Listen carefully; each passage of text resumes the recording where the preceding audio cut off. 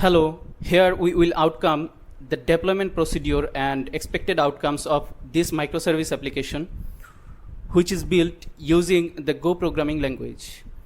We have this diagram representing the structure of the microservice application with which we are going to work. It comprises 6 custom application microservices: broker service, auth service, logger service, mail service, listener service, and the front-end service. Additionally, the application integrates 4 third-party supporting services: RabbitMQ, MongoDB, Postgres, and Mailhog. These independent services work together to form a cohesive and efficient microservice application. Now, let's quickly look what we are going to do here to make these microservices functioning with the Google Cloud Platform.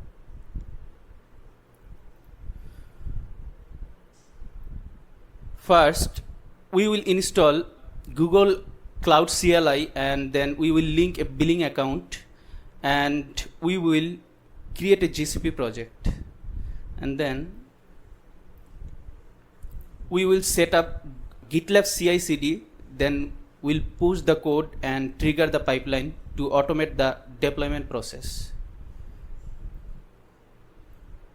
Then we will use Terraform and Kubernetes to create, configure, and deploy secure, private, and scalable resources in the Google Cloud Platform. After deploying the application successfully, we will validate the resources using the CLI and from the Google Cloud Console. And then to ensure networking within the application, we'll reserve static IP, and then we'll configure ingress, DNS, and SSL for secure access. And finally, we will test the application and will validate different functionalities such as broker, RabbitMQ logs, authentication, mail, RPC, and gRPC. After that, we will set up horizontal scaling to have auto-scale functionality, and then logging, monitoring, and alerting for analyzing app performance and detect issues in real time. And then we will try to demonstrate the inbound, outbound traffic handling and the app reliability. Finally, we will try to demonstrate how our application is DevOps driven by maintaining automation, security, scalability, and monitoring. Now we will install and configure the Google Cloud CLI to efficiently manage GCP resources from our local machine. To install the Google Cloud CLI, search for install Google Cloud CLI, then open this first link, install the Google Cloud CLI from the Google Cloud CLI documentation, open it. Then under installation instructions for the Windows, download the Google Cloud CLI installer. Let's download it. Assuming we are on Windows, if so, then we don't need to install Python 3 also, because it will come along with this CLI installation. We can check this from here. The installer installs all necessary dependencies, including the needed Python version, while Google Cloud CLI installs and manages Python 3 by default.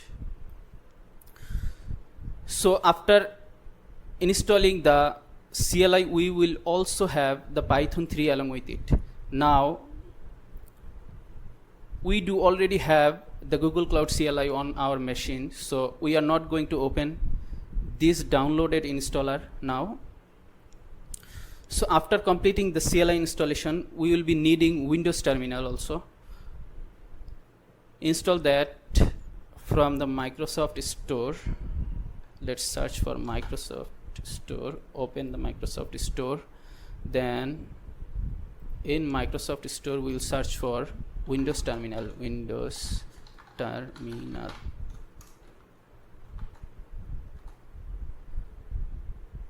This one is the Windows Terminal. Let's open it. So install it. We already have this terminal. Here we can see this is the Windows Terminal on our machine. So after installing this Windows Terminal, we will also need WSL to have Windows subsystem for Linux. We need this because we do want to run multi-line commands in our terminal here. So to install it, open this terminal and then run this command WSL -- install. So run this command to install the WSL. It will install the WSL Windows subsystem for Linux on our machine. To know more about this command, open the browser, then search for WSL install, and then open this first link, web page from Microsoft. Here we can see the installation instructions for WSL. We can check this web page from Microsoft. So we can see here this command will enable the features necessary to run WSL Windows subsystem for Linux and install the Ubuntu distribution for Linux. We have already done this, so our CLI setup is already done. Now we'll be able to run Google Cloud CLI commands from our local machine using this WSL, which will open with our Windows terminal. Here we can see. Now we can run the Google Cloud CLI commands from here. So let's proceed with the next task. Now we will add a billing account to enable our access to the Google Cloud Platform, GCP, so that we can create and manage resources at there. And to do that, we will have to search for Google Cloud Platform, and let's go to Google Cloud Platform, then get started for free. Then we'll have to follow the instructions in here.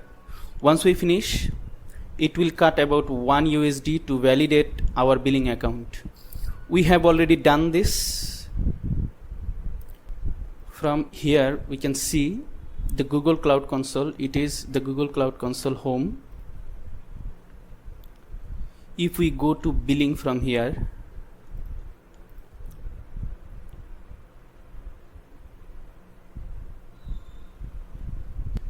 we can see here our billing account status is showing active currently.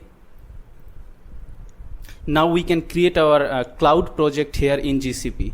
So let's proceed to create a new GCP project here from the Google Cloud Console. Let's click on select a project. Now from here, new project. Let's name it as, you can see you have 23 projects remaining in quota. Request and increase or delete projects. So we can create 23 more projects here until we request for increased quotas. So let's name it as Go Microservice app. We can see here it has generated an unique ID for us. We can edit this ID from here. Then it will show that this ID is available or not. So let's go for it to create this project.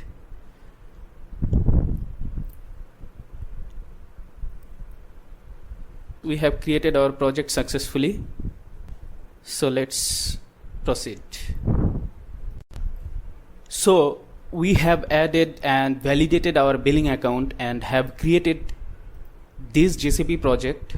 Now we will have to check the billing has been automatically linked to this GCP project or not. And for that, from the console, we will navigate to IAM and admin. Then from the below, we will go to manage resources. Yes, the billing has been automatically linked to our newly created project. We can see here.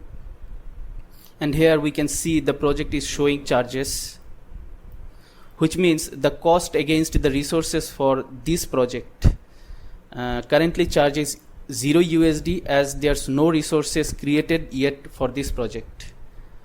Now, as we created a free account with the GCP before, we received a free credit of 300 USD for a 90 days period. If I show from here, from the console, and then billing,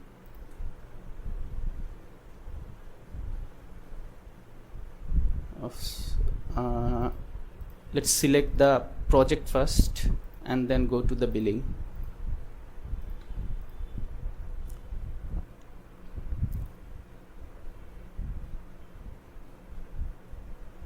Then let's go to reports. Here we can see we do have 21.49 USD free credits remaining right now from the received 300, and we can also see the status of the credit from here. Navigate to the question mark, free trial credits, then go to billing credit page.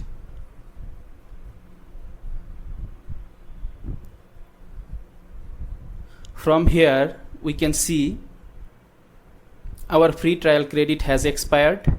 We received 300, now remaining is 21.49, but it's expired now because our 90 days period is over. So we will receive this 300 USD credit to explore GCP for free for a 90 days trial period. If the combination of our Google and billing account hasn't received this credit from GCP before. Now let's go back to the manage resources again. So the thing is, GCP won't cut any cost until our free credit remains. It's quite huge to explore GCP for free using this 300 USD free credit.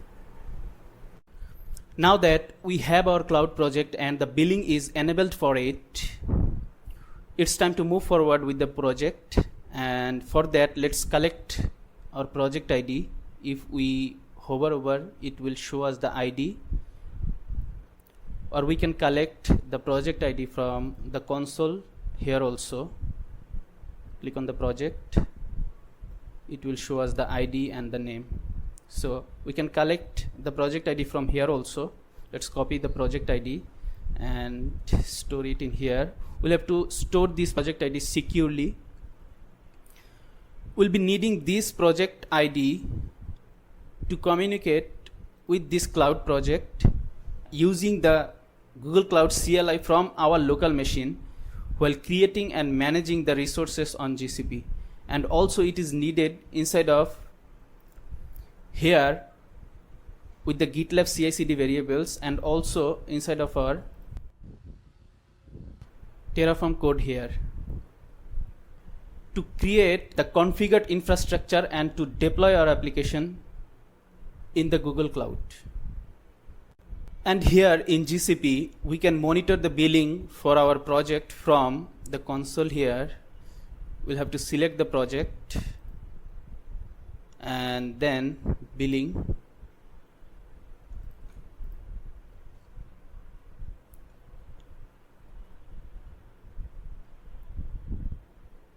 And from overview here, we can monitor our billing for the project. And if we are using free credit, then we can monitor that from reports here. We can see we have the free credits and 21.49 remaining free credits out of 300, though it is expired now. So we can monitor the free credit from the reports here. And now, to avoid incurring any unnecessary cost, we can unlink the billing from our project. And to do that, go back to overview again, then manage billing account. Here we can see, then click on the manage billing account.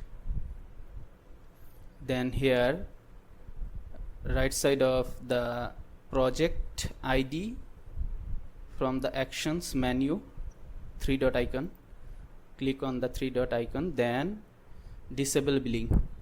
If we click on disable billing, it will unlink our project from the billing account, and after that we won't incur any unnecessary cost to our project. And we can do this also from the manage resources page here. We can navigate to the manage resources page from IAM and admin, and then from the bottom here, manage resources.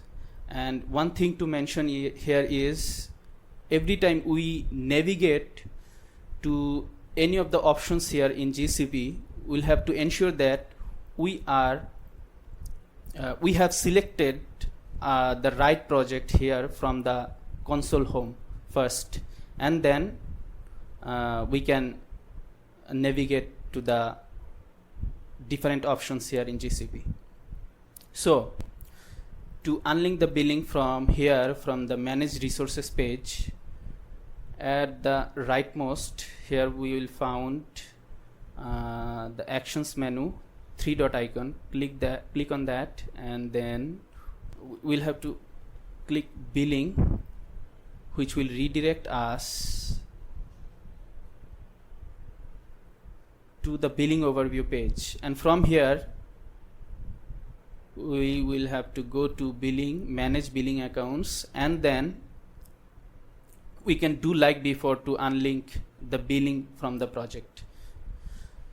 So now we can monitor our billing for our cloud project, and we do have our project ID collected here. You can see. Now we can move forward to create resources and deploy our microservice application on this cloud project in GCP. Now, to efficiently manage the resources of our cloud project, we will begin by authorizing our WSL terminal for access. Let's quickly do that. We'll open our open WSL using our Windows terminal. Then let's first check the installed Google Cloud CLI. Let's check that by gcloud version.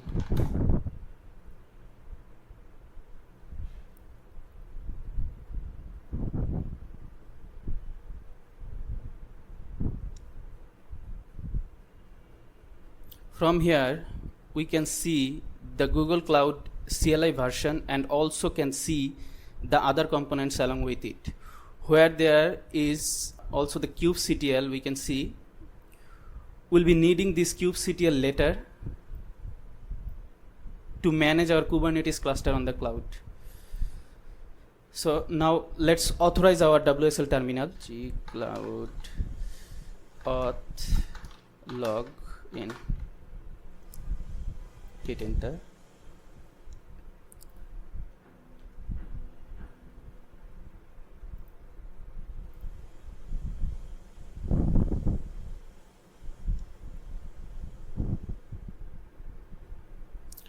Let's go with any of the link from here, and from here to sign in with Google, we'll use this Google account for our GCP project here. So let's select this. Now to sign in to the Google Cloud SDK, click on continue, Then it will ask for the permission. Let's allow it. And now we are authenticated with the Google Cloud CLI.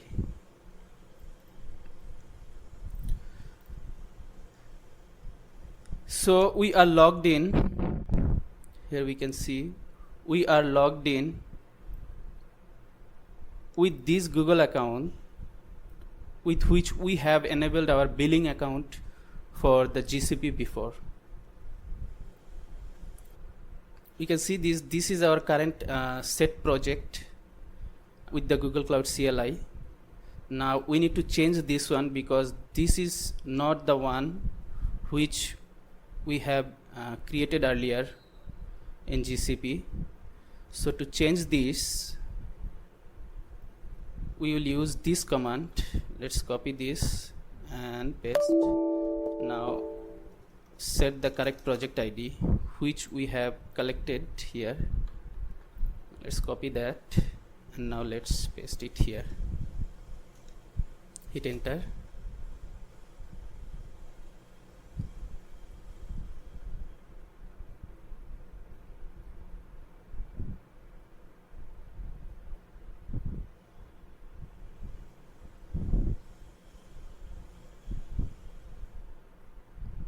Updated properly. The project does not match quota project. To update application default quota. Okay, let's authenticate as an application default account. gcloud auth application default set project. Set quota project, and then let's copy our project ID again. Let's hit enter.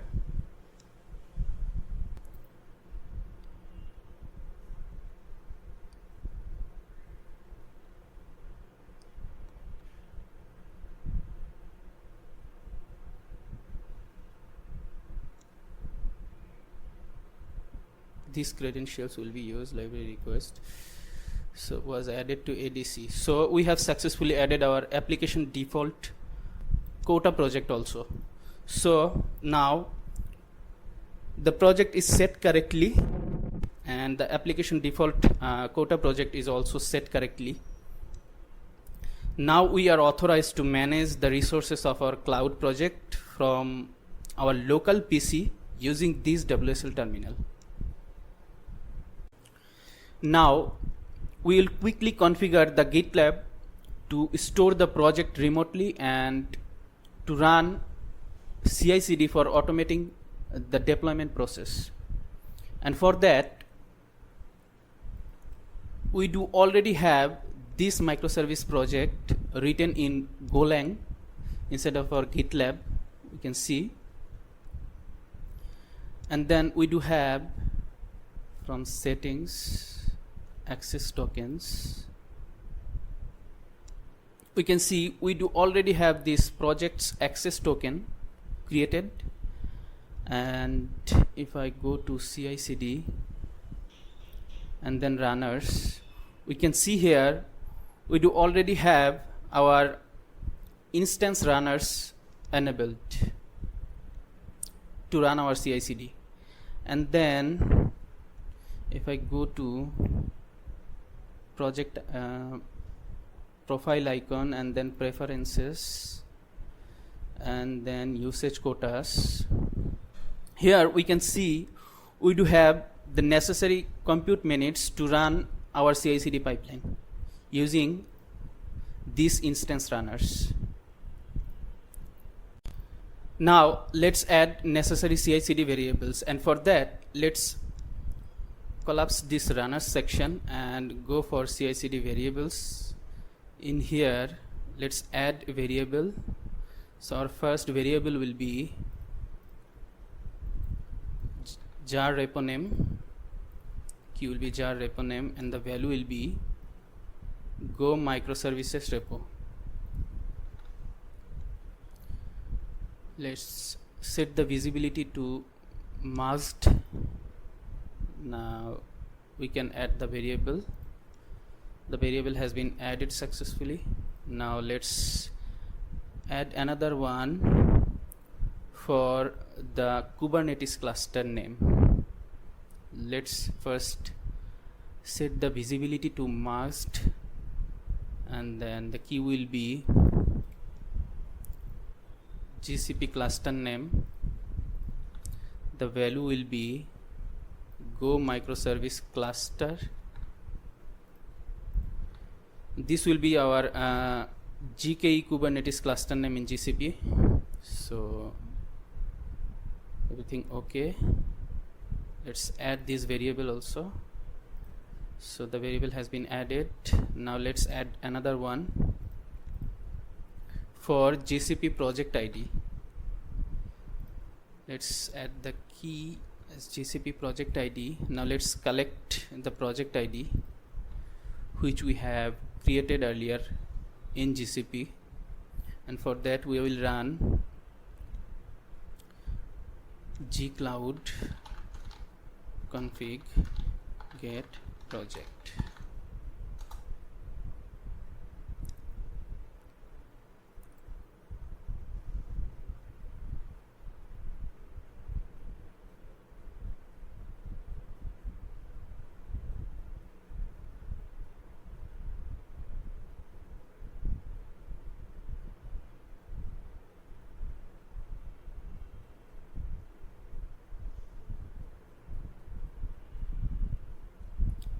Gcloud. Oh, there's a typo we can see.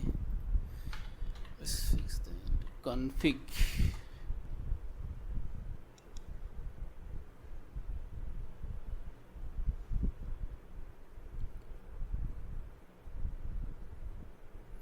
This is our project ID. Let's collect it and paste it in here as value, and then let's set the visibility to masked. Now we can add this variable. Add this.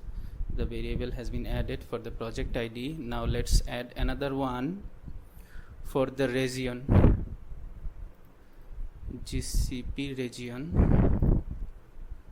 Key will be GCP region, and the value will be US Central 1. This is our region where we are going to create and deploy our infrastructure and app resources. So let's set the visibility to masked. Now let's add this variable. So the variable has been added. Now we will add a variable for the Terraform service account. Let's add the key first. This is the key, and the value will be this one, and here we do need to change this for with the project ID. We need to change this with the project ID. Here is our project ID. Let's copy this. Now replace this. So this is okay. Now let's add this variable for the Terraform service account. So this will be our impersonated service account ID. This service account will be using for infrastructure provisioning and management with Terraform. It will have the necessary permissions to create, update and delete resources in our GCP project. So let's add this. Let's set the visibility to masked, and now let's add this variable. So the variable has been added successfully. Now let's add another service account to the variable. This will be the key, and the value will be this one. Now we'll have to collect our project ID from here. Now let's paste it in here. So this is the ID for the logging monitoring service account. This is the service account we will be using for centralized logging, monitoring and observability within our GCP project. It will grant the necessary permissions to collect, store and analyze logs and metrics across our microservices. So let's set the visibility to masked, and then let's add this variable also. So this variable has been also added successfully.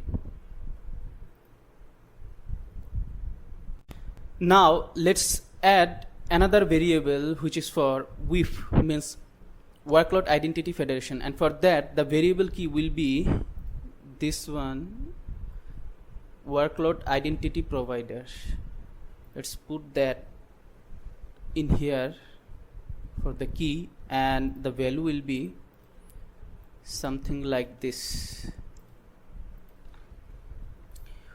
We'll use Workload Identity Provider to enable secure authentication between our GitLab-ci.cd pipeline and GCP without relying on static credentials.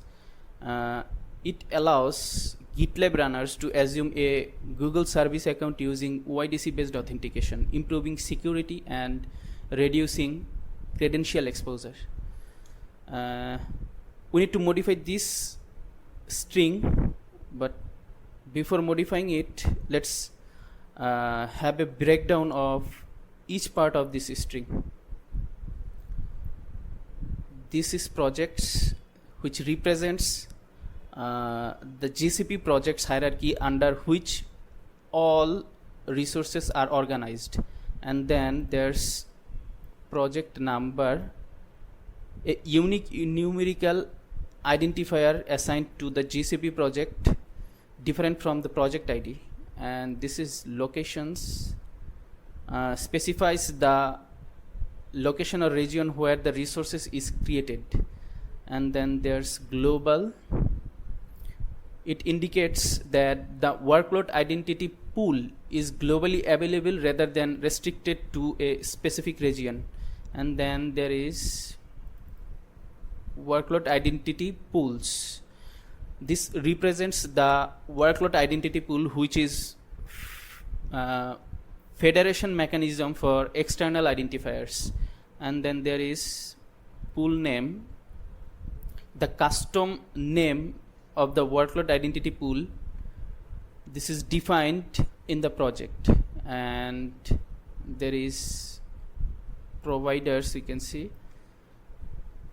It represents a specific identity provider within the workload identity pool that manages authentication, and then there is provider name, the custom name of the workload identity provider, which allows external services like GitLab to authenticate securely.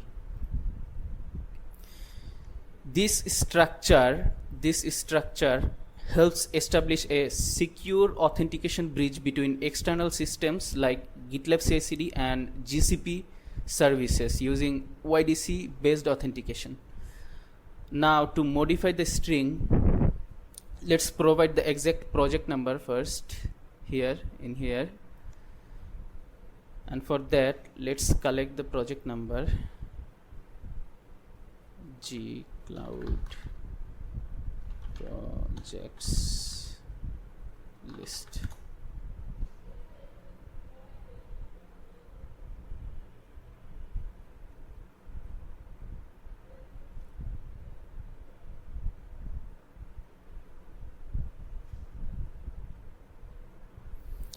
We can see here's our project number, GCP project number, along with the project ID and name. Let's copy the project number, and then let's put the GCP project number in here, and then the pool name, we can see here, pool name, we'll have to replace this with the actual pool name.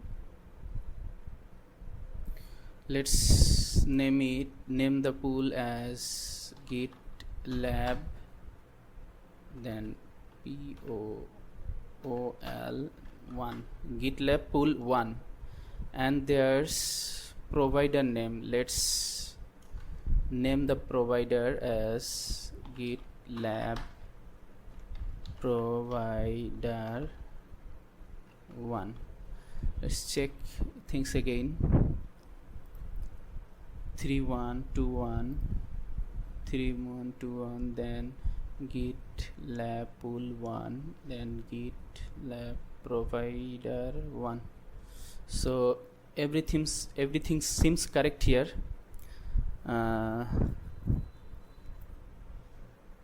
Let's set the variable to marked. It is already marked. Now let's add this variable. Add the variable. So the CI/CD variable for the WIF workload identity federation has also been created.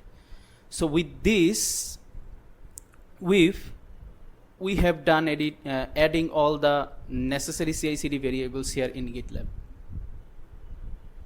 Now let's configure Google Cloud IAM here in GitLab to grant the CI/CD pipeline permission to assume the workload identity provider which we have set here. So to configure the Google Cloud IAM, we'll navigate to our project. Here we have already navigated to our project, and from the settings we'll go to integrations. Then we'll have to find the Google Cloud IAM. For testing, we configured it before, and that's why in our case we will find it in here. So now click on the settings icon to configure.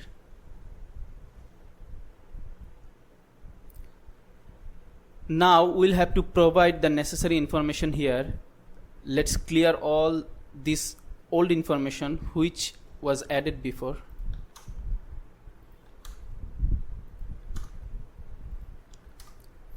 Now to provide information in here, we will use the string that we have added for the CI/CD variable called the workload identity provider. Let's collect the string from here. For that, we'll click on this pencil icon to edit. Now we will copy this string value and we will keep this string in here. Now from here we will collect the project number and GitLab pool name and provider name, and also we do need the project ID, so we can collect this project ID also from the GitLab CI/CD variable. Let's collect that. Here we can see the project ID, GCP project ID. Let's click on the pencil icon for the edit. Now let's collect this one, and let's directly put the project ID in here. Now for the project number, let's copy the project number from here, from the string. Now paste it in here. And for the pool ID, we will use this pool name, and for the provider ID we will use this provider name. So before saving, have we noticed that we have used the same values for the pool ID and the provider ID as their respective names? We have done this because during the creation of the pool and provider for configuring the workload identity federation, we won't be providing IDs of these two. In this case, GCP will automatically assign the IDs based on these names. So the IDs will be as the same as their names. Now let's save the changes.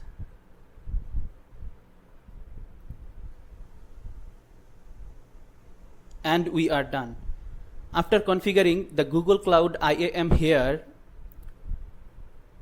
from here we'll have to make sure that the status of it showing active.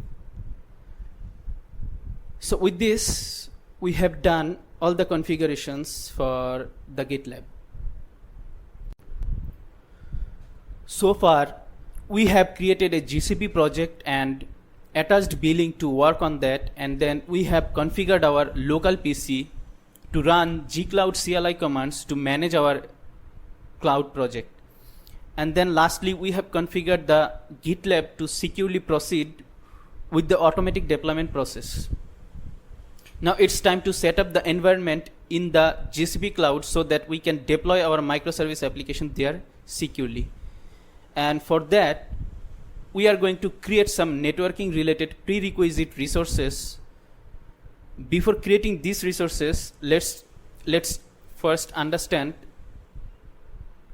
how the environment will be formed with all the resources that we are going to create to run and function our application securely there in the GCP cloud.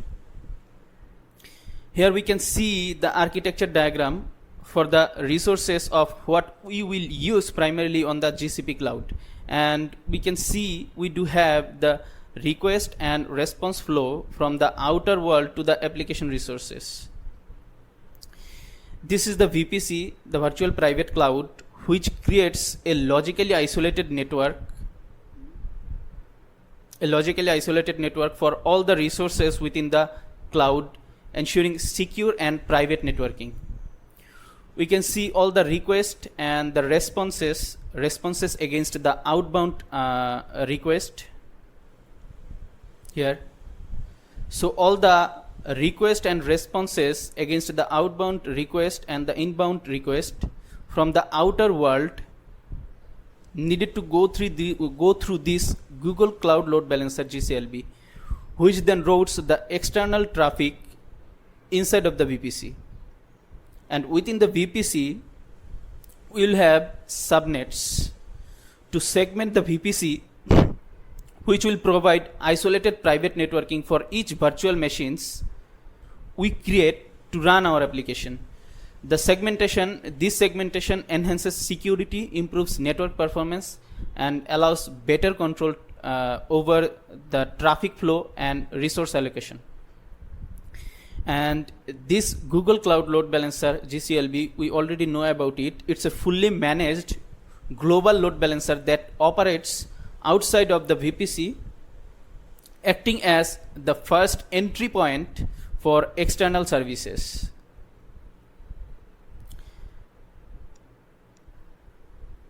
For example, it routes incoming request from the browser to travel through the internet and reach the Kubernetes nodes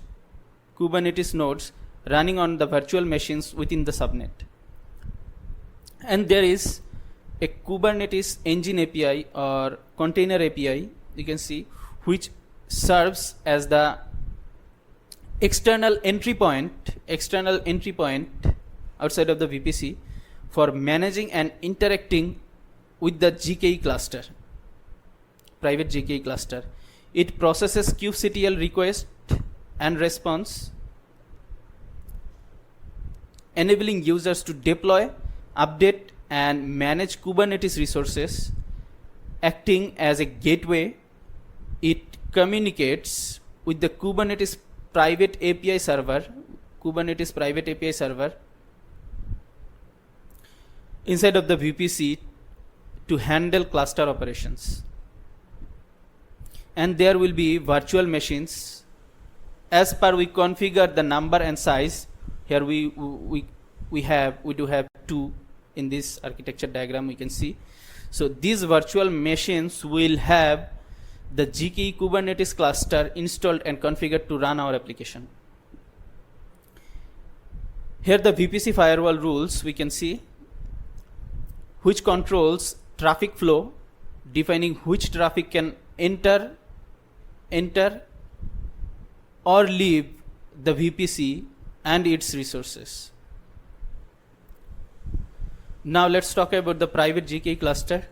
This cluster automates the management of all the resources of our application services, ensuring seamless scaling, deployment, operation, and execution of workloads while eliminating the need for manual intervention. As it's a private cluster, it's fully isolated from the internet. Now see, within the VPC, we will have two subnets, and within each subnet, there will be one virtual machine acting as a server to host our application. Kubernetes will run on these virtual machines, managing the application resources and ensuring efficient deployment, scaling, and operation. Since these virtual machines will be responsible for running application workloads, they are referred to as worker nodes in the Kubernetes cluster. Additionally, a Kubernetes control plane or the Kubernetes private API server managed by GKE will oversee these worker nodes by handling networking and resource management. And there is ingress, we can see, which manages HTTPS traffic to the services running inside of the private GKE cluster, controlling how requests are routed to the application services. Then here we have an internal load balancer, ILB, which routes inbound traffic. These red lines are representing inbound traffic, we can see. Inbound traffic from the VMS or nodes to the ingress inside of the private GKE cluster, enabling access to the web application services. It ensures smooth internal communication within the VPC while keeping traffic private and isolated from the internet. Then cloud router, which functions like a traditional router, dynamically exchanging routes between Google Cloud and on-prem or external networks using the Border Gateway Protocol BGP. It ensures proper traffic routing within the VPC, forwarding inbound request like kubectl. The green lines are representing the kubectl request for inbound request, you can see. So the forwarding inbound request like kubectl to the Kubernetes private API server and directing outbound traffic outbound traffic responses.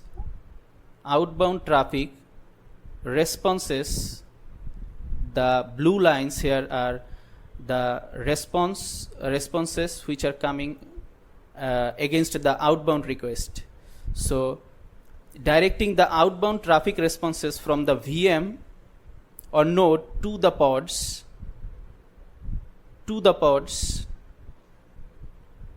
and then application services. And then CloudNet acts as a gateway for outbound traffic, gateway for the outbound traffic. Here we can see the outbound traffic from the K8s private API server and from the pod outbound traffic and then VM node. So this CloudNet acts as a gateway for the outbound traffic by assigning a shared public IP to the private resources inside of the VPC.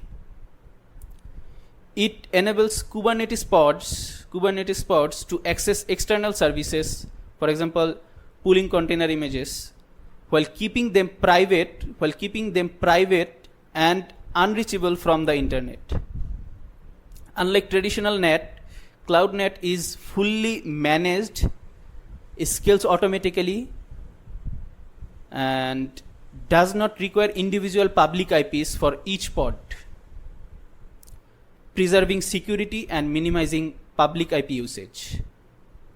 And lastly, we can see there are external services here where cloud monitoring is an external service outside of the VPC which collects performance metrics from GKE cluster, VMS, and the other services, other cloud services, providing real-time insights through dashboards, alerting, and anomaly detection for system reliability. Then cloud logging is also an external service outside of the VPC which centralizes and stores logs from the GKE workloads, VMS, and cloud services, enabling efficient log analysis, troubleshooting, and security auditing. Lastly, cloud storage is also an external service outside of the VPC which provides scalable object storage like GCS bucket for storing application artifacts, backups, container images, and then other unstructured data with high availability and security. In our case, it will store state files which are necessary to keep track of infrastructure changes, making it easier to manage updates. So, these are the prerequisite resources, networking resources from the GCP cloud, which are going to be needed before we deploy our application there on the GCP cloud. Now that we have got all the resources introduced, which we will have in the GCP cloud to deploy our application, it's time to create the resources.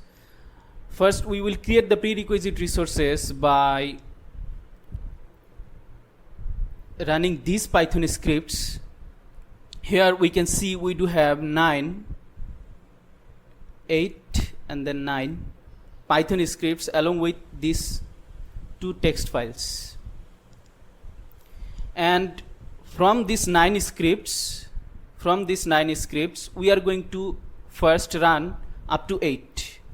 Here 1, 2, 3, 4, 5, 6, 7, 8. So we are going to first run up to 8, which are going to create the necessary networking related prerequisite resources before the GKE Kubernetes deployment of our application to the GCP cloud. So if I show from here, from this architecture diagram, the prerequisite resources are the VPC, then the VPC, then subnets, and then the necessary VPC firewall rules for the subnets and the GKE cluster, then the cloud router, the cloud net. So these are the things that we are going to create. And here this internal load balancer ILB will come along with the VPC. And then during the automatic deployment of our microservice application, by running the CI/CD pipeline, we will create this private GKE Kubernetes cluster and the GCS bucket inside of cloud storage. And then after creating of the GKE Kubernetes cluster, this Kubernetes engine API or container API will be automatically enabled, and then the virtual machines or nodes are going to be automatically launched. These necessary VPC firewall rules will also be created automatically after creating the cluster and launching of these virtual machines. And this Google Cloud Load Balancer GCLB will be automatically managed by the GCP itself. So the things which we are going to create by running our Python scripts before the deployment of our application are the VPC, then this internal load balancer ILB will come along with the VPC, and then the subnets, and then the necessary VPC firewall rules for the subnets and for the private GKE Kubernetes cluster, and then the cloud router, and then the cloud net. So we are going to create these networking related resources counting as the prerequisite resources before we deploy our application to this private GKE Kubernetes cluster on the GCP cloud. So now let's create the resources from our configured WSL terminal using these Python scripts one by one. This can be found here in the folder called task before after CI/CD from the root directory of our project. We are going to run the scripts from a secure location on our PC, specifically the .gcp folder. Here we can see inside the users directory. We can see we have stored our Python scripts in here to run from this secure location.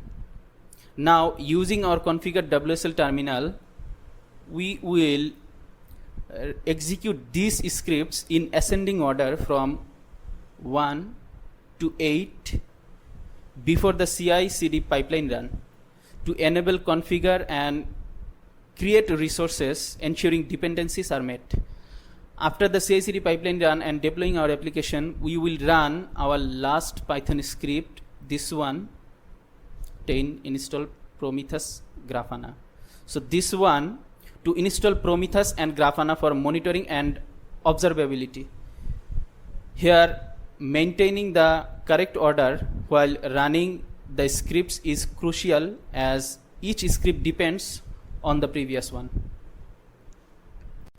So let's start with the first one, the first Python script to enable necessary APIs, to create necessary service accounts and to assign necessary roles to the service accounts. Let's open it in VS Code. Here we'll have to replace this project ID with our cloud project ID which we created in GCP. So let's collect our project ID from the terminal. We will run gcloud config get project to collect our project ID.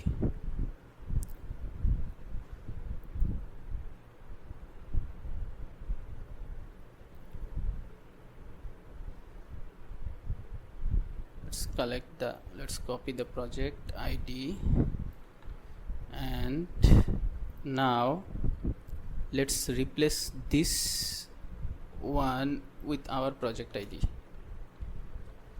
45110. So it's okay, and everything else here will remain the same. We don't need to change anything. Now here in the script we can see we do have necessary functions for enabling APIs, creating service accounts and then assigning roles to the service accounts. And here one thing to mention, which is we do already have these listed APIs enabled from when we created our project in the GCP. So these APIs are already enabled right now, and now we are going to enable these APIs by running this Python script. And here we can see we do have the container engine API or the Kubernetes engine API in the list, which will additionally enable these listed APIs also. So everything is looking good with this Python script. Now let's run it.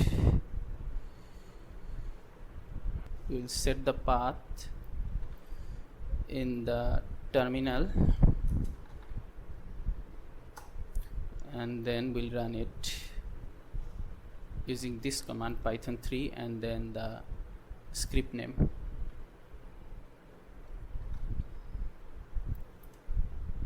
You can see the script execution has been started.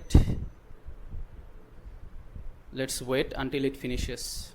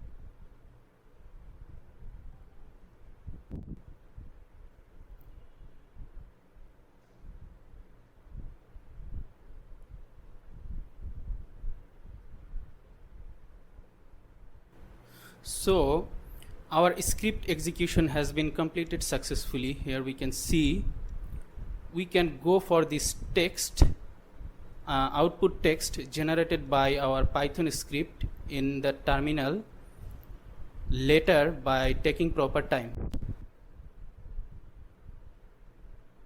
Now let's validate the created resources from the Google Cloud Console, and for that let's go to the console home. In here, from the menu we'll navigate to APIs and services and then enabled APIs and services.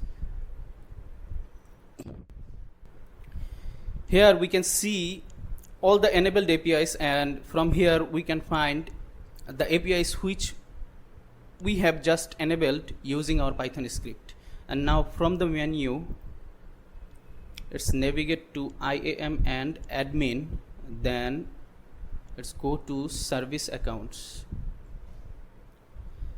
Here we can see the service account which we have created for Terraform and logging and monitoring, and this compute engine default service account has been created automatically by the GCP to enable our APIs. Now if we go to IAM, from here identity access management, here to see the allowed permission of our cloud project. Here we will see the roles assigned to the service accounts which we have defined by our Python script. Here's one comes, this one comes automatically from GCP, and if we go down below we will see our Google account here, with which we have enabled our billing to the GCP, which has been counted as the administrative service account by the GCP by assigning the owner role. So after running our first Python script, we have enabled necessary APIs. Our first Python script from here. So after running our first Python script, we have enabled necessary APIs, have created necessary service accounts,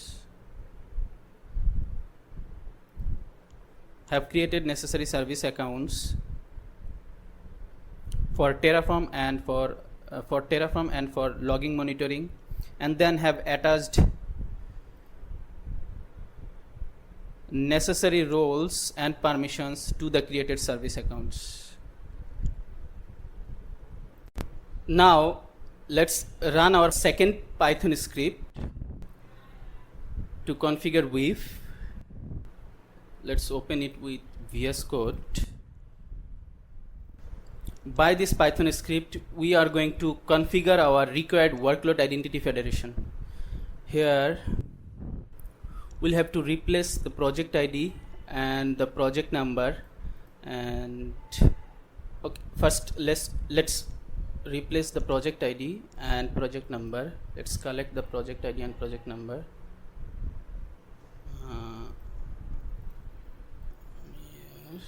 Let's clear the terminal first. So we will run gcloud. Let's open a new terminal. gcloud projects list. This will list our project name, ID and the number.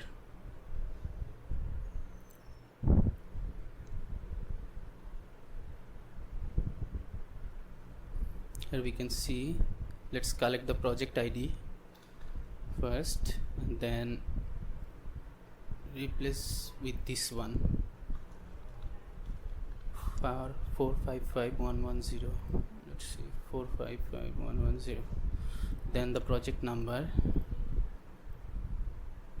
Let's copy the project number 021 021 31021 31021. So it's okay. And here the service account name, pool name, provider name, issuer URL, URI, then allowed audiences, then namespace ID, project path, branch name. This will remain as it is, and everything else will also remain as it is. So let's run this script. We'll set the path in terminal.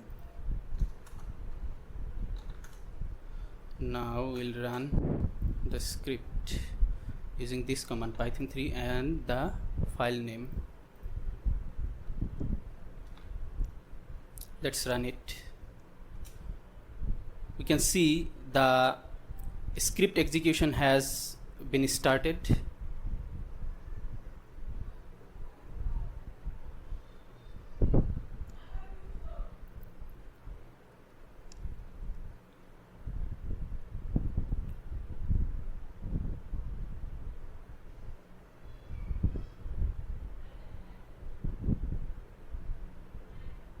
Let's wait until it finishes.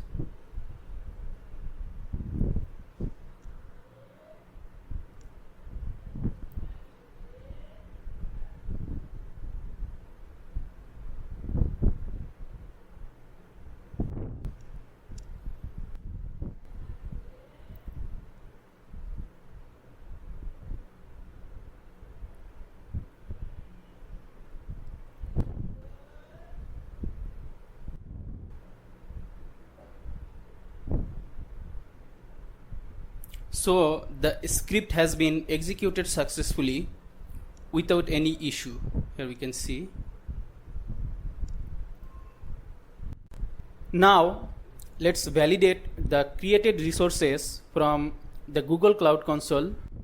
Let's go to console home here, and from here menu, then navigate to IAM and admin, then from here the workload identity federation.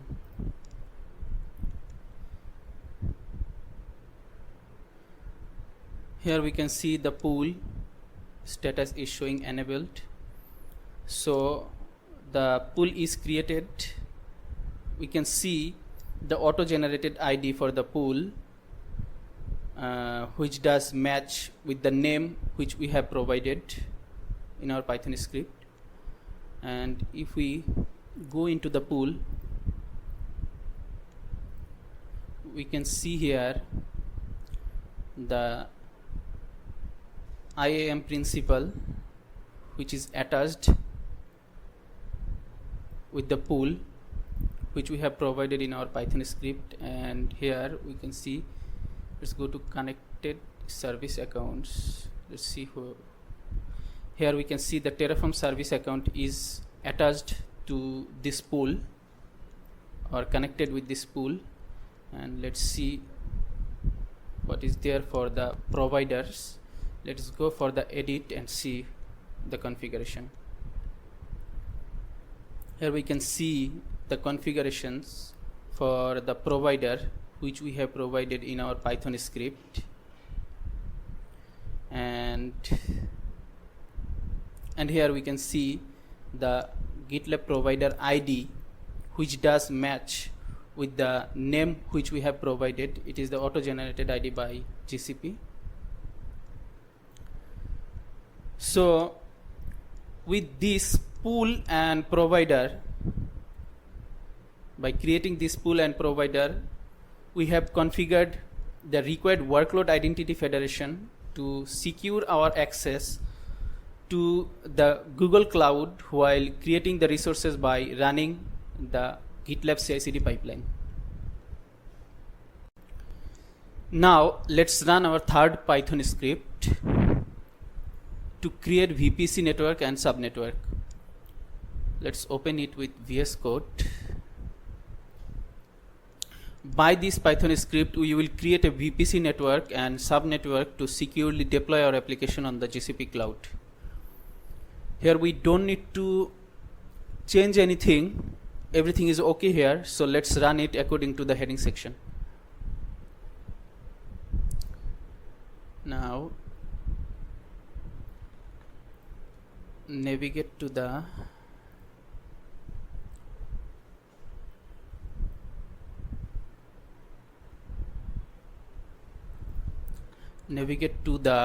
.gcp directory where project files are stored. Then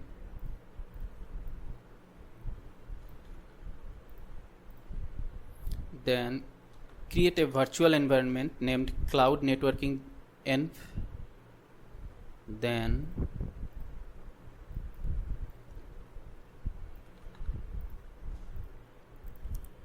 activate the virtual environment. Then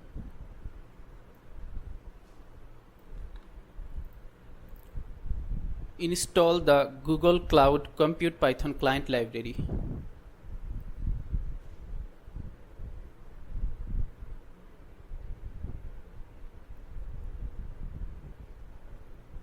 Done. Then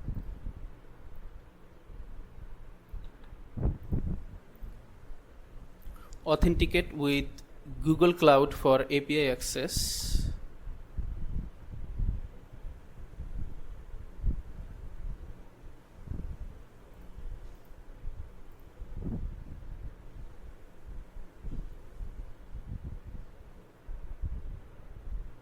Let's go with any one of this link. Now let's select our Google account. Continue. Then allow the access. So the authentication is done.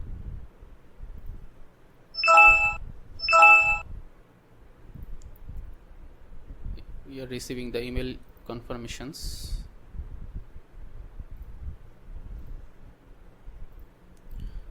Now finally run the Python script by this command python3 and the file name.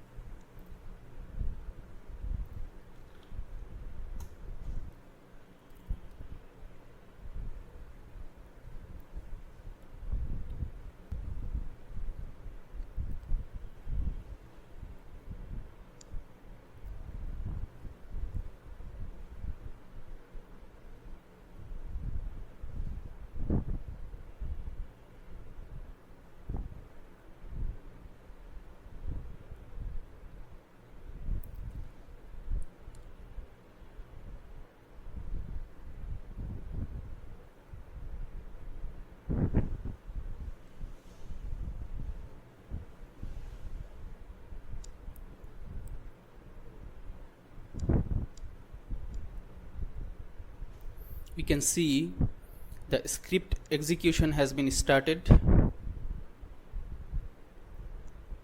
Let's wait until it finishes.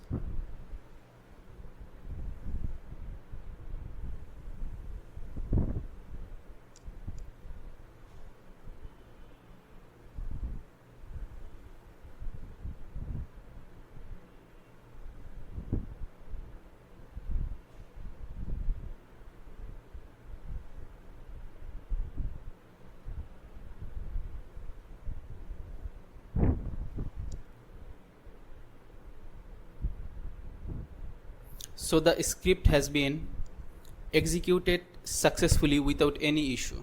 We can see.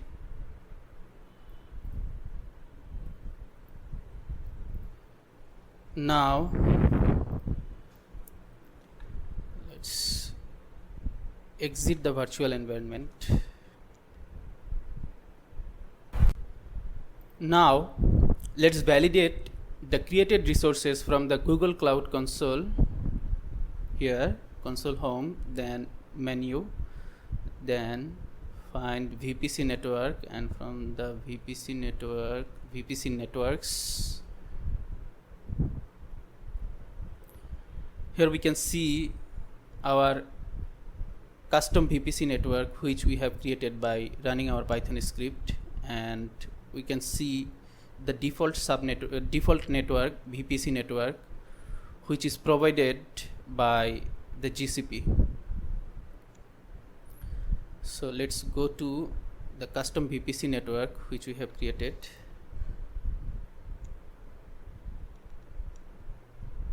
Here we can see the VPC network details. We can check all the details later by taking proper time.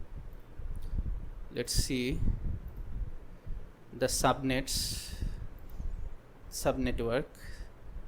Here we can see the custom subnetwork which we have just created by running our Python script, and we can see the zone, and we can see the VPC network which is attached to our custom subnetwork. So let's go inside of the custom subnetwork.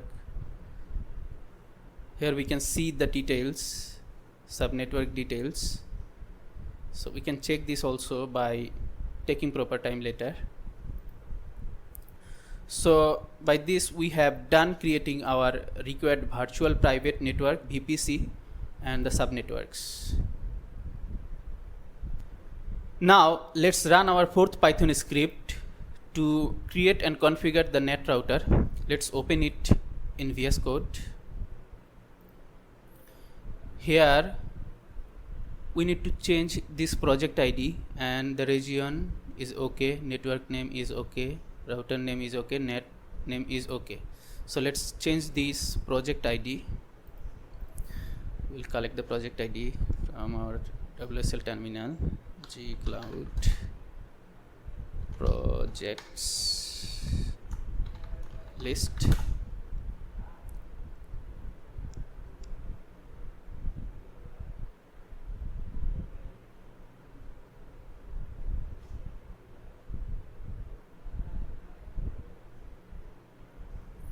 Here's our project ID.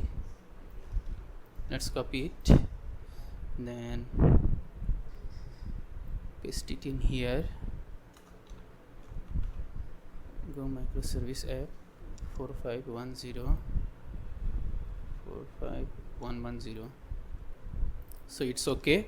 Now we can run this script. Let's run it. Set the path in here. Then let's run the script using this command python 3 and the file name. Let's run it. We can see the script execution has been started. Let's wait until it finishes.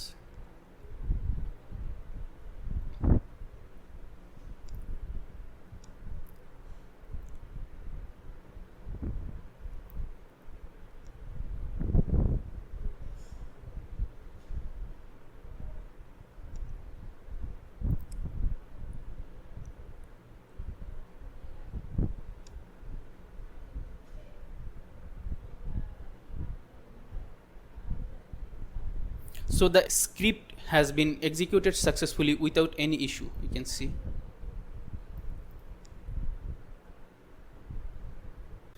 Now let's validate the created resources from the Google Cloud Console. From here, menu,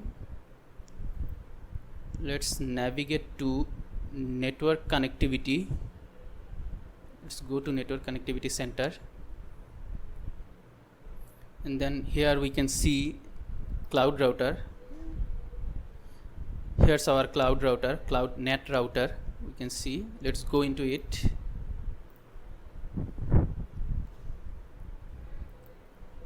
Here we can see the router details. We can check these details later by taking proper time, and we can see the net config which is attached to the cloud router. Let's go into the net config also.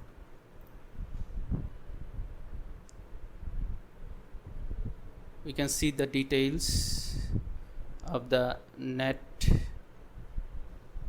config for our cloud net. So with this cloud router and cloud net,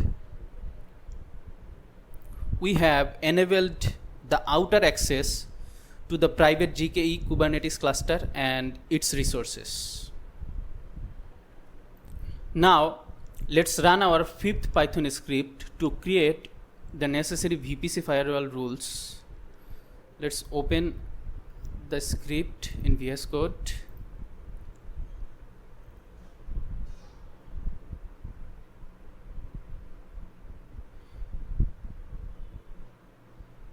Here we'll have to change this project ID, and network name is okay, subnetwork name is okay, subnet CIDR is okay. So we'll have to change this project ID just, and everything else will remain the same as it is. Let's change the project name. Collect our project ID.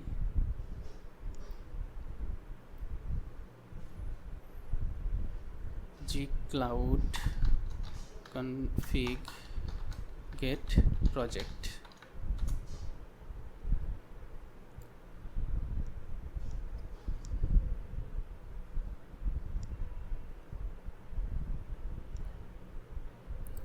Here's our project ID. Let's copy it and paste it in here. 1110 go microservice 1110. So it's okay. Now see, these are the default firewall rules which we will already have in the Google Cloud, but we want to create the same rules named as custom default rules, so that we can have full control in those rules. For example, with these custom default rules, we will be able to modify further. Then if the default rules are somehow being deleted, it won't make any effect to our VPC and etc. And this is the firewall rule that is the most important for securing our private GKE cluster by allowing traffic from the master to the worker nodes on port 8443, ensuring secure communication between the nodes without exposing them to the external traffic. So let's run this script. Navigate to the .gcp directory where the project files are stored. Then create a virtual environment named Cloud Firewall Rules env.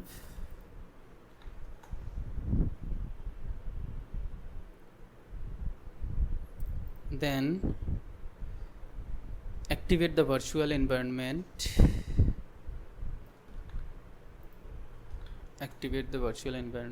Then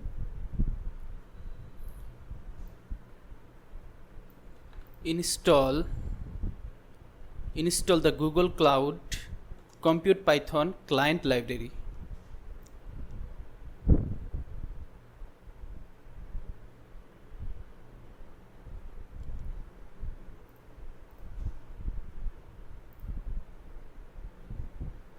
And then authenticate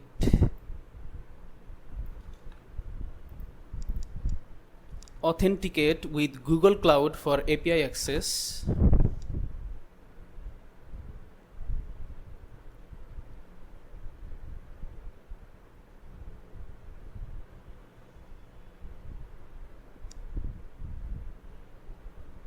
Let's go any one of the URL from here, then select the Google ID, continue, allow the access.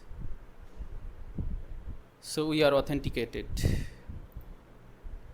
Now let's finally run the Python script to create the necessary VPC firewall rules. We'll copy that command and run this command. Python 3 and the file name. Let's run.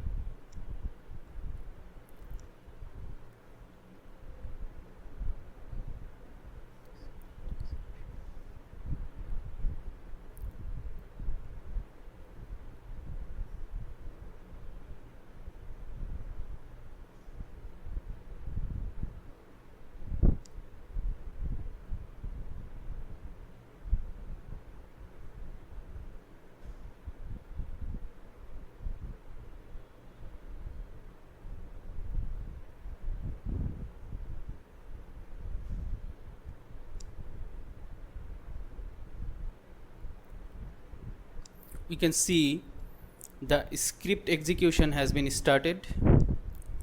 Let's wait until it finishes.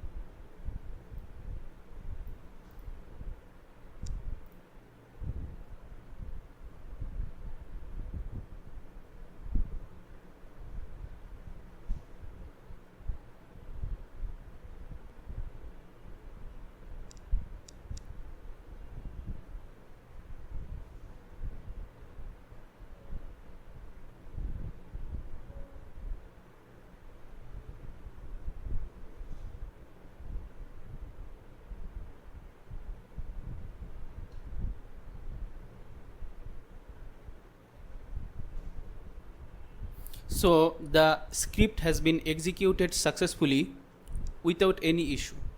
You can see.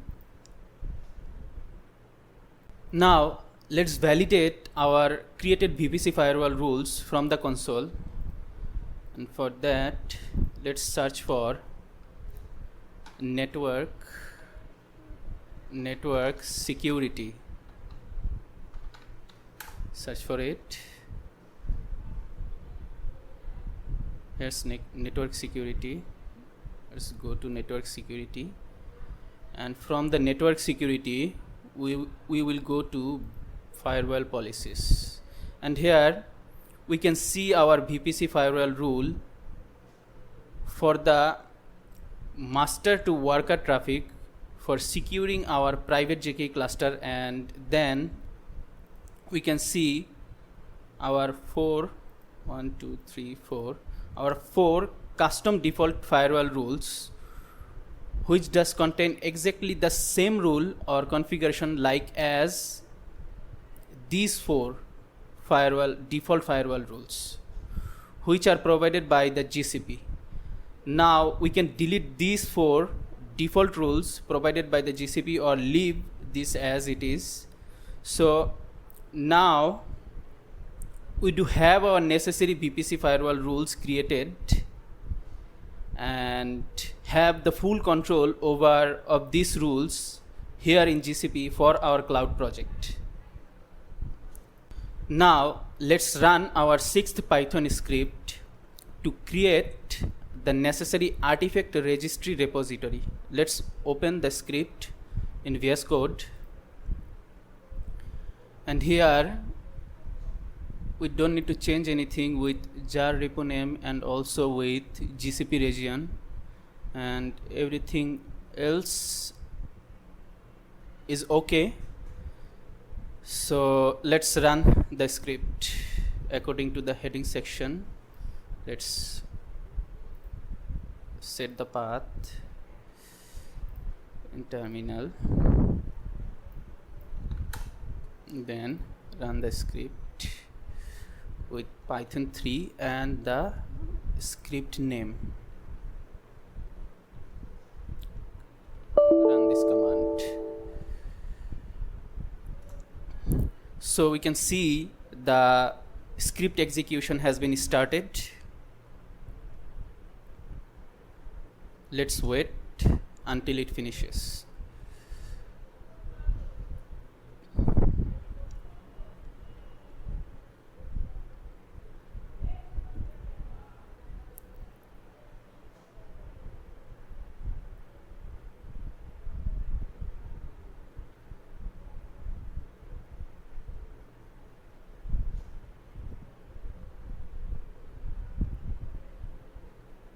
So the script has been executed successfully without any issue.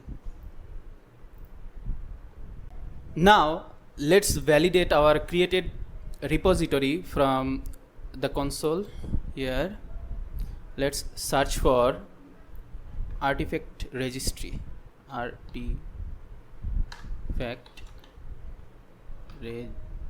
here we can see the artifact registry. Let's go for it, and then here we can see our repository created in here inside of the artifact registry. So let's go inside of this repository. Here we'll store all of our built images during our CI/CD pipeline run. So with this, we have created the artifact registry repository, this repository, to store our built images during the CI/CD pipeline run in here. Now let's run our 7th script to create the necessary secrets for the microservices of our application. Let's open this script in VS Code. Here we can see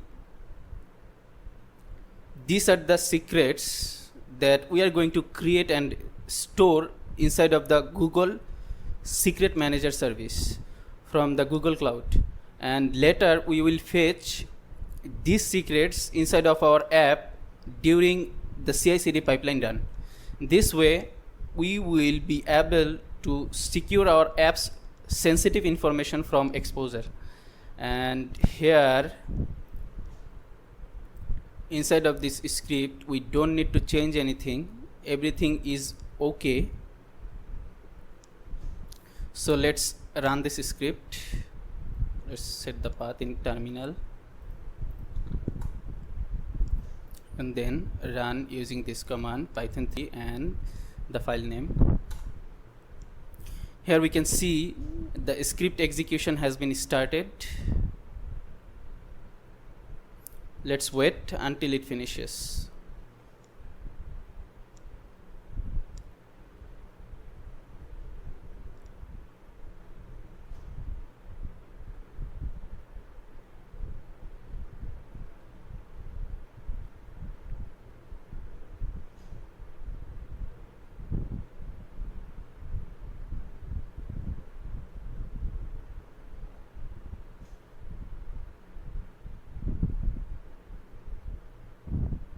It is checking if the secret is already exist or not, and that's why it is showing error, because the secret is not there, and which is why it is creating the secret. So this error is here ignorable right now.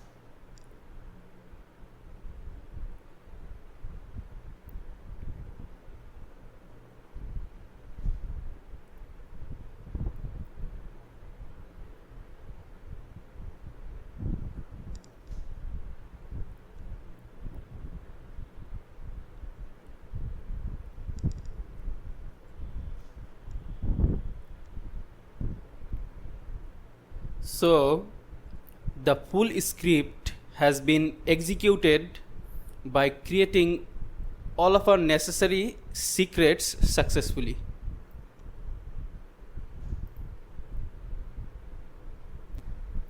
Now let's validate the secrets from the console. Here, let's search for the security. Let's go to the security, and from the security, let's find the secret manager. Here under data protection, the secret manager, let's go to the secret manager, and here we can see our stored secrets which we have just created by running our Python script. And we can also see that the secrets are encrypted by Google, and these are not going to expire. Using these actions menu, we can delete these secrets, and if we want to update any of our secrets here in the secret manager, we can update the value here. We can update the value here, this value. We can update the value here for the secret and can run the script again. It will first delete the old secret and then we'll update the secret with the new value. And to add a new secret, we can just place a new object at the last, and then we can run the script again. It will add the new secret for us in the secret manager here. So this was about our Python script for the secrets and about the secret manager. So we have now all of our required secrets stored in the secret manager for our microservices to securely protect sensitive information from exposure, which we have created by running our 7th Python script. Now let's run our final Python script, number 8, before we run our CI/CD pipeline to set up a notification channel for alerting. This will trigger alerts when resource usage, such as memory and CPU, exceeds the threshold that we have set in our Terraform configuration. So to run the script, let's open it in VS Code. Here we will have to update this project ID. Let's update this project ID according to ours. gcloud config get project.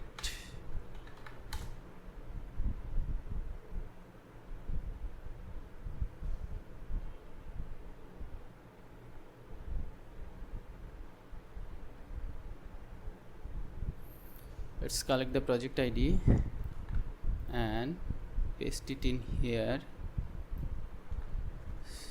455110 455110. So the project ID is okay now, and then change these emails and display names as necessary, but for our case we are going to keep these as it is. Now we don't need to change anything else here. So let's run this script according to the heading section. Now navigate to the GCP project, GCP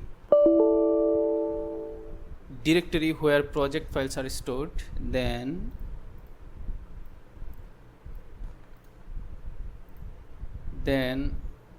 create a virtual environment named cloud monitoring env. Then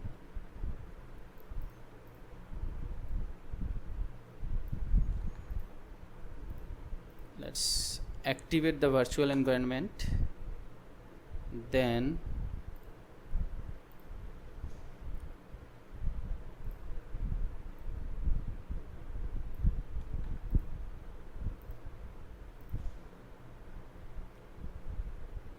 install the Google Cloud monitoring Python client library.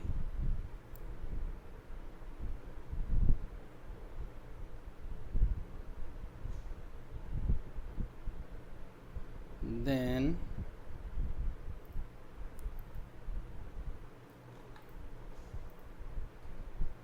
authenticate with Google Cloud for API access.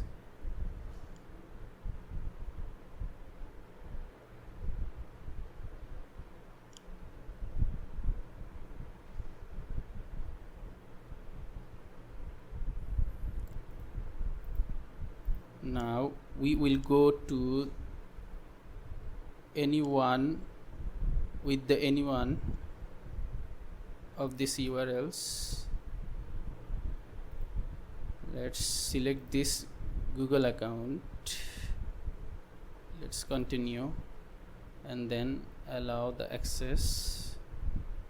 So we have authenticated successfully. Now finally let's run our Python script to set up the notification channel for alerting. Python 3, then the file name.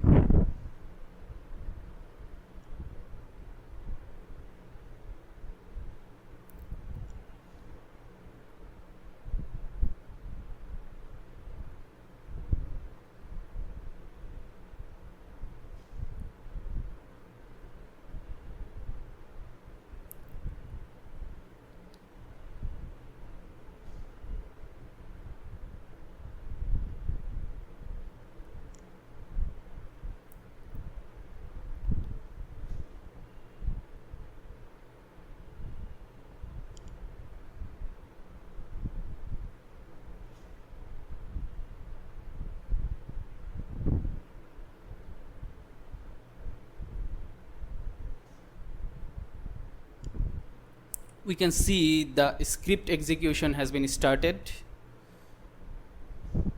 Let's wait until it finishes.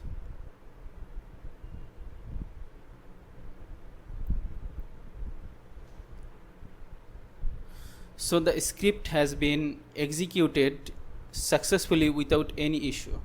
You can see. Now let's validate our notification channels from the console. Here let's search for monitoring.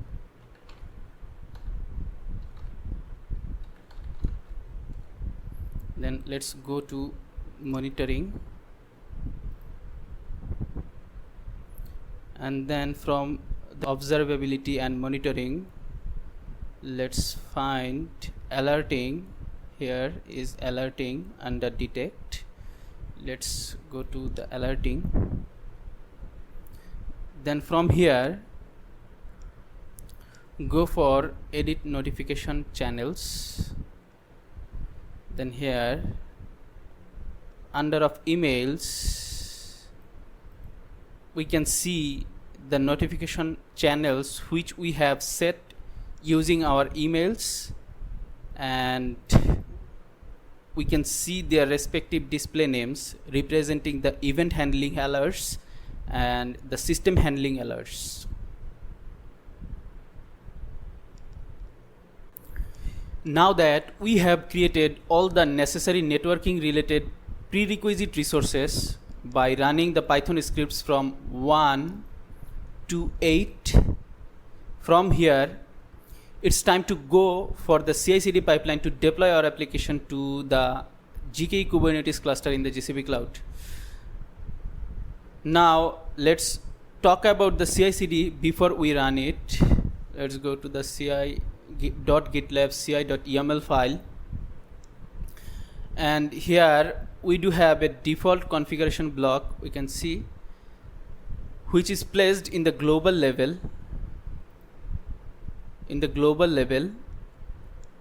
and now it will apply to all the other configuration blocks or jobs underneath of it except the deploy job. So the jobs which are going to inherit the Docker daemon didn't, Docker authentication, then Google GCP authentication from this default block are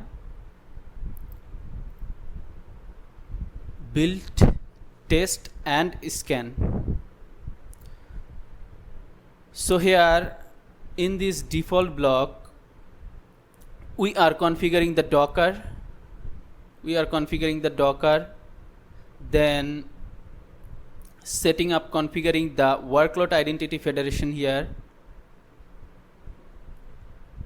and then installing Go and necessary dependencies to run the CI/CD pipeline, and then we are setting up the impersonated service account for creating infrastructure related resources using Terraform, then setting up the project, and then the region, configuring the region and connecting to the Docker registry to push and pull the images. So this was about the default block. Then we do have environment variables here. We can see to fetch the CI/CD variables from GitLab during the CI/CD pipeline run. And then we do have 4 stages: build, test, scan, deploy. Build, test, scan, and the deploy main app. Where the build stage, this build stage will here build the image, and then lastly push the image to the Google native artifact container registry to store and pull when necessary. And then we do have the test stage. Which will test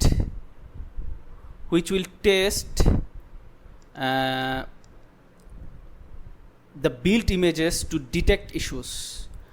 And then there's a scan stage.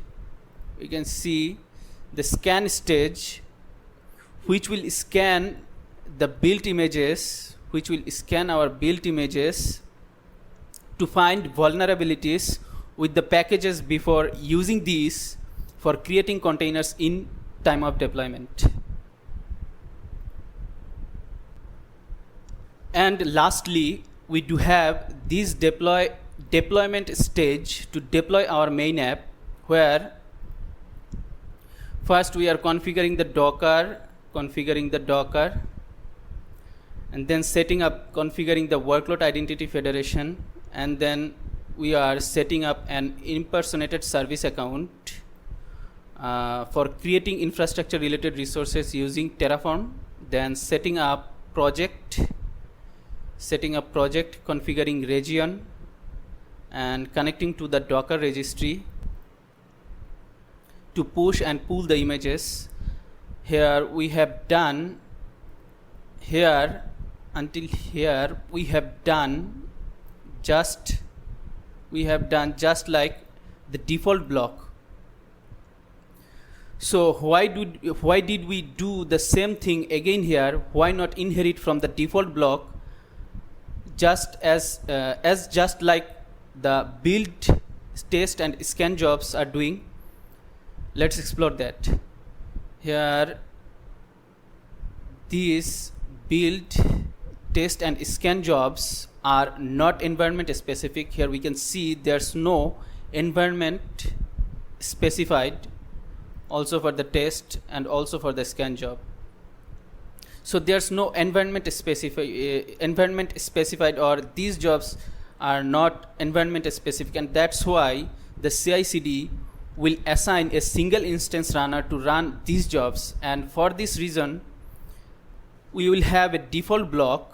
We will have a default block which will provide the Docker dint, Docker daemon dint, Docker authentication, and GCP authentication for each job sitting at the global level for each one. And in our deploy job, in our deploy job, we can see our deploy job is environment specific. We can see our deploy job is environment specific, and the environment name is dev. So, and for this, and for this reason, CI/CD will assign a new instance runner to run this deploy job, which is different from the previous one used for build, test, and scan. And that's why we will have to provide the Docker daemon dint and Docker authentication and GCP authentication here with this deploy job. And then after authenticating with the Docker daemon and GCP, we are setting up the Terraform. We are setting up the Terraform and creating necessary GCS bucket in the cloud storage to store state files for the Terraform. Then here in this script, then we are checking if the cluster exists already or not. If not, then we are going to create it, and then after analyzing the state informations in here by Terraform initialization and Terraform plan, after analyzing the state informations, it will go for creating and setting up the necessary infrastructure on the cloud, and then it will connect to the Kubernetes cluster. It will connect to the Kubernetes cluster to communicate, and then will fetch the secret values dynamically into the appropriate files and places when necessary, and finally it will deploy finally it will deploy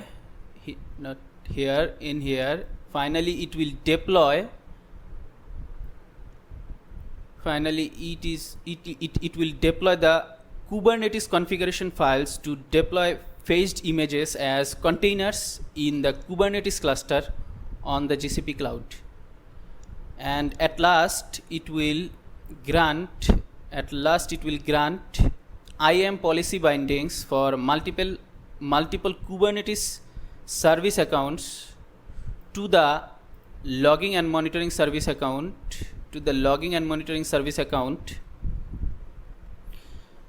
enabling these Kubernetes service accounts to assume the role of workload identity user in the GCP cloud.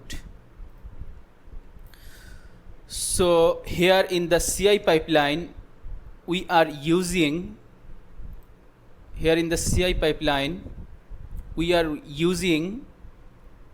Terraform. We are using Terraform to create resources, and then we are using Kubernetes configuration files to deploy our app containers, Kubernetes configuration files to deploy our app as containers. So let's now quickly explore those files, the Terraform configuration files and the Kubernetes configuration files, those files from the config folder of our project. Here's the Kubernetes configuration files, and here's the Terraform configurations files inside of the config folder. of our project. So let's explore those files. For the Terraform files, here inside of the config folder, we do have a folder called Terraform GCP GKE, and inside of which we do have all the Terraform files to configure the infrastructure. This main.tf file defines a Terraform configuration for deploying a Google Kubernetes engine GKE cluster on the Google Cloud, along with related resources such as networking, subnets, node pools. Then it uses a GCS backend for storing the Terraform state, then configures the Google provider for authentication, then checks for existence of a custom VPC network and subnetwork,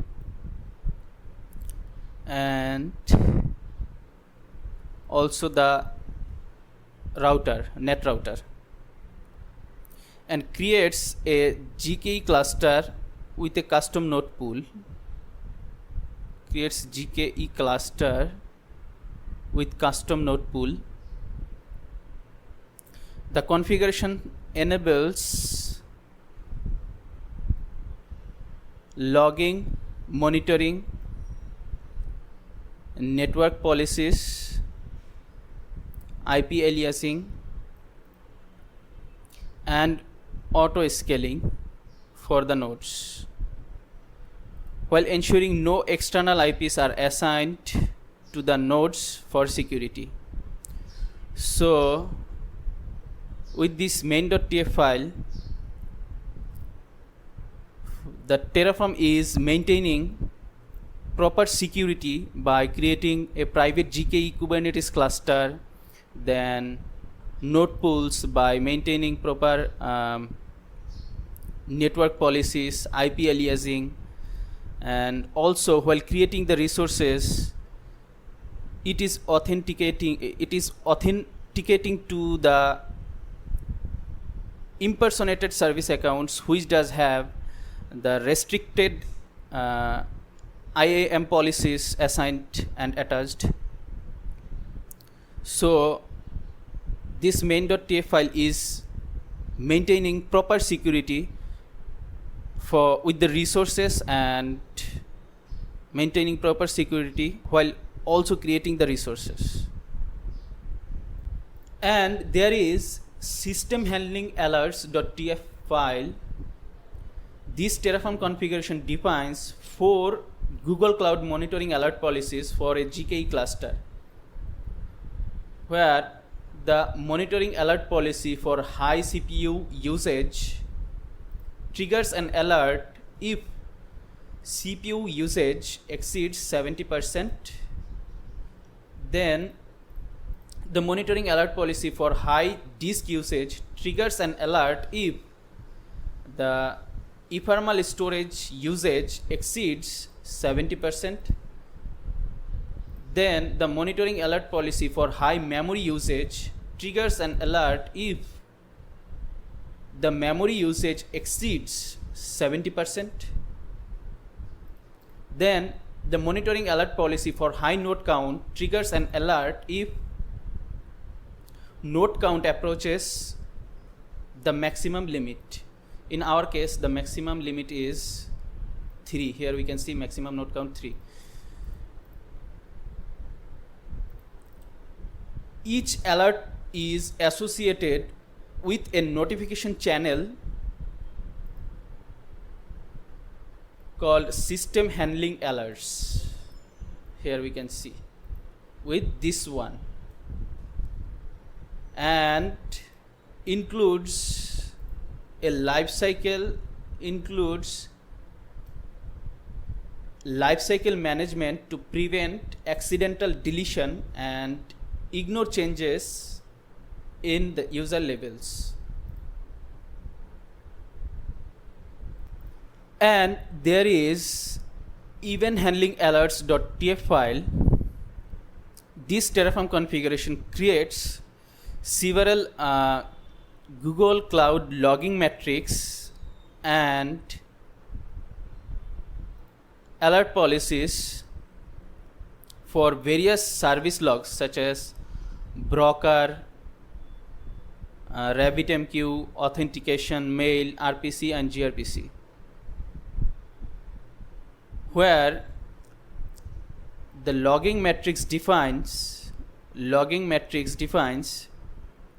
custom log-based metrics for each service, tracking specific log messages and counting occurrences. And the alert policies here, configures alert policies to notify when log event exceeds a defined threshold. And here we can see all alerts are linked to an existing notification channel called event handling alerts. And if we go to GCP here, we can see the channel event handling alerts is already created using this email. And there is lifecycle management for each block, prevents accidental deletion for metrics and alert policies. This is for logging metrics, and for alert policies there is lifecycle management block. And the alert policies will notify if the defined log events, all alert policies will notify if the defined log events like successful broker hits or RPC processing exceed the specified thresholds. And there is variables.tf file. You can see here this file defines all the necessary variables which we have used in our Terraform configurations.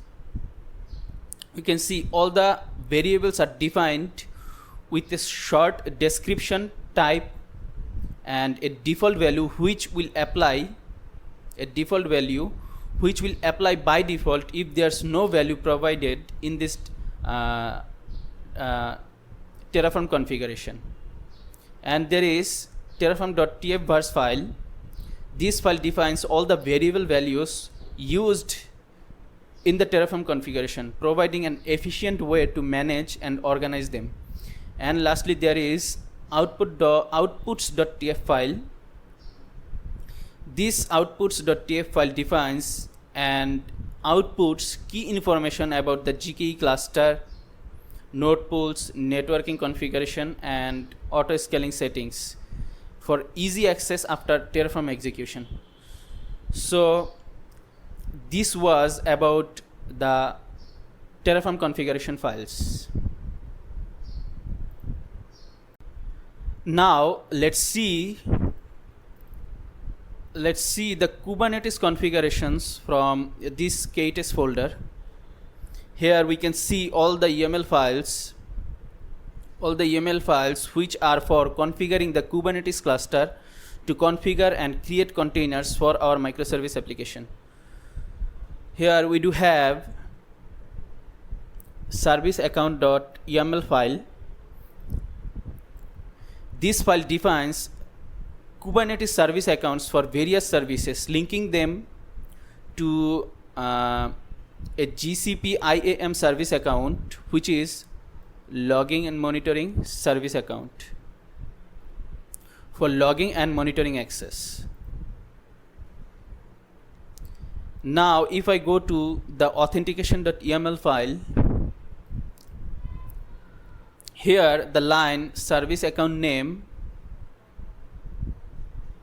you can see the line service account name and then authentication service account SA. This assigns the defined Kubernetes service account to the defined Kubernetes service account to the authentication service account pod. Ensuring controlled access to Kubernetes resources based on the permissions granted to the service account. And then we are assigning the secrets as environment variable, which will be replaced dynamically before deploying as a container during the CI/CD pipeline run. Then liveness readiness probe checks if the container, this liveness probe checks if the container is running correctly, while readiness probe ensures container is ready to handle traffic, both helping to manage pod health and availability. Lastly, we have defined the service configuration here. We have defined the service configuration for the authentication service, which is of type cluster IP. You can see, which is of type cluster IP, uses port 80 and transmits data over the TCP protocol. And in the same way, the others are also configured. For the Kubernetes containers for our application. Now, let's match the files which we do have with the microservices from our application architecture diagram.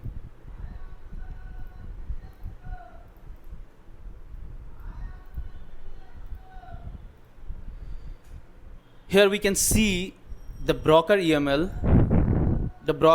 for the broker service, front-end YAML for the front-end service, which we will have in the browser, after we access the app. Then the listener YAML for the listener service, then logger YAML for the logger service, then the mailer YAML for the mailer service, then mailhog YAML for the mailhog service, which will provide a fake SMTP mail server to the mailer service. And then the Mongo YAML for the MongoDB service, which will provide database store for the log data. And then for the Postgres YAML, there is Postgres YAML for the Postgres service, which will provide database storage for the user data. And then there is Rabbit YAML for the RabbitMQ service, which will deploy a message broker container. Now let's minimize this, close this one, let's expand it little bit. Now here we can see we do have two files related to config maps. Let's open these two, users SQL and then custom init.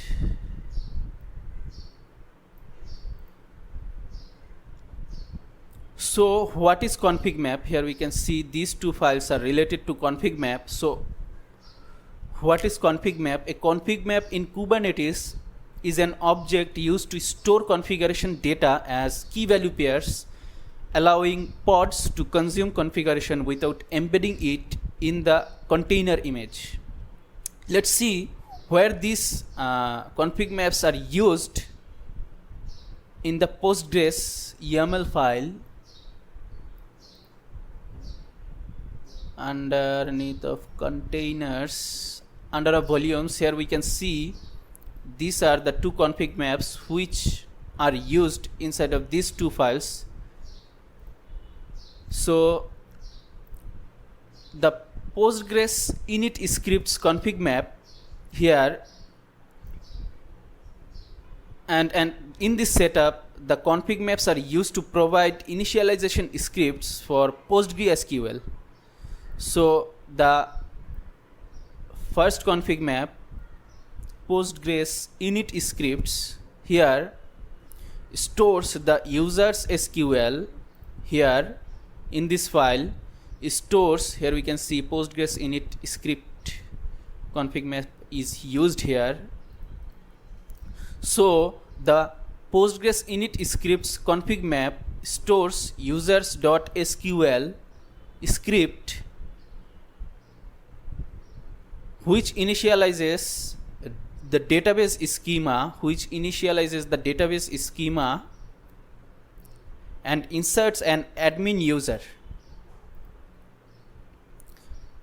Then the second config map here, Postgres custom init, it contains an init.sh here in this file, and init.sh which checks, here we can see Postgres custom init config map is used here in this file. So it contains an init.sh which checks if the user database exists and runs the initialization script if needed. So the config maps inside of these two files, config map user sql.yml and the config map, and the file config map Postgres custom init.yml, here the config map is used. So the config maps inside of these two files allow Postgres SQL inside of Postgres YAML file to be configured dynamically without modifying container images. Next, we have the persistent volume claim PVC inside of this Postgres pvc.yml file for the PostgreSQL container. This Postgres pvc.yml file defines a persistent volume claim PVC that requests 1 GB of persistent storage with read-write once access. Without this persistent volume claim PVC, deleting the PostgreSQL pod would result in data loss. As the storage is tied to the pod, this PVC ensures that PostgreSQL retains its data even if the pod is deleted or restarted. Now it's time to push our local code to the GitLab and trigger the CI/CD pipeline for the automatic deployment of our microservice application. And before we do that, let's truly review our local code here. And to review our code, now we need to ensure that all CI/CD, Terraform and Kubernetes configurations are correctly set up and checked if any IDs, names or other parameters need to be updated or not. And for that, let's first check the CI/CD configuration. Let's go for the variables. Here we can see all the variables are referring to the CI/CD environment variables except this one, the Kubernetes namespace. Except this one, all the others are referring to the CI/CD environment variables, which are going to be set dynamically during the CI/CD pipeline run after fetching from the GitLab CI/CD variables. So which we have already set correctly. So it is correct. correctly set up. Now let's go for the Terraform configuration and check that. Instead of the config folder, instead of Terraform GCP GKE, let's go for the terraform.tfvars file and check. Here, for our case, everything is looking set up correctly except this project ID. So we need to update this project ID with our cloud project ID, which we have created in GCP. So let's collect that. gcloud config get project.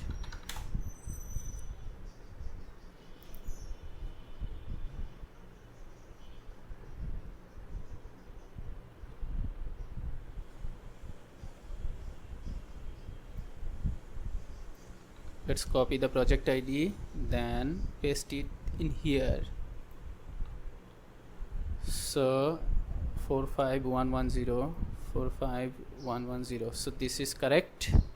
So with this, we are done checking our Terraform configuration.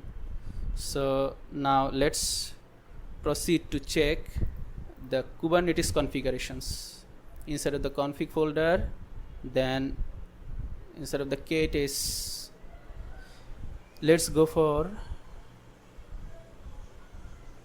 let's check the manifest files one by one, and here everything is okay.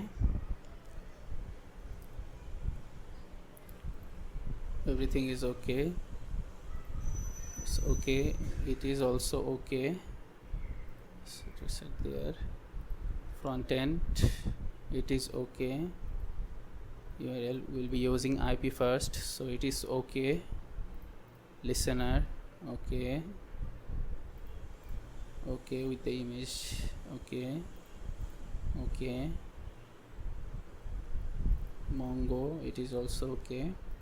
Mongo Express, okay. Then Mongo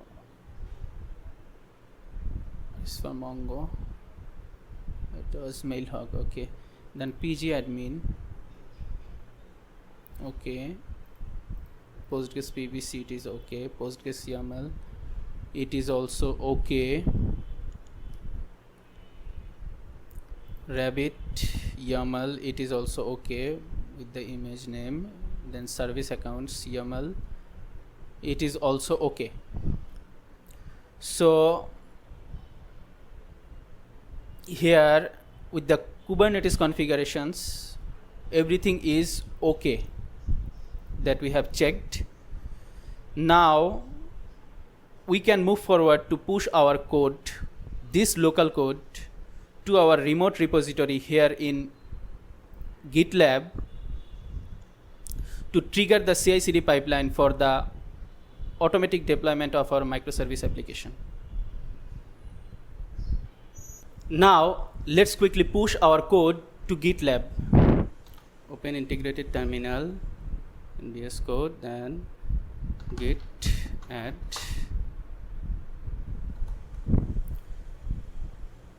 now git commit m. Here we have modified the project ID. Commit will be modified the project ID in terraform.tfvars to deploy the project in GCP Cloud. It's committed, and then git remote.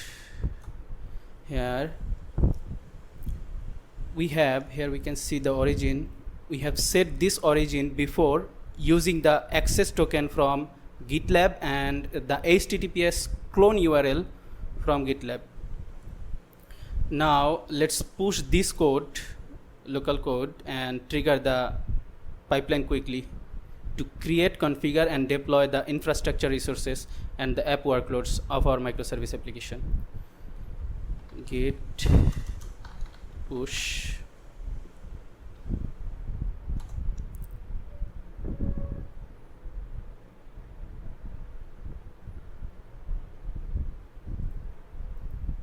then sign in to GitLab. Now let's authorize the GitLab to trigger the CI pipeline. It's completely pushed. Now let's monitor our pipeline at there in GitLab.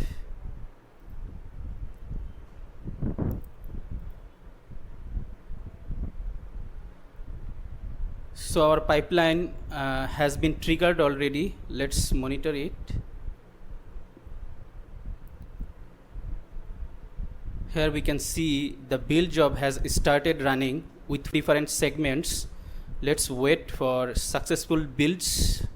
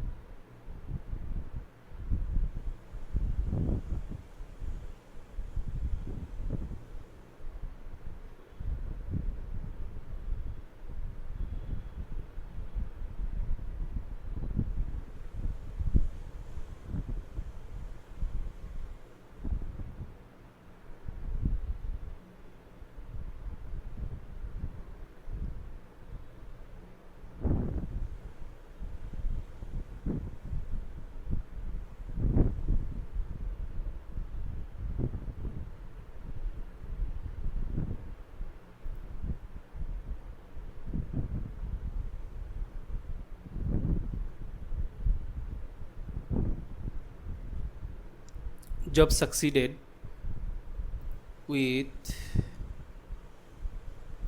let's refresh. Job succeeded with the authentication service, also with the broker service, with the front-end service, with the listener service, with the mailer service, and also with the logger service. So all the services are successfully built, and meanwhile the test job has started running with different segments. Let's wait for successful test.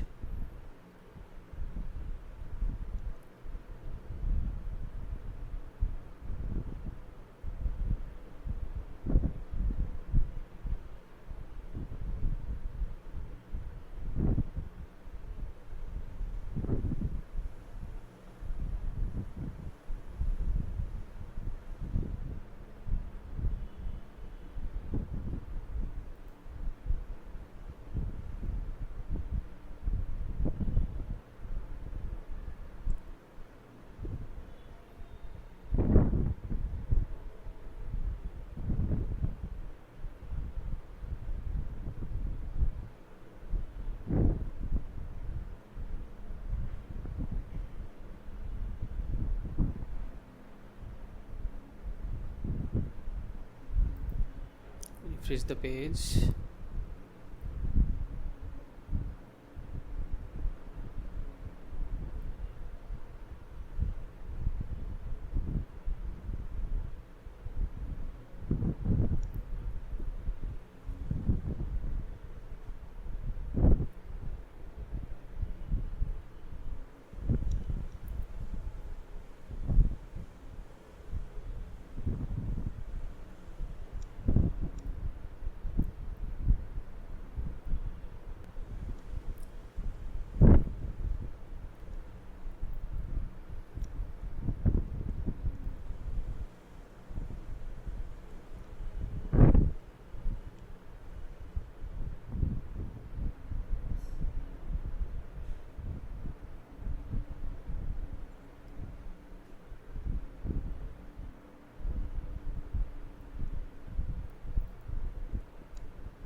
Job succeeded.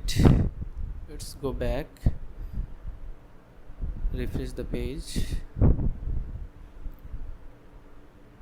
Job succeeded for authentication service, for broker service, front-end service, listener service, for mailer service, and also for the logger service. So all the services are successfully tested, and meanwhile the scan job has started running with different segments. Let's wait for successful scans.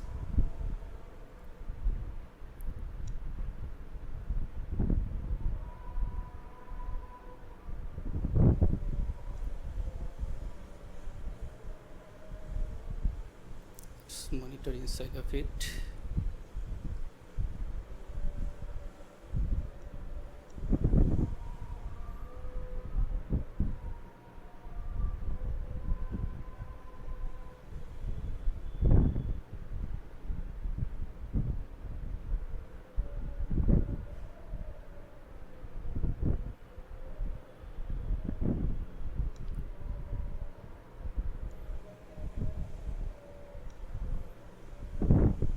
Refresh the page.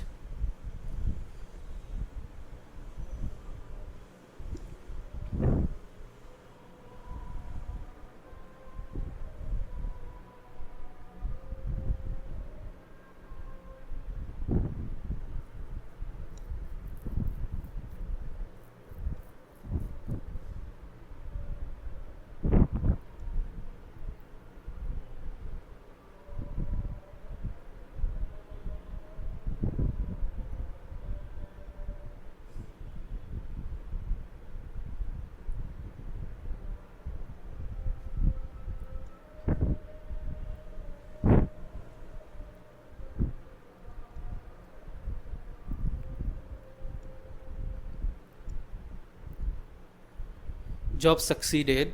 Let's go back and refresh the page. So job succeeded for authentication service, broker service, front-end, listener, logger, and mailer. So all the services are successfully scanned, and meanwhile the deploy job has started. So let's monitor it and wait until it finishes all the tasks assigned.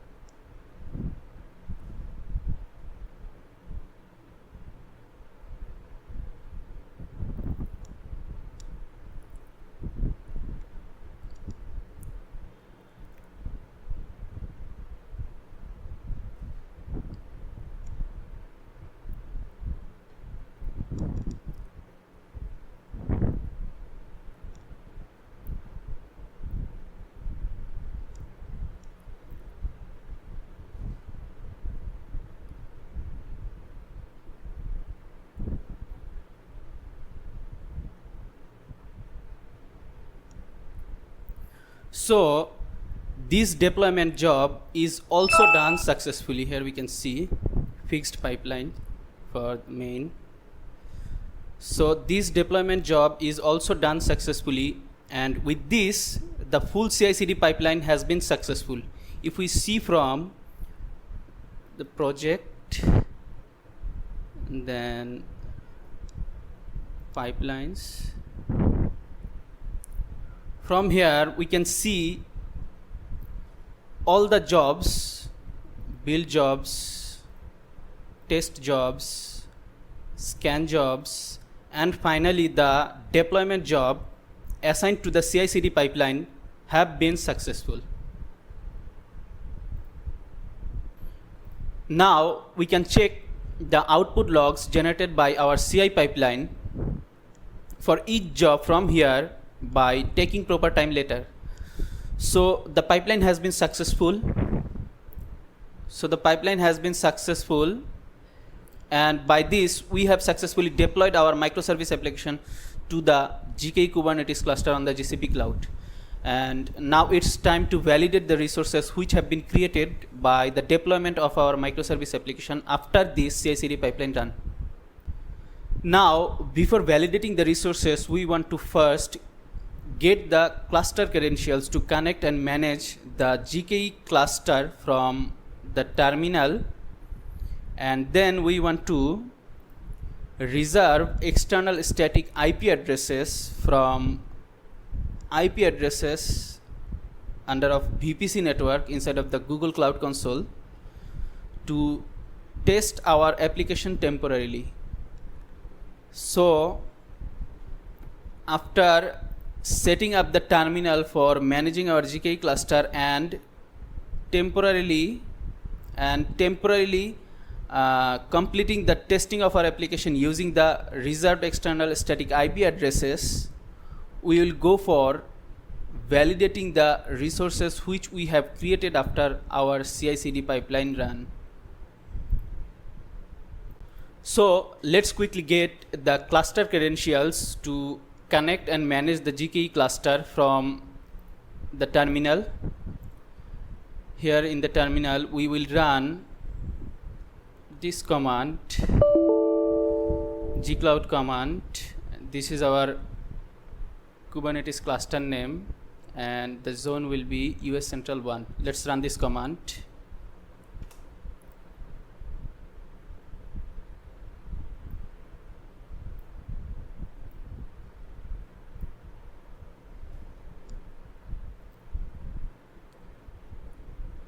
Fetching cluster endpoint data, auth data, kubeconfig entry generated for Go microservice cluster.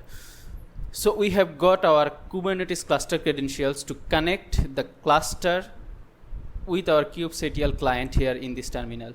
Now we can manage the GKE cluster, this GKE cluster, by running kubectl commands from here within this WSL configure terminal.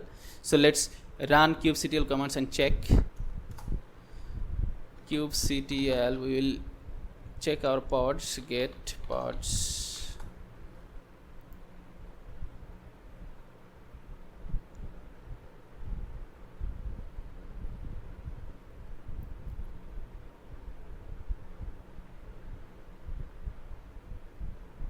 Nice, it's working.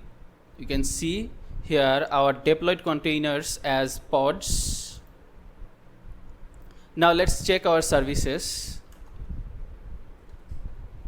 kubectl get svc.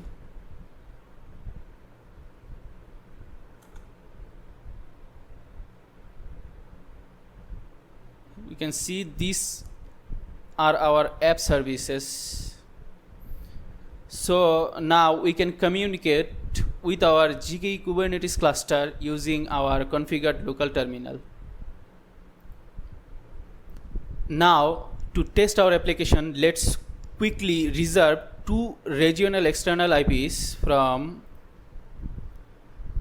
the VPC network. Here let's reserve external static IP, our first external static IP, will be named as MicroSBC,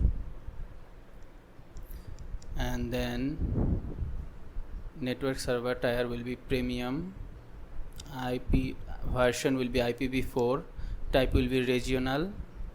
So everything is okay. Let's reserve this external IP.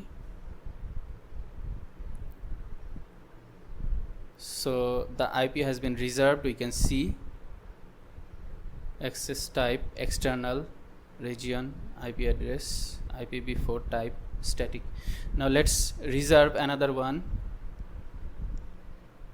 and this will be named as broker, BROKER, and network service tier will be premium, IP version will be IPv4, type will be regional, like as before.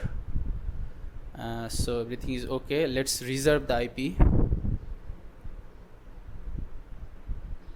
So the broker IP has also been reserved. We can see the access type external, IP address itself, region, US central 1, type static, version IPv4. It's these IPs are not used yet. Let's use these IPs by deploying our necessary files. Instead of the config folder, if we go inside of the others folder, we will find a file called app LoadBalancer YAML. Here we will place our reserved IPs.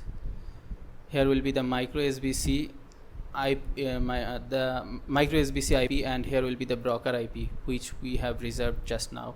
Let's copy the IP for MicroSBC first, and then MicroSBC, let's paste it in here, 34144. Then let's copy 34144. Then let's copy the broker IP 34201 and broker, let's paste it in here, 34201. So it's correctly placed. So the IPs are correctly placed. Now we can deploy this file to have two load balancer services, external load balancer services exposed by these two IPs. Let's deploy this file now, and before we deploy it, let's modify another file which is frontend.yml. Here we do need to place the broker URL, broker IP. Let's copy the broker IP from here and paste it in here, HTTP, then the IP. Now this will act like a broker URL, HTTP, then the IP, our external IP. So from the front end, now we can communicate with the broker, our broker backend, using this URL. Now let's deploy these two files from our terminal. So go to the terminal, let's clear the terminal. Now we'll have to set the path first. Let's copy the path from here, copy path, then we will write cd, then mnt to mount, then slash, then the path, then we will modify the path a little bit. we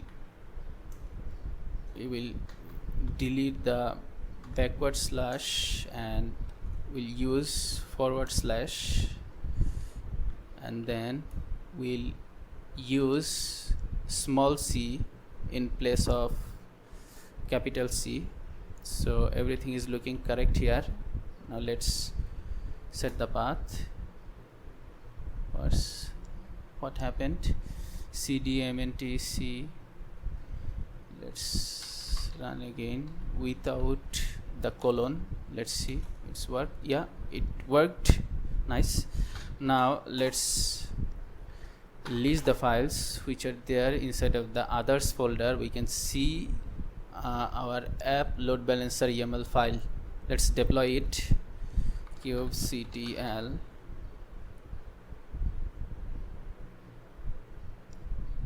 apply f app LoadBalancer YAML. Let's deploy the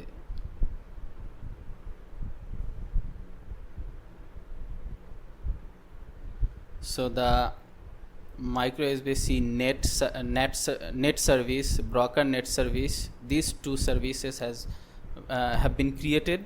Now let's check the services. kubectl get svc. Here we can see the broker net service and the Microservices net service. Type is LoadBalancer, and the external IP is saying pending. Let's open a new terminal and apply our front end, and then let's check the status again. For the front end, we'll set the path for the K8s folder. Copy the path of the K8s folder. Now let's set the path like as before, cd mnt, then forward slash, then let's delete the backwards and use forward slash.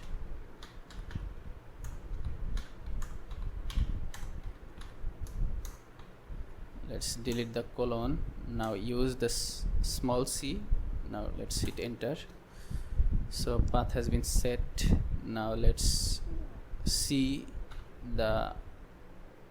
let's list the files inside of the K8s folder, and here we can see our front-end YAML. Let's deploy it. We have modified it. Yeah, now let's deploy. kubectl apply f front-end YAML. Let's deploy.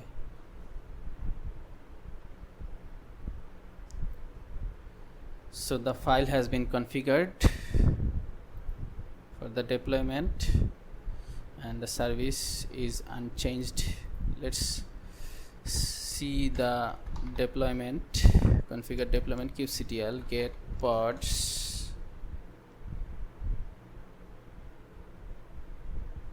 front end. It's pending. Let's check again.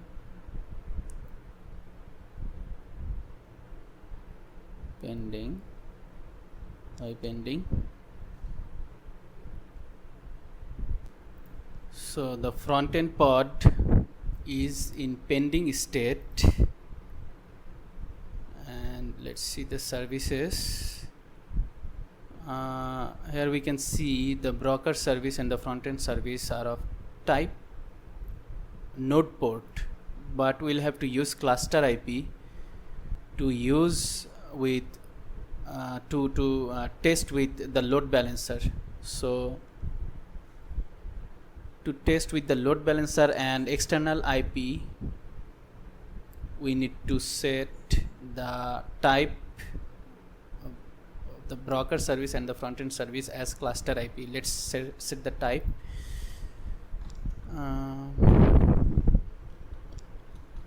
We need to use this node port for the front end service and the broker service later, while we will be deleting the external IPs and load balancers, and we will use ingress to expose our application. Then we will use node port for the front-end service and the broker service. Now for the IP and load balancer stack, to test our application, we need to use cluster IP as type for the front-end service and the broker service. Now let's do the same with the broker service also.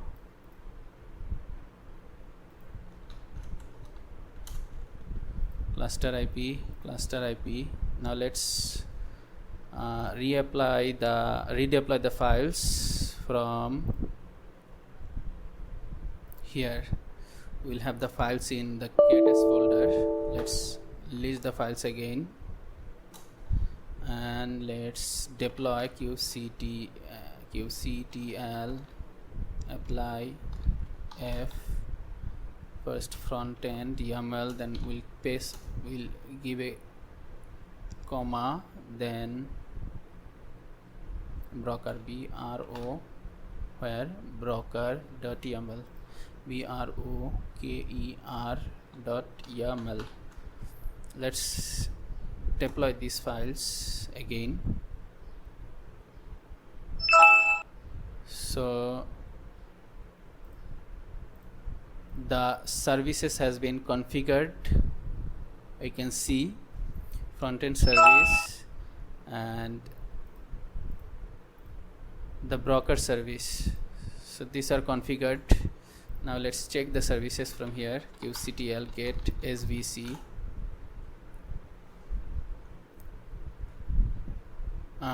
Now here we can see the broker service and the front-end service are both as type cluster IP, and as soon as we have applied these services as cluster IP, we have got our external IP for the broker net service and the micro-SBC net service, which are of type load balancer. So let's copy the external IP from here for the micro-SBC net service, which will act as our app URL. Let's go to the browser and check.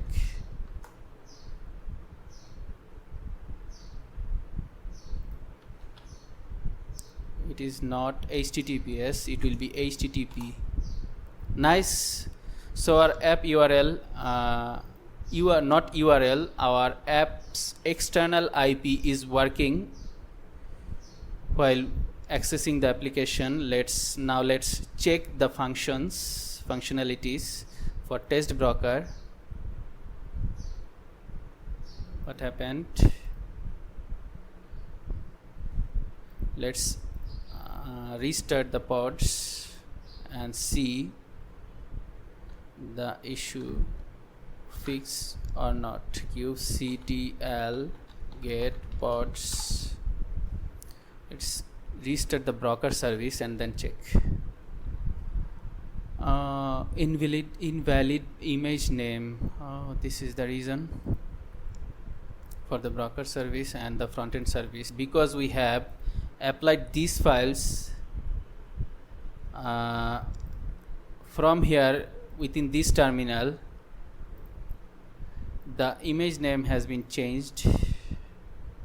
This is not counting as image name right now. We'll have to use a static image name here, and this is an image name which is taking from the CI/CD pipeline, and this will be replaced with the commit name, recent commit name.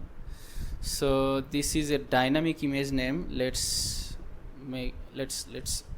comment it, and let's collect our image name for these two, and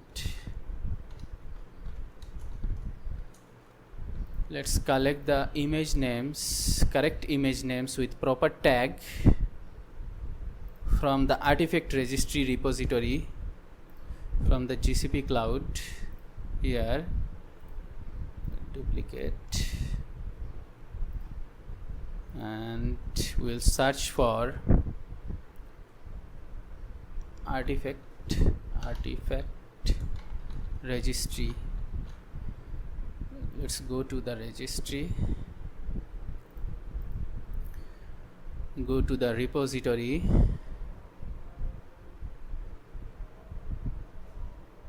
now let's collect the recent image name with proper tag. This one is the recent one. Let's collect this one. We'll collect the tag only, then we can put the tag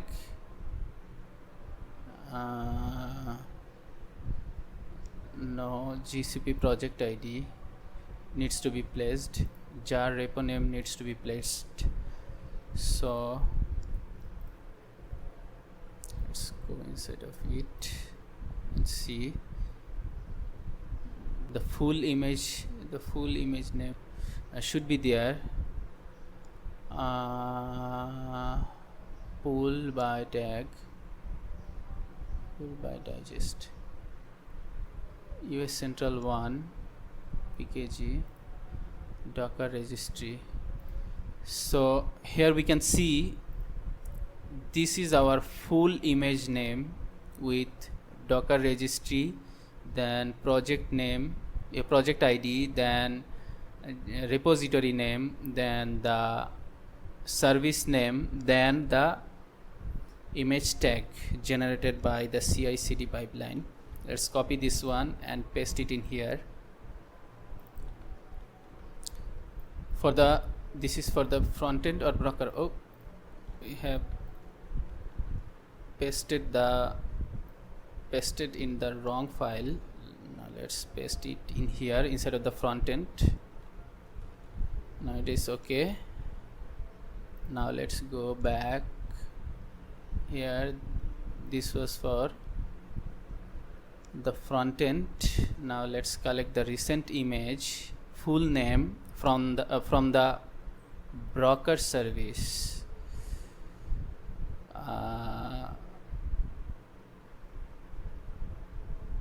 This one, pool. Now let's copy the full name for the image, and instead of the broker we will paste the image name. Now let's redeploy the files again. We will find our previous command, this one, and we'll apply.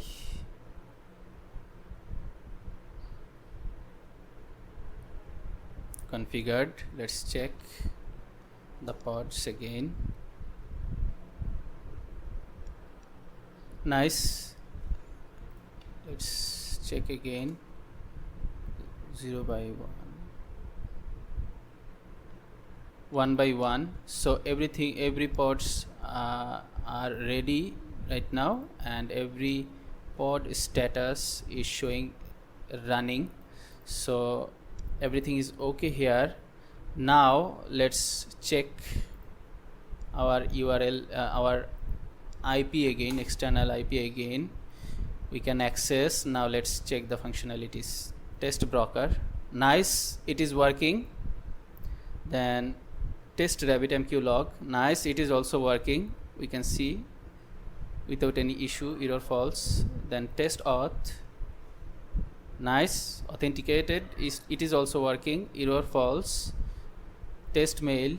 Nice, it is also working. Test RPC, proceed payload via RPC, it is also working. Nice.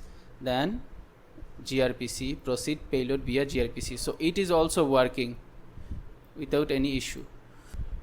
So after exposing with the external load balancer and IP stack from GCP, our application is working fine without any issue while accessing it and while testing its functionalities.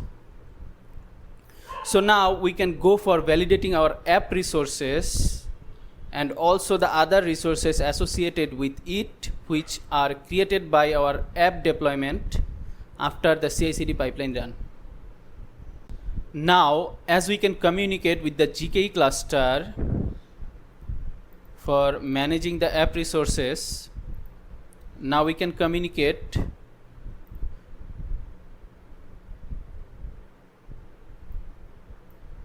and validate our app resources from the terminal. So let's validate the main resources related to the application: pods, services, config maps, PVCs, which we have discussed earlier. Let's get the pods, cubes, ctl get pods. We are receiving alerts.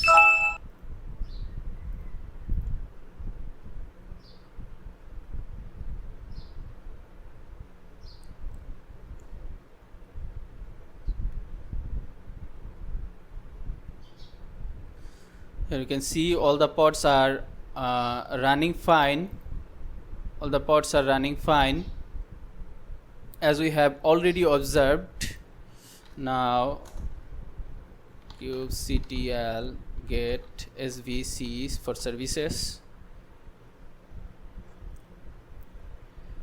You can see the services have been created successfully with the correct configurations, and the external IPs we can see, which are assigned previously where necessary. Now let's get PVC and see the status of it. kubectl get PVC. You can see the PVC is in good shape and is bound, and it is bound to provide persistent storage. Now let's get the config maps. stl get config maps.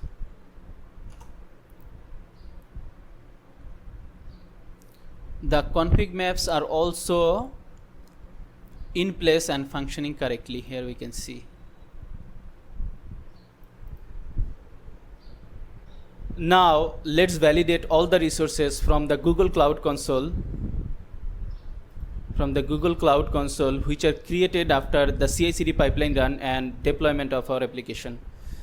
So, and for that, let's go for the load balancers.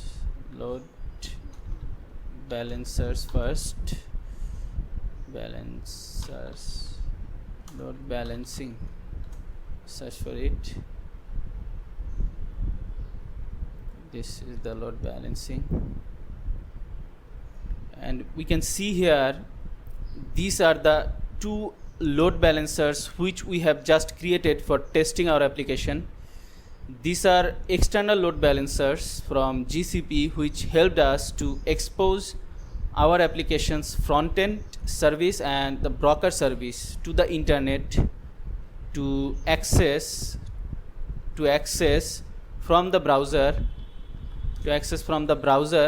and make HTTP calls. And then there is alert policies.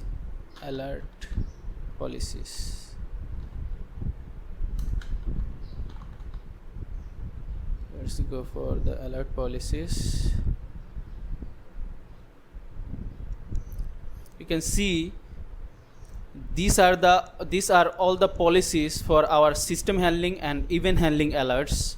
By these policies, we will receive the system handling and event handling alerts to our configured notification channels.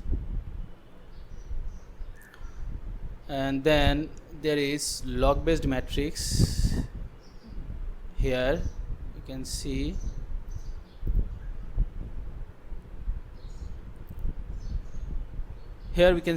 these are the log based metrics which will analyze and determine our event handling alerts. Then there should be log explorer here. we can explore this log explorer to search and analyze logs generated by our application and its systems. Then there should be matrix explorer. Here the matrix explorer, we can explore this to search and analyze matrix generated by our application and its system for monitoring and observability. Right now just the system matrix, because we haven't configured our application matrix to expose here in this cloud monitoring service. We will do that later using the Prometheus and Grafana stack. Then let's go to monitoring and observability monitoring. Under observability of monitoring, let's go to overview. Here we can see the overview, and there is also dashboards. Here we can see some dashboards. So from this overview and dashboards, here we will see some default dashboards, like dashboards like this, provided by the GCP, which are for observing the application system. Such dashboards for memory, CPU, and etc. related to the system of the application. And there should be buckets inside of the cloud storage. Let's go for that. Buckets here.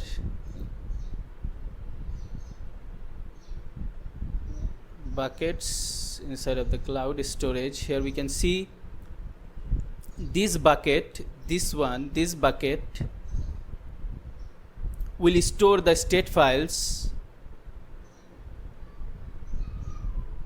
projects, into the Terraform state, then GKE cluster, then Microservices cluster, then Terraform.tf states, default state. Yeah, this one is the state. Here we can see the state. So this bucket will store the state files which store the state information of the infrastructure changes. We can download this file from here. And now let's go for the quotas and system limits from here. Quotas, quotas and system limits. Here it is, instead of IAM and admin.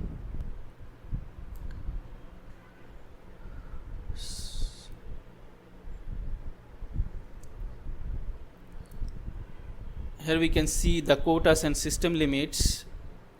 With these quotas and system limits, we will be able to monitor and manage resource usage, ensuring that we stay within allocated limits while optimizing performance and preventing service disruptions. And then let's go for the clusters instead of Kubernetes engine.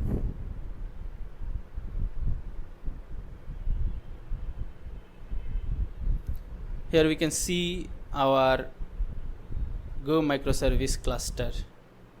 So this is our private Kubernetes cluster, which is managed by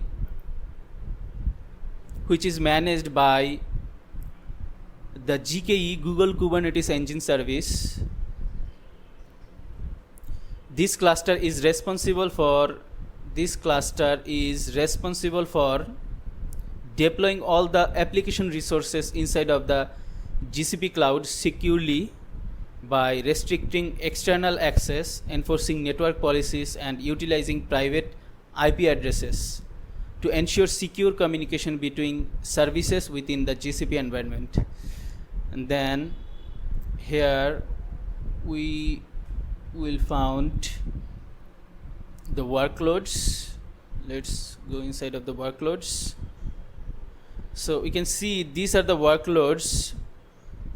These workloads represents here the deployed containers of our microservice application, where we can see the services associated with our application,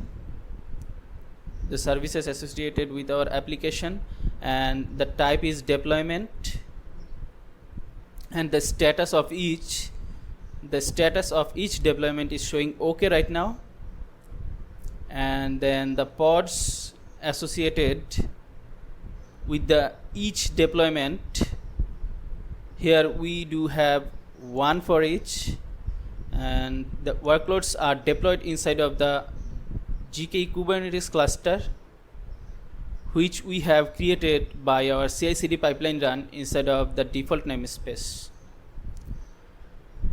Now let's go for the secrets and config maps. Here the secret and config maps. Here we can see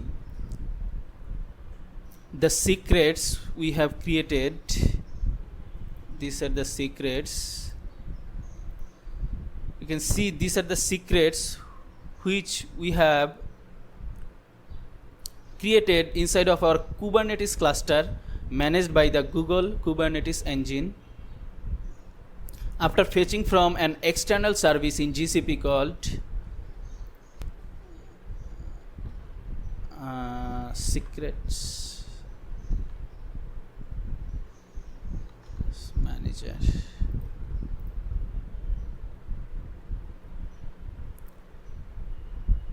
Here we can see the secrets stored inside of the secret manager. So these are the secrets which we have created inside of our Kubernetes cluster managed by the Google Kubernetes engine, after fetching from the external service in GCP called secret manager from here. And then these are the config maps. We can see Postgres custom init, Postgres init scripts. These two config maps, which are associated with the Postgres container and are called and are created here inside of the Kubernetes cluster managed by the Google Kubernetes engine. And these are the config maps which comes by default with our Kubernetes cluster. So these are provided by the GCP itself. Now let's go for the storage.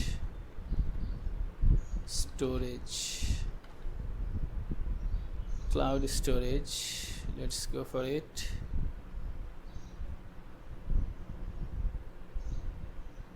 Not here. Let's go back. We should find the storage inside of the Kubernetes engine service, and here we can see inside of the storage we do have the Postgres PVC created inside of our Kubernetes cluster managed by the Kubernetes Google Kubernetes engine, and the PVC is currently is in good shape and is bound to provide persistent storage. So these were all the resources which have been created by our application deployment after the CI/CD pipeline run.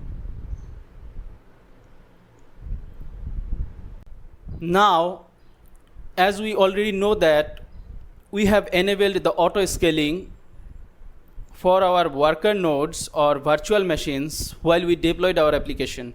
So we can say that we do already have auto-scaling with our infrastructure resources. Now we are going to achieve the auto-scaling with our application resources along with the infrastructure resources. So let's go for that. So in our current infrastructure, we have configured auto-scaling for our virtual machines, which serve as worker nodes. Looking at the main.tf file here, we can see that auto-scaling has been enabled for these nodes. The configuration in Terraform.tf verse file specifies here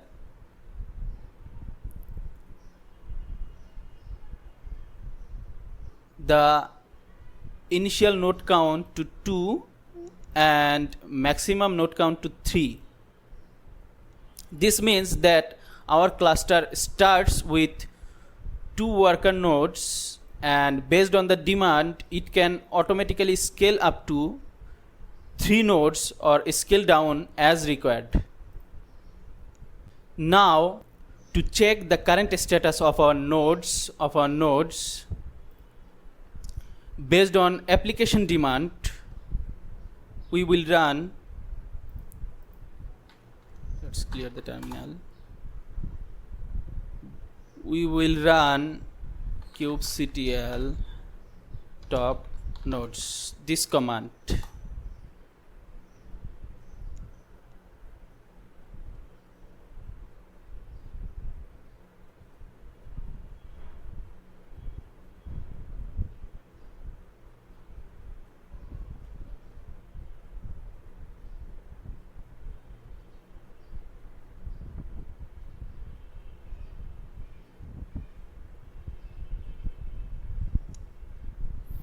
From the output here, we can observe that auto-scaling is working as expected with 2 worker nodes currently running. We can see 2 worker nodes currently running. The command also provides a resource usage matrix.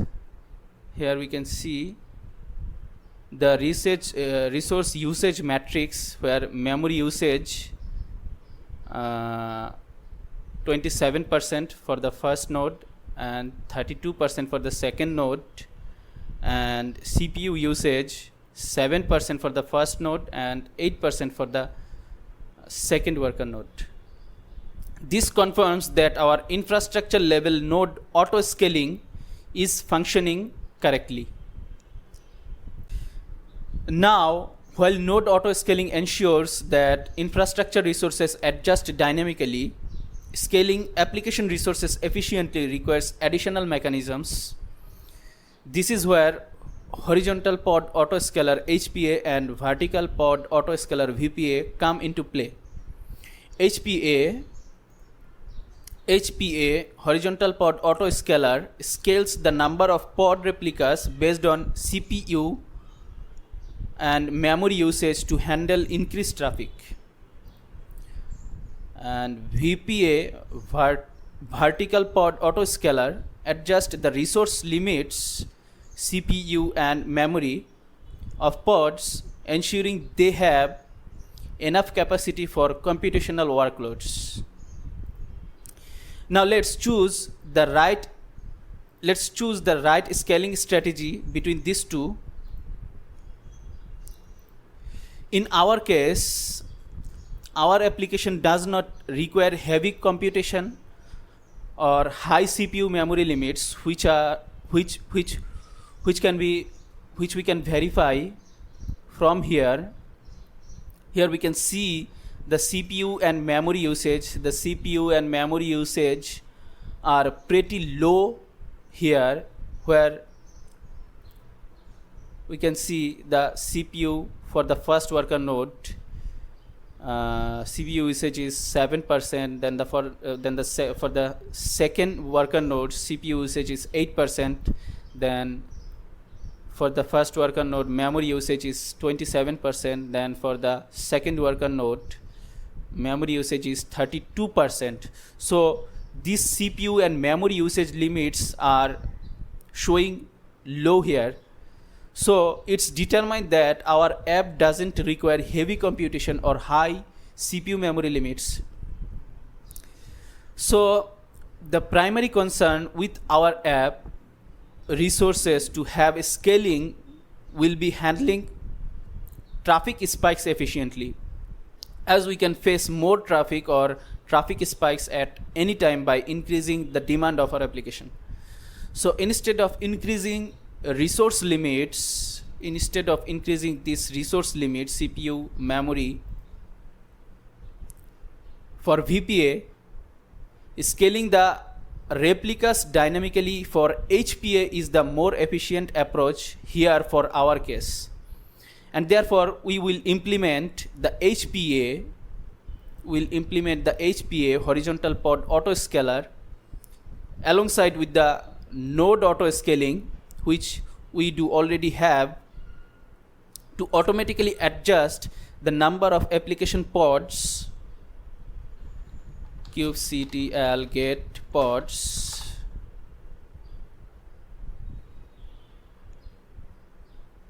to automatically adjust the number of pods. Here we can see 1, 1, 1, 1. So automatically adjust the number of pods based on the traffic demand.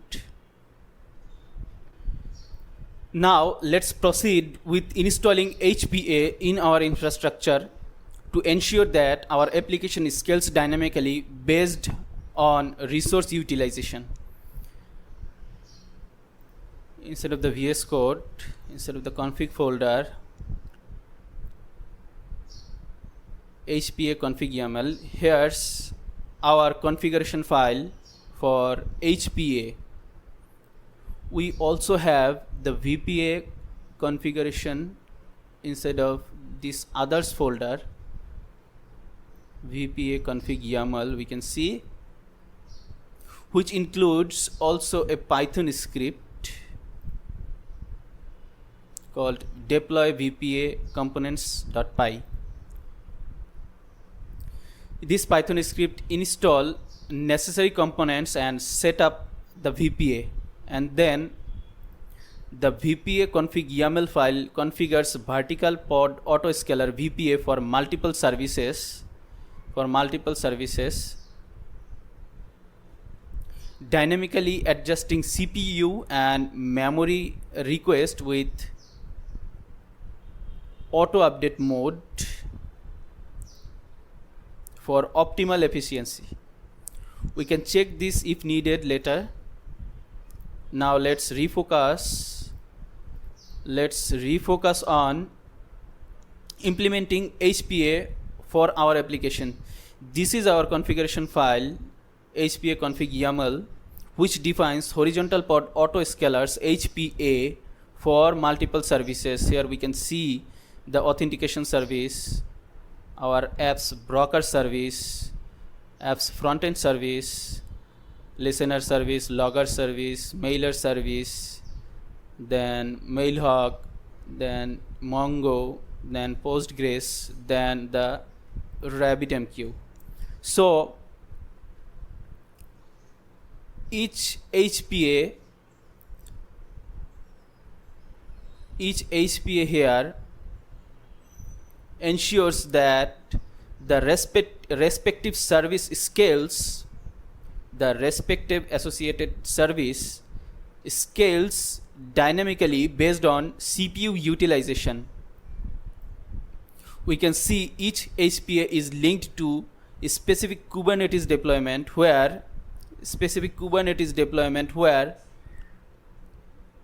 minimum one replica ensures at least one pod is always running, and maximum 10 replicas allow the service to scale seamlessly up to 10 pods as demand grows. And the HPA monitors CPU utilization and adjust pod replicas if average CPU usage exceeds 80%. So we do have our HPA configuration. Now let's deploy this using our configured WSL terminal here.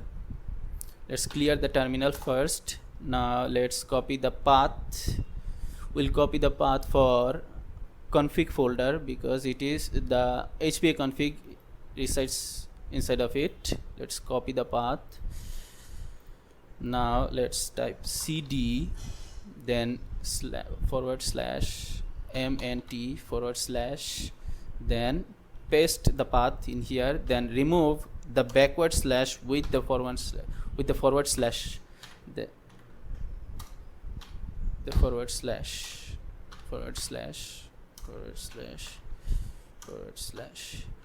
then remove the colon, then replace capital C with small c. Now let's hit enter. So the path has been set.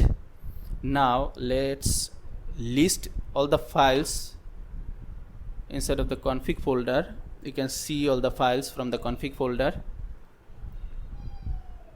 here.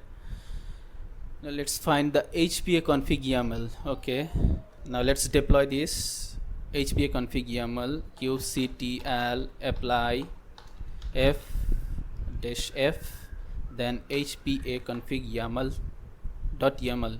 Let's deploy this. HPAs are created. HPAs are creating. Okay, all the HPAs are created successfully. Now if we check the status by kubectl get HPA, we can see the status of horizontal pod autoscalers here inside of our cluster, Kubernetes cluster, showing details such as target resource, minimum and maximum pod count, then the desired and current pod count here 11111,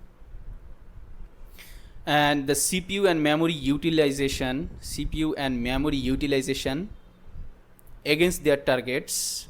Here we can see the authentication service is using 1% of memory, then broker 1%, CPU 0%, front end is using 0%, then listener 1%, logger 1%, mailer 1%, mailhog 1%, Mongo HPA is using 7%, Postgres using 3%, and RabbitMQ using 4% of CPU. So the autoscaler will work when this CPU will usage will hit the target of 80%. If any of the service hits the target of CPU usage 80%, then the HPA will start functioning. So let's quickly see how the horizontal pod autoscaler HPA works from our application. Let's refresh again. From our application inside of our browser, if we click the test auth button to generate concurrent request, the load on the system will increase. Since this service is connected to two external config maps and external PostgreSQL database, and it also need to store the login information to the MongoDB database, which makes it a relatively heavy container and making it easy to apply load and demonstrate the HPA in action. So let's apply some load to demonstrate HPA. Let's apply some concurrent request from here. Some more.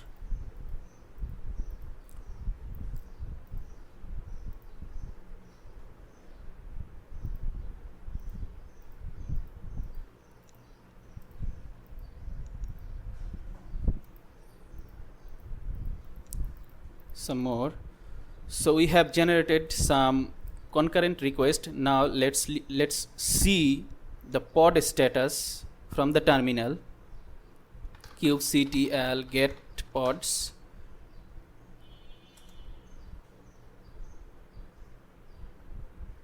here we can see,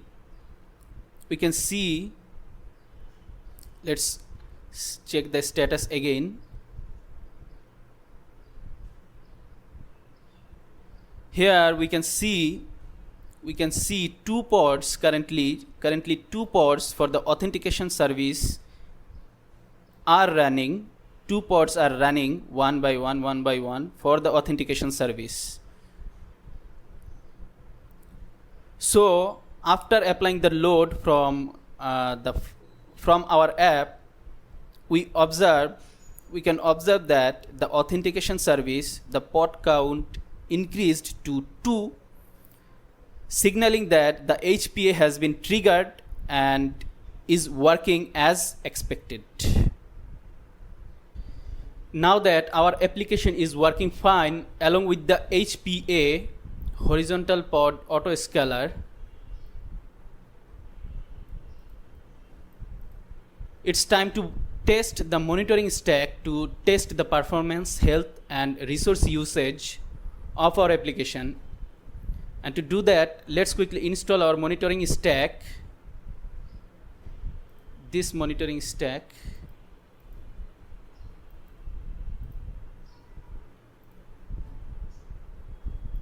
Helm monitoring chart load balancer. So let's quickly install the monitoring stack using external load balancer and IP stack from GCP, like how we did before with our application to access it in the browser, like how we did before with the app load balancer. Here we used external load balancer and then we used the reserved external IP.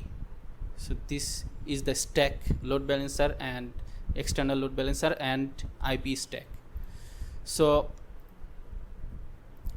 for that, let's reserve 2 regional external static IP again. From here, under a VPC network, then IP addresses, we do have 2, and this is for NAT router. So now let's reserve external static IP. Then name it as Prometheus for the first one, for the monitoring stack.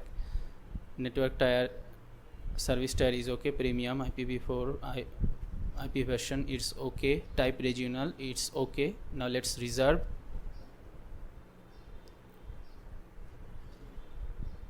So the IP named Prometheus has been created successfully. You can see the IP address, external region, static IPv4 version, and it is not used yet. Now let's reserve another one for Grafana. We'll name it Grafana and everything will remain as same like previous. Now let's reserve. Successfully created address Grafana, static IPv4. So our IPs are reserved. Now we need to put these IPs into the right place inside of our monitoring chart here. And before we do that, let's quickly go to the quotas and system limits.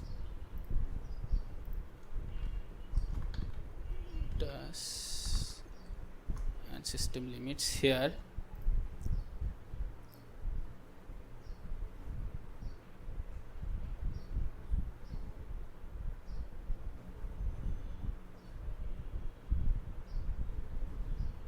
And search for external IP. External IP.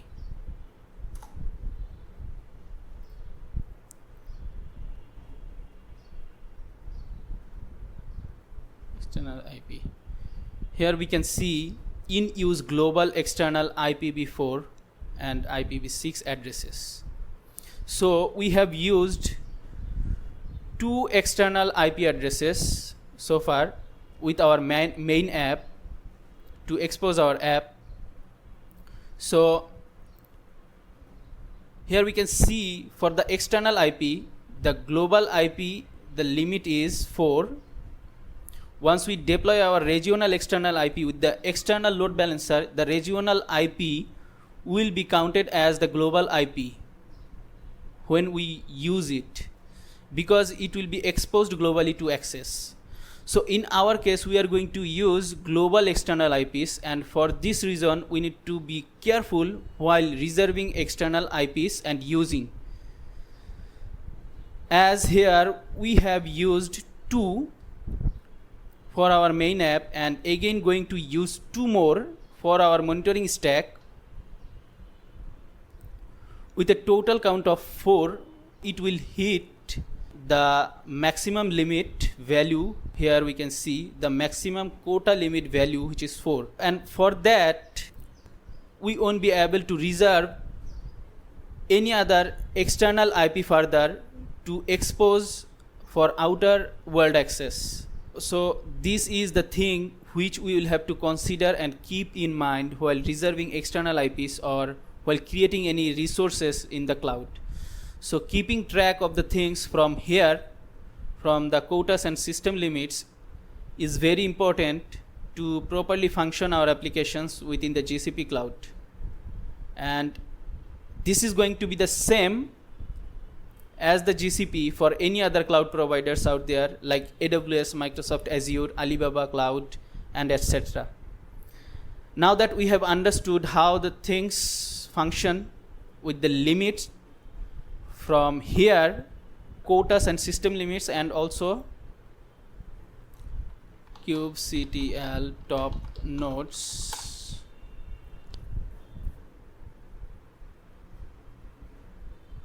and also from here we can see 3 worker nodes are running currently. CPU 7%, 11%, 5%, 28%, 33%, 18%. So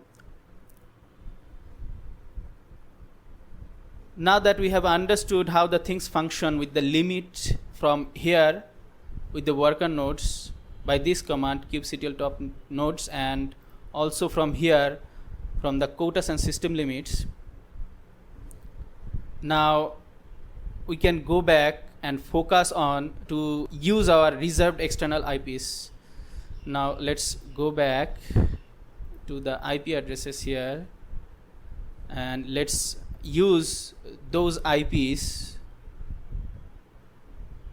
which are reserved for our monitoring stack, Prometheus and Grafana, inside of the monitoring chart which we do have in here. Let's put the reserved IPs from here to the relevant file. We will collect the Prometheus external IP first, and then we'll put that into the correct place inside of this values.yml file under of Helm monitoring chart load balancer folder. So we have collected the Prometheus IP, external IP. Now let's put this into here by removing the old one. We used this old one while we tested this stack before. Now let's put our new reserved IP 3445. It's okay for Prometheus. Now let's do the same for Grafana. Collect the external IP, remove it, paste the new one, 342.1. So everything is now looking good with these values.yml files. So it's time to deploy this file. And before we deploy this file with the Helm monitoring chart load balancer deployment, let's first check if the nodes are operating normally or not. And for that we will run the kubectl top command again to check. CPUs and memory 7%, 8%, 28%, 34%. So the memory requests are low here. So the nodes are operating normally with optimal CPU and memory usage.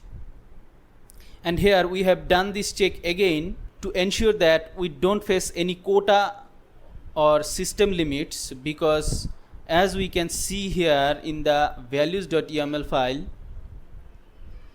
there's the monitoring services, integrated monitoring services here are using CPUs and memories,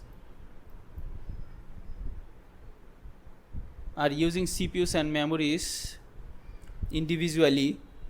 So if the nodes use above of 80%, of CPU and memory for extra traffic on our application, there could be an issue with the CPU and memory limits. Let's quickly see from the quotas and system limits. From here, let's find CPU limits for CPU, and let's provide CPU, and then let's provide an OR, and then let's type memory. Here, if we search for the CPU and memory, we can see the CPU limit. We can see CPU's all region 12. You can see the CPU limit, and there's no quota limit for memory, okay, just only the CPU. So we can see we are currently using 33%. We are currently using 33% of CPU from hours which we do have with all our virtual machines or worker nodes. So now, after considering the CPU space that we do have here with our worker nodes, after considering the CPU space that we do have here with our worker nodes, and the quotas and system limit that we do have here with the CPU, 12, we can determine that there's quite a big space still remaining for us to use CPUs. So now we can move forward to install our monitoring stack without worrying about the CPUs with the system that we do have. Now let's run the last Python script, this one, which is to run after the CI/CD to install the Prometheus and Grafana monitoring stack. Let's open this file in VS Code. Here we will keep the path. We'll keep the path for the folder Helm monitoring chart load balancer, and here everything else will remain the same as it is. We don't need to change anything here, and here it will first check the Helm chart,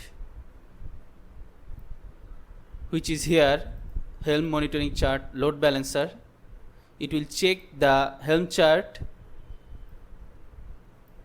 then it will validate the chart by this. It will check the Helm chart by this command, and then it will validate the chart by this command. Then it will upgrade the Helm chart, then it will create namespace, monitoring namespace, monitoring.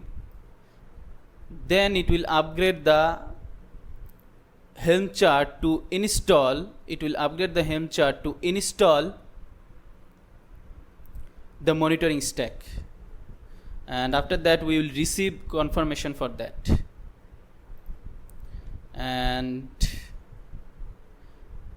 with the Helm chart inside of the values.yml file, this is a custom Helm chart. We can see and which we built for the Prometheus and Grafana monitoring stack, where in the values.yml file we have all the configuration.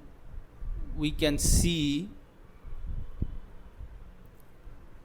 here we have putted the necessary reserved IPs, external IPs already, and everything is looking good with this file. Now we can deploy this monitoring chart, Helm monitoring chart, load balancer, to install our monitoring stack. To install the monitoring stack, let's quickly run this Python script according to the heading section. We'll set the path first by this command cd, then the file path, then we'll run the Python script from this location, from the .gcp folder instead of users directory. Let's copy this command python3 and then the file name. Let's paste it in here in the terminal. Now let's run. We can see the script execution has been started already, and updating Helm dependencies first. It's checking the Helm chart.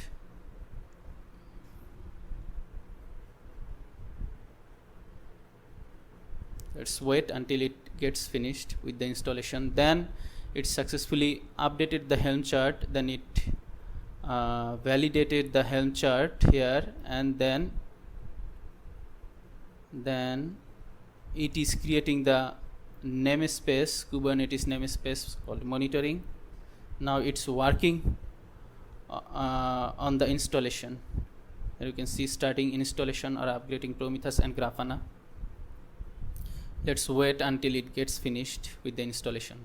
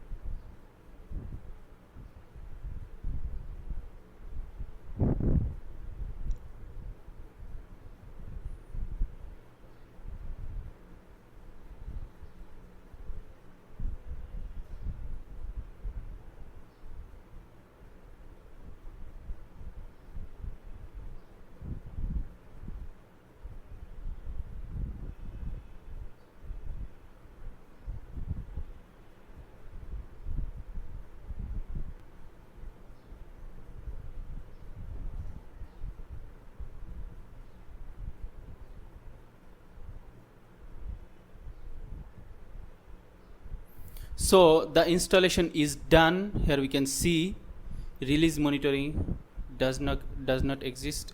Installing it now. Name monitoring developed, then namespace monitoring, status deployed, revision 1. Prometheus and Grafana have been successfully installed, upgraded with the custom configuration. So the installation is done. Now let's check the installation by kubectl get all n-n, then monitoring, the namespace name monitoring. So we will get everything from the monitoring namespace here.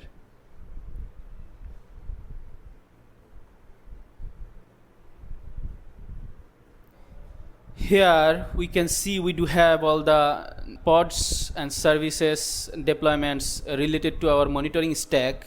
Here we can see all the pods related to our monitoring stack are functioning properly without any issue. We can see all the pods are ready here, 3 by 3, 1 by 1, 1 by 1, then 2 by 2, and the pods are running and there's no restarts. So the pods are working properly without any issue, and then there's services we can see.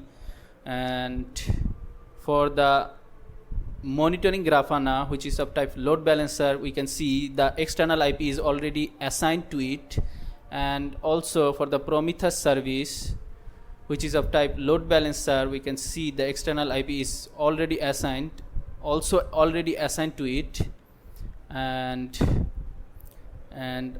also the deployments are also okay. Here we can see which are ready. Replica sets are also ready, and then the stateful set. So everything is here looking good. Now we can go for testing our monitoring stack using these external IPs for our monitoring stack for Prometheus and for Grafana. Now let's check the Prometheus first using its assigned external IP.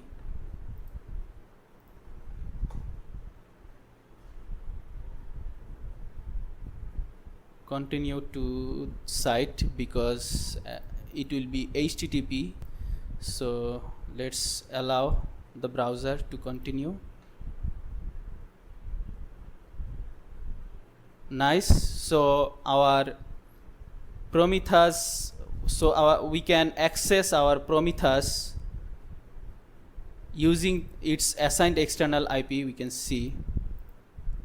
So we have successfully accessed the Prometheus. Now let's access the Grafana using its assigned external IP. Let's copy the IP, then let's paste it in here.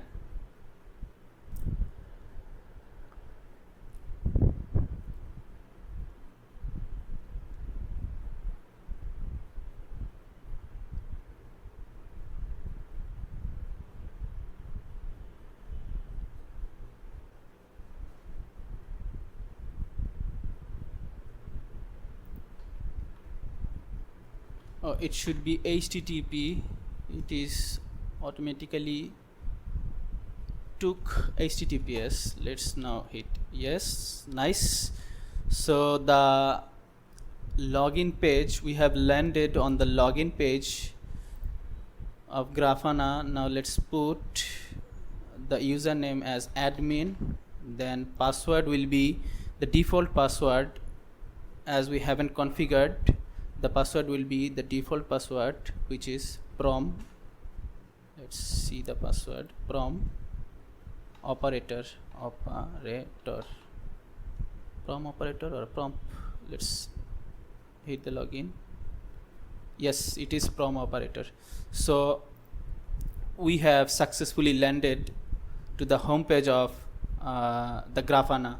So now we can access the Grafana also using its assigned external IP.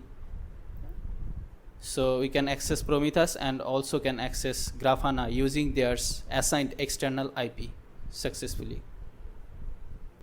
Now, before we check further our monitoring stack with Prometheus and Grafana, let's check the built-in metric server from GKE is functioning correctly or not using the terminal. Let's clear the terminal first and let's open a new terminal.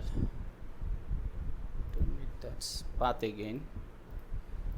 Now here let's check the built-in metric server of GKE kubectl get pods -n -n and cube system then or bitwise or then grep then metrics then server.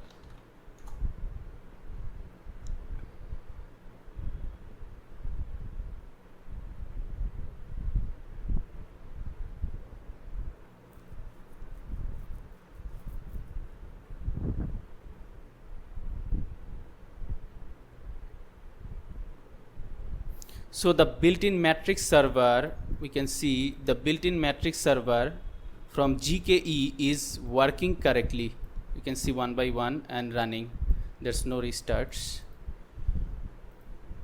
Now let's check Prometheus first. If we see the targets under of status, we will see almost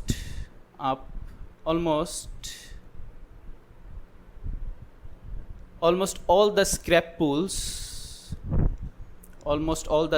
pools in here Prometheus or the service monitors which are responsible for scrapping system metrics to instrument the visualization in the dashboard are currently up and running. Almost all the service monitors are currently up and running except these two, and these are service monitors or the services which are defined in our monitoring chart inside of the values.yml file. Here we can see. So these are the configurations which are coming from our configurations of monitoring chart. And if we go to Grafana now and then navigate to the dashboards from the menu, we'll be able to see the default dashboards from Grafana. Here we can check, we will see all the visual dashboards here. Let's see some API server. You can see some system metrics. Now let's go back, see this one. You can see CPU utilization, CPU request commitment. So these are some system metrics. See this one, system metrics from pods, workloads. These are the system metrics. So it is in detail. Now there's quite more dashboards here. So these dashboards are instrumenting the visualization with the metrics after collecting the metrics from its connected Prometheus server. From the connections, if we go to data sources under of connections, from here we can see the Prometheus is connected with the Grafana. Now let's get back to the dashboards again, and from here we can see there's quite a good amount of default dashboards from Grafana for visualizing the system metrics. We can check these dashboards later by taking proper time. Now let's check two custom dashboards from, if we go inside of our monitoring chart, Helm monitoring chart, load balancer, and then inside of files, we can see these are the two custom dashboards for HPA and for memory CPU. So this is for visualizing the system metrics, and this is for visualizing HPA, the horizontal pod autoscaler in the dashboard. So let's visualize these two dashboards, two custom dashboards from Grafana. Let's import dashboard, upload dashboard. So here we can see inside of our folder, then config, then others, then Helm monitoring chart, load balancer. Then we do have memory CPU. Let's see this one first for system metrics. Set Prometheus data source. Then let's import.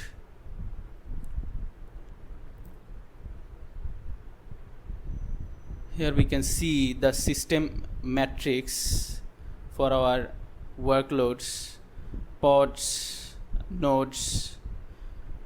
We can see the memory usage with percentage. Then we can see the namespaces, and we can see the traffic overview, network traffic overview with histograms diagram. Then we can see node CPU breakdown, then all node information detail, the number of total CPU cores, then pods numbers, then limit, resource limits, then memory. So this dashboard is quite nice for visualizing system metrics. Let's see, 2, 3, 4. So it is in detail. We can see the detailed metrics inside of dashboards here with these custom dashboards, which is named as K8s dashboard EN202502125. So we can import this dashboard to visualize detailed custom metrics, custom system metrics for our application. The dashboard is looking very nice. So we can check this one by taking proper time later. Now let's import another dashboard, which one is for the HPA. Import upload dashboard JSON HPA, then Prometheus select as data source, then import. Here we can see, let's expand. Here we can see the authentication service HPA. It is showing some diagrams, and then it is showing maximum replicas, current replica, and minimum replica. So showing the status of auto scaling, horizontal pod auto scaling. It is also showing the auto scaling is enabled or not, and here target CPU utilization is visualizing by graphs, and also the same for the other services, same. So we can check this by taking proper time later for monitoring the HPA, horizontal pod auto scaling. Now let's check a custom dashboard for our application metrics. Let's import the dashboard first. From import dashboards, upload JSON. This one is the app metrics. Let's import the dashboard. So with this dashboard, we can see the dashboard is currently not working. It is not responsive. Just the system metrics are collecting, as there the service monitor, responsible service monitors are there inside of Prometheus, currently up and running, and which is why we are receiving the CPU and memory usage metrics, the system metrics inside of the dashboards, and the others are which are related to the application, related to our application, like service health status, then authentication service, restart, container restart, zeros count, active users, and then database connection status, total request latency, and also for the others. So the application related metrics are not getting collected here, and because the dashboard, the application metrics are not working because of the Prometheus doesn't have necessary service monitor configurations for collecting the app metrics. And to collect app metrics properly in Prometheus here, we need to have our application first instrumented with Prometheus client library, and then need to expose metrics at a specific endpoint, such as like slash metrics endpoint. And then after that, we do need service monitor configurations deployed along with the application service container, so that the service monitor, like this, the service monitors can collect app metrics to that specific endpoint and send Prometheus for further processing to visualize the metrics in Grafana with this application metrics dashboard. And for achieving this, let's go for the service monitor deployment and see how we exposed slash metrics endpoint to collect metrics to the Prometheus. So what is service monitor? A service monitor is a custom resource definition used in Prometheus operator to define how Prometheus should scrape metrics from services, like this. How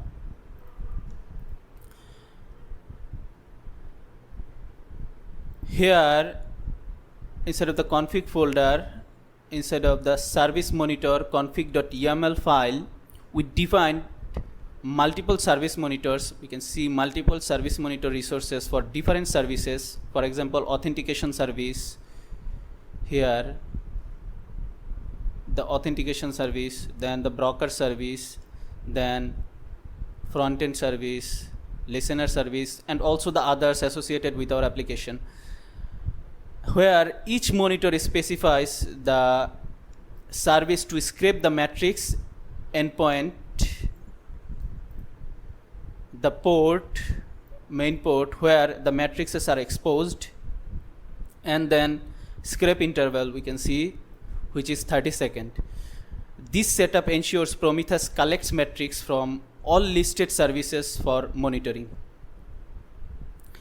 The slash metrics endpoint is where our application exposes metrics. We previously instrumented our application with this endpoint, which is allowing Prometheus to collect metrics. If I show from our app code,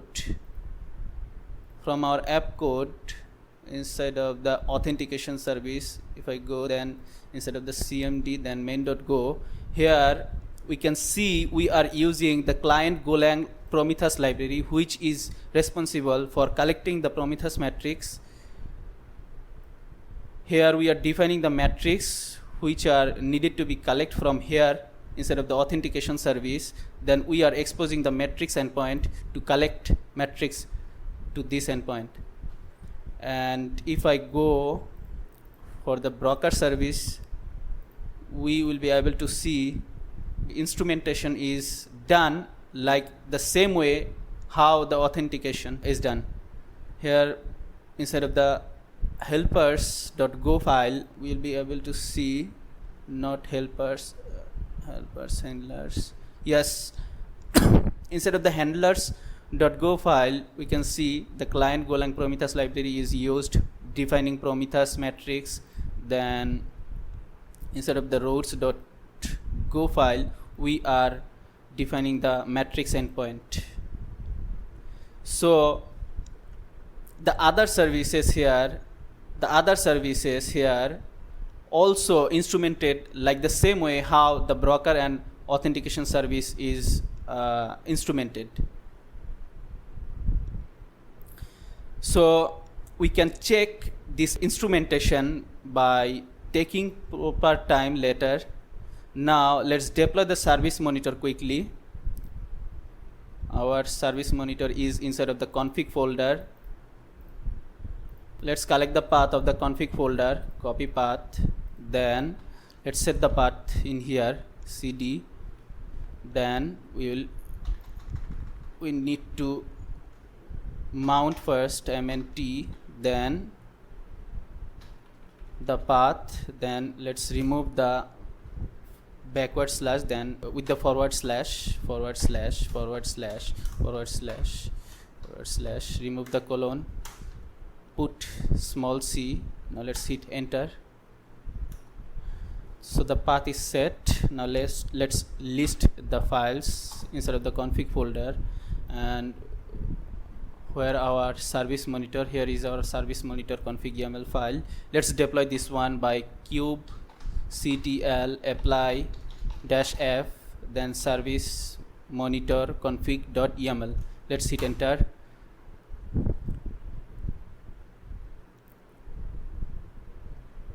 Created, service monitor created, authentication broker service monitor created, front end service monitor created, listener service monitor created, logger service monitor created, mailer service monitor created, Mongo, Postgres, RabbitMQ service monitor created. So all the service monitor are created, which are listed inside of this service monitor config.yml file. So now let's check the status by kubectl get service monitors.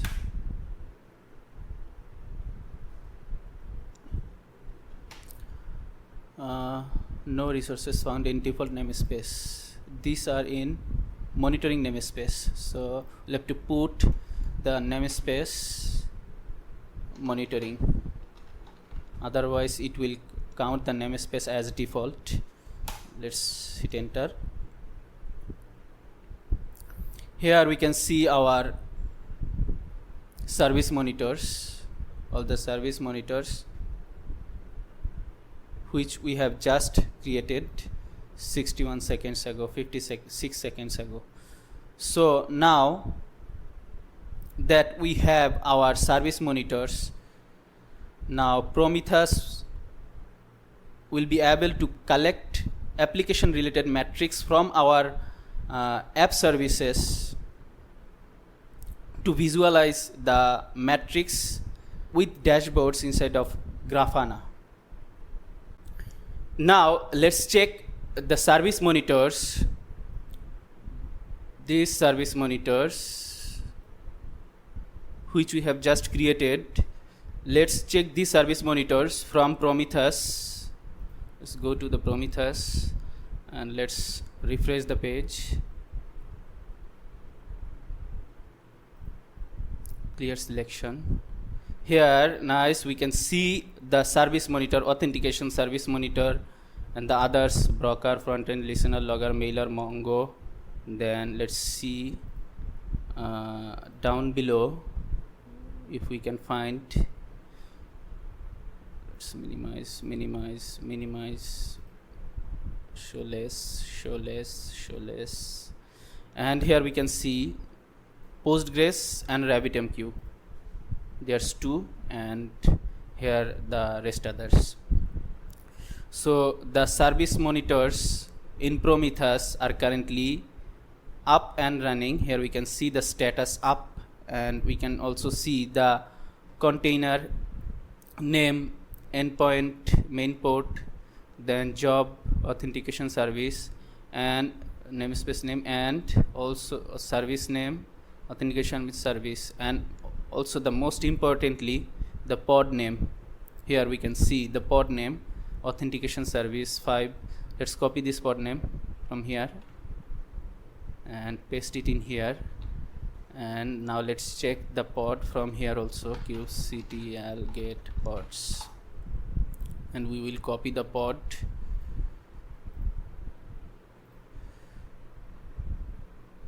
bf vvbf vvbf, then let's from here, let's copy this from here and let's paste it in here. So we can see 7vvf. So the pods are same, so it will select the pod and then it will collect the matrix for that pod for the resources. So here the service monitors for our application to collect app metrics are running. All the service monitors are running up and running. Now our application metrics dashboard should also work, as Prometheus is collecting metrics for that.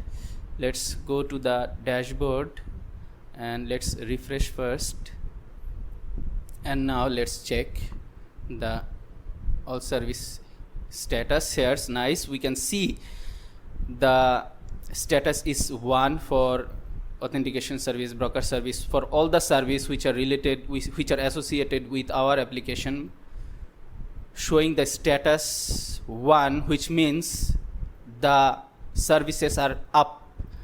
Before it was showing 0, which was meaning that the services was down, because the that was the default behavior of the dashboard, and which is why it was showing 0. Now it is currently running, we can see 111. Now let's see the others. Here, authentication is nice. Here we can see the total request. Here we can see the get request 0.133. Then here's some values. Most importantly, we can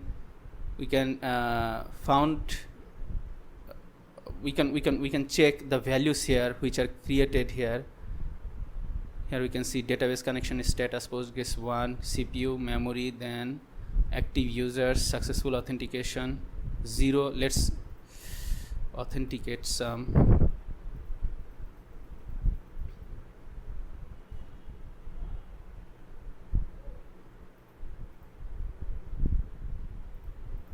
By test auth.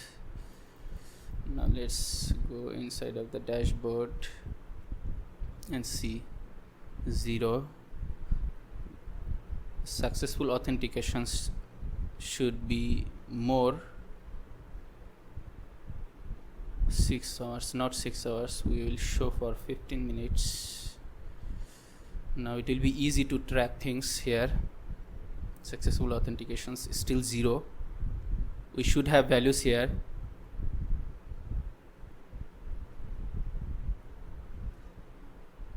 Here we can see total request has been updated. Here we should receive value now.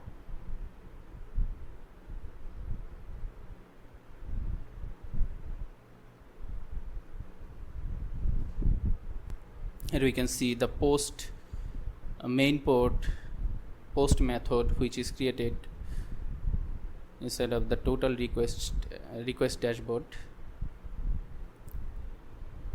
Request latency is also showing.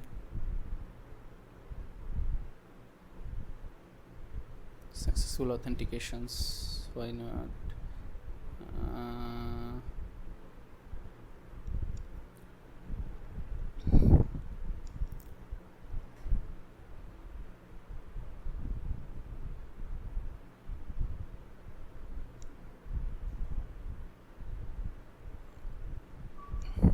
So let's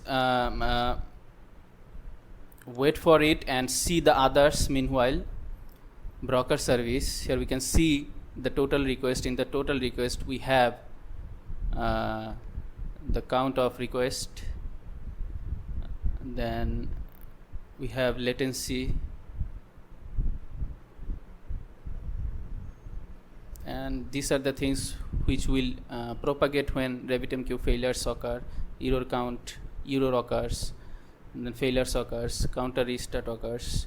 So this will propagate when failing, when there will be failing things. Now let's check again. Where is successful authentication? Why it is not coming? We have successfully authenticated. No? Yeah.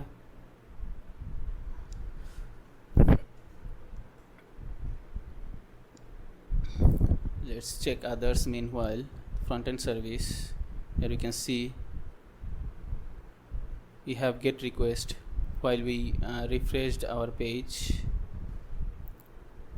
in last 15 minutes. Request status code distributions, request size distributions, then request size distributions, response size distribution, request latency, then listener service, RabbitMQ,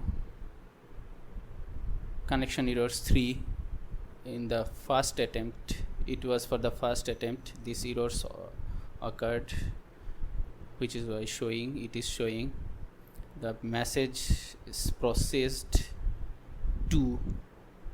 Okay, for RabbitMQ. Okay, RabbitMQ connection status, event handling alerts, we are receiving event handling alerts. Okay, let's ignore that. For the logger service, you can see log insertion total, then for the mailer service, there's no mail, we haven't sent any mail yet. Now let's check the successful authentication, active users, successful authentication, where successful authentication, there's no. Okay, maybe we need to restart the pods, then it will propagate correctly. So we can see all the application metrics are generating and collecting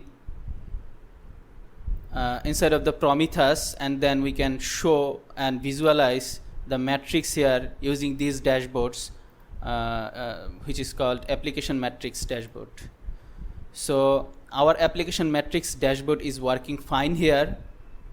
We'll work further with this dashboard once we install the monitoring Grafana setup with our ingress setup later to test things gracefully and validate our app reliability. So now, for now, let's move forward with our application to upgrade it. Now that we have successfully tested our application and the monitoring stack, Prometheus Grafana, using external load balancers, here we can see we do have 4 load balancers and the IP stack and the associated IPs here we can see. We can confirm that everything is working as expected here. We are able to access our application using the external IPs, reserved IP, and also for the Prometheus and Grafana, we can access our app and monitoring stack using the reserved external IP. And also for our application functionalities, all the functionalities are functioning correctly. Additionally, the monitoring stack, with the monitoring stack, the Prometheus is operating successfully by scraping metrics. Here we can see all the service monitors are up and running, so there's no issue.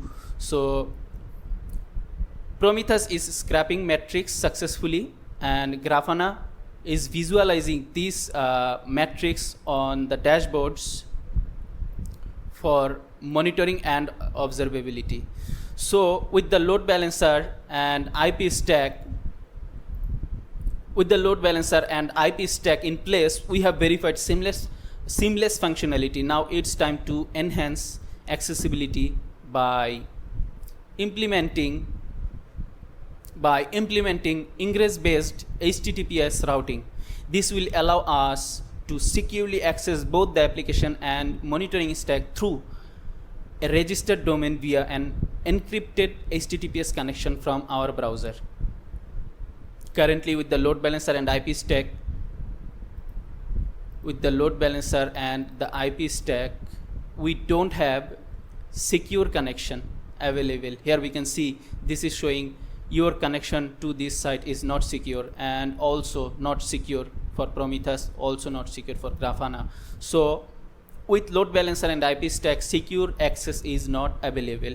To address this, we will transition to ingress-based HTTPS routing.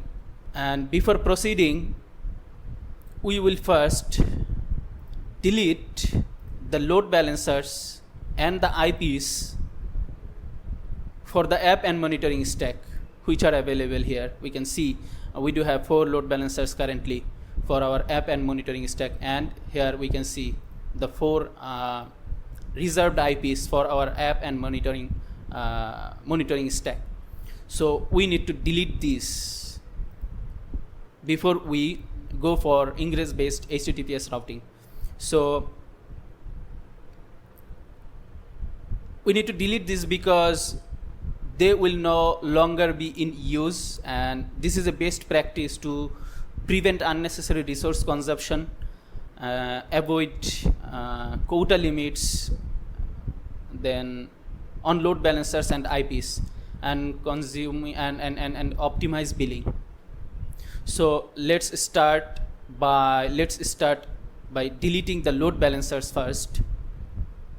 From here we can see there are 2 load balancers amongst these 4 which are associated with our application, and others 2 are from these 4 associated with the monitoring stack, and these are responsible for routing external traffic from our browser to the GKE cluster on and app resources.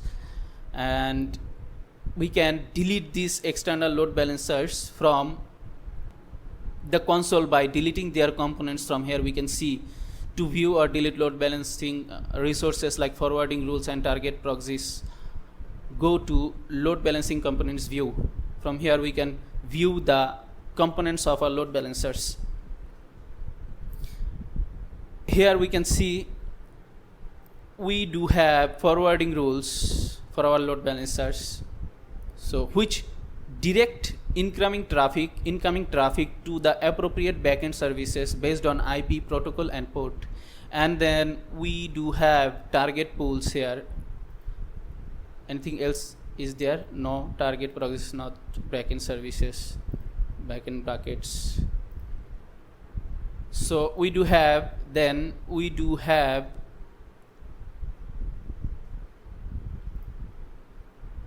after forwarding rules, we do have target pools,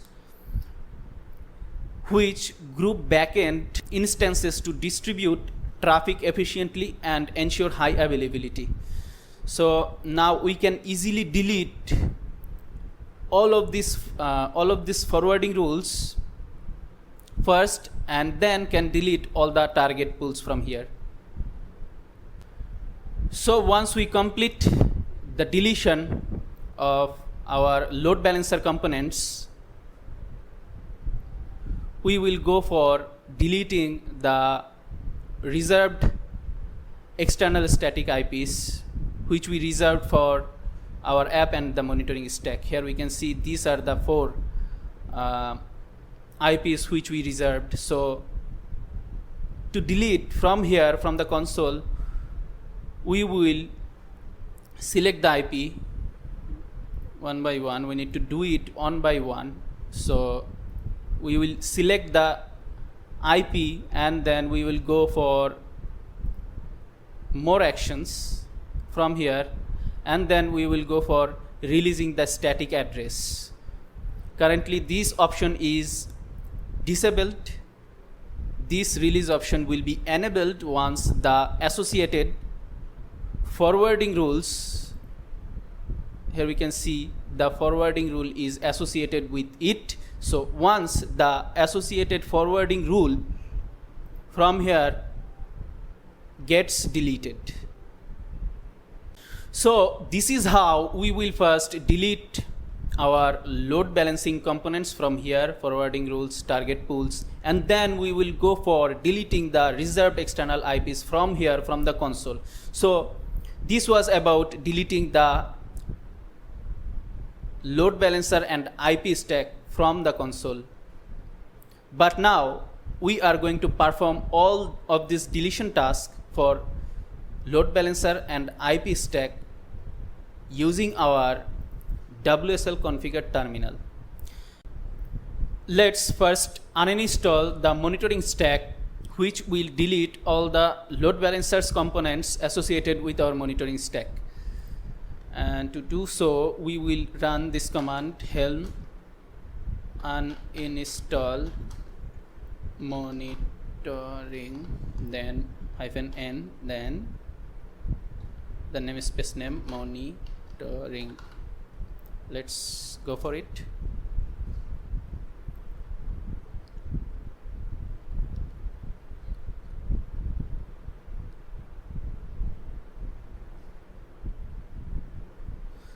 Release monitoring uninstalled. So the monitoring stack has been uninstalled successfully along with its associated load balancers components. Now let's validate that from the console. From here, let's refresh load balancing components. Here we can see 2 load balancer components from the target pools are deleted successfully, and also let's go for the forwarding rules. Here we can see also for the forwarding rules, 2 forwarding rules have been successfully deleted from here also. So the load balancers are deleted for our monitoring stack. Now it's time for deleting the reserved monitoring IPs. Here we can see we will delete Prometheus and Grafana. So let's go for that. And for that we will use this command gcloud compute address DDRESS delete, then the IP name here is Prometheus. Let's copy this, and then another one is Grafana for our monitoring stack. Let's copy and paste it in here. Now we will put the region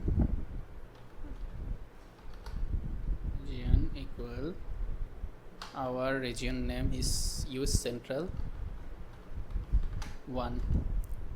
Now let's go for deleting the reserved IPs for our monitoring stack.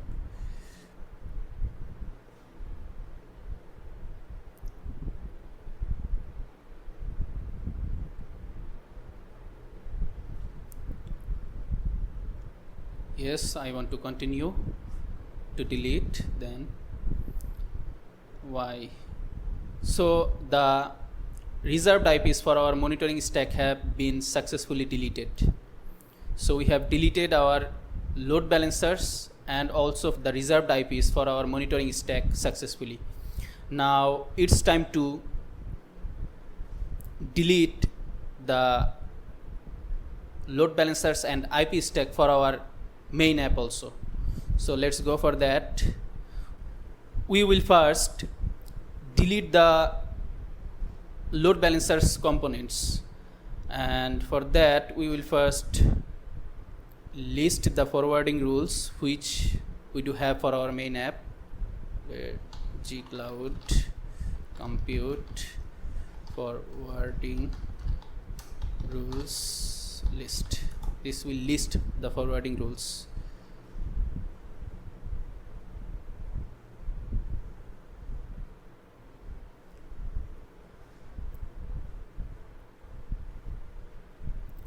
Here's our forwarding rules. Now let's delete these using gcloud compute, then forwarding rules delete, then the forwarding rule name,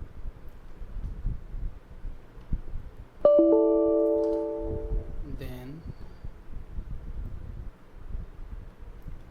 let's put these two together. 5. Now region, then US Central 1. Let's go for deleting the forwarding rules.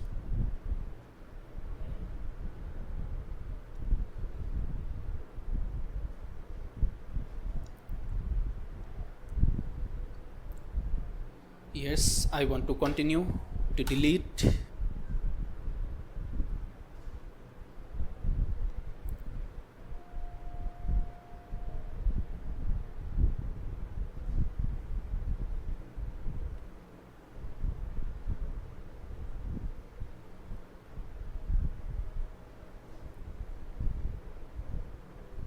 So we have successfully deleted the forwarding rules. Now it's time for deleting the target pools. Let's list the target pools. gcloud compute,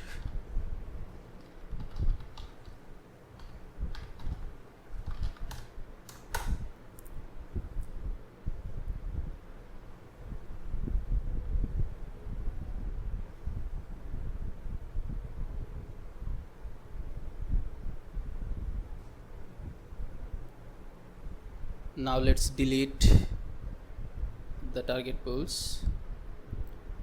gcloud compute, then target pools delete, then we will put both of the target pools together here.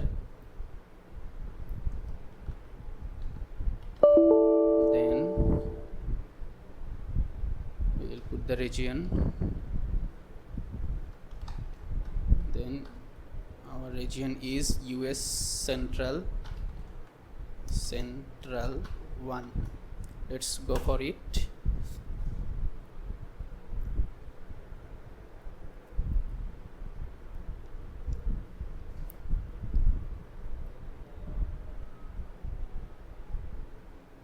Yes, continue. So we have deleted the target pools also, and with this we have deleted our deleted the load balancer components for our main app. Now it's time to delete the reserved IPs, and before we delete the reserved IPs, let's validate the deletion of the load balancer components from here. Refresh. Here we can see all the forwarding rules have been deleted, and from the target pools here we can see there's no target pools remaining. So we have deleted all of our load balancer components. So let's go for here, let's refresh. Prometheus and Grafana shouldn't be there. Yes, now it's time to delete these two which are associated with our main app. Here we can see we don't have any forwarding rules associated with these IPs. Now we can release static IPs after selecting. Oh, we can select multiple. We can select multiple and then we can release static address. So we will be doing that using our terminal, and we will use this command to delete our reserved IPs for our main app. gcloud compute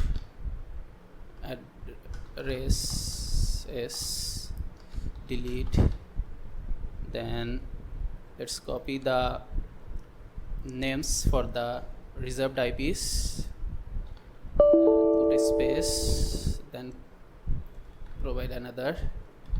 It's okay. Now let's put the region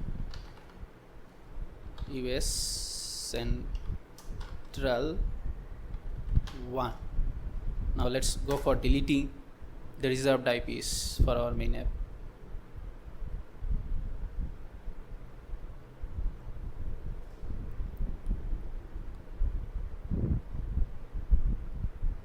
What happened? Unrecognized arguments, compute address is delete micro-SBC broker region US Central 1. Oh, we need to provide 2 hyphen here. Now let's go for it.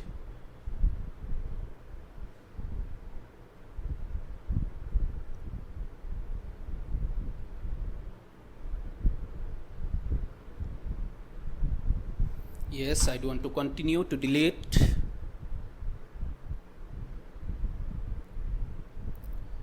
So we have successfully deleted our reserved IPs for our main app also.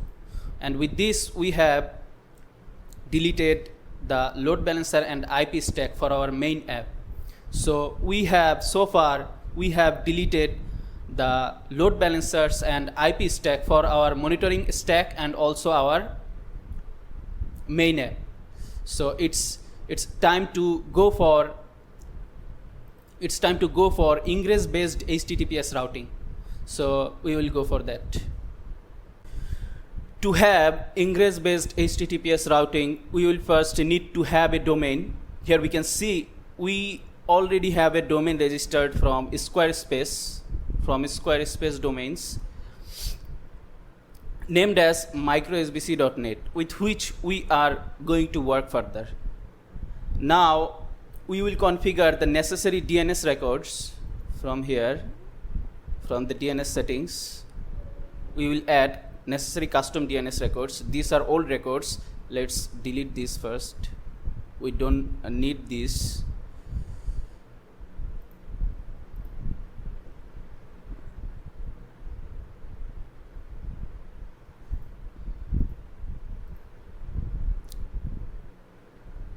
So we will configure the necessary DNS records here for our main domain, which is microsbc.net, and the subdomains which we are going to use to enable HTTPS based access and routing for our app and the monitoring stack in the ingress setup. And to do so, let's first reserve 2 global external IPs from the console. External IPs. So currently we don't have any global external IP reserved for our app and monitoring stack. Let's reserve for our application first. It will be reserved app IP. The name will be reserved app IP, and network service tier will be premium. IP version will be IPv4, and the type will be global. Let's reserve. This is for, here we can see the IP has been reserved, and we have got our IP here, this one. So with this we are going to use DNS records in here, custom DNS records. So this is reserved. Now this is for our main app. Now we are going to reserve another one for our monitoring stack. Let's reserve. Here we can see external IP. Now let's reserve another one for reserved monitoring IP, and the configuration will be same as the previous one. Reserve.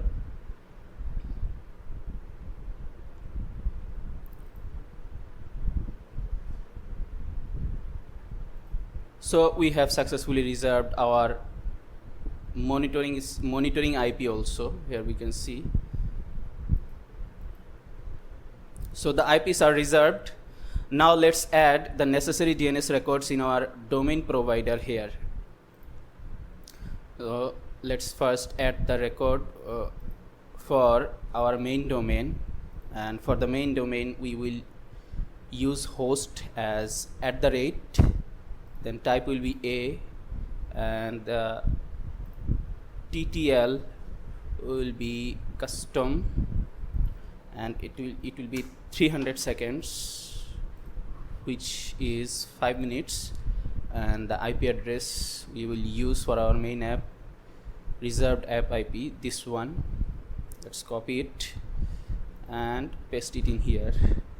So everything is okay. Let's save it. So we have added our first custom DNS records for our main app. Now let's add another one. This will be for broker, and for broker the subdomain will be broker, broker. So this is our subdomain, this is our main domain. So broker.microsvc.net, so that will be subdomain, and this is the host for our subdomain. Let's add a type A, and it will be custom TTL, which is 300 seconds for 5 minutes. Now let's add the IP address, and it will be the same as our main app's IP.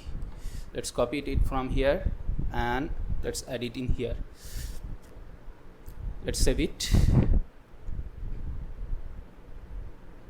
So we have successfully added the DNS record for our first subdomain, which is broker, and let's add another one, which will be www, and the type will be A as previous, 300 seconds, which is 5 minutes, and the IP will be same as our main domain. So it is okay. Now let's save it. So we have successfully added our main added DNS records for our main domain and 2 subdomains, broker and www. So this main domain and subdomain, we will use this main domain and the subdomains, these two, for our app, for our application. So this will be used for redirecting to the main domain from www.subdomain, and this will be used instead of our front end to communicate with the backend, with the broker service.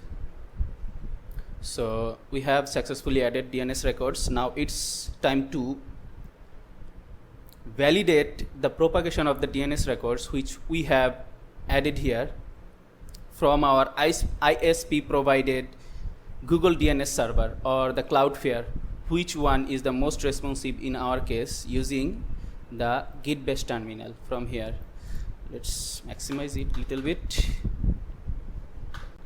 more. Now let's check and validate the DNS records which we have used. So let's first check our main domain, ns look up microsvc.net. Hit enter. Nice. So here we can see the DNS record for our main domain is resolving an IP address, and this should match our reserved IP. Let's see from here, 34.160.178.22. Nice. So it's correctly, the DNS record is correctly resolving the reserved IP for our main app. So let's validate the subdomains also. Broker microsvc.net for subdomain. What happened? Microsvc broker. Everything is correct. Everything seems correct here. What happened? Command not found. Oh, ns lookup, ns look up, then broker microsvc.net. So this is also resolving to the correct reserved IP 34.160.178.22. Nice. So let's quickly validate the third one also for www subdomain ns look up www.microsvc.net. Nice, it is also resolving the subdomain www.microsvc.net, also resolving to the correct reserved IP. Here we can see 34.160.178.22. Nice. So all the DNS records are correctly resolving to our reserved IP, and we can also check and validate the DNS records using this website called DNS lookup. Let's quickly test. Here we can see type is A, domain microsvc.net, owner Google LLC. So, and the name servers is showing here, which have been used in our domain provider Squarespace. Here we can see then this name servers is showing up on here. So our microsvc.net is okay here also. So let's quickly test the others. Broker microsvc.net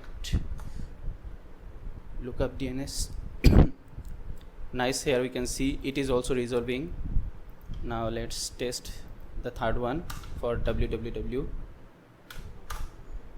lookup DNS. Nice. So we can also test and validate our DNS records from here by using this website called DNS lookup. Check all DNS records for any domain.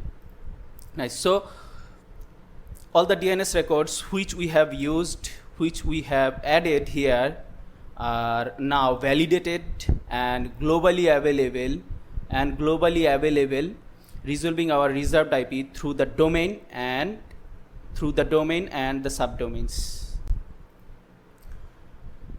Now finally we can go for getting our desired ingress based HTTPS routing, and for that we will have to apply for the SSL certificate, and simultaneously the SSL certificate, here we can see this is the configuration for our SSL certificate, Google managed SSL certificate, which we will apply for getting our desired certificate for our main domain, broker subdomain, and www subdomain for our application. And after applying for the SSL certificate, we will simultaneously deploy our pre-configured ingress setup from here. Here we can see this app ingress YAML file. We will apply this file after we apply for the SSL certificate. So let's quickly do that. Let's first apply the SSL certificate for our main domain and these subdomains for our application. So we will open up our terminal, WSL configure terminal.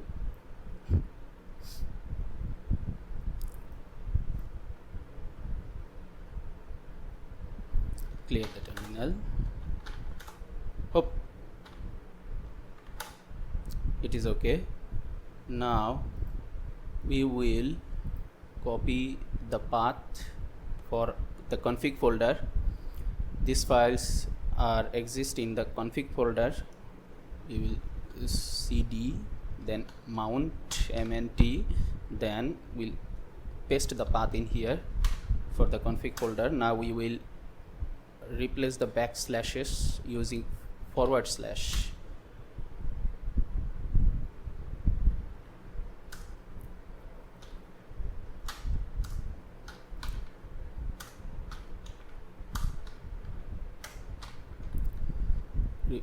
remove colon and place small c.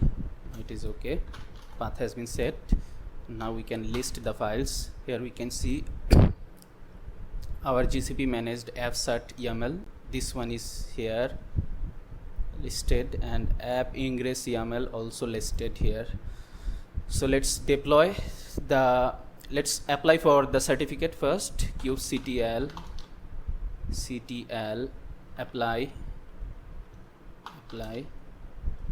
-f, then GCP managed app cert.yml. Let's quickly apply for the certificate.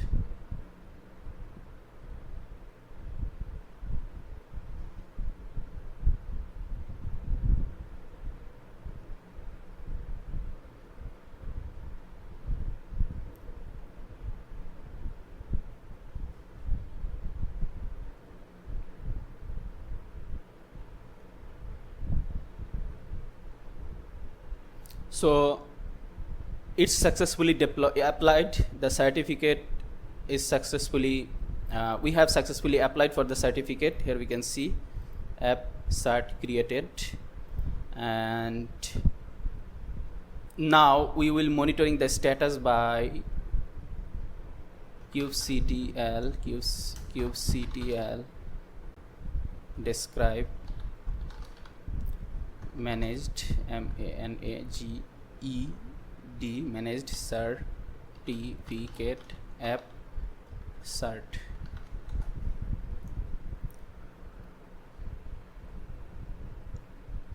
The certificate is provisioning. Here we can see for all the domains and the certificate status. So the certificate is currently provisioning, and it can be it can take up to 30 minutes to a couple of hours to get provisioning to active, or even less. For example, can take a couple of minutes to active. So let's wait until it becomes active, and meanwhile let's quickly deploy our ingress setup for our main app. Let's first update the front-end YAML and broker YAML file here. Let's update the broker URL here. We can see, comment this one for IP, and let's uncomment this one.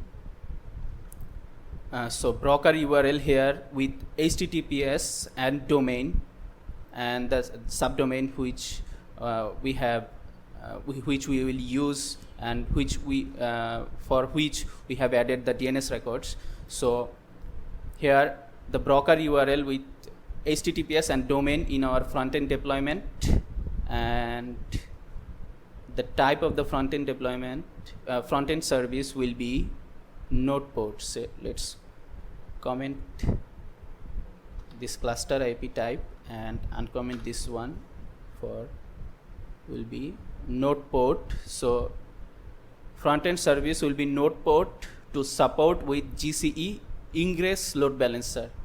So let's apply this file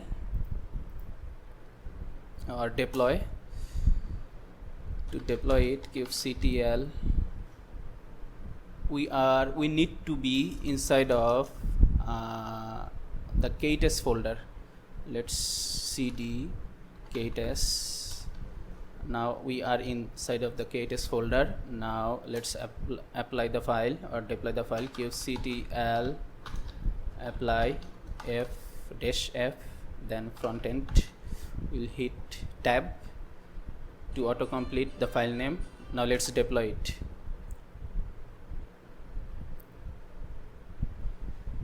So the file has been successfully deployed, and it's updated the deployment and service for the front end. Now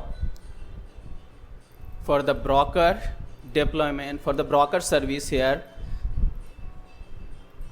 the type will also be node port. Let's comment this one for the cluster IP and uncomment this one for the node port.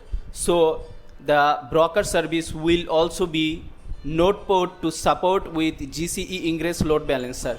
So let's apply this file also, kubectl, then broker YAML. Let's apply or deploy this file also. So it's successfully deployed and updated the service for the broker. Now let's check the status for both of the deployment and service. First, kubectl get pods. Here we can see the front end deployment has been updated 88 seconds ago. And where is broker? No, we haven't updated the broker deployment. We have just updated the front end deployment and have updated the front end service and the broker service. So let's check that. kubectl get svc.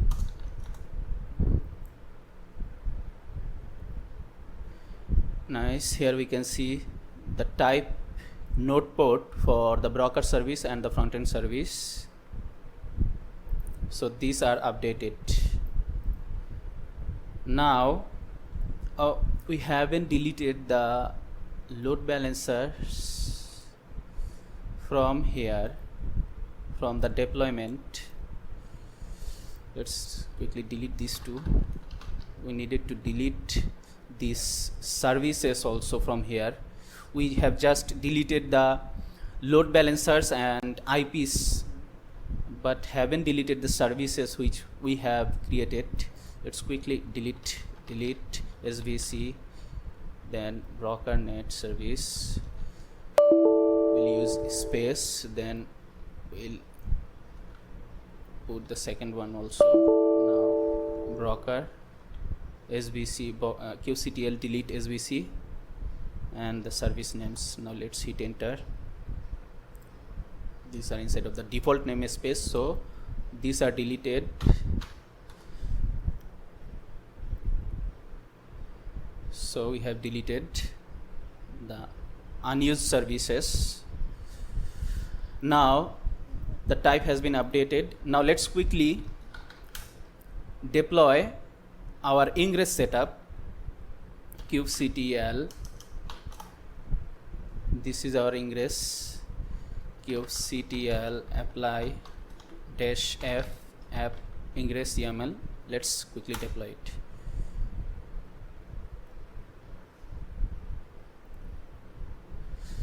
It's successfully deployed. Here we can see app ingress created. Now we'll be monitoring the status of it by kubectl get ing. Here we can see app ingress and our three main domain and the subdomains which we have used inside of the inside of our ingress setup. Main domain and the subdomains, these are listed as host, and we haven't get the this app ingress hasn't assigned the external IP. So the ingress should be assigned our reserved external IP within a few minutes, typically taking around 5 to 10 minutes. So let's wait, and meanwhile let's talk about the GCP managed certificate and GCP managed certificate and our ingress setup. Here this YAML file with which we applied for our certificates earlier defines Google managed SSL certificate, for specific domains, microsvc.net and its subdomains, broker, two subdomains. Here you can see, since wildcard domains for example *microsvc.net, like this, how *microsvc.net, since wildcard domains, this can be called as wildcard domains. So since wildcard domains are not supported like this, SSL certificates must be explicitly applied to each subdomain. Here, like here, we have done for the managed SSL certificate from Google. And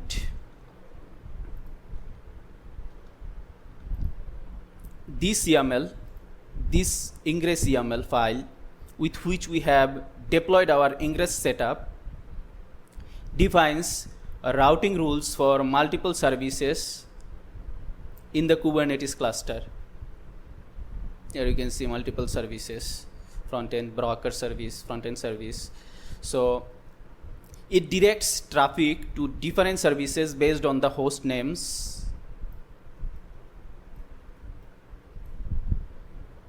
For example, microsbc.net broker .microsbc.net www.microsbc.net.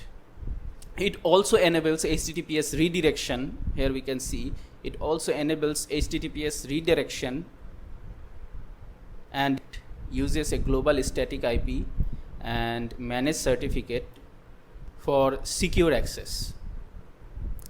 So now let's check the status of our certificate and ingress again. Let's clear the terminal. Now let's check the status. qctl describe. We can find our desired command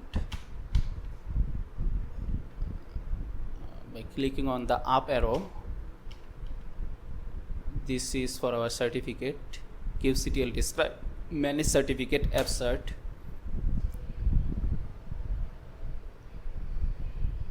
So the domain and subdomains are provisioning, and the certificate is also provisioning right now. Now certificate is still provisioning, and let it provisioning, and let's check our ingress status.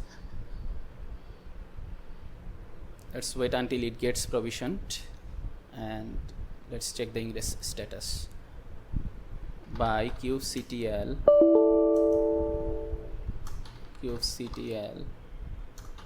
get ing. This we can write. This is short command. Nice. Here we can see the ingress got assigned our reserved external IP. So we have got the external access and routing for our application. Now we need to wait for the certificates to provision. We'll be checking the status of it by this command, and we'll have to wait until the certificate is getting provisioned.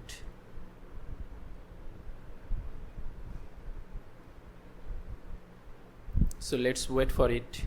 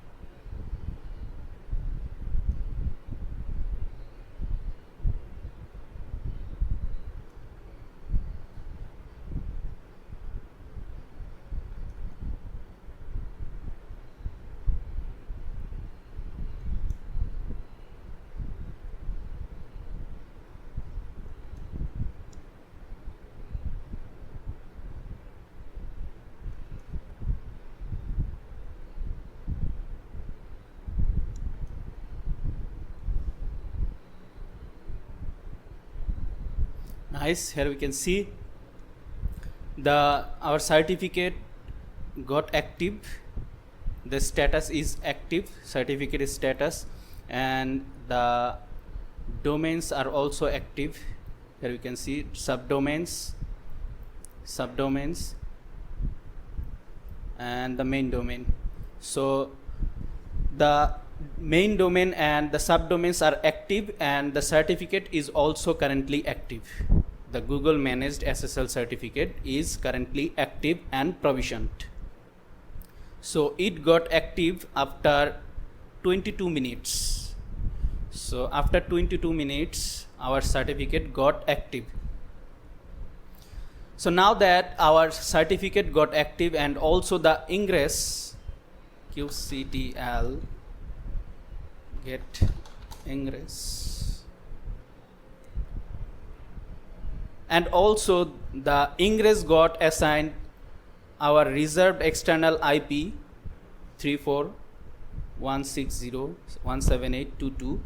We can check 34.160.178.22 for our main domain and subdomains. So our certificate got active and the ingress got our reserved external IP. Now we should be able to get HTTPS based secure access and routing to our application. So finally, let's test our application in the browser using the app's main domain. This one, microsbc.net. Open a new tab. Let's paste it in here. Now let's hit enter. Nice. Here we can see our application is, we can access our application using our main domain inside of our browser. So we can access our application. Now let's test the functionalities. Nice, broker is working, RabbitMQ also, the test auth, nice, authenticated mail, yes, nice. Now for RPC, gRPC, both are also working fine as expected. So the functionalities are also working as expected. So our main domain is resolving to our application, and we can access our application, and the functionalities are also working. Now for this subdomain www.microsbc.net, we will manually add a redirect rule using the console. From here, let's go to LoadBalancers, refresh. Here we can see we have got the load balancer after applying our ingress. So this load balancer is for our ingress. So we will add a redirect rule for our this subdomain www.microsbc.net using console from here by editing this ingress load balancer. Here we can see the actions, 3 dot icon. Let's go for the edit from here, from the 3 dot icon, actions, and then let's go for the edit.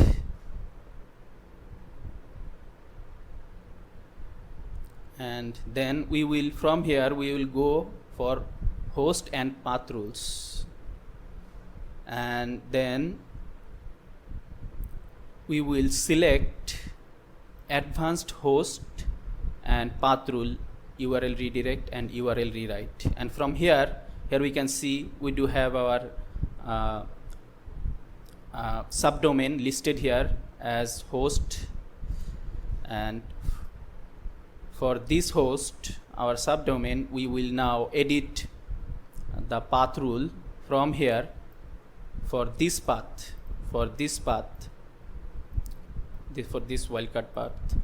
Now let's edit this one from this pencil icon, and now we will select redirect the client to different host path, this one from the under the actions, and then path is okay here, and then host will be microsvc.net. So this is the host which to which we will be redirected from our subdomain.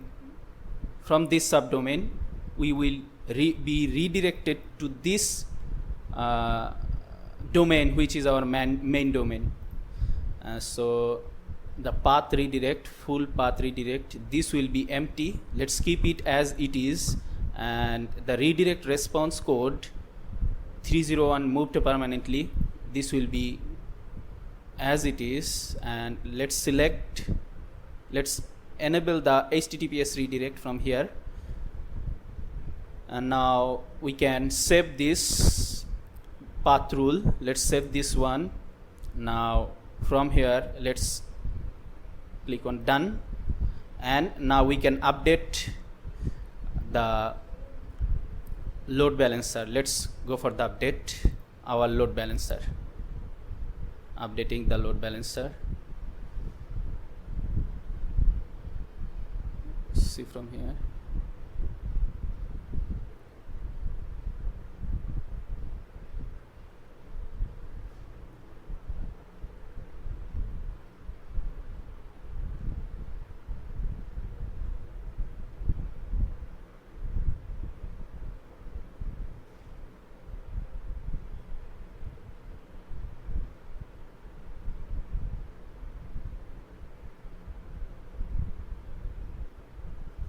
Nice, here we can see our load balancer has been updated successfully from the notifications. Now we will be able to redirect from microsvc www.microsvc.net. We will be able to redirect from www.microsvc.net to our main domain. Let's check that. Let's hit enter. Nice, here we can see we have redirected to our main domain, which is microsvc.net, and the connection is secure. Here we can see we have got the HTTPS access for our application. Here we can see the connection is secure, and also for our main domain here, the connection is secure. So we have got the HTTPS secure access, and also have redirected from www.microsvc.net subdomain to our main domain microsvc.net. So our application is working fine. Our application is working fine, and we can access our application through a secure communication channel. Connection is secure now, and also we have redirected from our subdomain www.microsvc.net to our main domain. Check that again. To our main domain. Here we can see. Now it's time to talk about the application, its functionalities, its functions, and the request and response flow within the application. And before we talk about the application, we do need to understand how the request and response flow, within the infrastructure which we have built in GCP Cloud. Let's quickly jump into it. So here's the architecture diagram that provides an overview of the infrastructure we have built on the Google Cloud Platform GCP. Now to understand how the request and the response flow within the infrastructure, let's see at first what happens when there is an inbound traffic to our web app services, running in Kubernetes cluster. For example, when we are accessing our application, this red line here is representing the flow when we are accessing our application from the browser. So when we are accessing our application, when we enter our app domain in our browser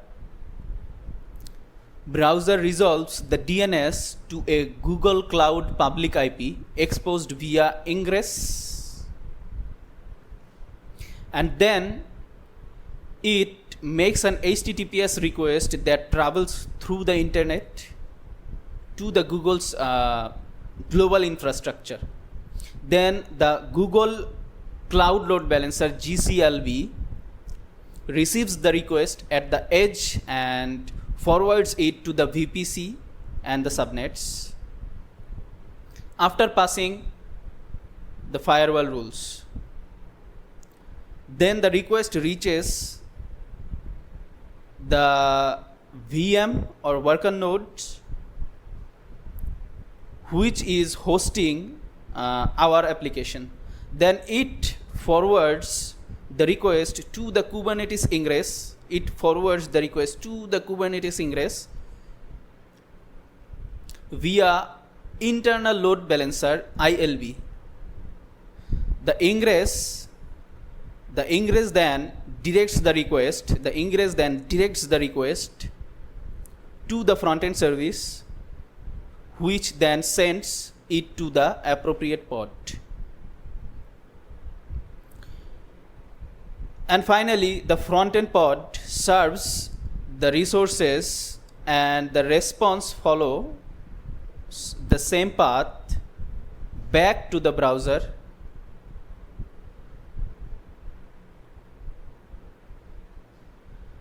The browser then interacts with the application as a client, making additional API requests. For example, when testing our application, for example, when testing components such as the broker, RabbitMQ, authentication, mail, RPC, gRPC services from the browser as a client. So this was the flow when accessing the application in the browser. Now let's see what happens when we request an application resource via kubectl while managing the Kubernetes cluster. And here we are representing this flow using these green lines. Here we can see. So when we execute a kubectl command, the kubectl client sends the request over the internet to the Google Kubernetes engine, GKE, or the container API, where it is processed. The request is then forwarded to the appropriate subnet inside of the VPC after passing through the VPC firewall rules.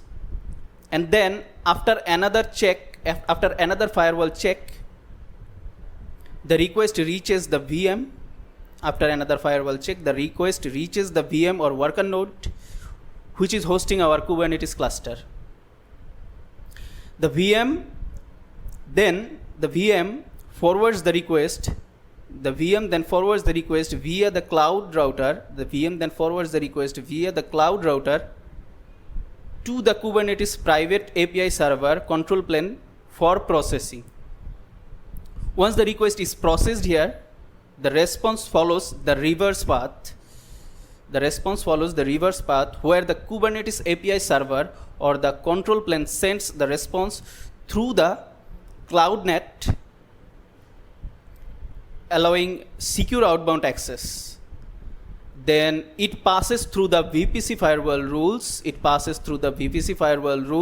Before reaching the VM or worker node. Before reaching the VM or worker node, and then the response continues through the VPC firewall rules, and then the subnet, then reaches the Kubernetes engine API. And from there, it travels back over the internet to the kubectl client. So this flow ensures secure and efficient communication between kubectl client and the Kubernetes cluster. So this was the flow. This was the flow when requesting an application resource via the kubectl. And finally, to understand the request and the response flow within this cloud infrastructure for our application, let's see what happens when a pod inside this private GKE cluster makes an outbound request to an external service outside of this VPC. And here, these blue lines here are representing the outbound request and the response flow between the pods inside the Kubernetes cluster and the external services outside of the VPC. So when a pod initiates an outbound request, the request originates from the pod inside the private GKE cluster and is routed through the cloud net for secure outbound access, and then it passes through the VPC firewall rules and sent to the VM or worker node's network interface.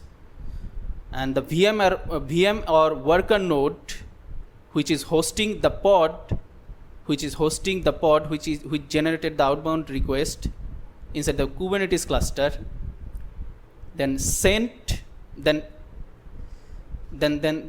the request to the subnet after passing VPC firewall rules.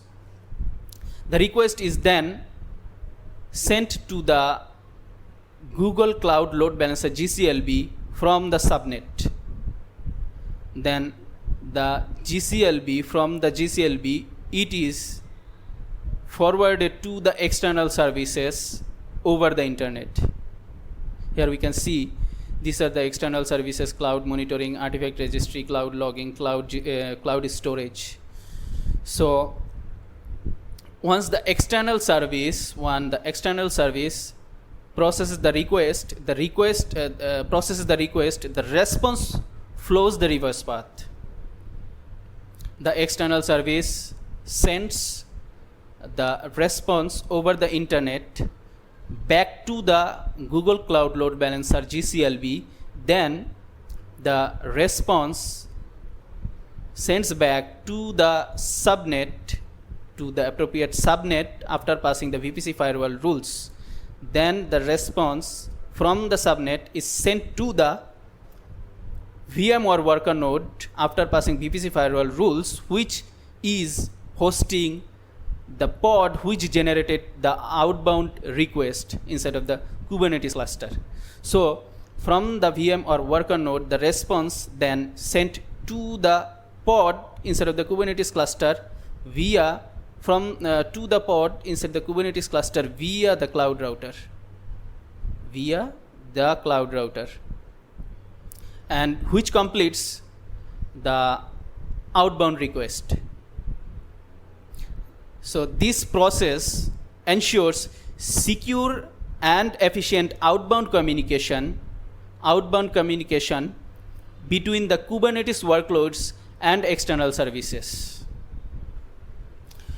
So this was the flow for the outbound request and response between the Kubernetes pod or workloads and the external services outside of the VPC.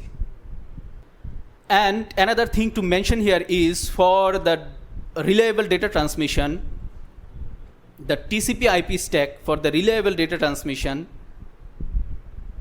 the TCP IP stack is utilized here for all the type of traffics which we have discussed, which include the inbound traffic for routing request to a web app service, inside of the Kubernetes cluster. And another inbound traffic is for requesting application resources from the Kubernetes private API server or Kubernetes control plane. And there is the outbound request from the Kubernetes cluster to the external services outside of the VPC for handling updates, pulling container images, and connecting to the external services. So these were all the inbound and outbound traffics which we have discussed so far. And since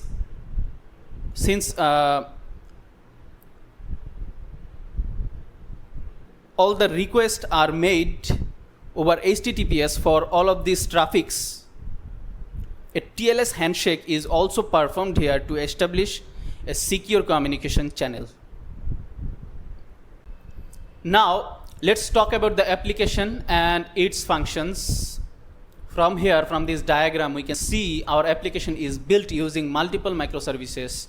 Here we can see auth service, broker service, logger service, mailer service, listener service, and the third-party services, MongoDB service, RabbitMQ service, Postgres service, Mailhawk service. So these are the multiple microservices which we have used to build our application. And to test these microservices and the intercommunication between them, we do have 6 different functionalities within our application. Here we can see where each of the functions simulates real world functionalities such as status check, messaging, user authentication, email processing, and the logging, test RPC log and gRPC log. So, and to simulate these functionalities, these microservices establish intercommunication between each other and interact with the external clients, such as browser, like how we have used here from our browser. And we can see this diagram. From this diagram, all the microservices are here will act like an independent software module, and then after establishing the communication between each other, this will together this all together will act like the microservice application like ours. And here we saw, while testing the functionalities, the application ensures smooth communication between the services with UI text responses, confirming successful processing for each of the functionalities. Now we will try to illustrate how these functionalities establish communication, like this, how we have tried to illustrate using this diagram. So we will try to illustrate how these functionalities establish communication between the microservices using source code and the necessary diagrams, like this, how this is for accessing the application from the browser, and this is for the test broker, this is for the test RabbitMQ log, this is for test authentication, this is for test mail, and this is for test RPC log, and finally this is for the test gRPC log. So we will use these diagrams and the application code, source code, which we do have, we will use those to illustrate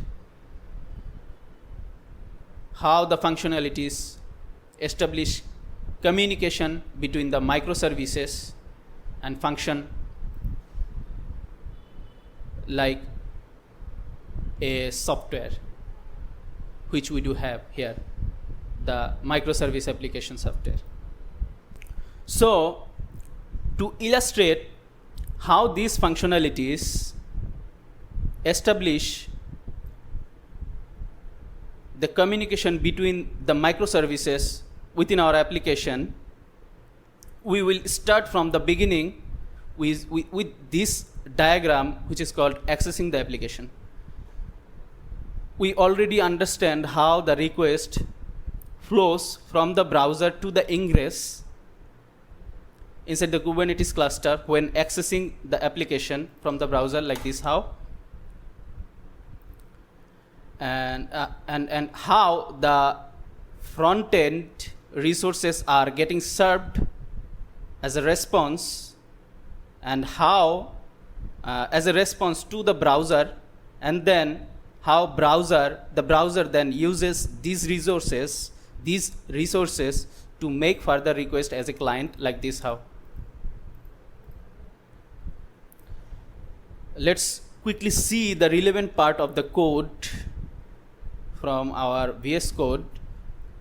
Here's our ingress file inside the config folder. This is our ingress file, where the first rule routes traffic for microsvc.net to the appropriate front-end service when accessing the application from the browser, like this, how. The request reaches the ingress here. This is our ingress configuration. The request reaches to the ingress, and then the request forwards to the front-end service based on this rule.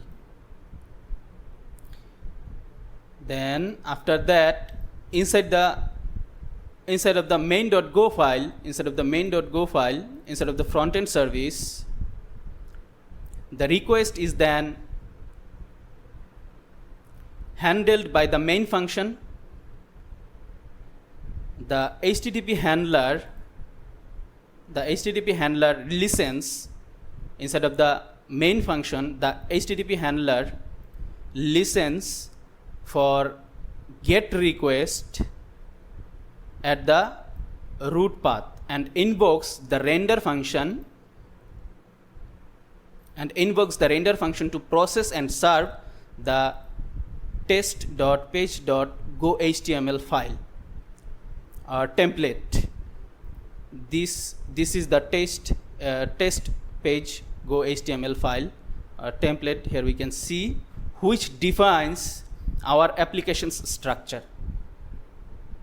And after applying some necessary styles, we get our front-end UI displayed here in the browser, like this, how.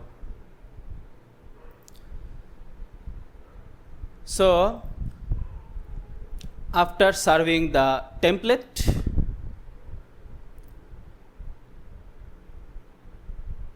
inside of the render function, this is the create template cache function. So after serving the template, the create template cache function inside the render function helps loading the templates, all the templates which are there inside of the templates folder.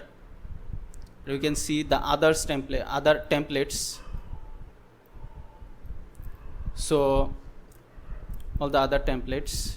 So the create template cache function inside of the render function then helps loading the templates efficiently by storing them in memory or RAM, so they don't have to be reloaded and processed every time a request is made. So this is getting served from the RAM or our memory, and this how the front end is getting served after accessing the application from our main memory. Now it's time to test our application's functionalities, and we will start by testing the broker. So let's test the broker.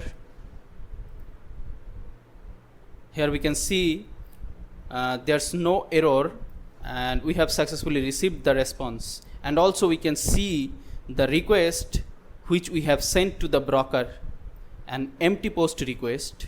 We have made an empty post request just to receive a message confirmation, and that's why we have made an empty post request to the broker.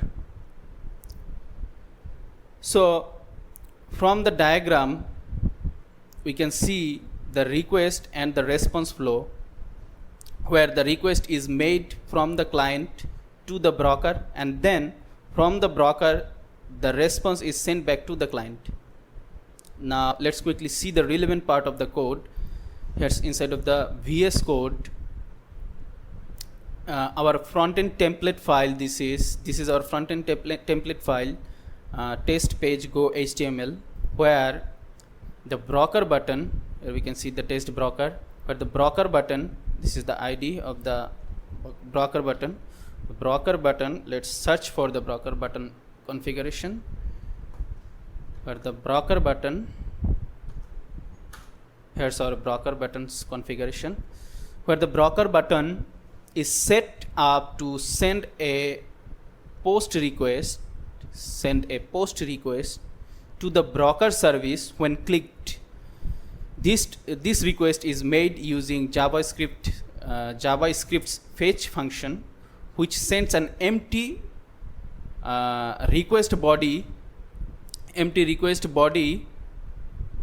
to the broker URL. Once the response is received successfully, it updates the UI. It updates the UI to display the broker service response. Here we can see the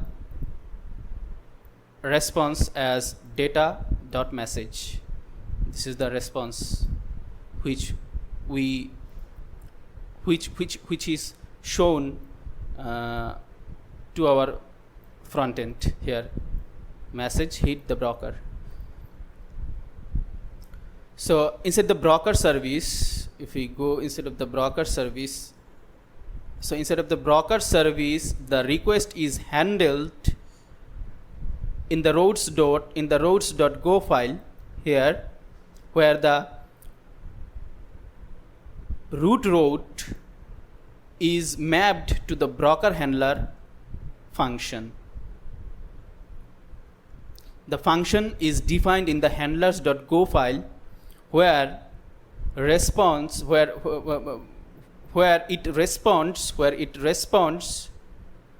a simple JSON message confirming that the broker was successfully hit. Here we can see hit the broker. So inside of the front end here, the front end first received the response from the broker, and then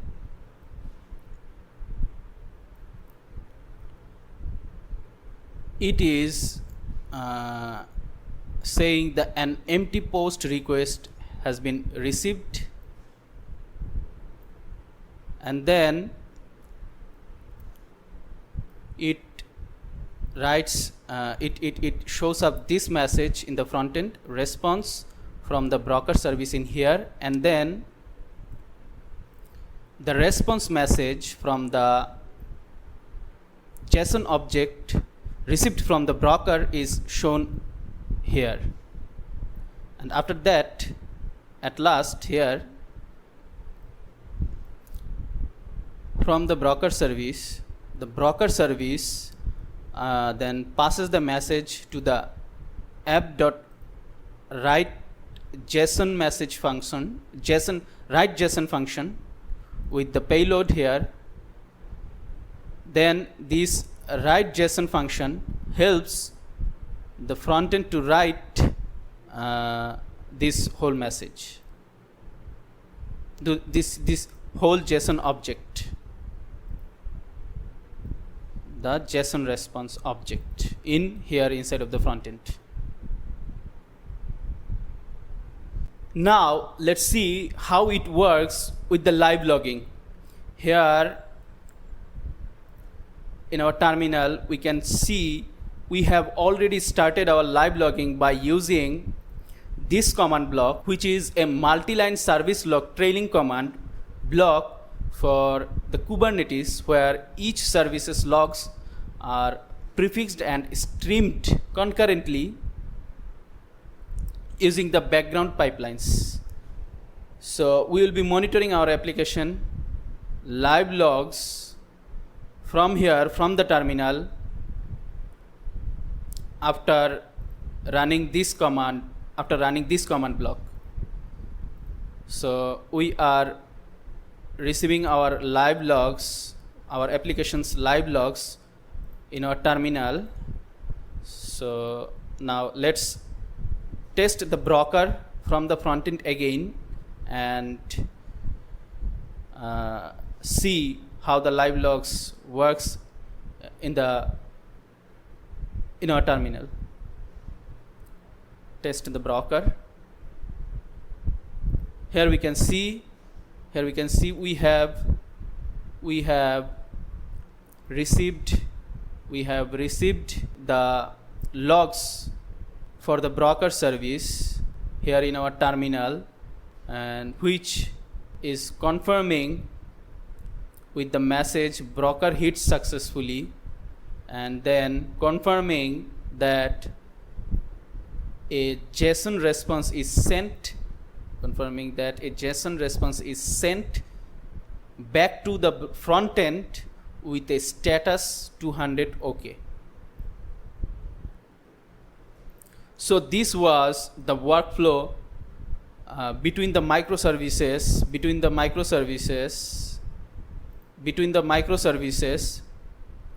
when we clicked the test broker button from the front end. So a real world example of this functionality would be a status check or a ping request to verify that the middleware is online and responsive, like here how we have tested and verified from our terminal with our live logs. So our middleware is right now online and responsive.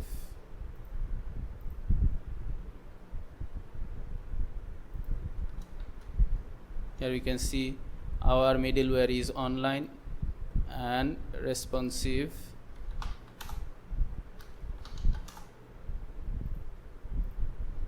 Here we can see our middleware is currently online and responsive. Successfully, broker hit successfully, attempting to write JSON response with 200 status OK. Now let's test the RabbitMQ log. Test RabbitMQ log. So there's no error and we have successfully received the response. And also here we can see the request which we have sent to the broker. Now to speed up the process, we will not go through the code for this test RabbitMQ log function. We can check the source code later by taking proper time. Now from the diagram, let's quickly illustrate the request and response flow. Here the client sends a post request which is read and parsed by the broker service. Then the broker service pushes the event to the RabbitMQ for processing. If the RabbitMQ returns no error,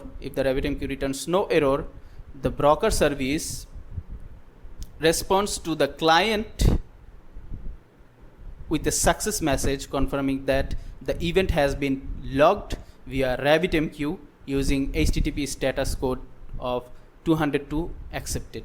And this is where we have received the response inside of our front end here, logged via RabbitMQ. This is the respondent message from the broker. So after we receive the response from the broker,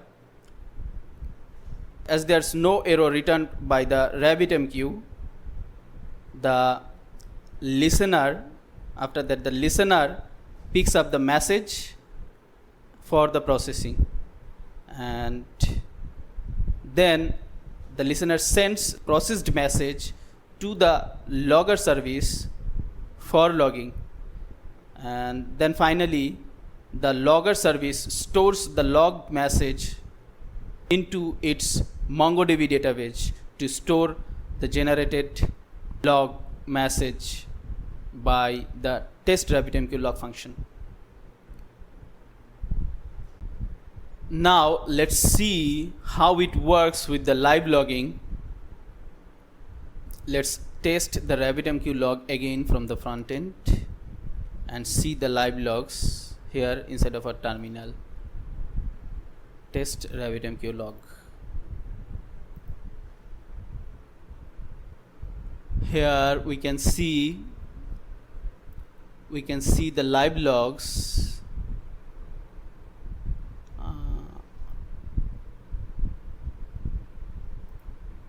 from here.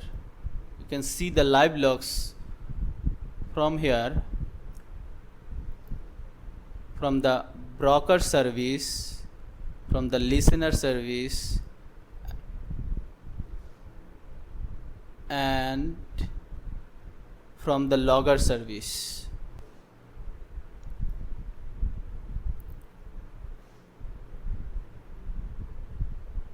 So first the broker service up to here. The broker service first confirms that the request has been processed and logs details about RabbitMQ message handling. Then it confirms that the event is logged via RabbitMQ to send a JSON response with a 202 accepted status. 202 accepted status to the client. And meanwhile the listener service picks up the message, which is then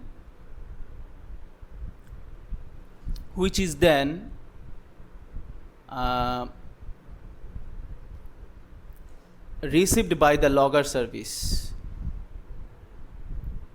and the logger service finally stores the log entry in the MongoDB database with a message indicating successfully logged entry.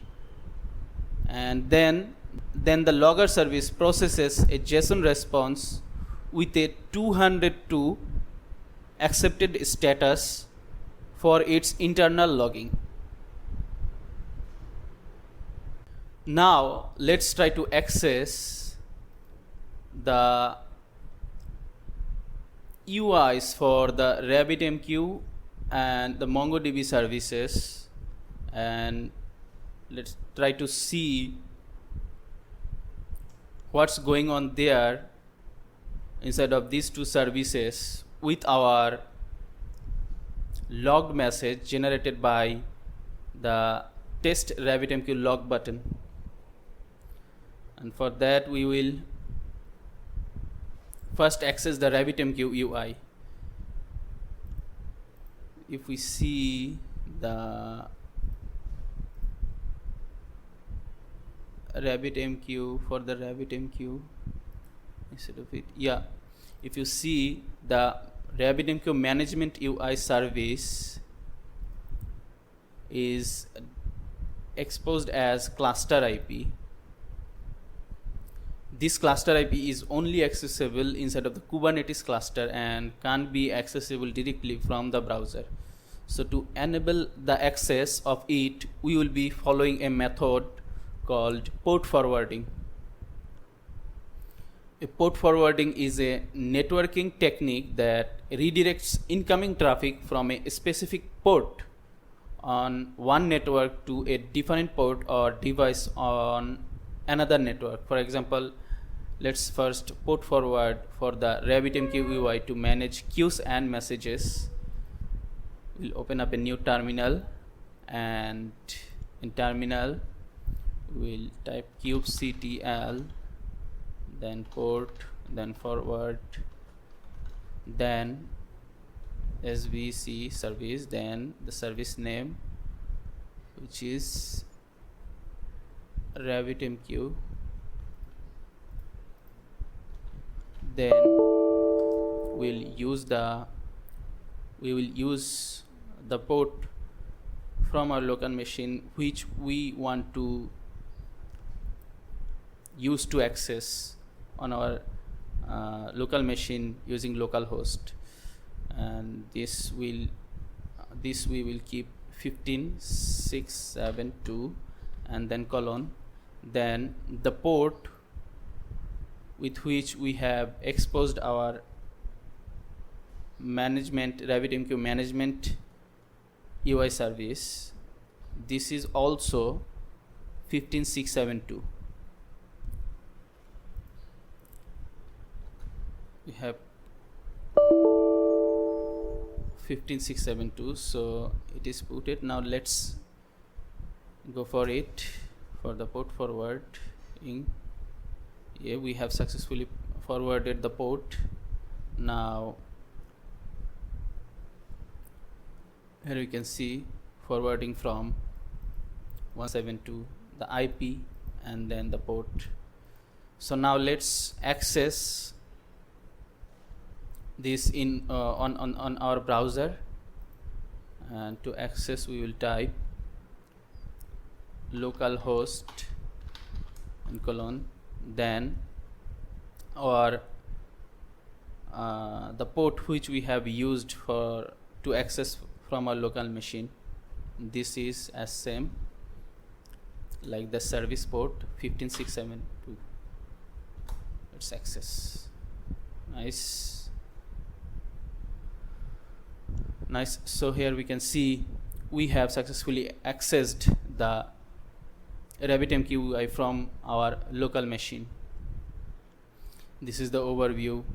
Here we can see the nodes where there we can see our RabbitMQ pod name here, and then there is connections which is showing the status of the RabbitMQ management UI server, and channels,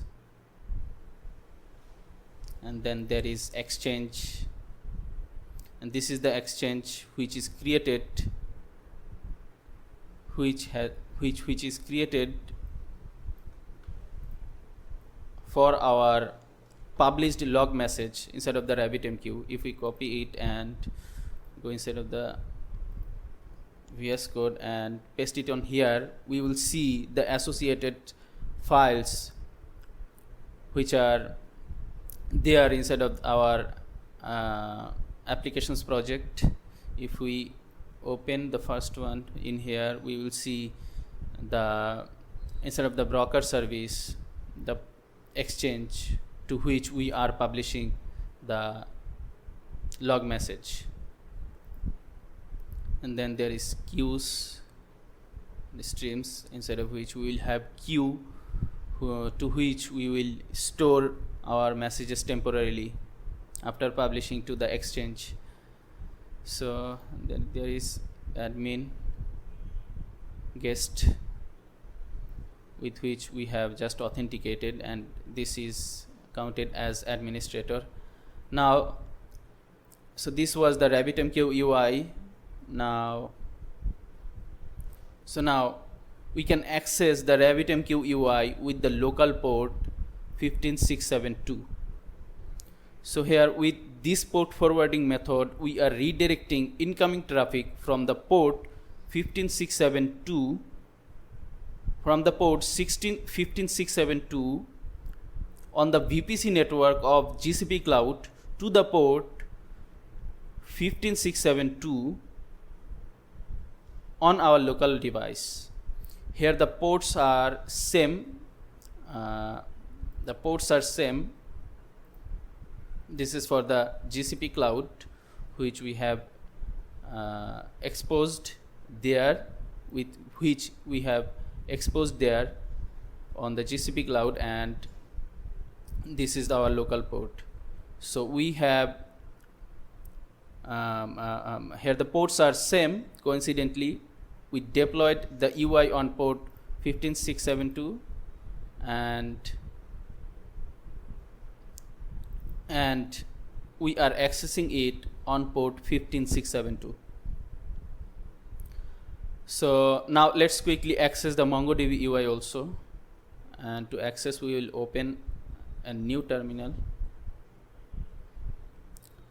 So we will use the same port forwarding method to access the MongoDB UI, because here if we see Mongo Express, the Mongo Express, which is the service with which we are going to access our MongoDB UI, which is also exposed as cluster IP, we can see. So we will use port forwarding method to access it, to view and manage the database of unstructured high volume data, logs, the RabbitMQ logs here. So in the terminal, we will type qctl port forward, then service, then Mongo. It is Mongo Express. We can copy it, not from here, from here. Let's copy it and then paste it in here. Now we will use the port to which we want to access the Mongo Express UI. We want to keep it 8081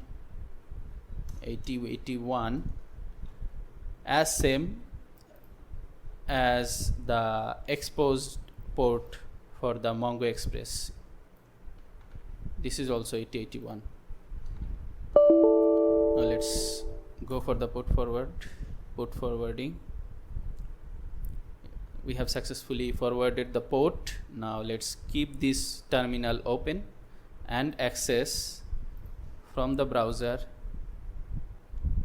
our desired MongoDB UI. To access, we will type localhost, then the port will be which we have used for our local access, which is 8081, the same port. Let's access it. Nice. Here we can see we have successfully accessed the MongoDB Mongo Express UI for the MongoDB database, and this is our database, logs database. Let's see it or view it, and this is the collection, the same named as same like the database. View it. Nice. Here we can see all the stored logs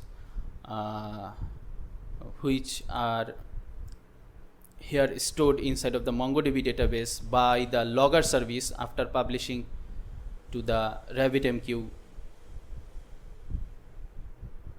So we can see the stored data, stored log data. Now these data are stored in ascending order. Here we can see. So our inputted data, which we have just inputted from our front end by the test RabbitMQ log button, will be at last. Here we can see this is our, this one, this one is our last data which we inputted by the test RabbitMQ log event, some kind of RabbitMQ data, and the date, created date, created, updated, the same date. So this was the MongoDB UI. So this was the workflow between the microservices, when we clicked test RabbitMQ button from the front end. So this was the workflow between the microservices.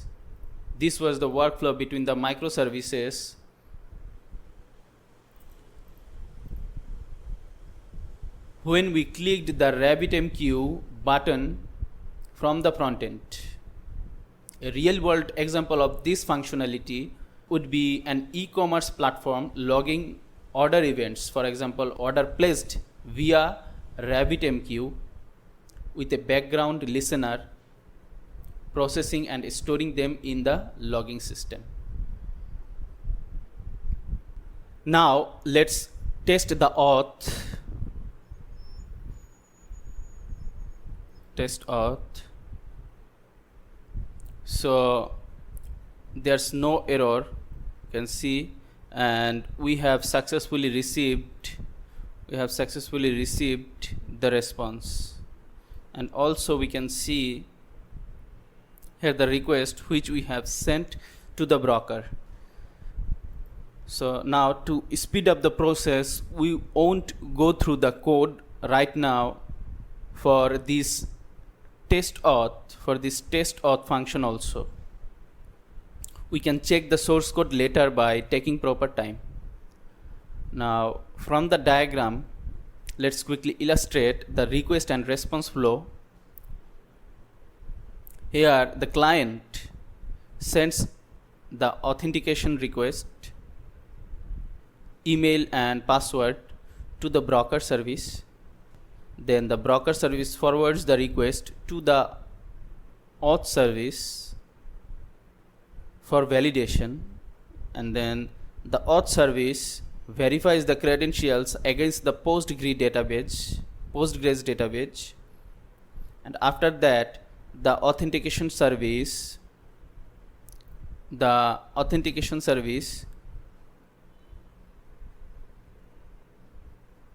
auth service logs the authentication event in the logger service, and then the logger service stores the log in MongoDB, and then it sends a confirmation to the auth service. After validation, the auth service sends the success message back to the broker service. And lastly, the broker confirms successful authentication with a 202 accepted response to the client. Now let's see how it works with the live logging. Let's test the auth from the front end again and see from here in the terminal our live logs. We can see the live logs is running currently. Let's clear the terminal. We will clear the terminal quickly and then we'll try to see the live logs. It will be hard to track. Let's clear the terminal quickly and test the auth again. I'll have to do it quickly. Test auth. Here we can see from the broker the live logs from the broker, then auth, then the logger service. You can see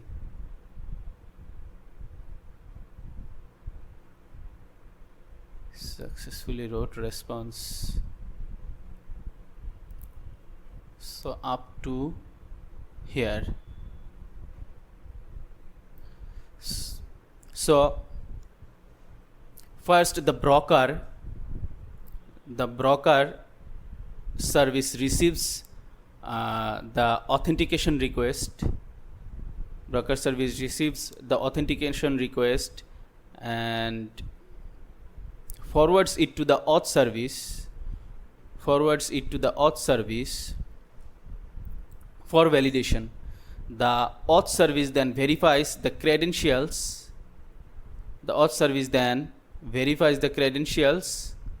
And credentials against the Postgre database. Once validated, it logs the authentication event in the logger service. Here,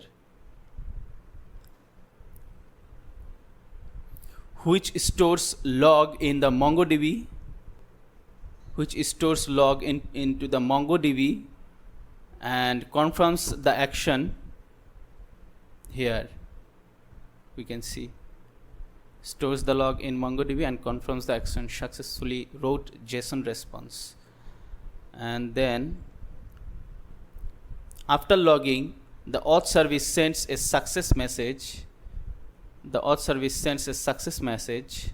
Request completed, authentication request completed, back to the broker. Here the auth service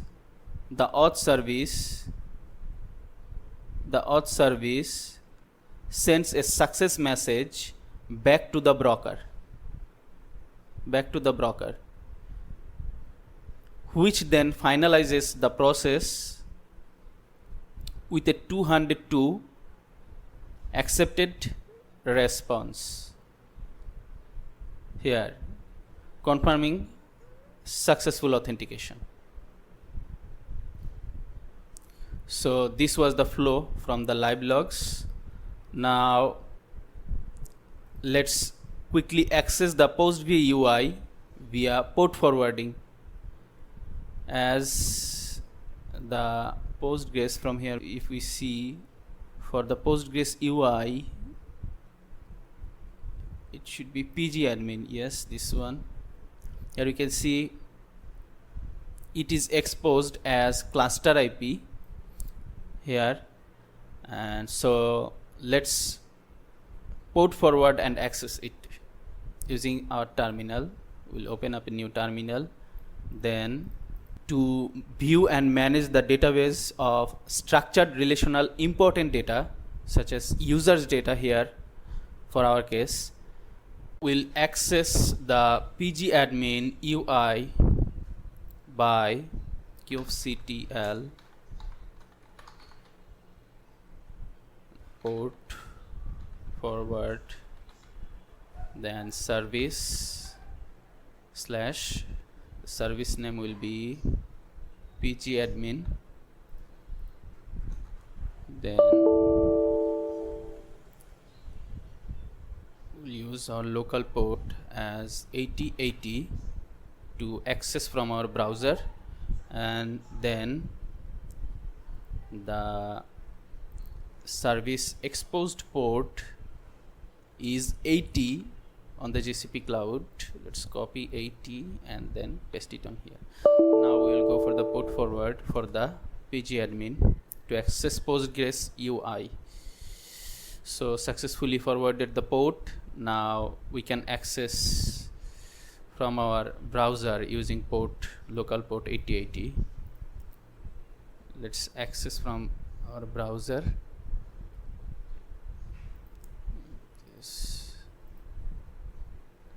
Then local host 8080 pgadmin. Nice. Here we can see we have successfully accessed the UI. Now it's time to authenticate. To authenticate, username will be admin example.com and the password will be admin. Now let's log in.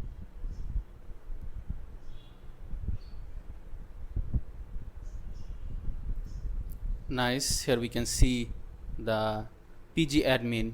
Now from here we can see servers. We will go for registering the Postgres database server to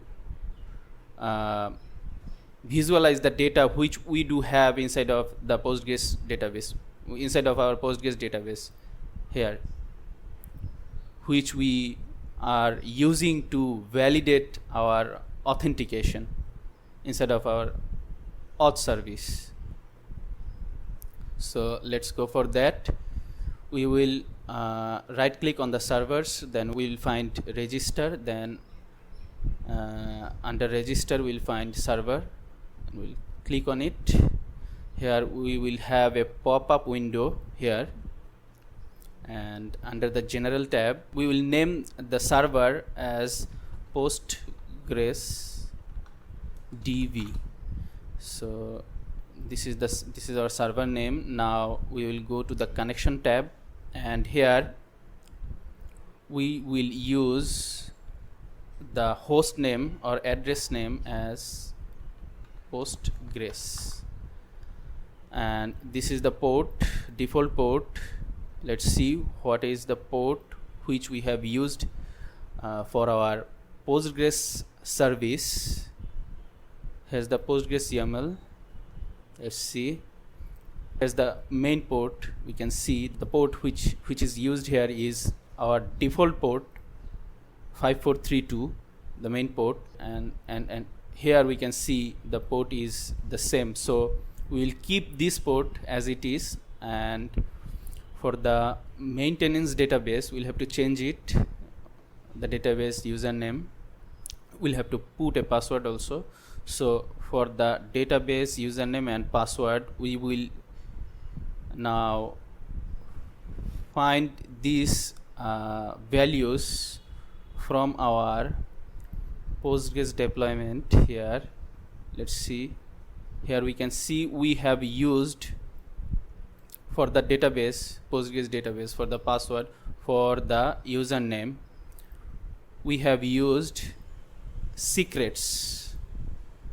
We have used Kubernetes secrets as environment variables. So we'll have to collect the values of these environment variables, and for that we will collect these values from here.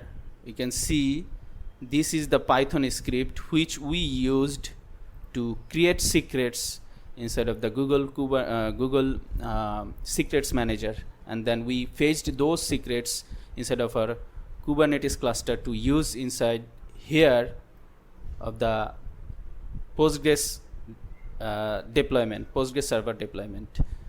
So let's collect those values from here inside of this. Open it with VS Code. From this script we can see this is our Postgres user, then password, and then the user database name users. So these are the values which we will quickly collect and use there inside of the pgadmin UI to register our Postgres server. Let's copy the username. This is username Postgres. Let's go in pgadmin. The username will be Postgres, and the database, let's collect the database here, remove the default one, and the database name is users. Now the password will be password which we have used. Password. Now everything is okay here. Now let's register the server for the Postgres. Nice. Here we can see we have registered the server for the Postgres, and this is the old one which we used earlier while testing, and this is the new one which we have just registered. So let's expand the Postgres DB. We have expanded. Now let's expand the databases under Postgres DB. Now let's expand the users database which we have created. Now expand the schemas under of users database. Now under of schemas we will have tables, expand it. Now under of tables we have users table, it is expanded. Now under of users table we will have, let's right click on it on the users table, then let's go for view or edit data. Now we will view all the rows which are there inside of the users table. Let's see all the rows from the users table. Nice, affected. Nice. Here we can see our admin user here, first name, last name, admin user, then the email, and then the password which we have used for the admin user. So this is the admin user which is used here inside of the Postgres database to validate the authentication from the auth service. When we click on the test auth button, so for this functionality we are using Postgres database to validate the authentication. Then so this was the Postgres server which we have accessed by the PG admin. Now let's go for to access the MongoDB database UI by MongoDB management UI. So inside of the MongoDB database we are storing our successful authentication confirmation log by the logger service. So for visualizing the UI for the MongoDB database, we will again go for the port forwarding for it, which we have done before for the MongoDB database. As we know, this is exposed as cluster IP, so we'll have to port forward to view and manage the databases of unstructured high volume data logs, and this time the authentication logs, confirmation log, successful confirmation log. So let's go for it. In the terminal we will type kubectl port forward, then service, and the service name is, let's see what is the service name, Mongo Express.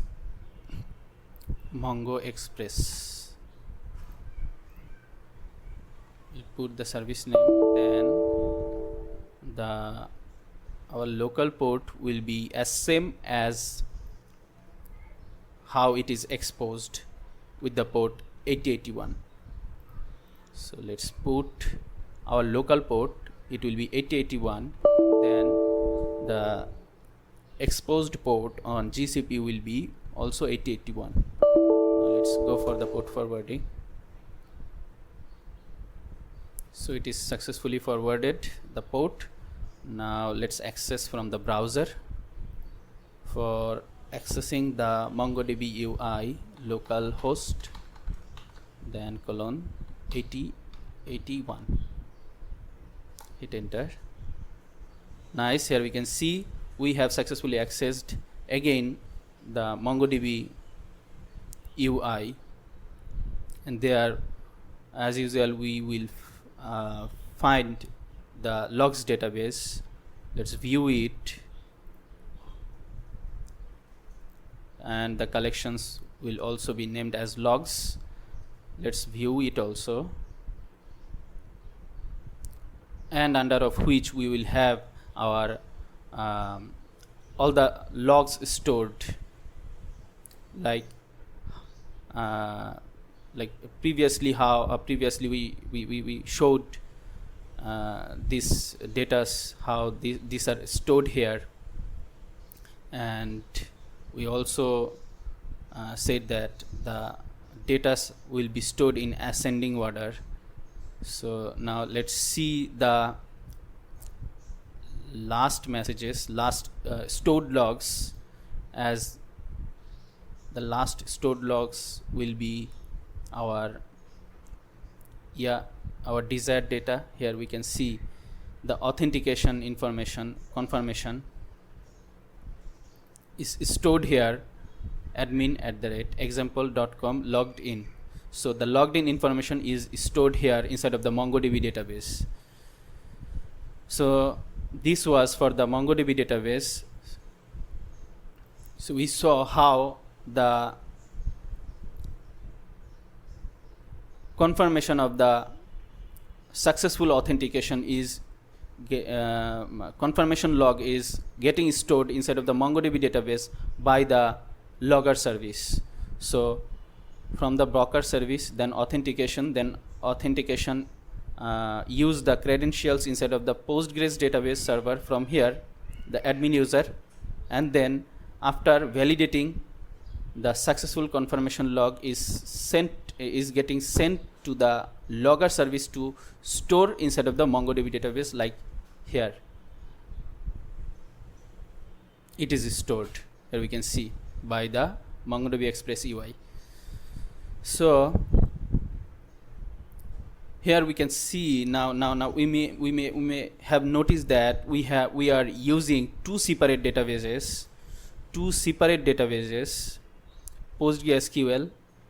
PostgreSQL for user information and MongoDB for logs. Why not store everything in a single database? So why not store everything in a single database? It could be one single database for with Postgres, or it could be one single database with MongoDB. So why not store everything in a single database? Why we have used two separate databases? Let's break it down. Postgres, here you can see Postgres. This is our Postgres database server, and this is the admin user stored here. So the Postgres is a relational database, making it ideal for structured data with clear relationships. Here we can see this is our structured data with clear relationships, where we have ID, admin user, first name, email, then first name, last name, then the password. So these are structured data with clear relationships, such as linking users here, linking users to their roles. This can be admin, this could be admin. So or orders, and think of it like a spreadsheet where columns define specific attributes, and each row represents, we do have one row, each row represents a user here, like this. So this structured approach ensures data accuracy, proper linking, and long-term consistency. In our case, user data includes fields like email,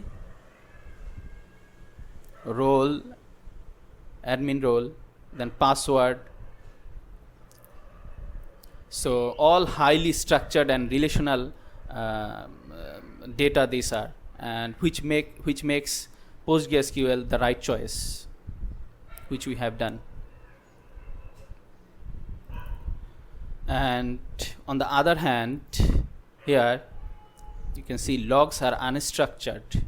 Here we can see logs are unstructured records of events or actions that can vary in format and grow in volume over time.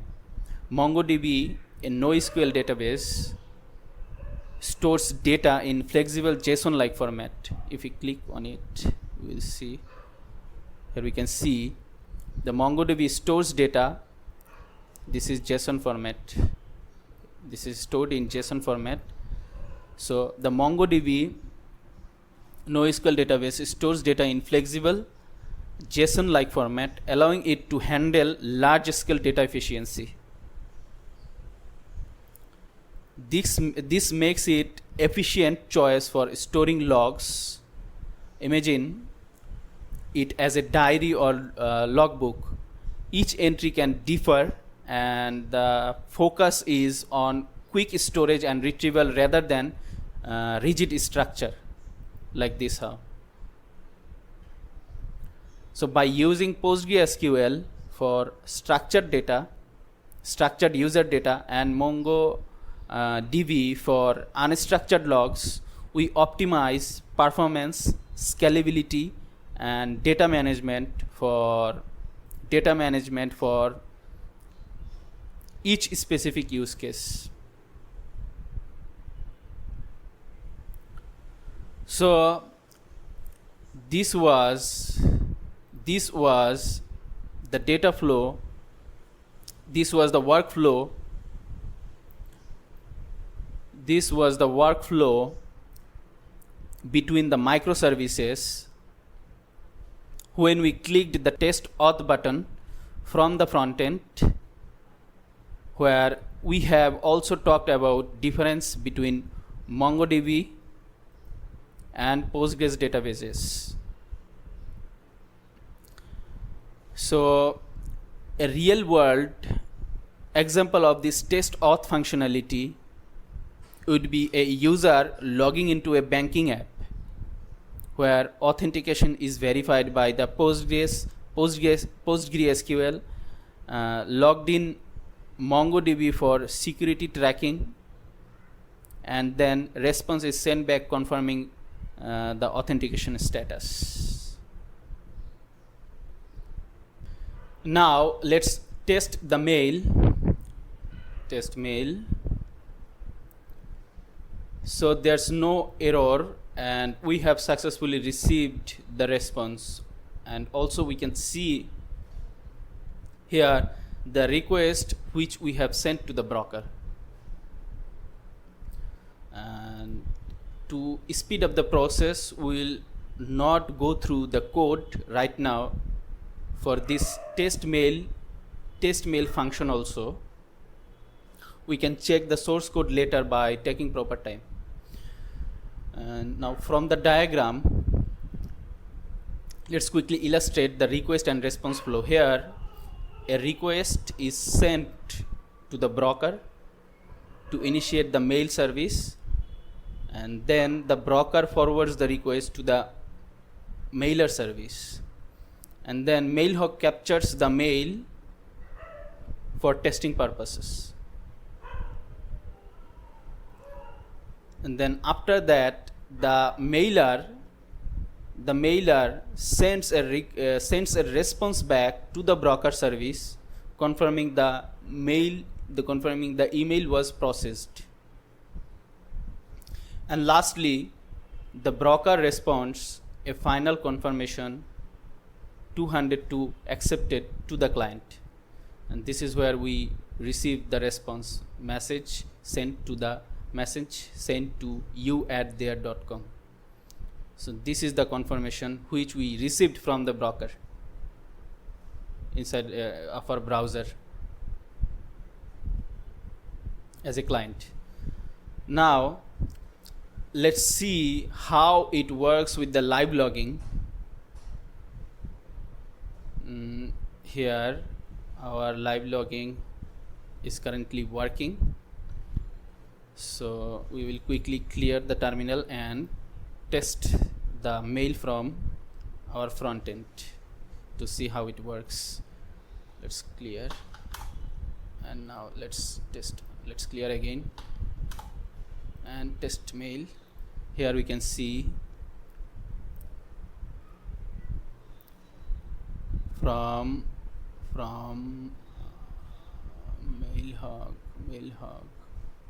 Mailhawk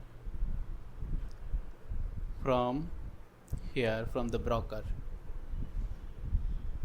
from here we can see hello world, the mail message.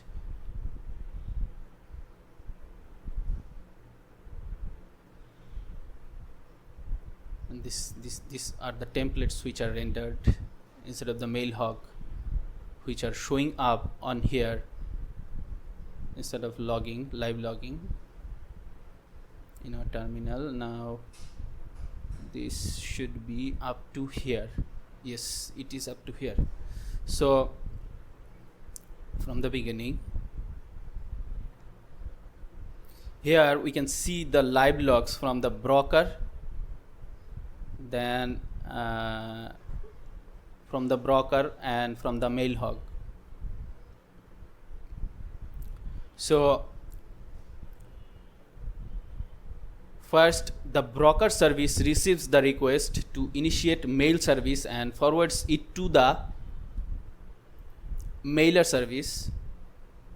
For testing purposes, mail hog captures the email. Mail hog captures the email. Once processed, the mailer sends a confirmation. The mailer sends a confirmation to the broker. Finally, the broker responds to the client.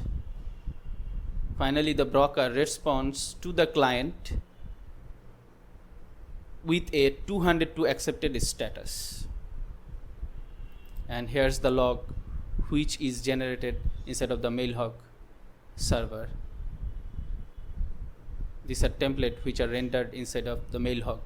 So let's see how it is going inside of the mailhog UI, and if we see the deployment file of its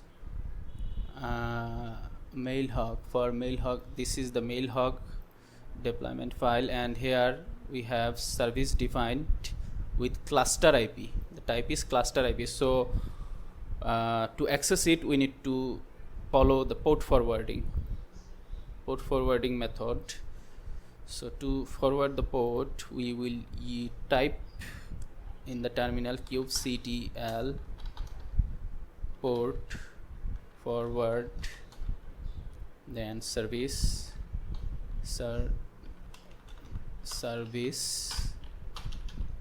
then the service name, it is mailhog,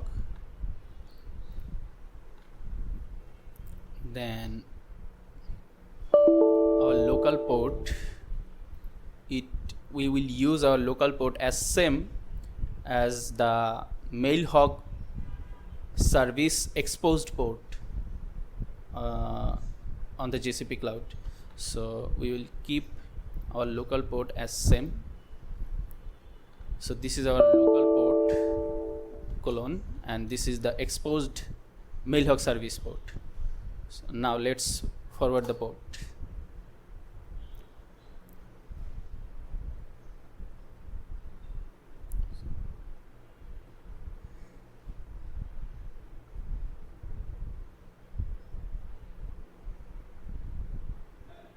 So we have successfully forwarded the mailhog service port to our local port 8025 to access the mailhog service or server from our local machine using the browser. So we will type localhost, then the port will be 8025. Let's hit enter.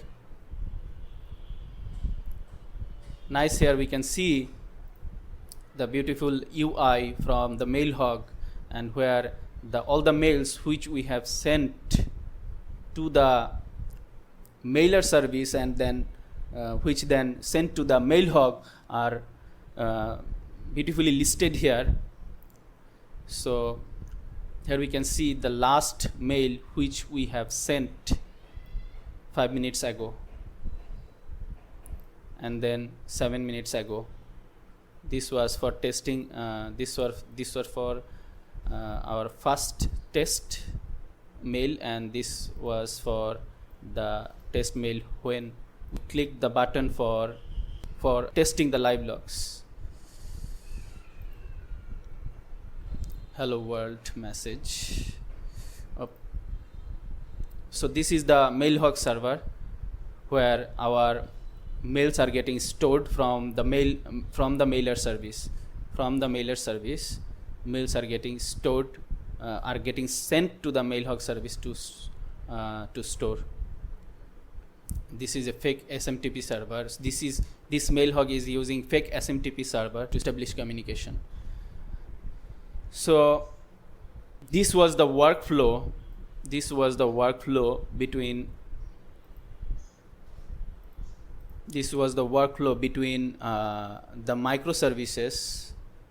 Between the microservices, when we clicked the test mail service button from the front end.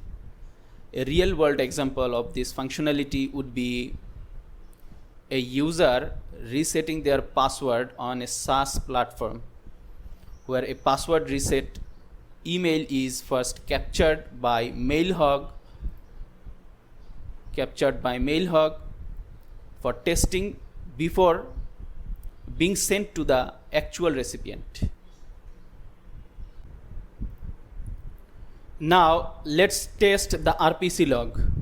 So test the RPC log. So there's no error, and we have successfully received the response. Also, we can see here the request which we have sent to the broker.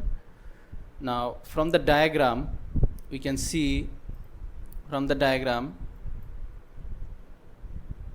the request and the response flow, where the request is made from the client to the broker, and then from the broker to the logger, which stores the RPC log data in MongoDB, and then it confirms the logging to the broker, which then responds to the client. Now let's quickly see the relevant part of code. Here's the relevant part of code, and this is the front-end template file, test page go HTML, where this is for test RPC log, where the log RPC button, let's search for it. Log RPC button is configured. Log RPC button is configured to send a post request to the broker service when clicked. The request contains a payload. With an action type log RPC and some RPC data. This is handled using JavaScript's. Then this is handled using JavaScript's fetch function, sending the request to the /handle endpoint of the broker service. Once the response is successfully received, the UI updates to display the response message. Now inside of the broker service, the request is handled in roads.go file, where the /handle endpoint, where the /handle route is mapped to the handle submission function in the handlers.go. As the request is for log RPC, the broker calls the log item via RPC.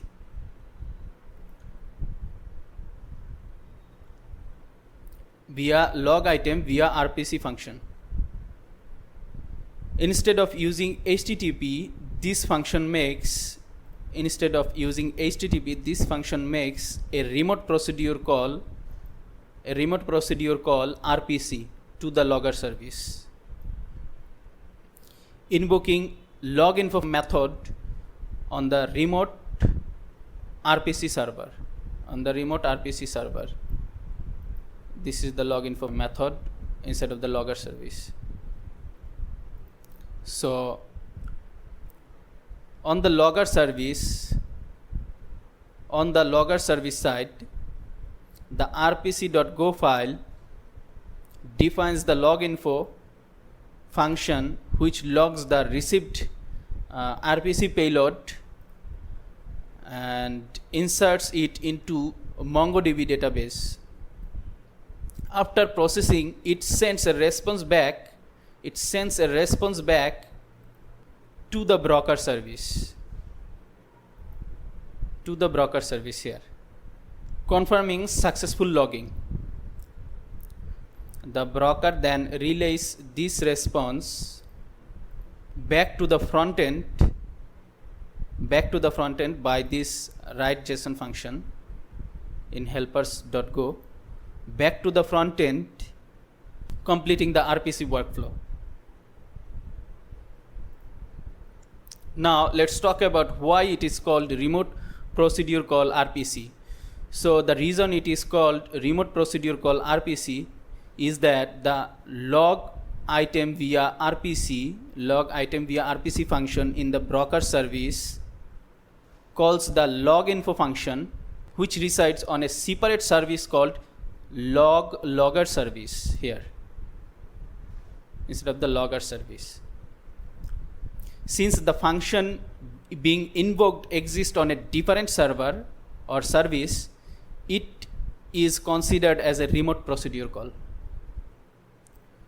Without the RPC, the broker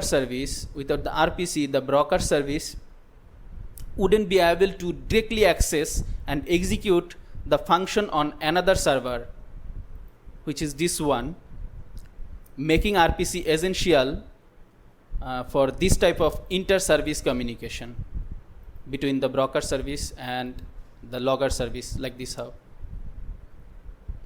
So with RPC, we can call functions across the network as they were running on the same service or machine, making inter-service communication feel seamless. Here we can see a table which contains some words for HTTP and RPC. So we will talk about one key reason for choosing RPC over HTTP, as we have done here, is for performance. HTTP requires parsing request, handling headers, and formatting responses, which introduces additional overhead and latency. In contrast, RPC communicates directly over TCP, bypassing these extra steps, making it significantly faster and more efficient for service-to-service communication. So this is how the RPC is significant and how it works. Now let's see how it works with the live logging. Let's test the RPC from the front end again, and first we will clear the terminal quickly and then test the RPC. Test RPC again. Here we can see from the broker and then up to here. So this is the flow of logs. So here we can see the live logs from the broker and the logger service. From the broker and the logger service. First the broker service logs the incoming request to initiate the logging process. It then forwards the request to the log item via RPC function. This function triggers a remote procedure call RPC to the logger service, where the log info method is invoked on the remote RPC server. the logger service logs the received,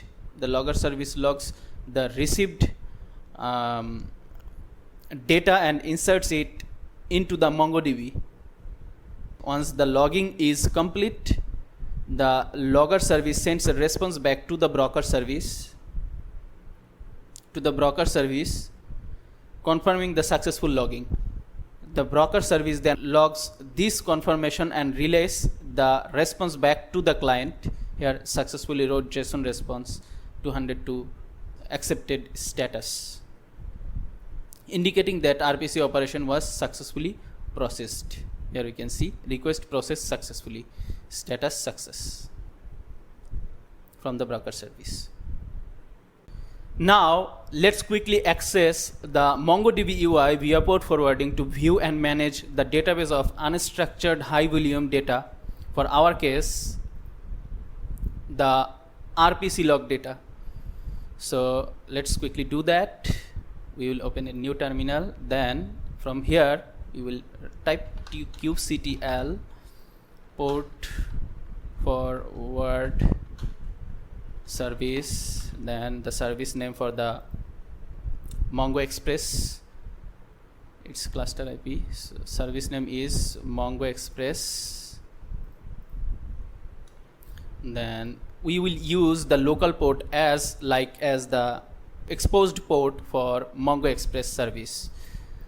So let's keep our local port first, and then let's keep the exposed port for the Mongo Express service. Now let's go for the port forwarding. So we have successfully forwarded the port. Now let's access the MongoDB UI from the browser here using localhost, and the port is 8081. Let's go for it. So now we can access the MongoDB database and the collections, and also can see the data from here. This is the database logs view. Let's view it. Now let's view the collections. Instead of the collections, here we do have our all the inputted and stored data inside of the MongoDB database. So these two data which we have just inputted for illustrating the diagram workflow and illustrating the live logging for the test RPC log, we will find these two data at last because the data are sorted here in ascending order. So let's go for it from here. Let's click on this icon to go to the last page. Here 24, here we can see at page 24 we do have our two inputted data which we have just inputted earlier for testing the RPC log. So these are now successfully stored inside of the MongoDB database, which we can validate from the Mongo Express UI. Some kind of RPC data, and included the created at and updated at time along with it. So this is the workflow. This is the workflow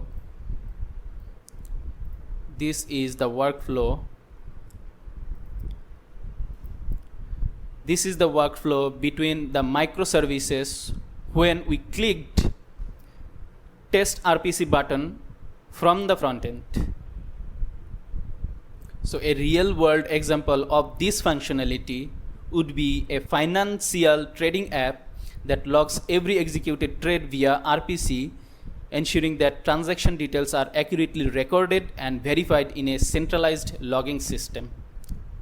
First logger, then the MongoDB. Now let's test the gRPC log. So there's no error and we have successfully received the response, and also we can see the request which we have sent to the broker. Now from the diagram we can see the request and response flow where the request is made from the client to the broker, and then from the broker to the logger, which stores the gRPC log data in MongoDB, and then it confirms, and then the logger service confirms the logging to the broker, which then responds to the client. Now, before we go for the code, let's talk about what is gRPC and why we use it over RPC. So what is gRPC? gRPC, Google Remote Procedure Call, is an advanced version of RPC that uses protocol buffers, protobufs, instead of JSON or XML, making it faster, more efficient, and lightweight. It works over HTTP2, supports streaming, and provides built-in authentication, load balancing, and error handling. So why use gRPC over RPC? Because it uses binary serialization protocol buffers instead of text-based formats like JSON, which makes it faster and more efficient. And then it enables multiplexing multiple requests over a single connection, which provides HTTP2 support, and then it allows real-time data transfer between client and server, which provides streaming support. And then it uses auto-generated code from .proto files, reducing manual errors, which makes it strongly typed. And then it works across different programming languages seamlessly, which provides cross-language support. Now let's see how the gRPC is configured in our project. Inside of the logger service, then inside of the logs folder, logs.proto. This is the protocol buffers proto definition file, which defines the gRPC service, log service, then request, log request, and response, log response, required for both client and server to understand the data structure and methods. And then there is logs pv.go file. This is the Go code auto-generated from the logs.proto. Contains data structure and methods needed for gRPC communication. This file ensures type safety and removes manual coding errors. And then there is logs grpc pv.go file. Another auto-generated Go file from logs.proto. This file implements the client and server stubs. Required for calling and handling gRPC methods. This file allows the broker service to call write log on the logger service using gRPC. And here .proto file must be compiled using proto-C, protocol buffer compiler, to generate logs.pv.go and logs grpc pv.go. Without these two generated files, the Go code wouldn't know how to encode and decode messages for gRPC. Proper gRPC setup ensures smooth, structured, and high performance communication between the broker and the logger service. Now let's quickly see the relevant part of the application code. Here's our front-end template file test page go HTML, where for test gRPC log, where the log gRPC button, let's search for it, log gRPC button is configured. The log gRPC button is configured to send a post request to the broker service when the button is clicked. The request contains a payload with an action type log gRPC and some gRPC data.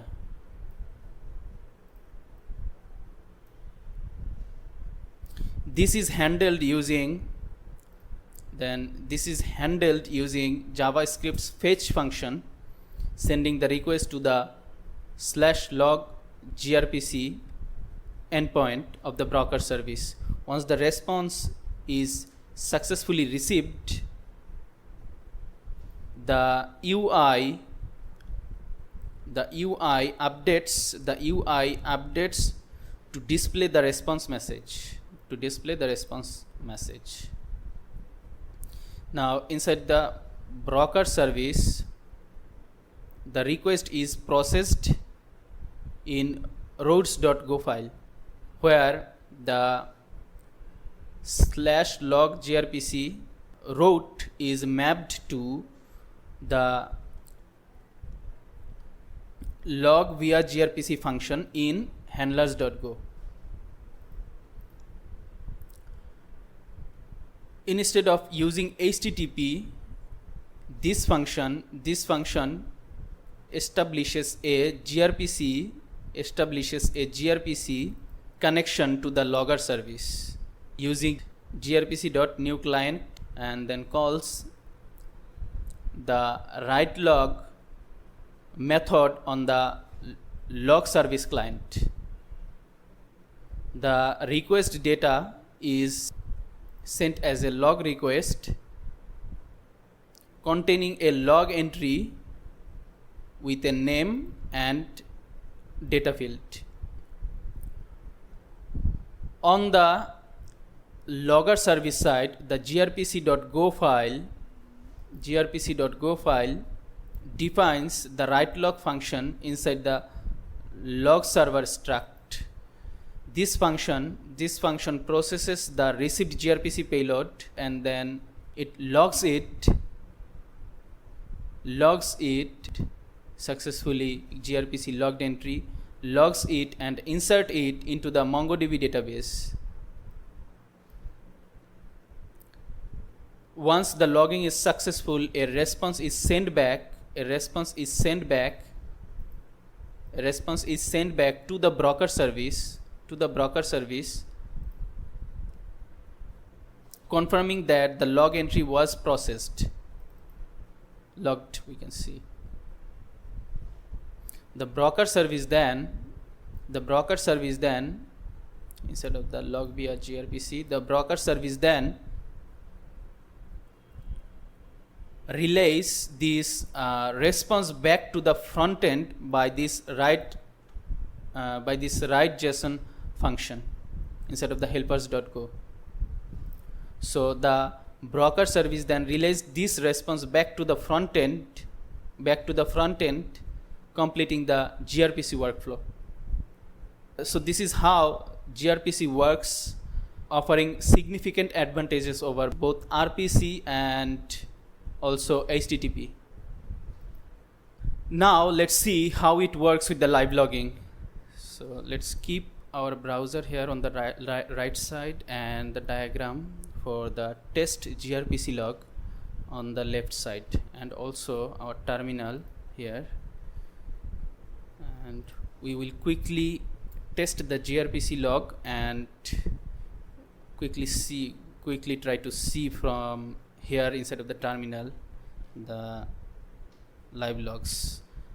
Let's quickly clear the terminal first and gRPC.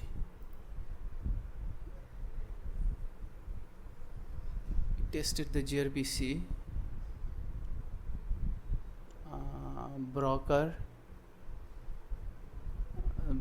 post request, then logger, then the broker, up to this.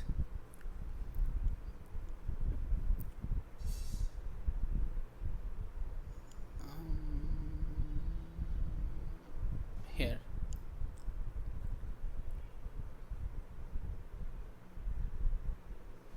Yeah, up to this. So here we can see the live logs from the broker and logger services. Broker and logger. First, the broker service logs the incoming request to initiate the logging process. It then forwards the request to the log via gRPC function. This function establishes a gRPC connection to the logger service and invokes the write log method on the remote log service server. The logger service processes the received data and inserts it into the MongoDB. Once the logging is complete, the logger service sends a response back. The logger service sends a response back to the broker service. Confirming the successful logging. Here we can see some kind of data, successfully gRPC logged entry. So the broker service then logs this confirmation and relays the response back to the client, indicating that the gRPC operation was successfully processed. Here we can see the successfully wrote JSON response, status 202 accepted. Now let's quickly access the MongoDB UI. Here we have already accessed the MongoDB UI while we tested the RPC, the RPC log function. So we don't need to again do any port forwarding. It is currently, the port forwarding is currently open. We didn't close the terminal. So right now we can access the Mongo Express UI and see our inputted data from the front end here. So we will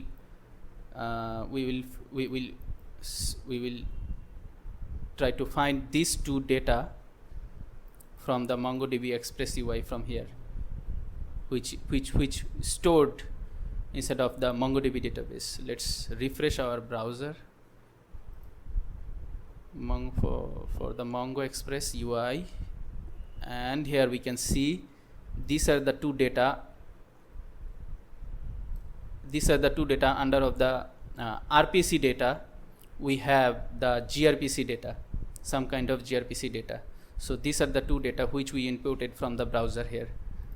So these are now stored inside of the MongoDB database, which we can validate from the Mongo Express UI from here. So this was the workflow. This was the workflow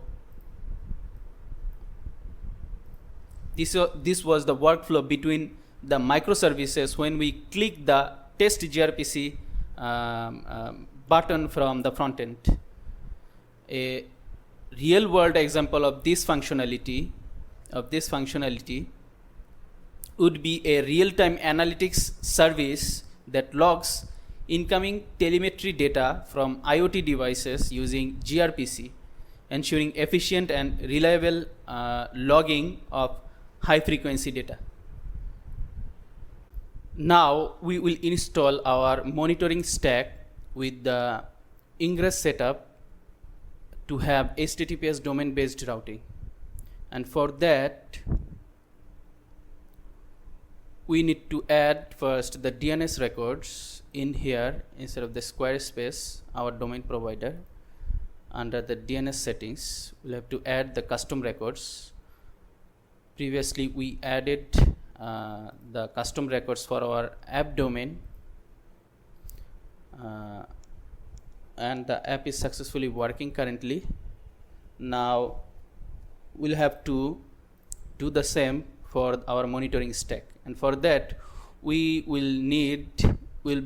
needing the subdomains, necessary subdomains, which we can add from here under the host, and we will also need the reserved IP for the monitoring stack.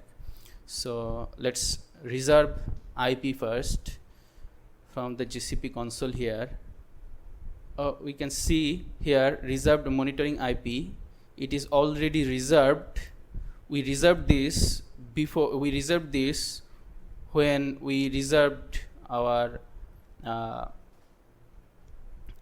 app IP. So we reserved this monitoring, we have already reserved, and we have our global external IP for our monitoring stack, which is not in use currently, so we can use this.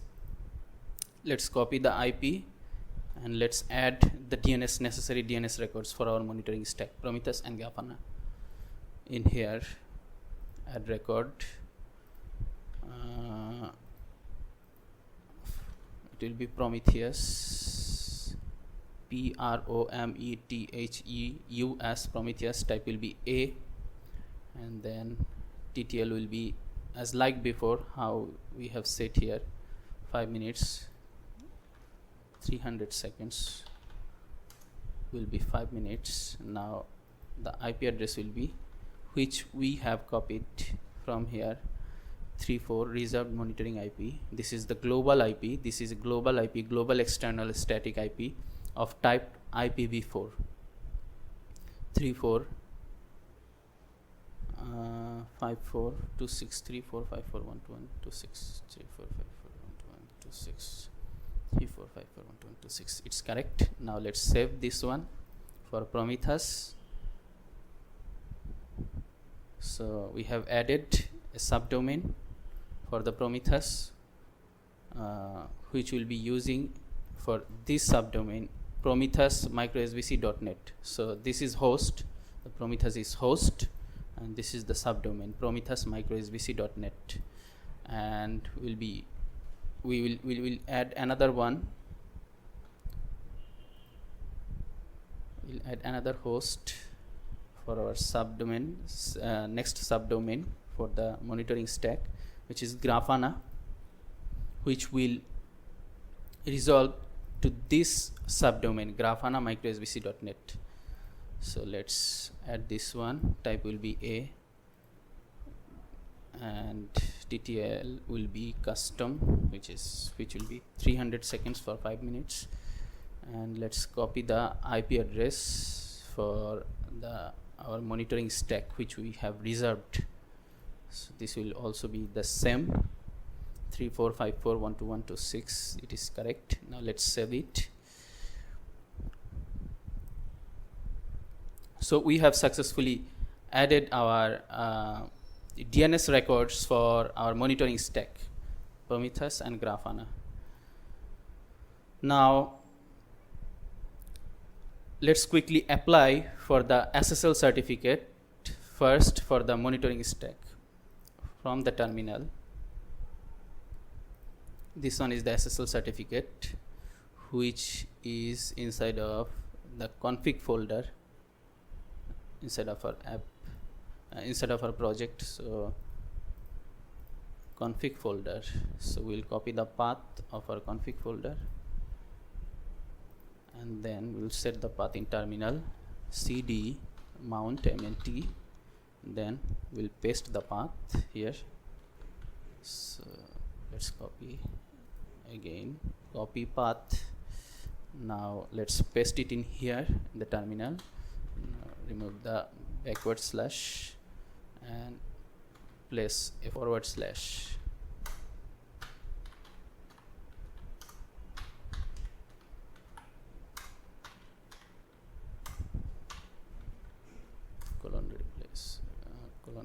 move and c small c. So the path has been set. Let's list the files. Here we can see GCP managed monitoring cert.yml. This one is the file which we are going to deploy for, or with which we are going to apply for our SSL certificate for our monitoring stack. So let's apply by kubectl apply -f GCP managed and then monitoring cert.yml. Let's apply for the certificate.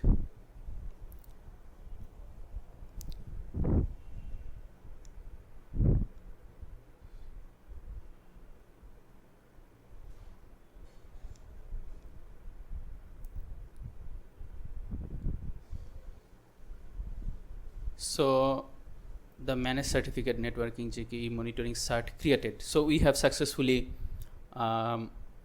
applied for our certificate. Now we'll be monitoring the status of it by kubectl describe managed certificate managed certificate. It's okay. Now the certificate name monitoring cert, then -n -n, then the namespace name monitoring.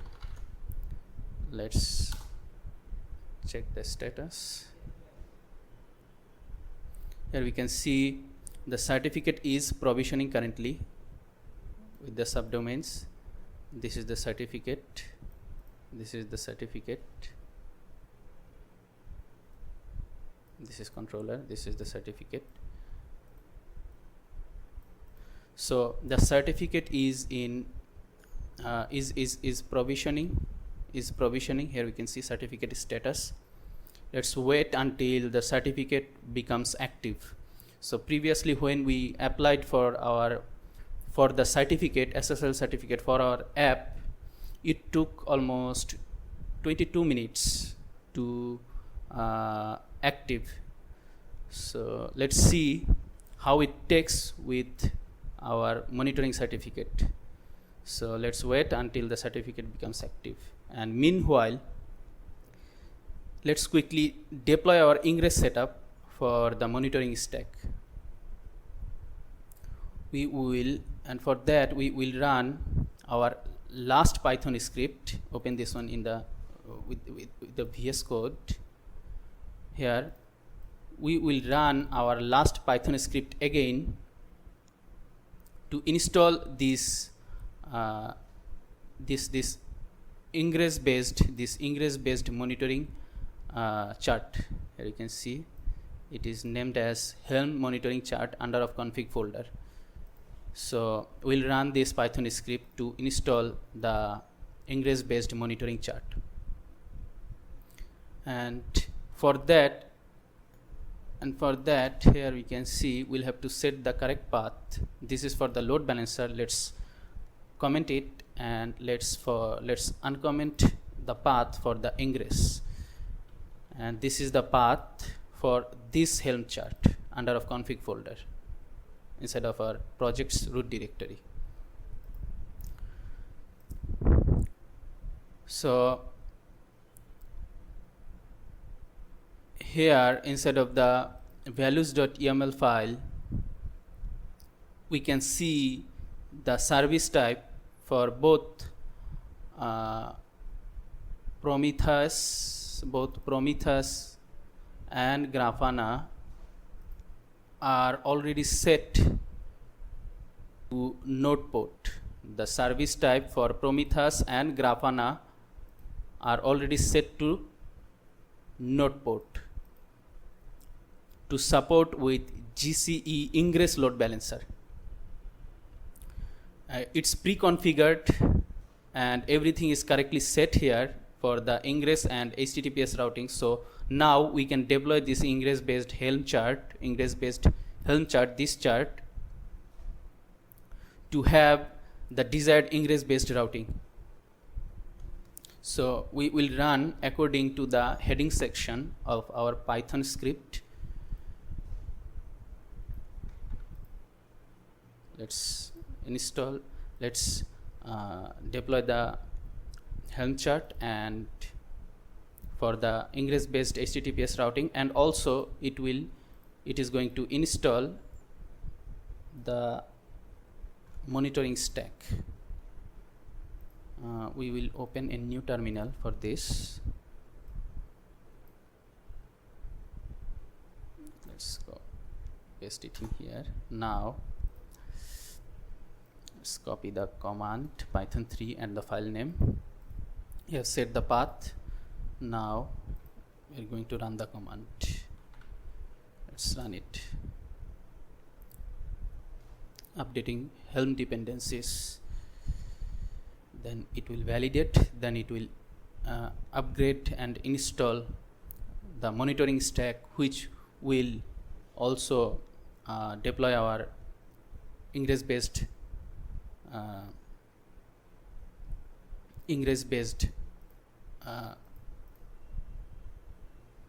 monitoring stack setup.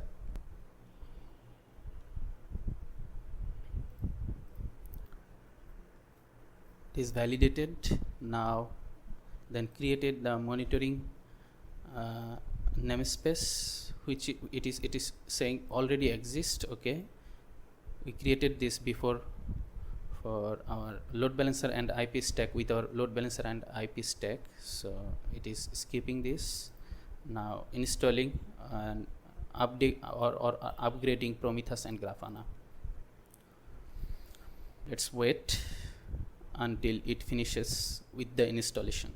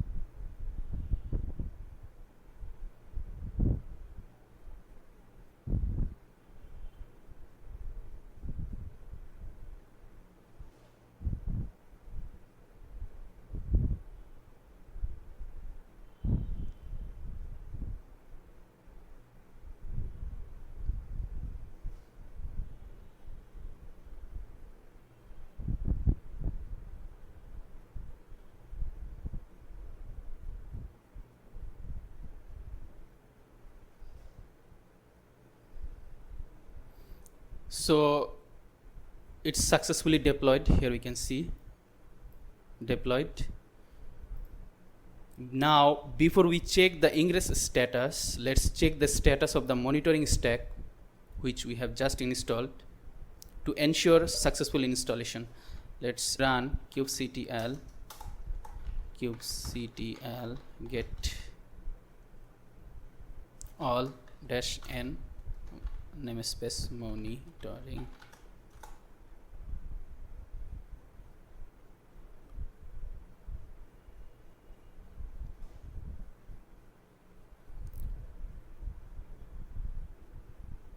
Zero by 3 pending 0 by 1. Let's wait until these pods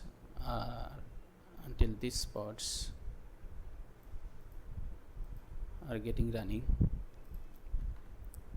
Let's check the status again.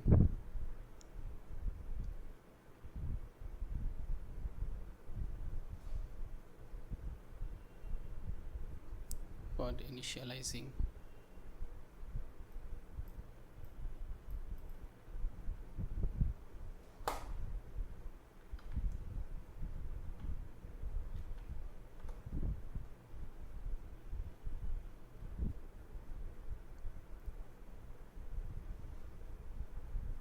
Two by 3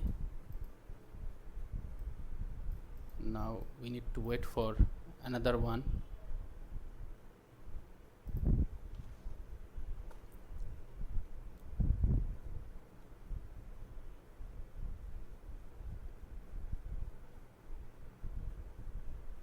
Two by three, still 2 by 3.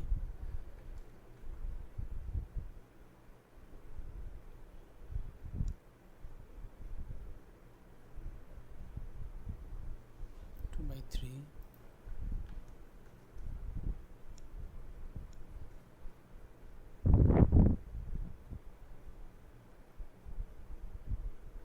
Two by 3 still.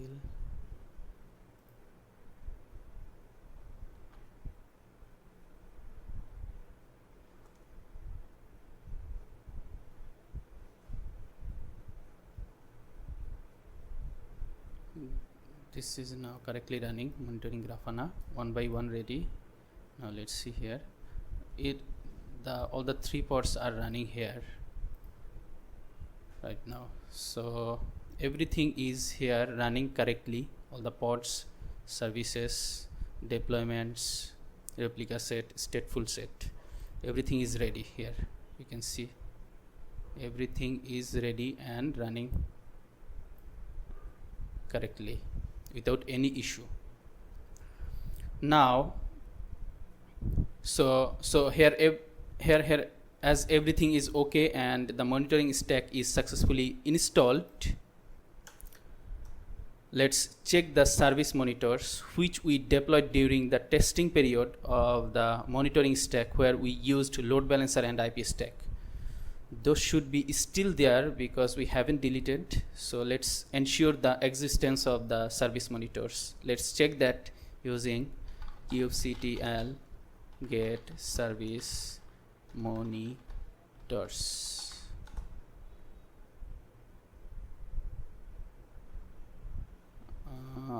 We'll have to put the namespace there, -n monitoring. Here we can see all the service monitors are there, which is nice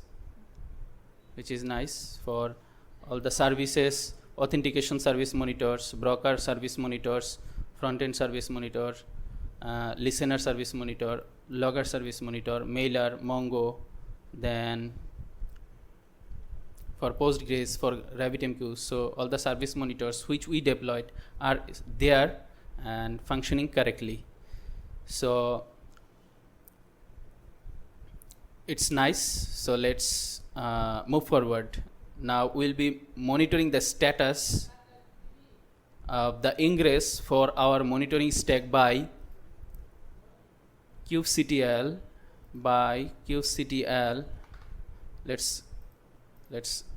we don't need this terminal now. Now we'll be just monitoring the status of ingress and our certificate. So let's first check the status of our ingress because we haven't checked yet. kubectl get -n then monitoring.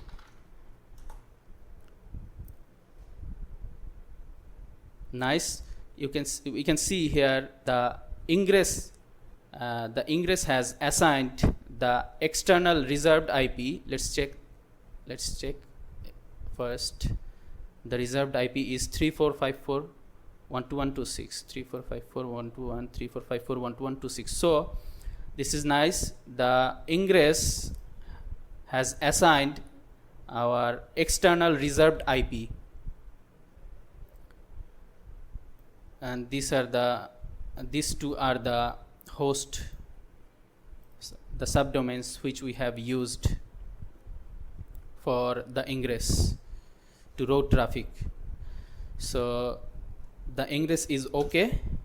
We have it is assigned the external IP. Now let's check the status of SSL certificate for our monitoring stack, and let's find the yes, this one. Let's check the status for the certificate. The certificate is still provisioning and 14 minutes have elapsed, so we will wait for next couple of minutes. Let's see, within 10 minutes we can get the certificate, SSL certificate, active or not. So we will wait for that, and meanwhile we will be checking the status continuously until we get the certificate provisioned and active.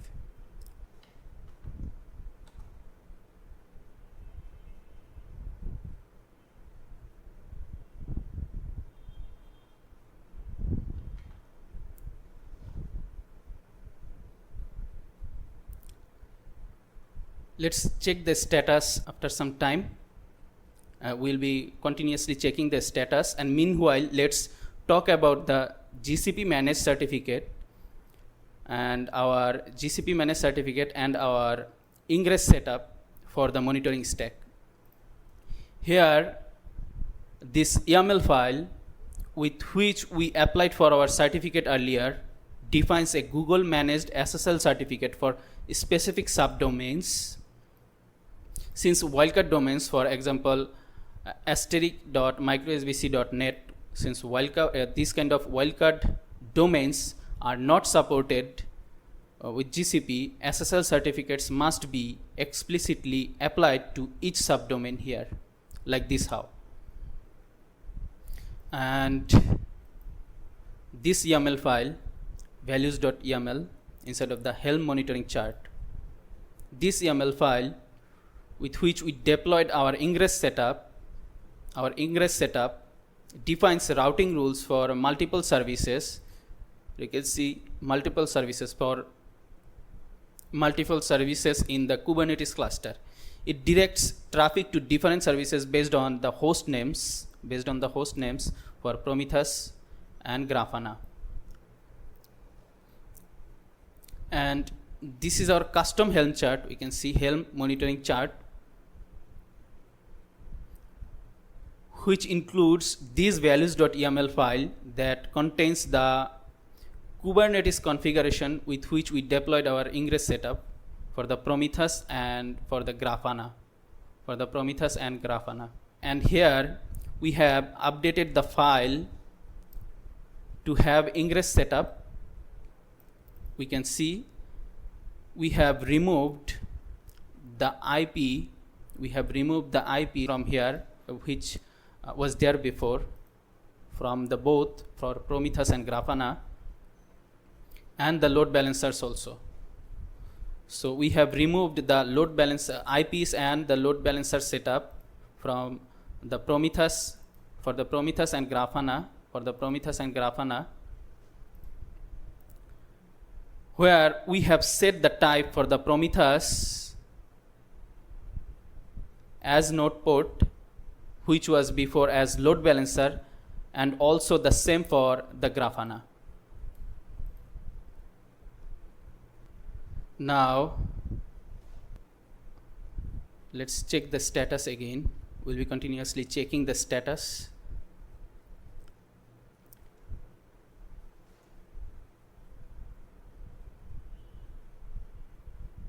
So it is still provisioning.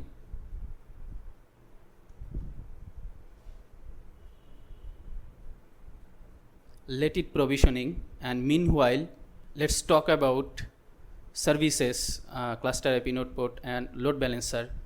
So far we have seen the service of type cluster IP, load balancer, and node port. So let's quickly talk about when to use what, and then come back to here for checking the status of our certificate for our monitoring stack. So when to use what? Cluster IP. We do use cluster IP.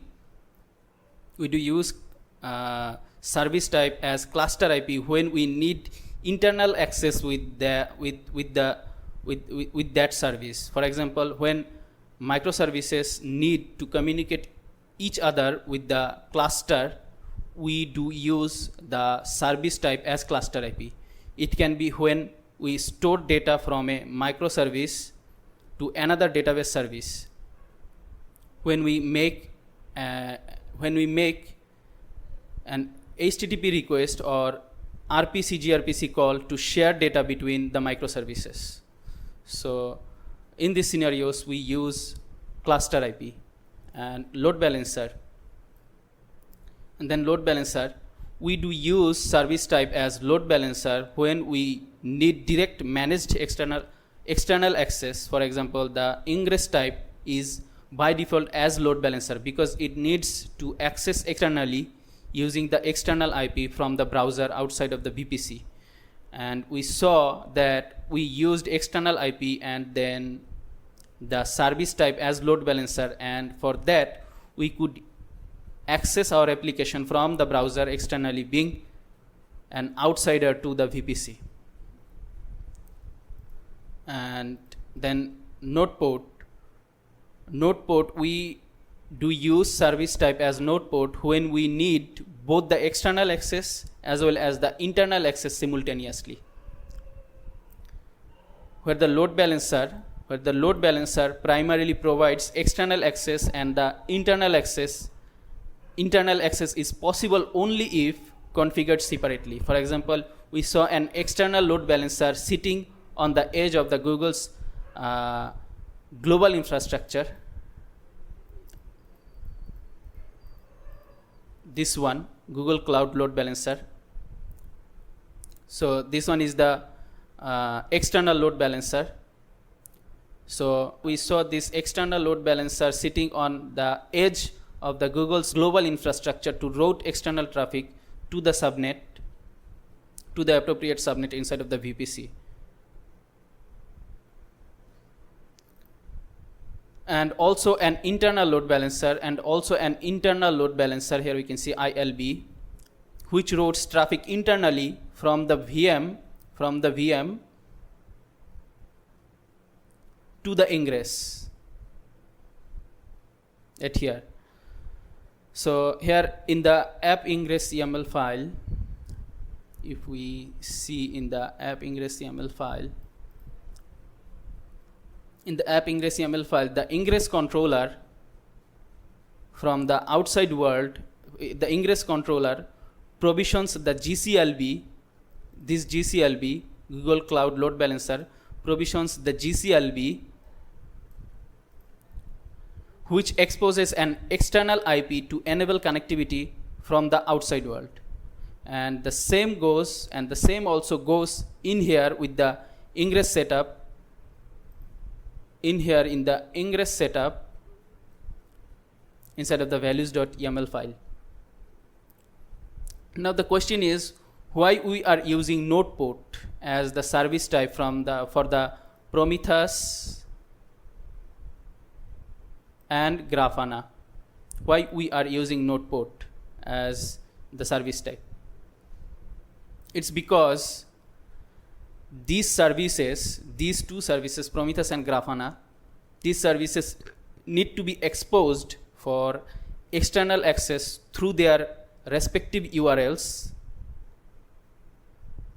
For Prometheus microsbc.net, Grafana microsbc.net. So these services needs to be exposed for external access through their respective URLs, while also requiring internal connectivity between them to share metrics data from Prometheus to Grafana for dashboards. And for this reason, node port is used. For this reason, node port, the service type, node port is used as the service type for both, which will allow external access and also internal communication between the both of these services. And thus it becomes the ideal choice here, the service type node port.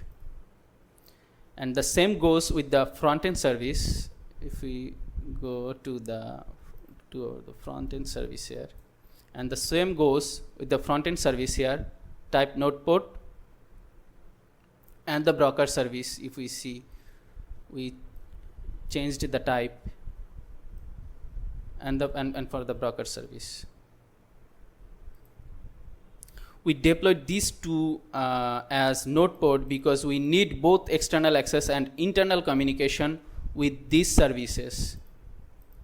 And with the rest others, we only used internal communication, and that's why we kept these as cluster IP for the authentication. If you see cluster IP, and also with the others, all others are cluster IP. The service types are cluster IP. So this is the difference between cluster IP, node port, and the load balancer. Now let's check the status of our certificate again. Let's see what is going on there.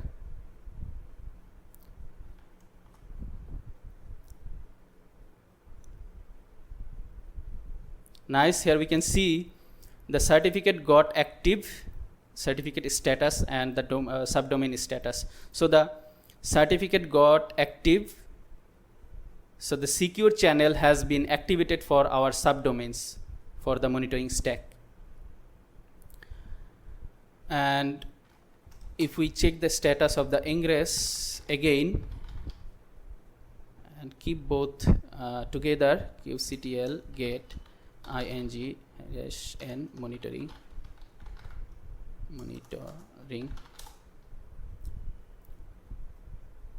and our ingress got assigned the reserved external IP for our monitoring stack.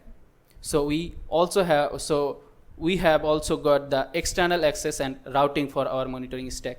Now that our certificate got active and also the ingress got assigned our reserved external IP for monitoring stack, now we should be able to get HTTPS based secure access and routing to our monitoring stack. So now it's time to test our monitoring stack in the browser using these subdomains: Grafana microsvc.net, prometheus.microsvc.net. So it's time to test that in the browser using these subdomains. So finally, let's test our monitoring stack in the browser. In the browser here, using the subdomains. For Prometheus, it is Prometheus. Let's copy it from our configuration file, ingress configuration file, easily, and then paste on the browser URL bar, browser's URL bar. This is the values.yml, which includes our ingress setup for the monitoring stack. This is the subdomain. Now let's paste it in here. Nice. So now we can access Prometheus securely using our subdomain for Prometheus. Here we can see the connection is secure, and we do have the HTTPS including with the URL for the Prometheus.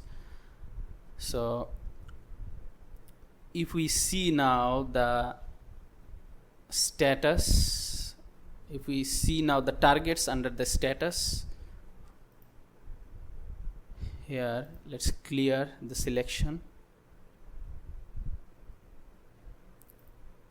We can see show less. We can see all the service monitors are there. All the service monitors are there. Authentication service for authentication service broker, front-end listener, logger, mailer, Mongo, then Postgres, RabbitMQ. So all the service monitors are there, and they are currently up and running. Here we can see up, one by one, up. So they are currently up and running. So the matrix scraping is working as expected with the Prometheus. Now for Grafana, let's copy the subdomain from here, from our ingress setup, and let's paste it in here in the URL bar of our browser. Now let's hit enter. Nice, this is showing up. Nice. So now let's first put the email. This should be admin, and the password should be prom operator. prom operator. So these are default credentials for Grafana login. Nice. So now we can also access Grafana. We can also access Grafana securely using our subdomain. Here we can see the connection is secure, and we do have HTTPS included in our in the URL for Grafana. So and if we see some dashboards from here from the Grafana, let's see some dashboards. Default, these are the default dashboards. Here we can see dashboards. Let's check one by one. A couple of this one. You can see this is working. This dashboard is for system metrics. Let's go back and see some more. Nice, it is also working. See another one from there. Let's see this one, pod. So we can see the default dashboards are working as expected. These dashboards were responsible. These dashboards, default dashboards, were responsible, mostly responsible to only instrument the system metrics. Now let's get back our custom 3 dashboards again here from our monitoring chart. The dashboards are here inside of the files folder. Let's import these dashboards, custom dashboards, in here. Click on the plus icon, import dashboards, upload. We will upload from our monitoring chart inside of the config folder, then inside of the Helm monitoring chart, then files. Then let's first upload this one, memory CPU. Select Prometheus as data source, import. Nice, here we can see this is for system metrics, a nice dashboard to visualize all system related metrics. And this dashboard also provides some insightful information, some insightful information of our application workloads. Now let's import another one from there, which is HPA. Select Prometheus as data source, import. Nice, here we can see this dashboard is to monitor the application level auto scaling. Here we can see this is for the authentication service, application level auto scaling, HPA, which is horizontal pod auto scaling. This is for authentication service, HPA, broker service. This is for front end service, for listener service, for logger service, for mailer service, for Mailhog, for Mongo, for Postgres, for RabbitMQ. So all the HPA are there for monitoring the scaling, our application level scaling. Now let's import the last one, this one for application metrics, for visualizing the application metrics. It will auto select the Prometheus as data source. Now let's import. Nice. Here we can see the dashboard is working fine. We will have to propagate some metrics, application level metrics for it. For this, we can restart our services. We can propagate some metrics from our application and input some data from the front end. So we can propagate some metrics from there to instrument this application metrics dashboard. Currently there's just CPU level metrics and some metrics which are there. So we will create some more when we will be testing our monitoring stack and we'll be validating our app's reliability. So this dashboard is to monitor our application metrics, and this is the dashboard which will help us to demonstrate our app's reliability, about which we will talk later. Now, before we go for validating our app's reliability, we will illustrate how this application metrics custom dashboard is instrumenting the dashboard and how it's working after scraping metrics by Prometheus. And after that, to receive notifications from this application metrics dashboard, we will set up a notification channel in Grafana, and then we will create an alerting rule in this Grafana dashboard, application metrics custom dashboard, to receive incident alerts via Slack. So let's go for illustrating how this application metrics custom dashboard is instrumenting the dashboard and how it's working after scraping metrics by the Prometheus.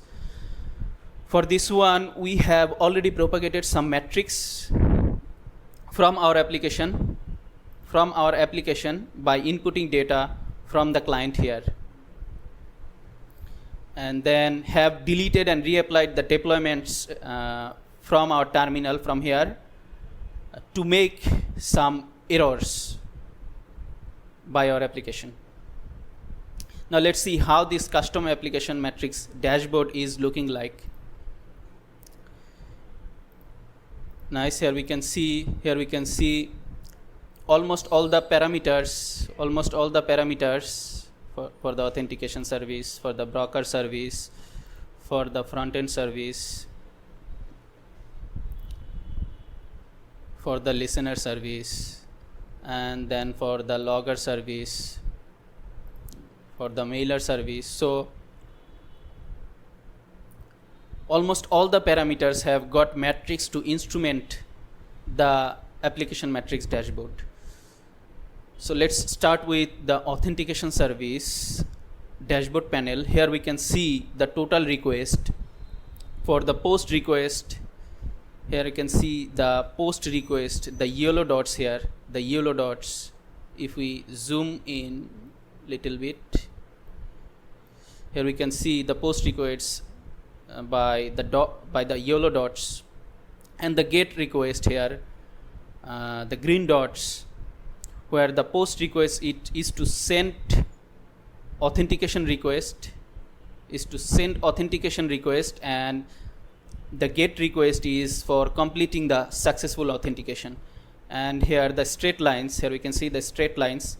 The straight lines are just representing the interval between two consistent number of requests for post or also for the get request. And then we can see the request latency here for each of the request, especially here for the post request, the request latency. And then the error count, here we can see the error count with the authentication service container. Then the container restarts here, because we deleted and redeployed the authentication service containers to propagate metrics for instrumenting this dashboard. That's why we can see here multiple numbers of restarts, multiple number of restart status for each of the deployed pods. And here we can see active users represent successful authentication. Here we can see successful authentications in different times that we have made,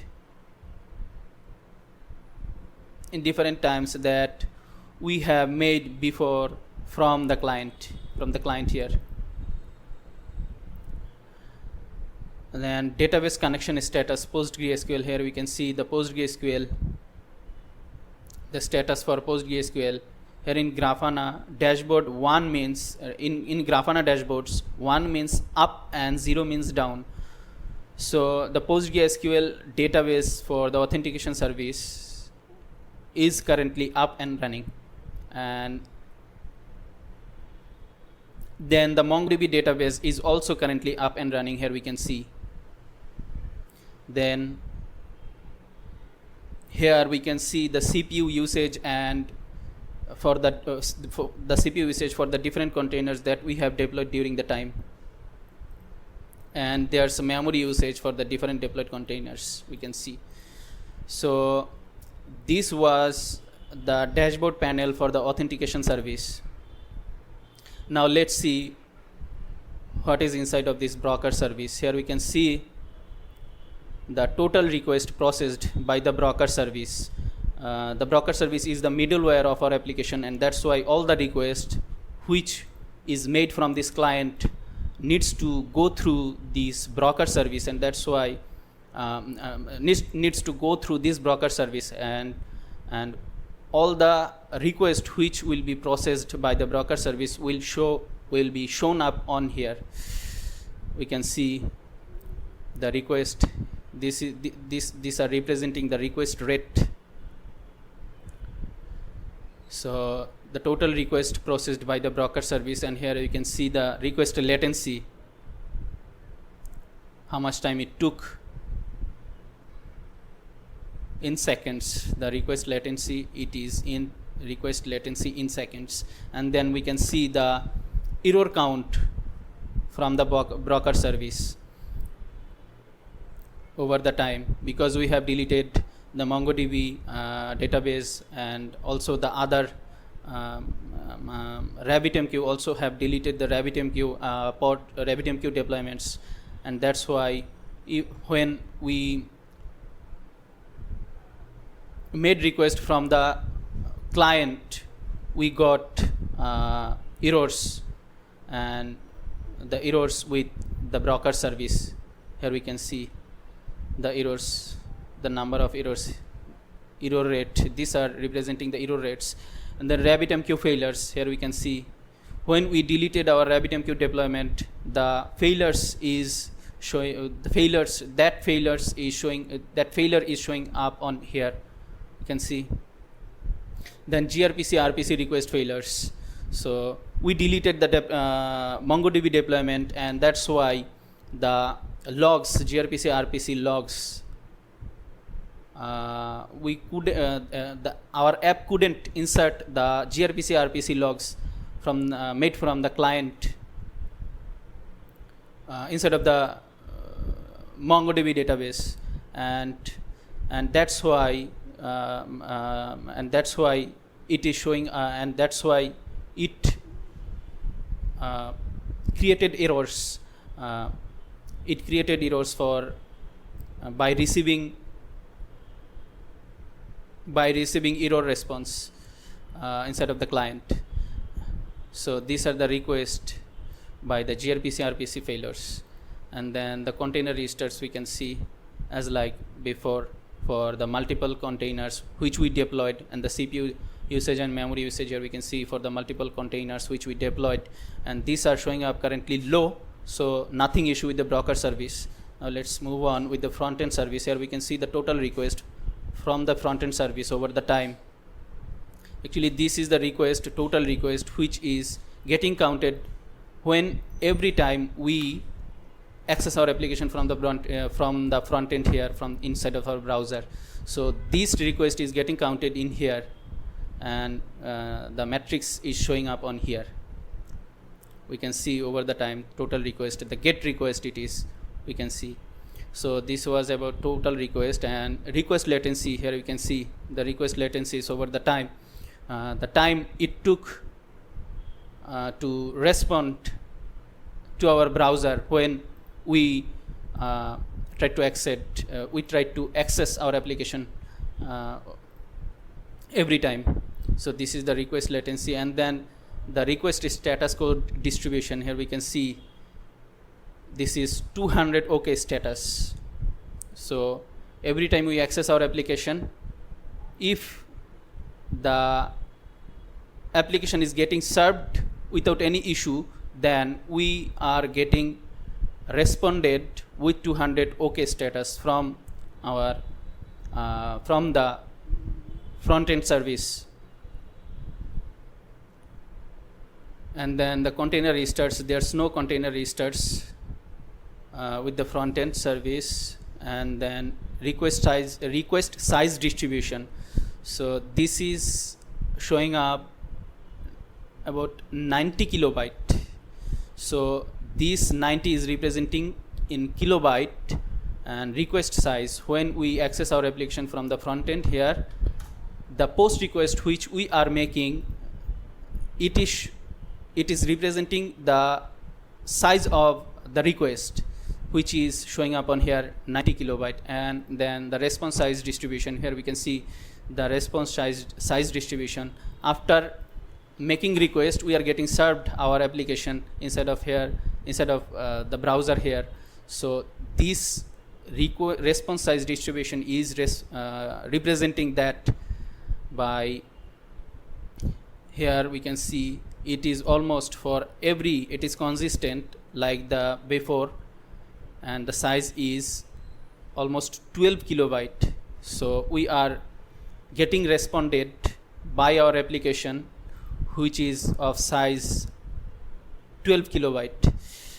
And here we can see the CPU and memory usage. So these are quite low, so nothing issue with the front end service here. And then we have the listener service.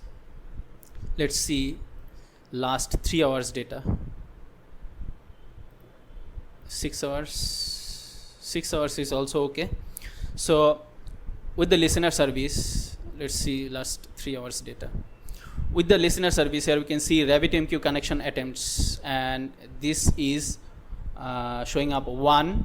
Every time the listener service starts, it will try to connect, and that connection attempt with the RabbitMQ by the listener service is showing up on here, which is 1. So we haven't deleted our listener service yet, and that's why it is consistent over the time when it was started, when it was started at the beginning. So it is 1, and it is continuing. It is getting continued over the time. It is consistent here. And the RabbitMQ connection errors, here we can see there's no errors currently with the last 3 hours data. Let's see 6 hours. Let's see 12 hours. Let's see 24 hours. There's no errors. 2 days. Okay, there's no errors. Maybe last 7 days. Yes, there's errors we can see. So when it will try to connect to the RabbitMQ, if it can't connect after first attempt, it will show, it will create an error in the listener service backend. So it will try to connect first time, then second time, then it will approach for the third attempt, then most probably it will get connected with the RabbitMQ. So these errors not generally occur every time. These errors are occurred when listener service starts and try to connect with the RabbitMQ service. So let's go back with the last 3 hours data again. Here we can see the RabbitMQ message processed. We deleted the RabbitMQ deployment, and that's why we have received no, sorry, this was for the errors. And RabbitMQ message processed. These are the messages processed by the RabbitMQ connected with the listener service. We can see the numbers here, 23 over the time. It was consistent, and then down.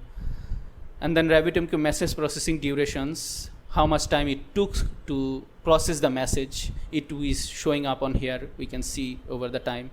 It is also consistent over the time. RabbitMQ message processing errors. Now, we deleted the RabbitMQ deployments before to create some metrics and instrument our dashboard. So that's why the errors are showing up on here. Because we deleted the deployment, we had errors with the listener service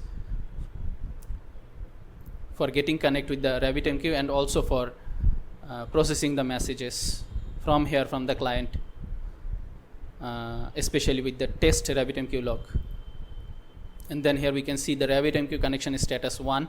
So the RabbitMQ is up and running currently, and the CPU usage and memory usage, where we can see these are showing up low currently, so nothing issue with the CPU and memory usage for the listener service. And then the logger service we can see the log insertion total.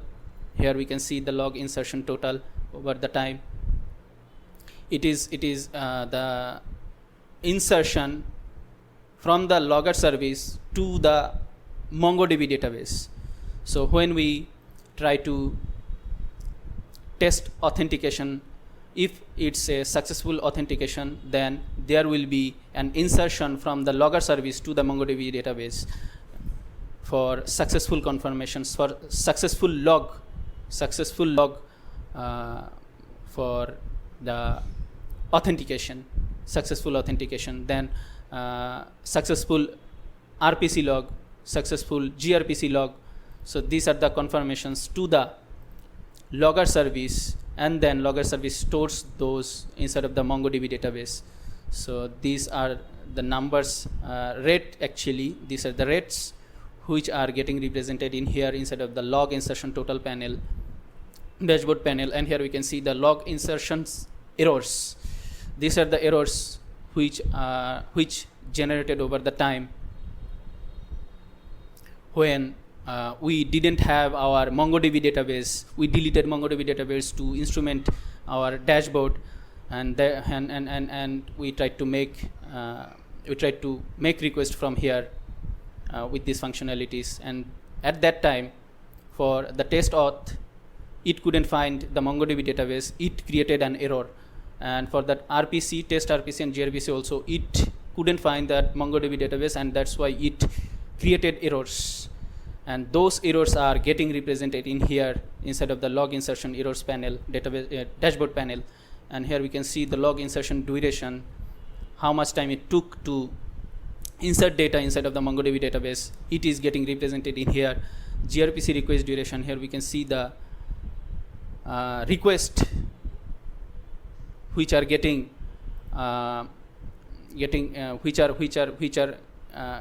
which are sending from here with the test gRPC log functionality, so from the client. And these request durations are getting represented in here. And then the MongoDB database with the authentication, not authentication, with the logger service. The logger service MongoDB database is currently up and running. We deployed another container after deleting, so it is currently up and running. And with the memory and CPU usage, we can see these are currently quite low. There's no issue with the CPU and memory currently. So for the logger service, and here the mailer service, we can see with the mailer service, mail sent attempts, how much attempts we made from our client to send mails to the Mailhawk server. To the Mailhawk server, first from the client to the mailer service, then from the mailer service to the Mailhawk server.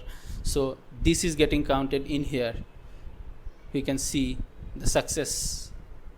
And the mail sent errors, here we can see the errors. We deleted the Mailhawk server, and that's why we received errors here in this time, which is getting represented in here with the mail sent errors panel, dashboard panel. Mail sent duration, here we can see how much time it took to send the mail to the Mailhawk server. And then here we can see the mail memory usage and the CPU usage. These are quite low here, so nothing issue with the memory and CPU for the mailer service. So this was for the mailer service dashboard panel. And then This is for all service status. Here all the services are currently up and running, which we can see all are representing 1, which means up and running. 1 replicas are currently running for each of the services here. Let's delete some services and see the status here. We will see the status as 0 for the services which we are going to delete or down, which we can delete from here. Let's delete the database services from here, which are dependent in here in the authentication service, which are dependent here in the authentication service. We can see database PostgreSQL, database MongoDB, and let's see, are they dependent on any other or not? Most probably they are. The MongoDB, yes, the MongoDB database is also dependent in here with the logger service. So let's quickly delete the database services using our terminal and come back here to see the status from these panels for the all service status, then the authentication service, and lastly the logger service dashboard panel. Let's check all the containers status from our terminal. Let's check again, kubectl get pods.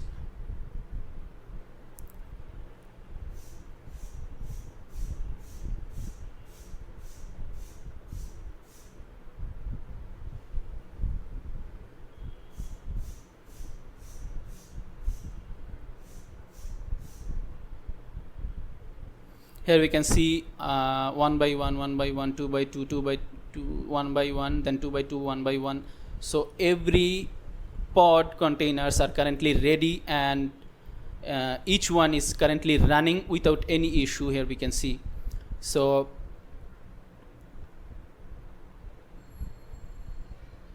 now let's delete the Postgres and Postgres here, and the Mongo also, and for that we'll have to delete the deployment. So let's get the deployment, kubectl get deployments.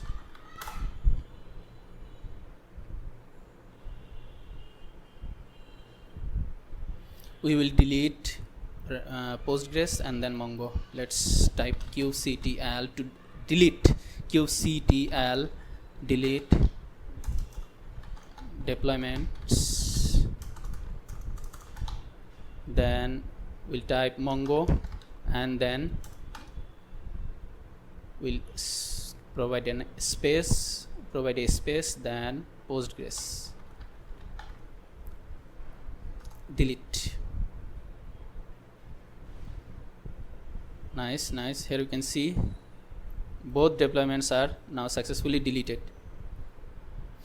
Now check the deployment status, kubectl get deployments.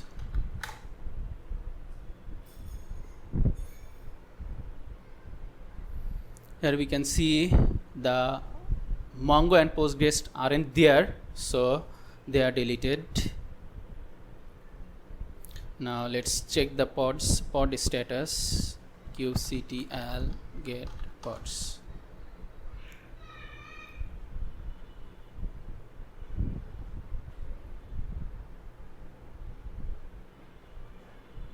From here we can see there's no Postgres and MongoDB. This is Mongo Express, so there's no Postgres and MongoDB pods or container are running currently. So, and the others are running without any issue except this logger service, because the logger service is strictly dependent to the MongoDB database, and that's why it is showing running, but the container is not currently ready. Here we can see 0 by 1. So nothing issue with the logger service, but it is not getting ready it will not get ready without the MongoDB database, because it is strictly dependent to the MongoDB database. So we can say everything is okay here without any issue. There's no MongoDB and the Postgres as expected, as we expected. So the database services are currently down, so we should now see the status 0 means down for these two database services in our dashboard panels. So let's validate that.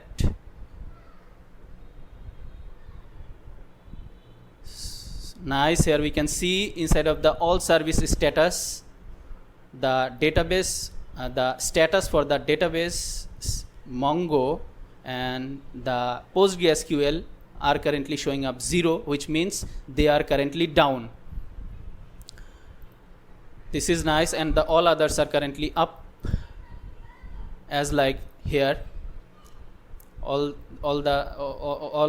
service status are currently running in here, and the all service statuses are currently up in here and running, except these two, because we deleted the deployments. Now let's see what is going on there inside of the authentication service for the database status. Here we can see the PostgreSQL and the MongoDB database connection statuses are showing 0, means they are down with the authentication service. And now let's see inside of the logger service. Here we can see nice, the logger service database connection status is showing 0, which means down for the MongoDB database. So this is how our application metrics custom dashboard is instrumenting the dashboard and working currently after scrapping application metrics by the Prometheus. Now we will go for setting up a notification channel in Grafana, and for that we will install Slack and configure Slack so that we can receive notifications from here, from the Grafana dashboards to the Slack, the alerting notifications. So for that we will install Slack. We'll have to install Slack, download and install Slack. From here we can download the Slack. Then we have already downloaded our Slack, and let's open it.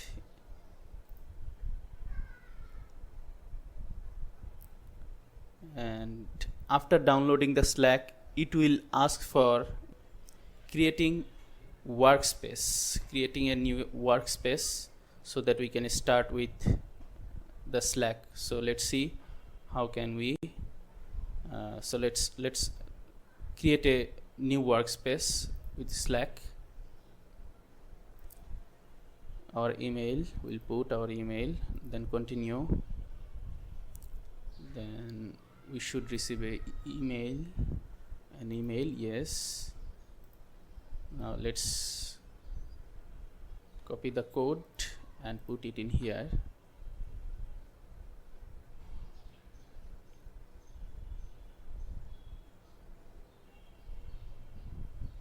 Now what's the name of your company team? This will be the name of your Slack workspace. So the workspace name, this will be the workspace name. We will put it as Grafana dashboard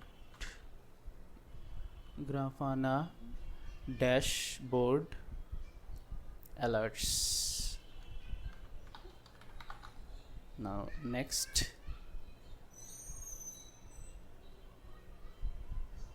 what's your name?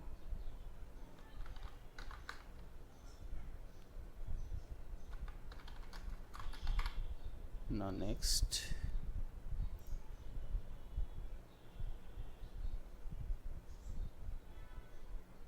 now who else is on the Grafana dashboard alerts team. Let's put this email for a team member. You will put our another email, Google account.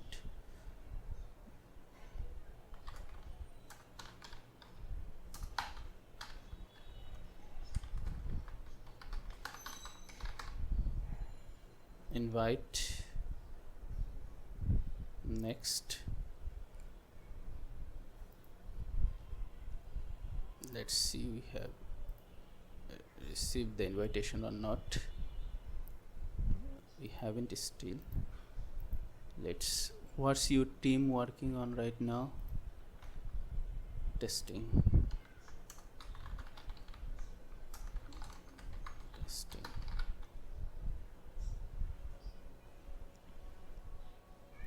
Next, start with limited free version.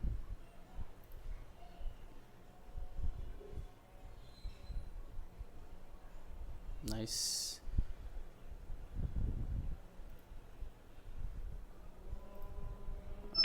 We want to invite it. So we have received the invitation in our another email account. Let's join Slack.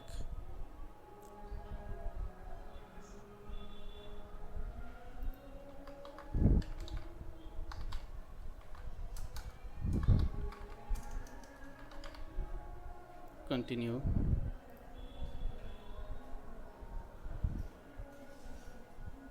Redirecting.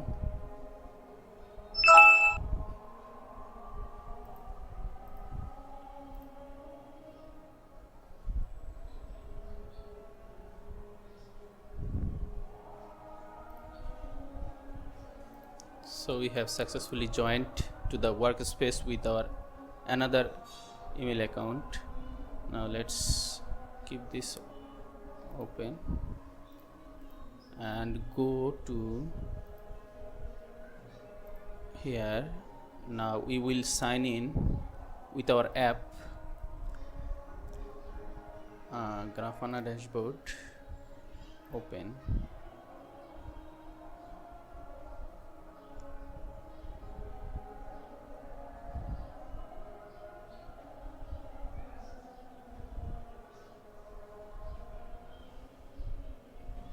Want to use an image here. Let's use an image.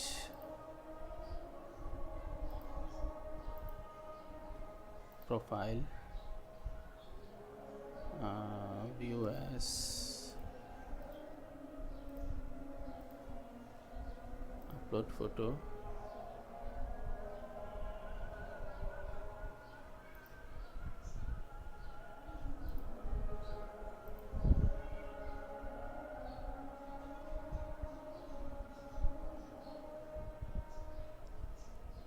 This is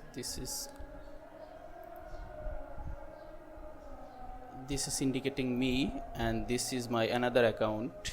So let's continue with this.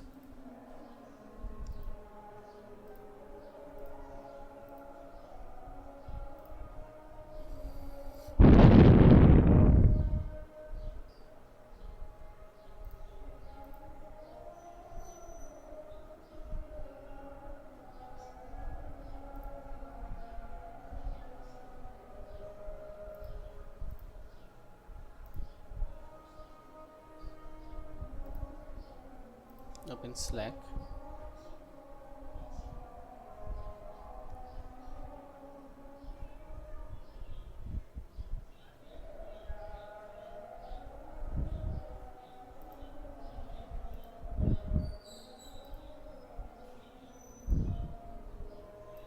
This is me. This is my another account. So we have successfully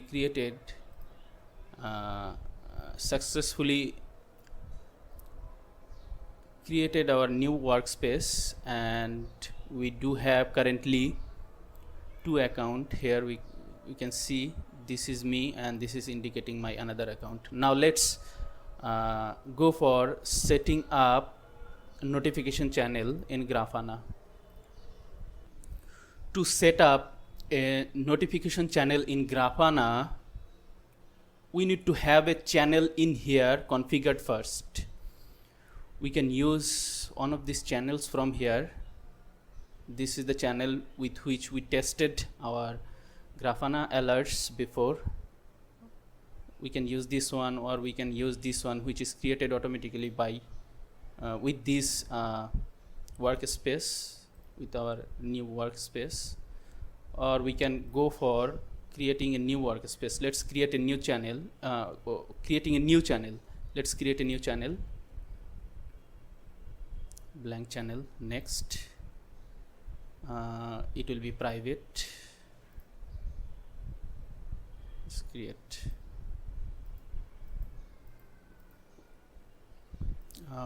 We'll have to name it.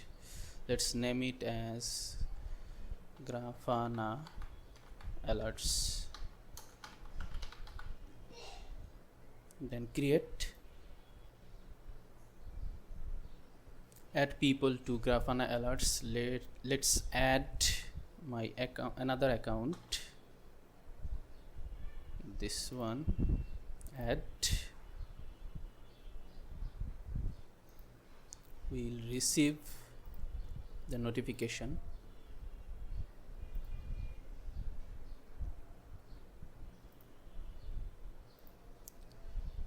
Here we have received already the notifications. Joined via invite. So we have already joined.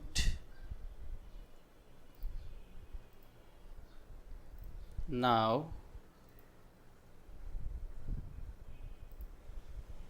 the channel has 2 members. Now let's go for configuring this channel, Grafana alerts. To configure, we will select this channel. After selecting this channel, we will go for add apps in here. This plus icon, we can see add apps on the left panel. So from the left panel, click on add apps after selecting the channel. Now from here we will search for incoming webhooks. This is the app which we will connect to our channel and configure. Let's click on add. Not in here. In this account, let's click on add.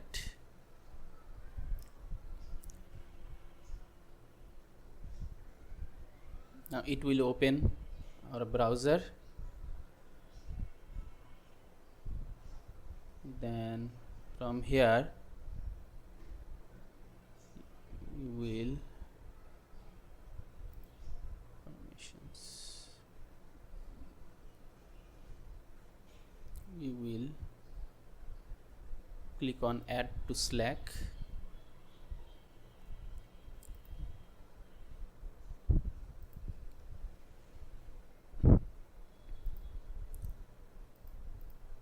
This is our workspace.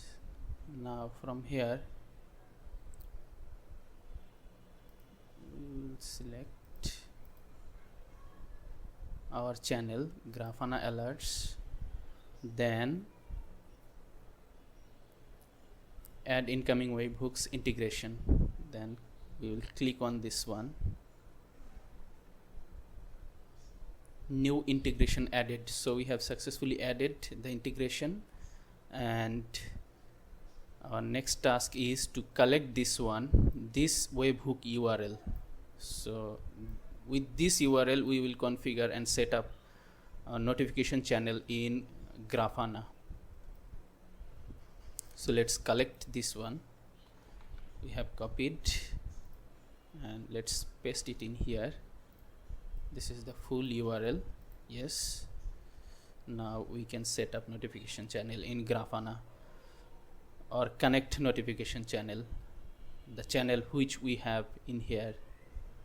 We have selected here this one. So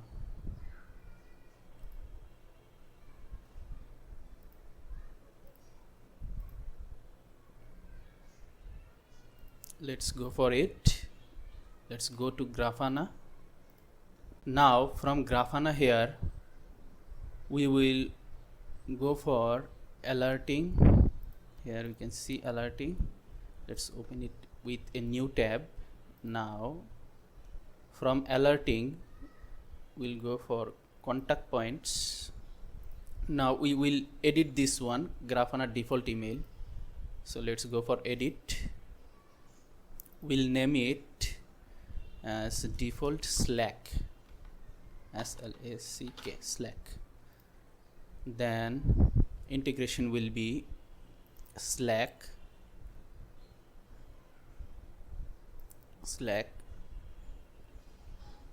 Then we don't need to put anything else here, just let's put the webhook URL which we have collected before.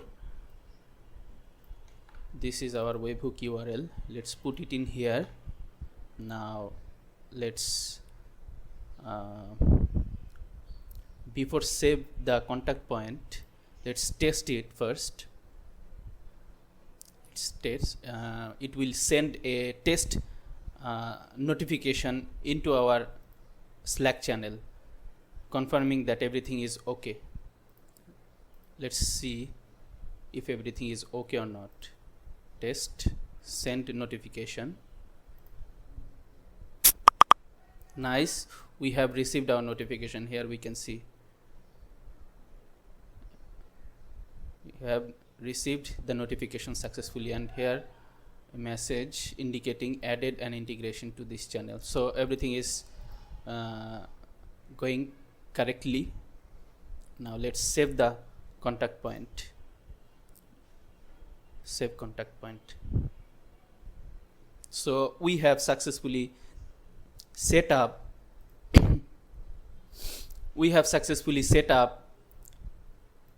our notification channel in Grafana.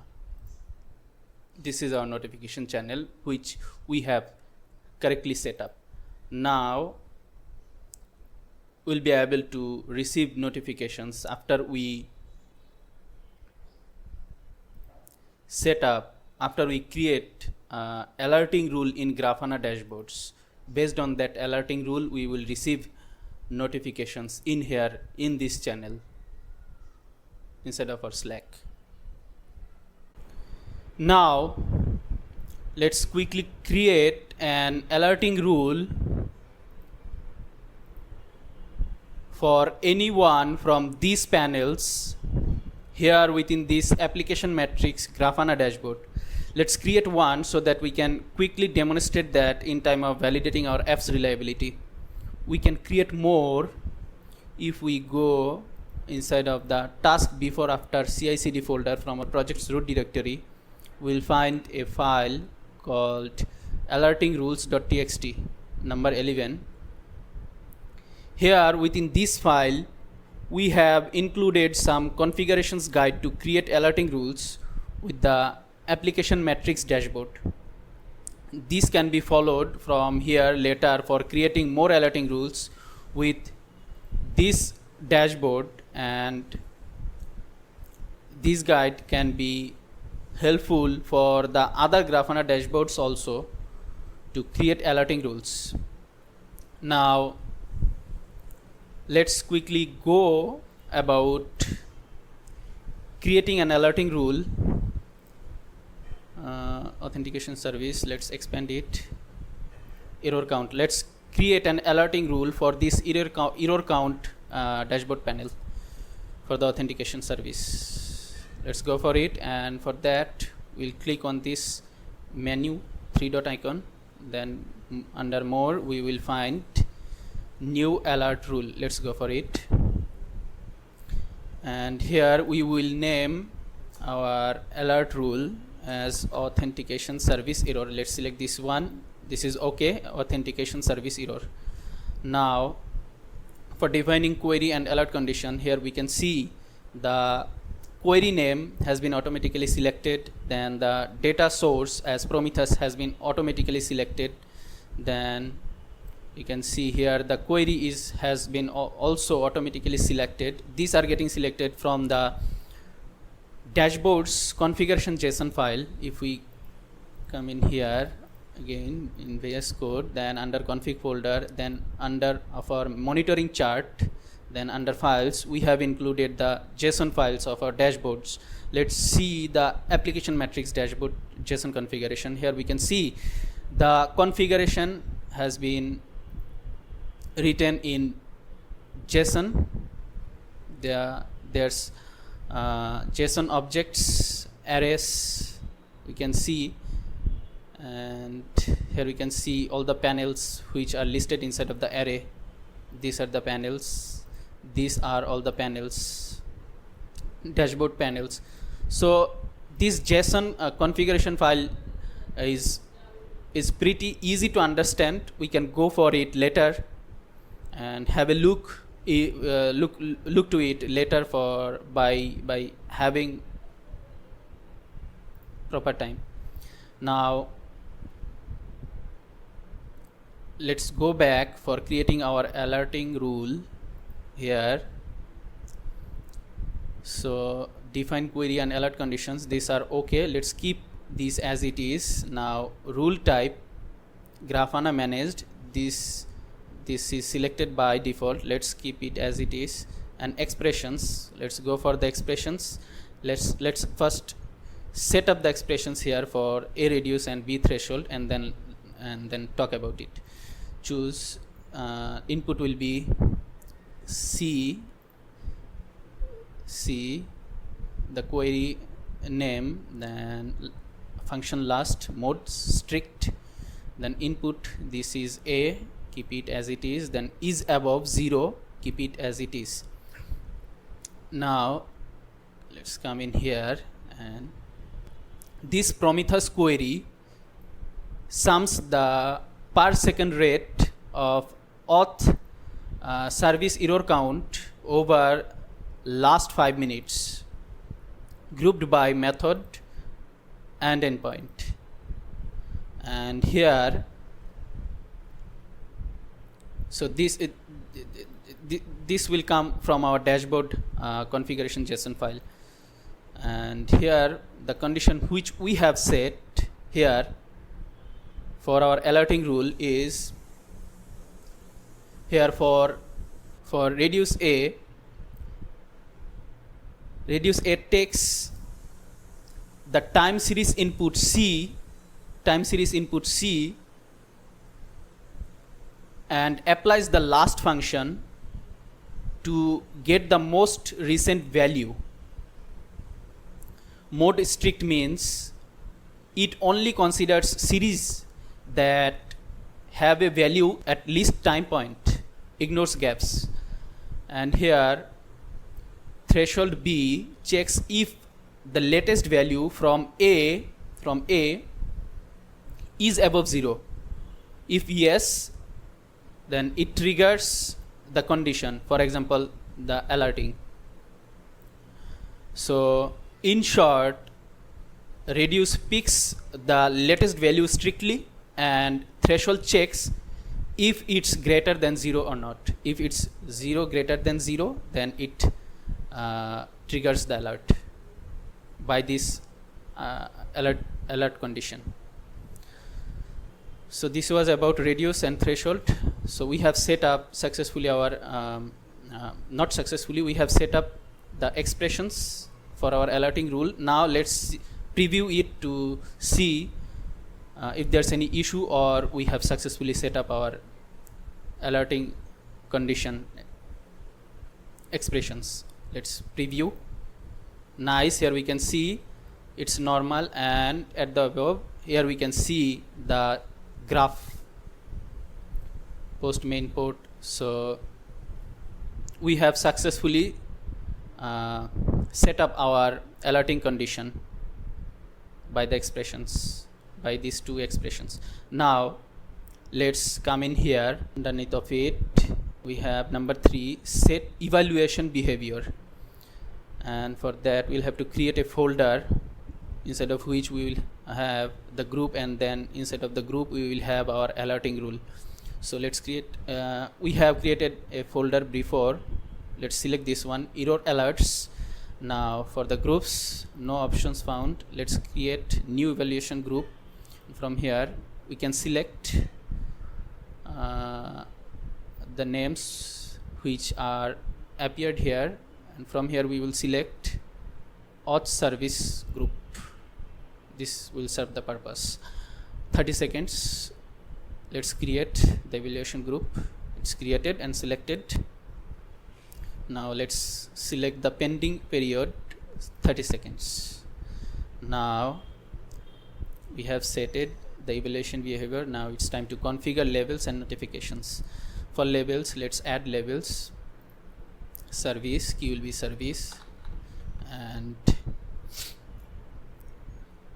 let's keep a value as authentication. Hit enter. Now let's save. So now we have a label which will help to group, filter and manage this alert in Grafana. Now notifications, select notification point. This is okay, by default selected. And contact point, under of contact point we will select our notification channel here in Grafana, which is Grafana default Slack. Then for configuring notifications, so we have done configuring labels and notifications. Now it's time to configure notification message. Let's provide a summary. Authentication, we'll keep it as our rule name. Let's copy the rule name. Then let's provide an exclaim mark at the end.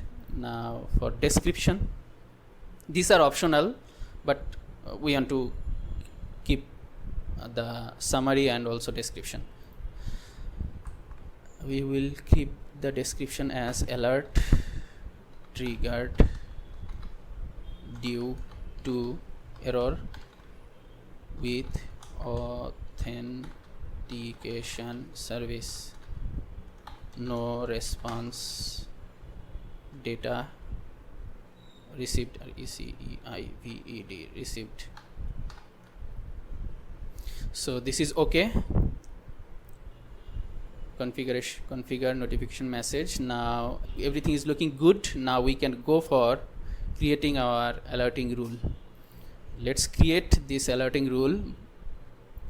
From the top, save the rule and exit. Nice, we have successfully added or created our alerting rule for this error count dashboard panel for the authentication service, and we can check our alerting rule status from here. Let's see the status or rule, the rule created from here under alerting, then alert rules. We have here one. Now here we can see Grafana. Here we can see under Grafana managed here error alerts. This is our folder which we have selected, which was created from before, and then the group which we created, auth service group, and then under of it we will have our notification channel. See our notification channel. This is the name of a notification channel, and this is the summary, and health is okay currently, and the state is normal. So it is not alerting right now. If when it will alert, it will be firing. It will show the state as firing. So here our alerting rule has been created successfully, which we can see, and underneath of it we can see there are 230 more, 230 total, 231 including this one, and 230 more rules which come by default with the default dashboards, and we can monitor these from here. For these rules we are not going to receive any any notifications, and we can monitor these from here. You can see here 9 firing, 137 normal, then 85 recording. So we can monitor this from here. We are not going to receive any notifications for these rules. So this was our custom rule which we have just created for our application metrics dashboard, and we will receive alert notification based on this rule when any error will occur in time of inserting logs to the connected MongoDB database of the authentication service. And we will see that practically in time of validating our app's reliability.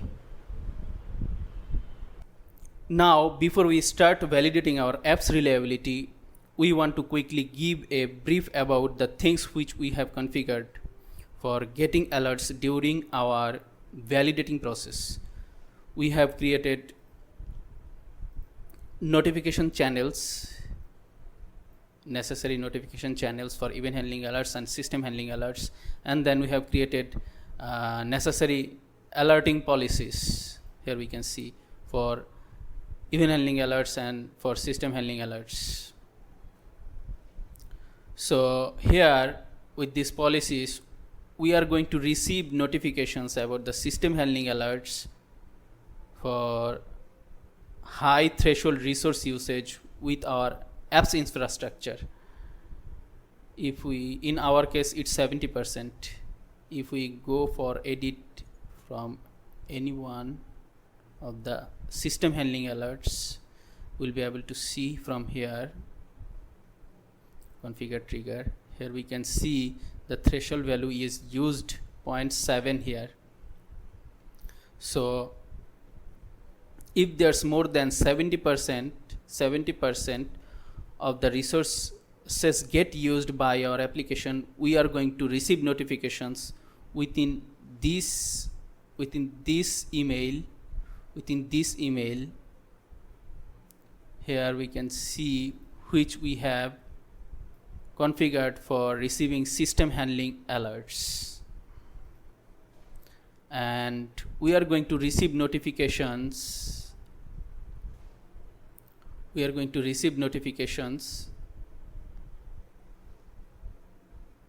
About the event handling alerts for setted high threshold events. In our case it's 5.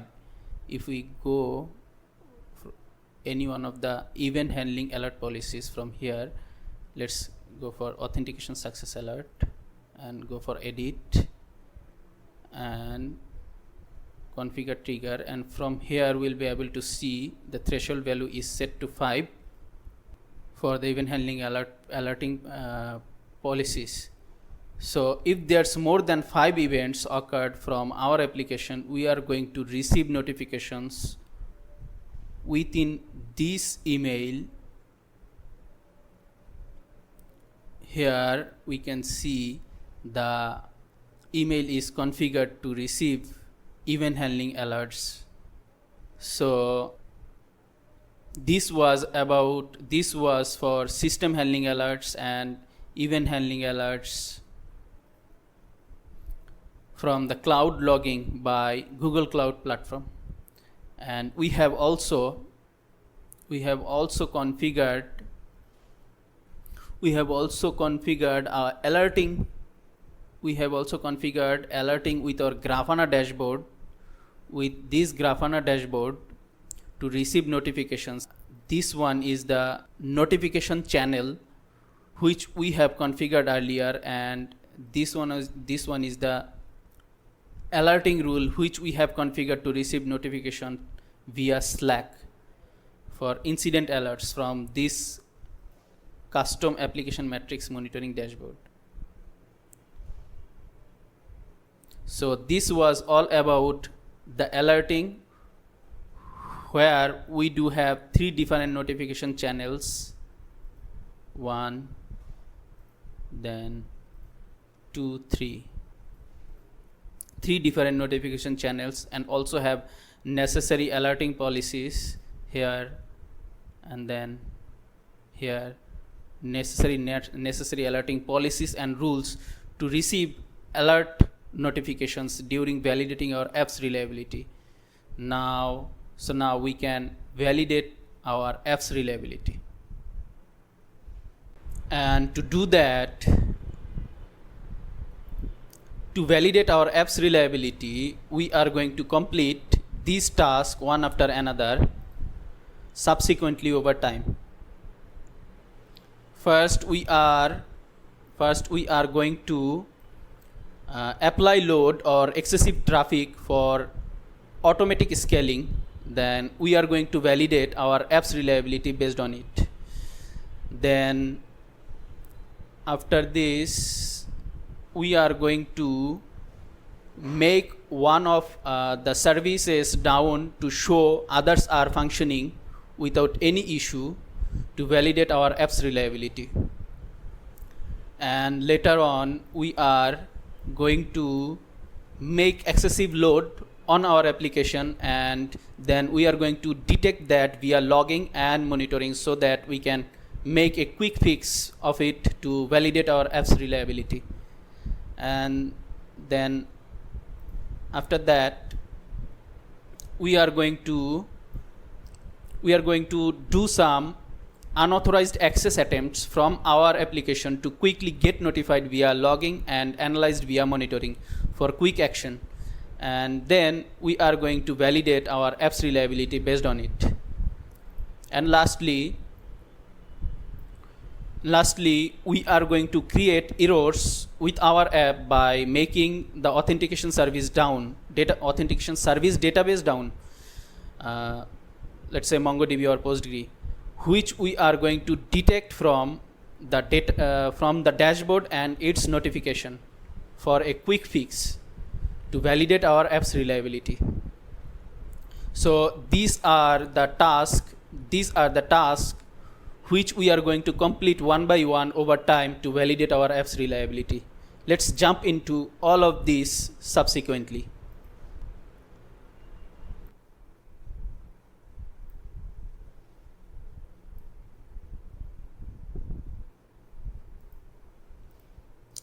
Let's apply some load on the application, and to do that, if we click this test auth button to generate concurrent request, the load on the system will increase.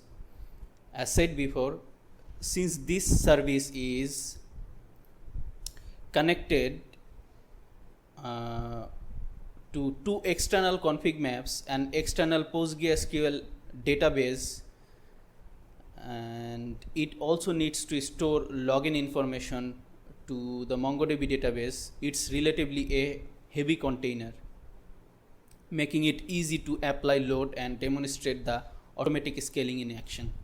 So let's apply some load concurrently.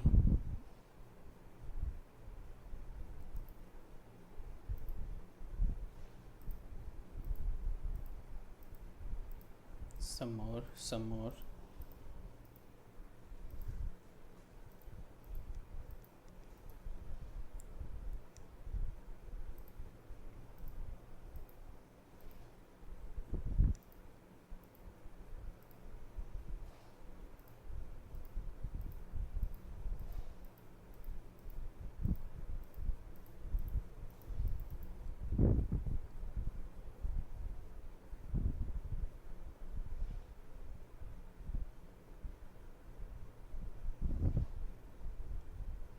It's enough. Okay. Now let's check the pod status from the terminal. qctl get pods. Let's wait until the pods are getting increased.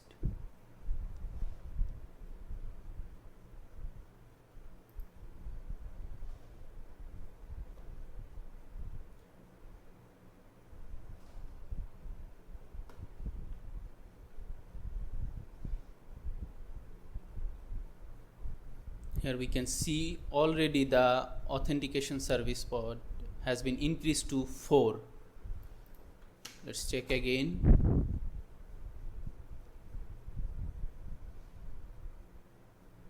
It's 1, 2, 3, 4. It's 4. Let's check kubectl get HPA and see from there. Here we can see the replicas for the authentication service.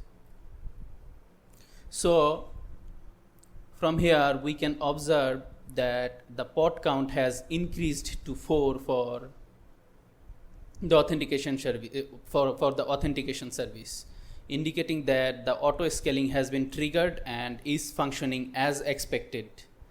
So we can say this microservice app is reliable.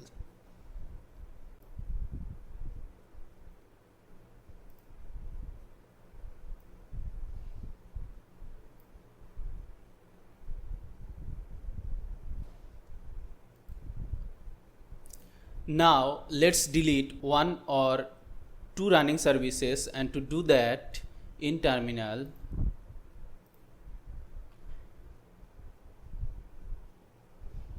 kubectl get pods.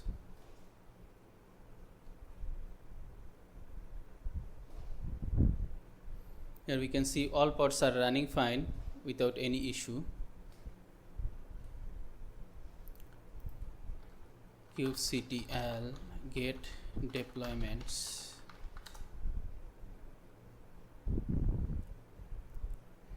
Let's delete the deployment for the authentication service. kubectl delete deployment. The deployment name is authentication service. So let's delete the authentication service deployment. So the deployment for the authentication service has been deleted. Now let's check the pods. Get pods. See, without the authentication service pod, the other pods are running fine without any issue. Here we can see one by one. So every pod are ready, every deployment are ready, and the pod containers are running. Each one is running here without any issue. So now let's check from the application on the browser. From here let's refresh again. Now let's check the test broker. Here we can see, nice, the test broker is working fine, and then the others, test RabbitMQ log, it is also working fine, and then test mail, nice, it is also working fine. Test RPC log, it is also working fine. Test gRPC log, it is also working fine. Now let's test the auth. It is not working, we can see, because the deployment is not there. The deployment of the authentication service is not there and the others are there. So the deployed containers are running without the authentication service, and here we can see all the functionalities are working except the test auth, which means one service is down, is not impacting the others. So this app is reliable.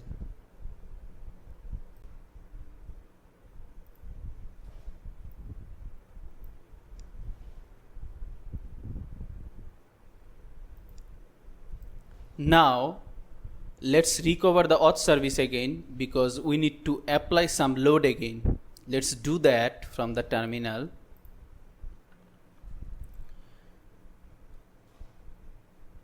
We need to apply the authentication service YAML file. So before we apply, we need to set the path of the K8s folder, cd mnt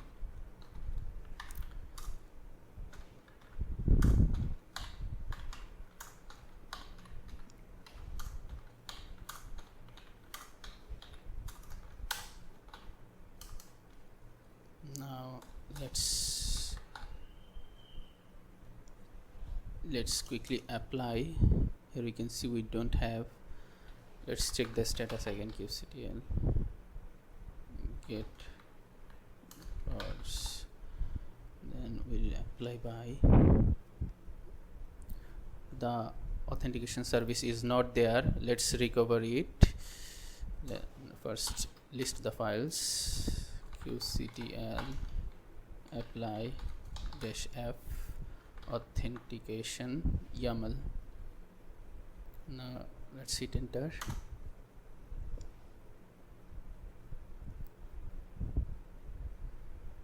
So it's successfully deployed. Here we can see authenticate deployment apps authentication service created. Now check the status. kubectl get pods.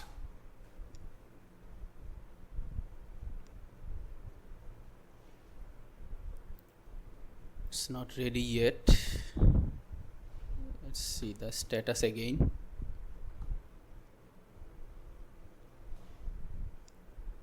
Now the auth service is successfully recovered.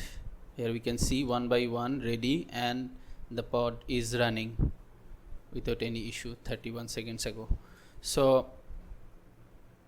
all the pods are running fine. Here we can see now, including the authentication service. Now let's make some concurrent request using the test auth button here from the front end, and we can do that also with the others. So let's make some concurrent request by this test auth button.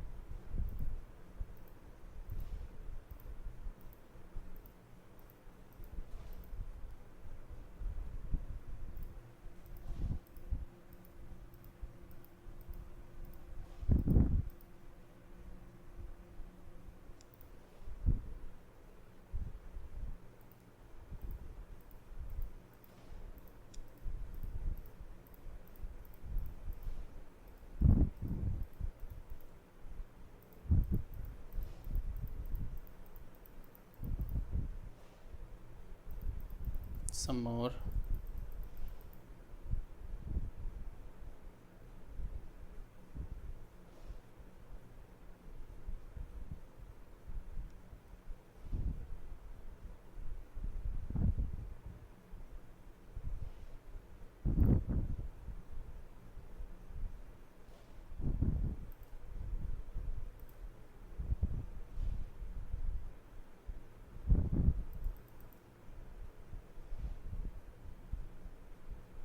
Refresh.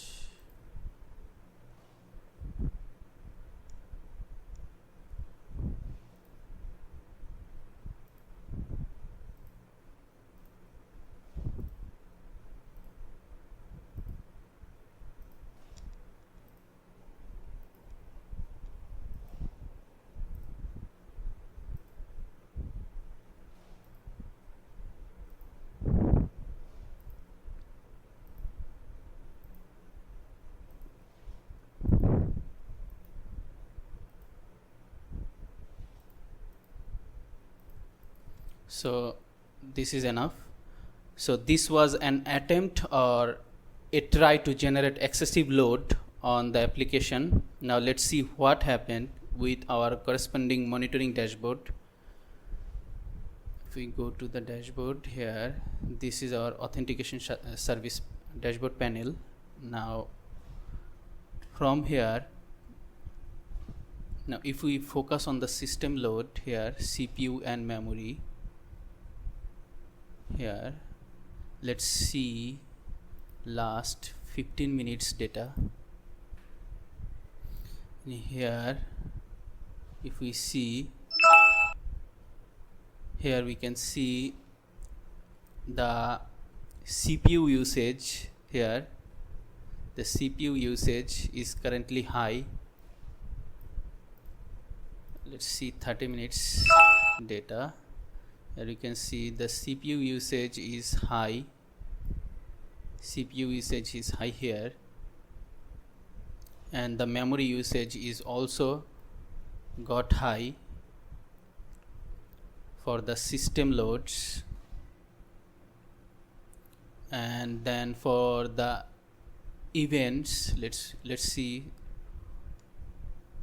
Here we can see post request.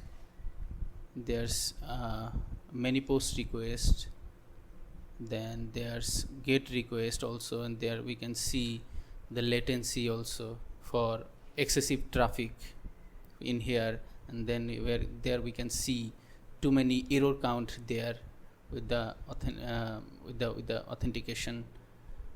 Then here we can see too much active users here. There's showing for the successful authentication. So from the system from the system load, and here after analyzing the event load also from here, from this authentication service dashboard, we can clearly analyze that our app is having excessive or extra load. Here you can see CPU is getting high, memory and CPU is getting high. So we can analyze that our app is having excessive or extra load, which we can fix by scaling our app resources if it can't be handled by the auto scaling, because auto scaling can handle load up to the resources which we do have with our infrastructure. For example, as our infrastructure consists of a maximum of 3 nodes and 250 GB of available storage, the auto scaling which we have the HPA in our app level can only operate within those constraints. So from here we can detect that issue and can go for a quick fix as required, and thus this app can provide reliability.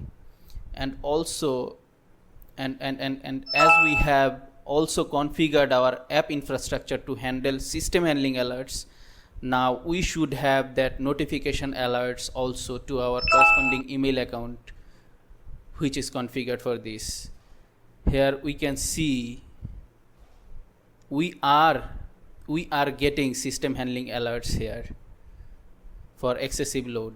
Here we can see ephemeral storage usage above 70%, and we are receiving the alerts continuously. There were 6 and now it is 8. So ephemeral storage usage above 70%. For storage using 70%, we have got this alert. Here you can see Kubernetes container ephemeral storage is above threshold of 0.7 with a value of this.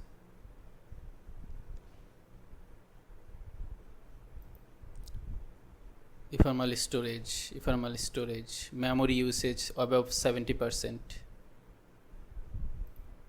Then memory usage above 70%. External storage. So memory is getting high here, which we saw also with our dashboard here. CPU is not getting used too much in here, but the memory is getting little bit consuming here.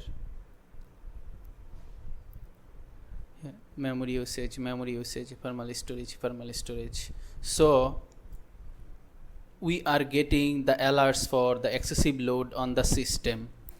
We are receiving system handling alerts. So from the logging, we have also detected the excessive load on the application, which can help us to increase the app's infrastructure resources when required, and for which we can say our application is reliable.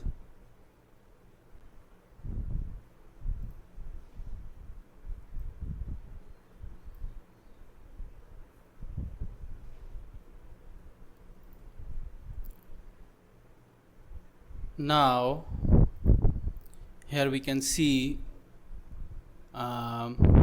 we have also configured the notification channel for the event handling alerts.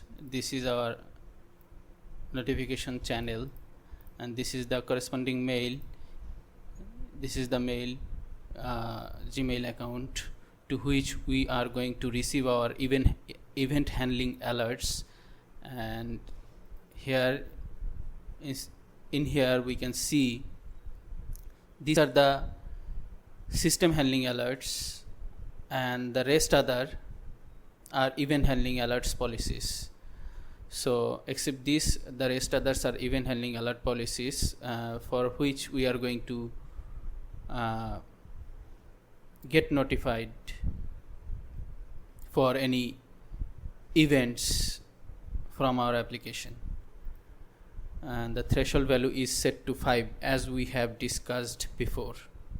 Now, as we have configured our app infrastructure to handle the event handling alerts also along with the system handling alerts, we can get alerting notification for any events like unauthorized access attempts. And to test that, let's again make some concurrent request from our application from here. Let's make some concurrent request using the test auth button.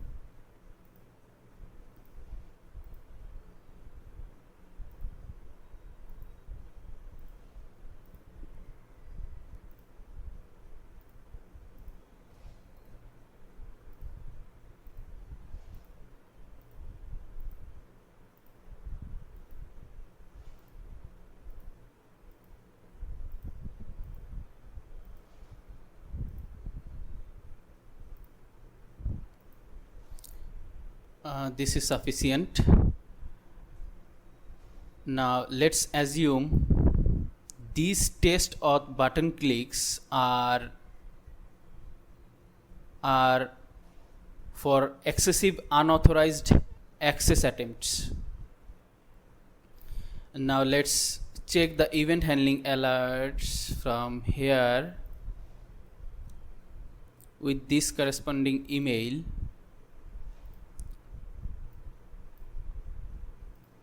This corresponding email account which is configured for the event handling alerts. Let's wait some moments until we receive the event handling alert notification in here.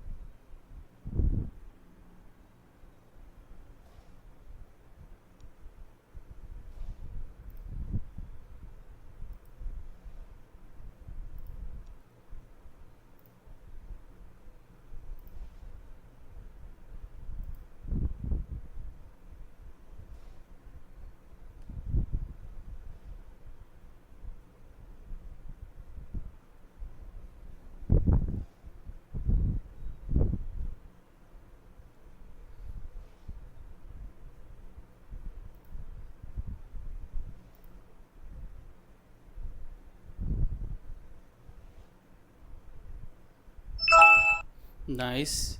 Here we can see we have received the alert mail. Here's the alert mail. We have received the alert mail for the event, like when there can be excessive unauthorized access attempts. So we have notified about it. Now let's check the corresponding monitoring dashboard. If we go in our Grafana monitoring, now here the authentication service dashboard panel. From here, now from here let's see the last 15 minutes data. From here we can see the excessive post request. We can see the excessive post requests are made in this particular time, which is not a consistent behavior. We can see which is not a consistent behavior with the application. We can set an alerting rule here with a threshold value. Here it can also be 5, like the logging. So from here we can detect that our app is having excessive load. We can see the yellow dot, excessive load. So the logging and monitoring, both the logging here and the monitoring, both are indicating there's excessive or unauthorized access attempts with our application, which allows us to take immediate action. And the actions can be like blocking the IP of the suspicious request, then enforcing stricter rate limits to prevent excessive login attempts, then requiring reCAPTCHA for repeated failed logins, then notifying security teams for further investigations. And here if we go in the event handling alerts email, we have received another email, and this is saying this is a recovery alert. Here we can see alert recovered, which is saying there's no unauthorized access attempts currently. You can see the current value is 0, so it is under of the threshold 5. So the current value is below the threshold of 5. So there's no unauthorized access attempts or excessive access attempts from to the authentication service from our application. So this is nice. This confirmation is nice. So in time of unauthorized access attempts, we can detect that via logging and also via monitoring, like how we have discussed now. And then we can take these immediate actions based on that. And this shows how by having such opportunities with logging and with monitoring for taking such immediate actions, this shows how our application is reliable.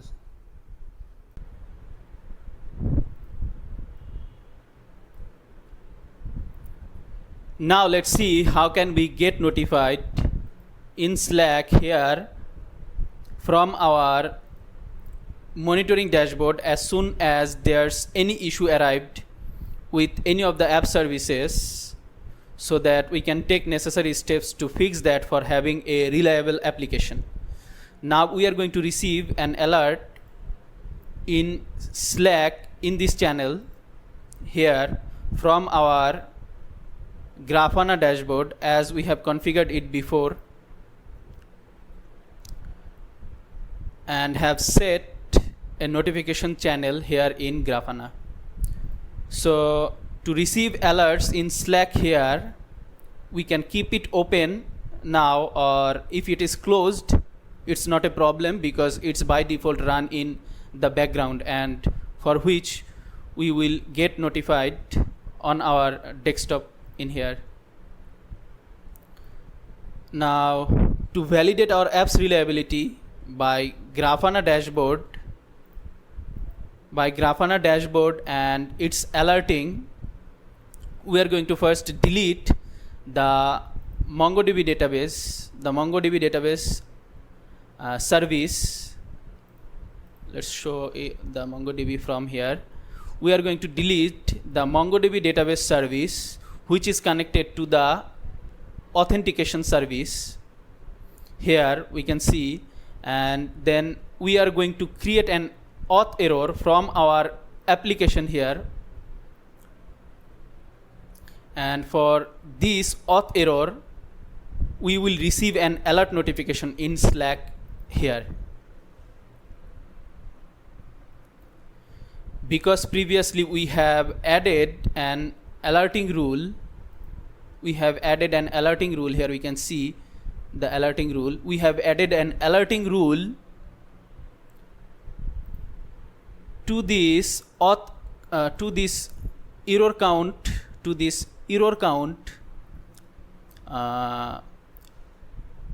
dashboard panel for the authentication service. We will receive notifications from here to the Slack. So let's first make the MongoDB database down to create an auth error. We will do that from our terminal. Let's first check the all service pod status.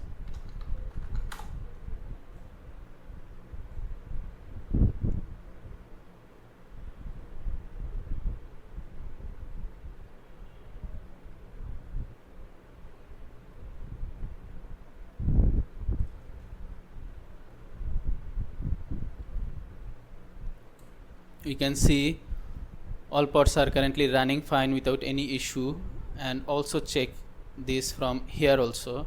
Here we can see every pod is currently running up and running. Now let's delete the MongoDB deployment. kubectl get deployment first, deployments. Now delete the deployment for MongoDB, delete deployment. We'll copy the MongoDB deployment name and then paste it in here. Now let's delete.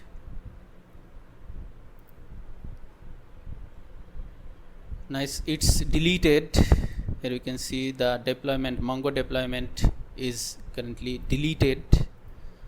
Now let's check the pod status again. kubectl get pods.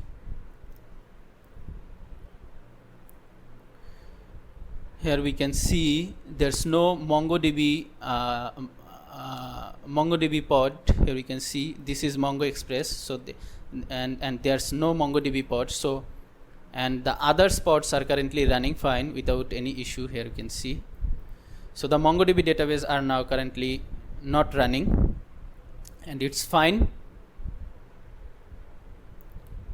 which we can also validate from here also. Here we can see if we come in here, this should be down. Let's refresh the page and see again. The MongoDB database should be down in here also.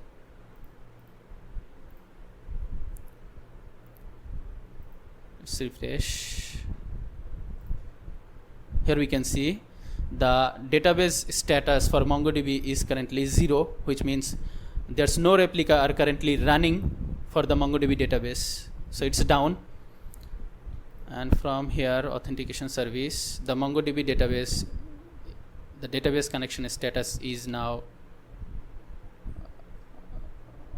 showing up 0, which means it is down for the authentication service. Now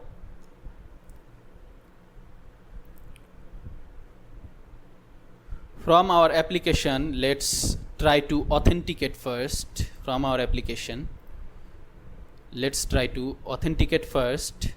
This will generate an error response because it won't find the MongoDB to insert a success confirmation log for the authentication. Let's do that. Here we can see we have received the error calling auth service. So we have successfully created the auth error. Now and then the same thing will also happen with the RPC log and gRPC log. We have received these errors. So we have received these errors for MongoDB database down. Now very soon we should receive an alert notification for the auth error, as there's an alert rule that has been set for it from our Grafana dashboard in here. Now let's quickly see what's the state of our alerting rule. Here we can see it's pending for 24 seconds.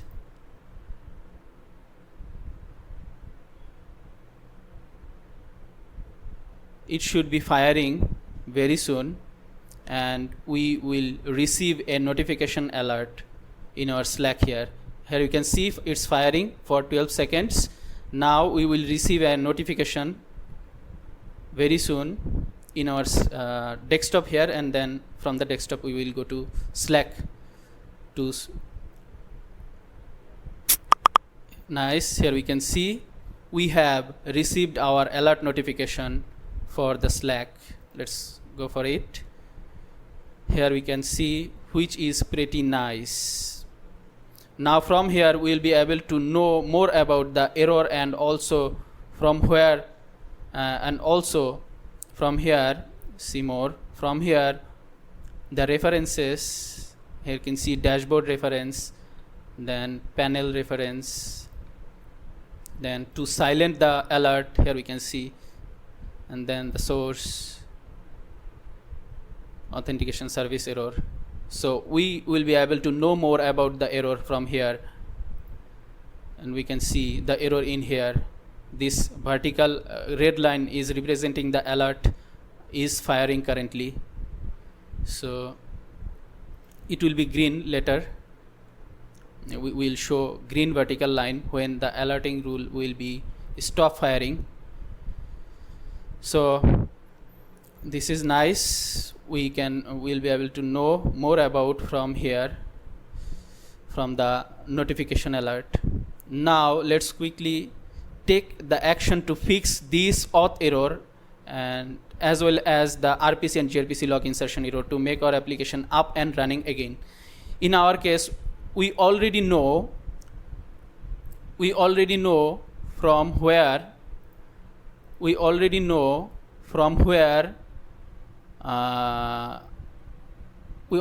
the issue, which is that our corresponding MongoDB service for the authentication service is currently down because it's been deleted. We can verify that from here, from the dashboard and also from the command line. There's no MongoDB pod is running currently.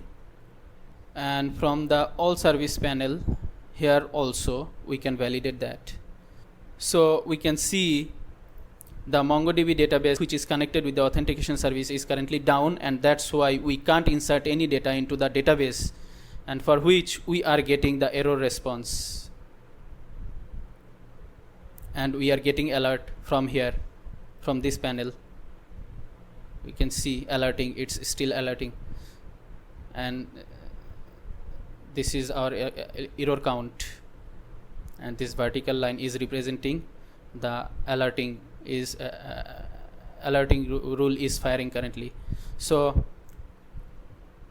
now, as we know about the issue and know from where it's coming from, let's quickly fix it by deploying the MongoDB database again to make it up and running, to fix the errors which we are getting right now. Let's quickly do that from the terminal. Let's kubectl get pods again, see the status again. There's no MongoDB database pod. Here we can see Mongo Express is there. Now let's list the files inside of the K8s folder. Now let's deploy the MongoDB configuration file. kubectl apply -f, then Mongo, then YAML. Here's the Mongo YAML file. Let's deploy it.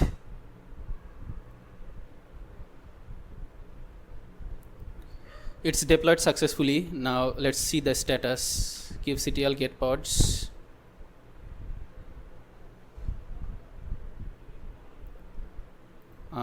MongoDB is currently up and running. Now, as the logger service is also connected with the MongoDB database, it will also be running properly because it's strictly dependent on the MongoDB database. Now let's check the status again to ensure everything is correct. Everything is running. Now everything is running, up and running, and from the panel here we should also see all service status. Here MongoDB database should also be up and running. It should show 1 instead of 0. In here also, here we can see it is already showing the MongoDB database connection status is 1, which means one replica is currently running for the MongoDB database, which is connected to the authentication service. And we have already received a notification confirming which says the issue is resolved. Here we can see the issue is resolved, which means the alerting is now in normal state. From here we can validate that. Here we can see the alerting is now in normal state. And in Slack here we have received that confirmation. And the confirmation is now received to all of our team members via Slack notification here. And everybody in the team is now aware about the successful recovery. So we have quickly fixed the issue by recovering the MongoDB service after getting alerted by Slack. And by this way our app is reliable, and we can validate that from our application also. If we check all the functionalities, application functionalities, now there's shouldn't be any error. Let's check. Test or authenticated successfully. So there's no error currently. We can see mail and then also with RPC and gRPC. So every functionality is now currently up and running. So we have recovered our app again. So by this way we can say our app is reliable. Now with this we have completed all of our tasks, this task to validate our app's reliability. Now to further validate the reliability of our microservice based application, let's quickly revisit the example we mentioned before with our AWS based project setup. We discussed a scenario where scaling required updating the front end and adding more backend services. With this kind of microservices architecture, teams can work independently on different services without dependencies or bottlenecks. This accelerates development, enables faster updates and deployments, and ensures seamless scalability. Ultimately, this approach enhances efficiency and reinforces the overall reliability of our system. So this was all about validating our app's reliability. Let's move forward with another task. Now everything is working fine with our app. Here we can see every functionalities are working. So our app is working properly, and with our monitoring stack here we can see all the dashboard panels are working properly, and we are also receiving alerts from these dashboard panels. So monitoring stack is also working properly, and our logging setup is also working properly. Here we can see by using these policies we are receiving system handling alerts in this channel, this configured channel, notification channel, and also event handling alerts. We are receiving event handling alerts within this configured notification channel. So everything is working fine with our app monitoring stack, and our logging setup. So we are very close about to make a conclusion here, and before we go for that, let's quickly complete an optional task, which is disabling the kubelet read-only port. We know that our application resources are currently deployed inside of a private GKE cluster on GCP, and the kubelet read-only port on our GKE cluster is not externally accessible due to private networking. And this is why it's not strictly necessary, but by disabling it on our GKE cluster, we are going to enhance the security best practices. So let's go for it. In our terminal,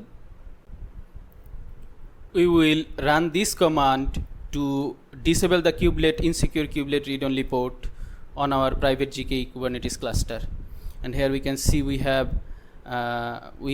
put our cluster name here and have used the region, our region, and for checking the status also we have used proper name, cluster name and region here.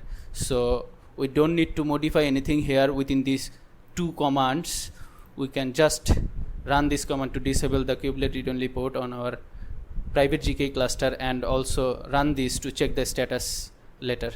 So let's quickly disable the kubelet read-only port by running this command on our private GKE cluster.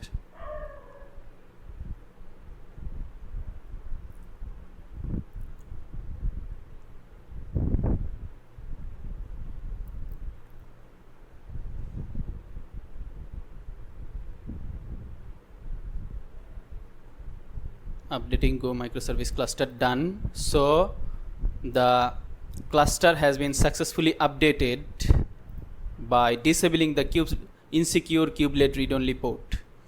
So let's check the status now by running this command.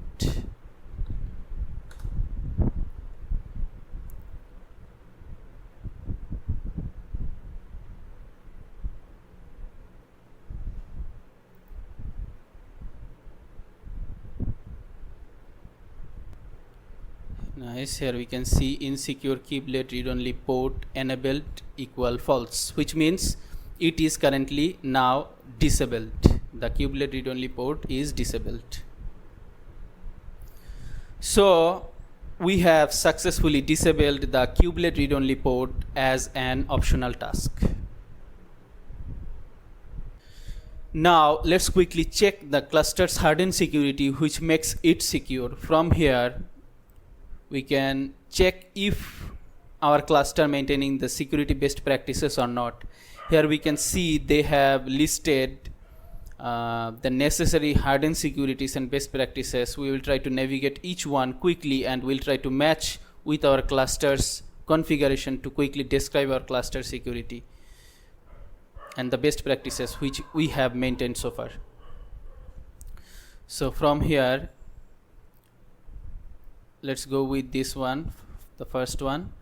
Update your GKE cluster regularly. So we have just created our cluster. We don't need to update it currently right now, but if we continue with it, then we need to upgrade it. So we are safe with this best practices, hardened security or best practices.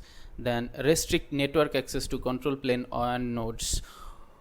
As we have private cluster, here we can see with our architecture diagram, we have created a GKE private cluster, and the private and we do have Kubernetes private API server or control plane. So every inbound and outbound requests are going through this cloud router and cloud net. So we can say the network access is now restricted for our private GKE cluster and also for the worker nodes or virtual machines. So we are safe with this hardened security and best practices also, and restrict access to control plane. Yes, this is under of this. Now let's move on. Restrict access nodes. Yes, use least privilege privilege firewall rules. We have used least privilege firewall rules. If we show from here instead of our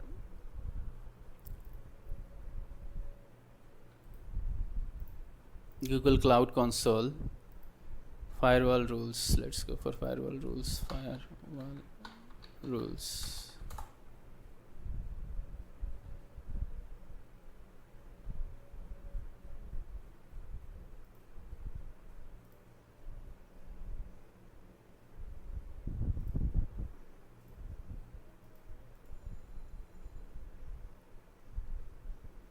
Here we can see we have created some custom firewall rules, and then these are the rules which I have created automatically by the GKE cluster itself.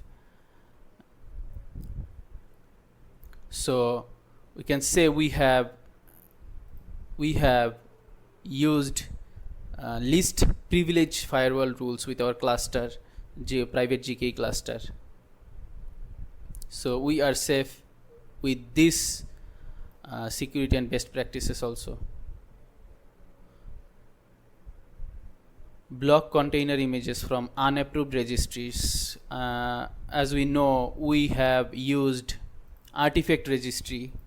If we come in here, artifact registry, so we can see we have used Google's native GCP, Google Cloud natives artifact registry. So we are also safe in here. So this is approved registry inside of the Google Cloud. So this is native registry. So we are safe in here also. Use group authentication. This will come by default, enable by default inside of our private GKE cluster, and also configure security for container nodes. This will also comes by default with our private GKE cluster. Then enable workload identity federation for GKE. As we know, we have enabled workload identity federation for inside of our configuration, CI/CD configuration to interact with our private GKE cluster. We know that, so we are safe in here also. If we go to pipeline, in here we'll be able to see we have enabled. Not from here, let's see from here.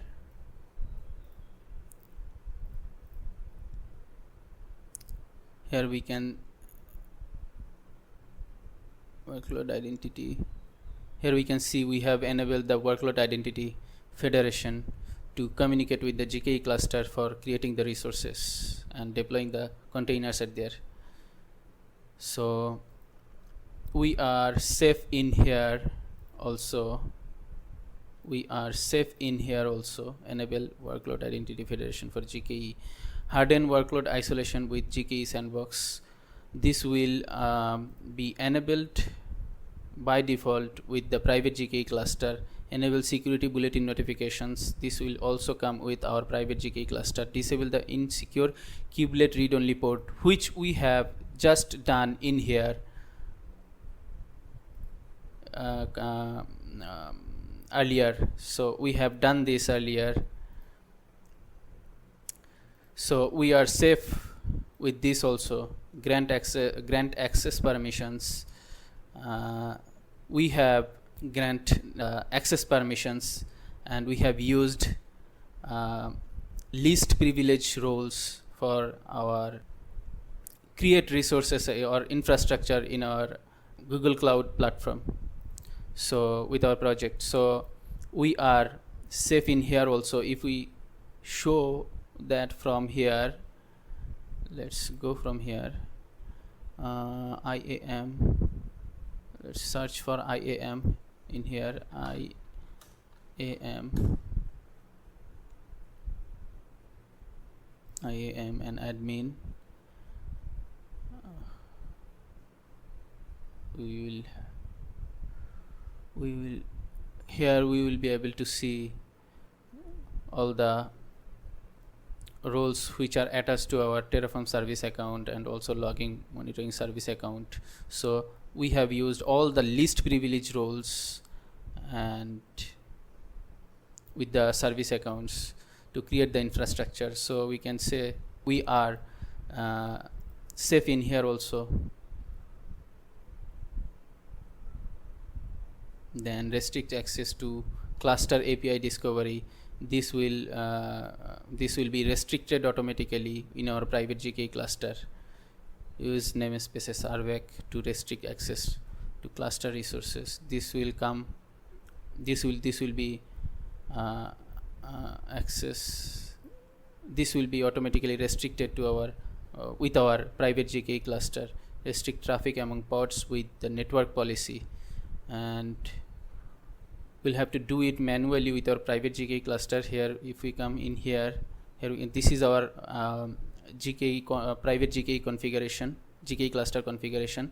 Here we can see we have enabled network policy to control traffic. So with our private GKE cluster, so we can say we are also safe in here. Protect your data with secret management. As we already know, we have used Kubernetes secrets and also have used Kubernetes secret manager inside of the GCP. If we show from there, Kubernetes secrets, let's open a new tab, Kubernetes secret manager, then see the secrets which are used which are used inside of our Kubernetes cluster later. These are the secrets. Here we can see instead of the secrets manager we have stored it, and then later we have used those after fetching by the CI/CD pipeline. If we show from here, after fetching, here we can see not in here. Here we can see we are fetching the Kubernetes, we are fetching the secrets stored inside of our secret manager here during our CI/CD pipeline run, and then we are replacing, we are modifying our files dynamically to use those secrets in here inside of our Kubernetes configuration files to deploy the containers securely. So we can say we have managed the secrets properly inside of our Kubernetes cluster to deploy the resources. So we can say we are safe with it also. Use admission controllers to enforce policy.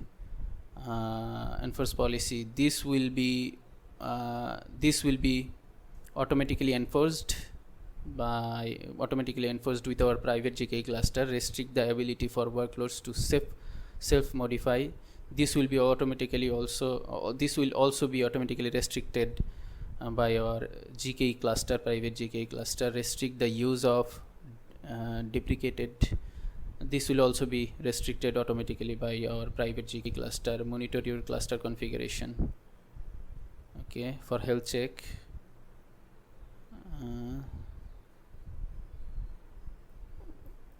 We have done some health check we have implemented some health check. Here we can see liveness readiness probe to continuously monitor our containers health, and it will also be helpful to for the Kubernetes cluster also, because this container is also a part of the Kubernetes cluster. So we can say we are partially also safe with it, and we have done this security based practices. Review secure default options, and then cloud logging enabled, yes. And then here with this we are safe because we have enabled our cloud logging, and we are not only enabled the cloud logging, we are receiving alerts, and we have set policies and receiving alerts inside of these two notification channels for system handling alerts and for event handling alerts to detect issues with our infrastructure resources and also with our application resources. So we are safe with it. Leave the Kubernetes web UI dashboard disabled. This will be automatically disabled by our private GKE cluster. Leave ABAC disabled. This will also be disabled automatically by our private GKE cluster. Then so we are done. So from here we have seen that our app is maintaining almost all the security best practices which are mentioned here in the Google Cloud documentation.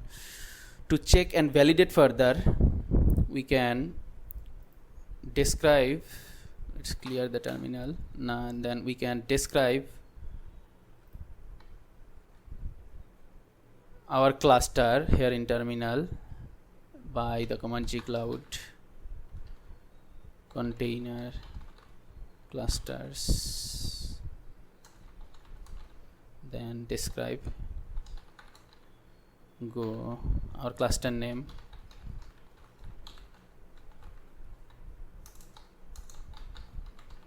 cluster, then zone US Central 1.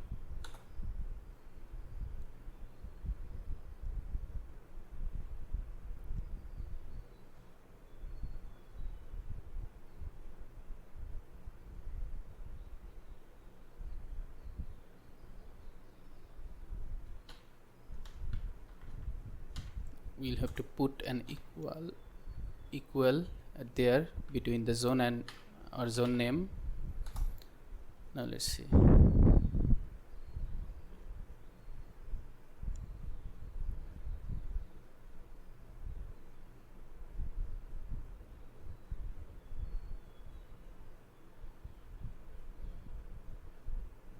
What is the problem here?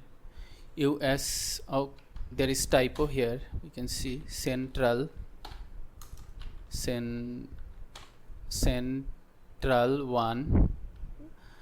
Google Cloud Container Clusters, describe go microservice cluster, then zone US Central 1. Now let's clear the terminal and get our previous command, and let's now describe.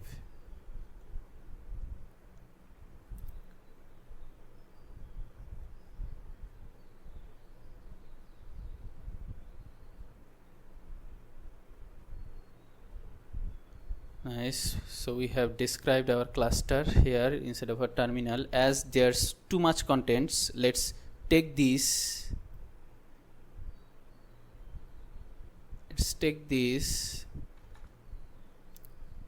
instead of our notepad. Now these are okay, fine. Now will be easily it will be easy for us while searching for any of the hidden security properties. Let's say kubelet, search for kubelet. So like this way, So it will be easy for us. Now from here we can check the cluster configuration and match that with the hardened securities, which we have discussed here, which are mentioned in here. Some come by default with the private GKE cluster, and some we need to achieve, like how we have configured here inside of our Terraform configuration. So some come by default with the private GKE cluster, and some we need to achieve.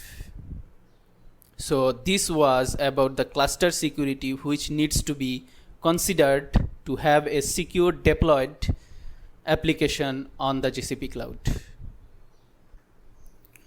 Now we will talk about the things which we have overcome comparing with the AWS based project with which we worked on previously. Here we can see the lackings which we did have with our AWS based project. Now let's talk about the things which we have overcome with this GCP based project with which we have just worked on. Let's start for the infrastructure management first and talk about what we have overcome.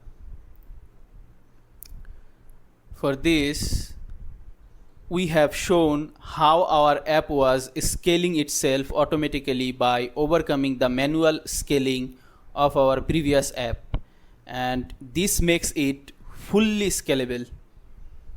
And then we have done some manual one-time tasks which are required for validating the resources and for the infrastructure management, but except this, we have automated almost all the possible process for creating and deploying the resources on the cloud.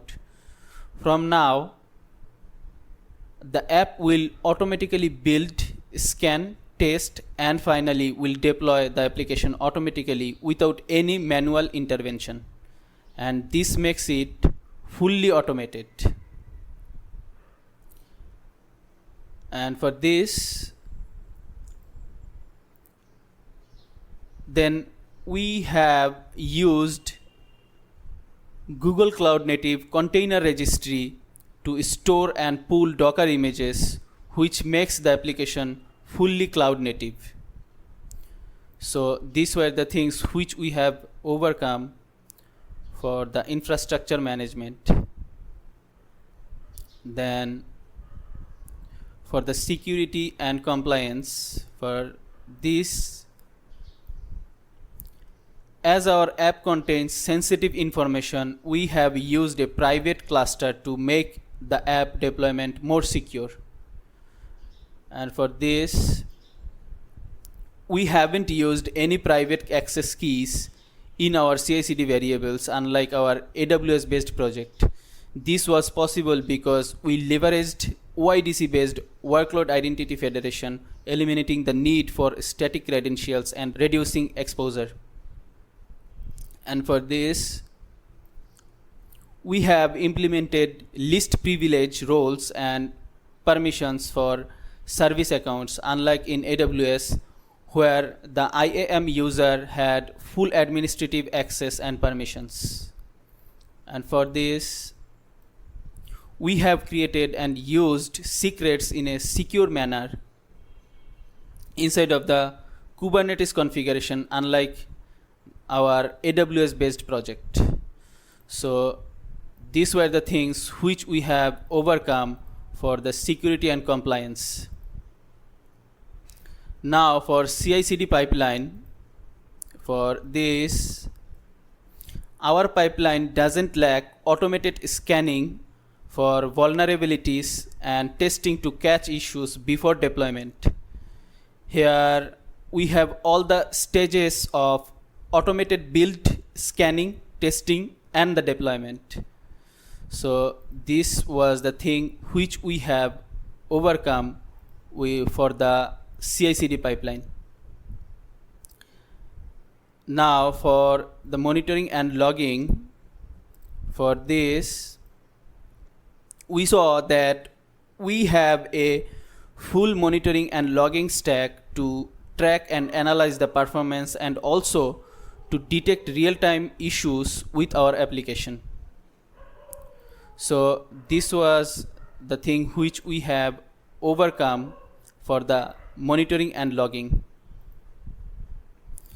Now for incident response, for this we saw that we have an alerting mechanism to get automated notifications for incidents or threshold breaches. So this was the thing which we have overcome for the incident response. So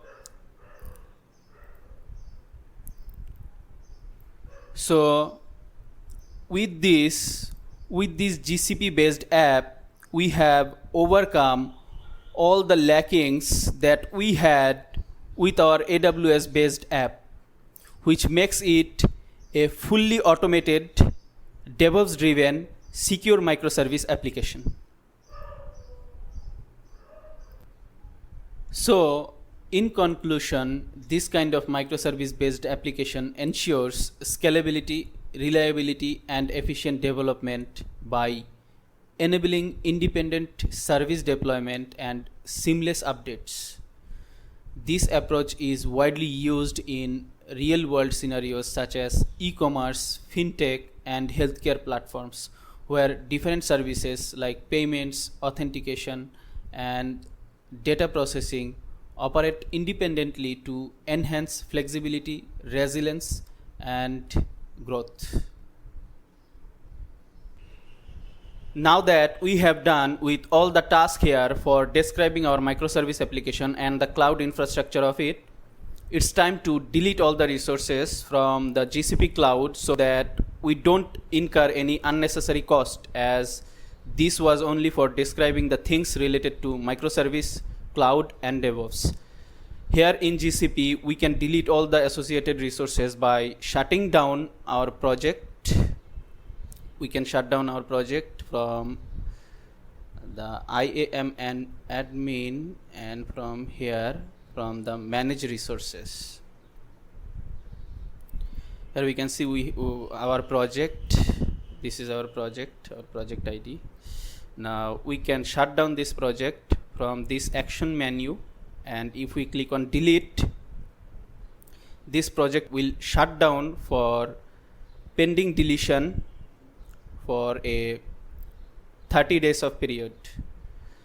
If we show from here resource pending deletion, the project will come in here for pending deletion for a 30 days of period, and after 30 days the project and the associated resources will permanently delete. So here we can see the projects which we have shut down. These are currently in here for pending deletion. After completing the period of 30 days for these projects, this will be deleted from here permanently. So we can shut down the project from here to delete the resources which will unlink our billing automatically, and it won't incur any cost further. And we can restore our project later from here, like this way, select restore, and we can restore our project here from here for having the basic resources back again, but not all. Or we can now manually delete, which will delete all the resources permanently. For a quick test, shutting down the project is suggested, but to explore things on GCP cloud, manually delete would be more helpful, and this can also be helpful to overcome any unexpected quota limitations in the GCP cloud while working with multiple projects. So now we will go for manual delete to delete all the resources permanently. For deleting, we will be following the task before after CI/CD folder, then 9 manual one-time task after CI/CD, then from the below here, from the below here at the bottom, here we can see. So for deleting, we'll be following this text file, text guide which can be found in the project's root directory. Let's start deleting all the resources which we have created so far by maintaining deleting order list from top to bottom as specified here in this text file. So we will first delete the Kubernetes cluster. Here you can see it is here in the top list. So we will first delete the Kubernetes cluster in the GCP console. If we come in here and if we search for, let's split this file for having a two view, having a second view, and here from the bottom let's see the list for which we can ensure the deletion manually from the console here after deletion, and and from this we will be able to search the things easily. Let's search for clusters.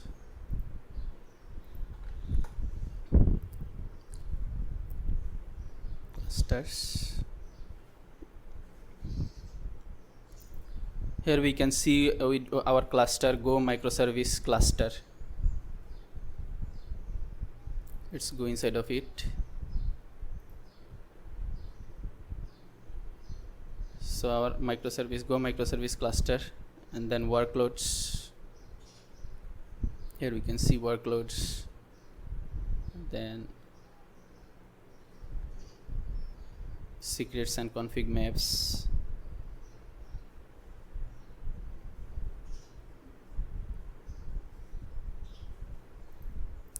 What else there? Then storage.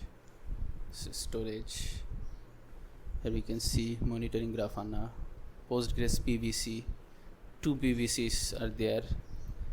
This which we have created, this one Postgres PVC, and this is created automatically after installing the monitoring stack by the Helm chart. So let's go for the delete. We will delete the cluster.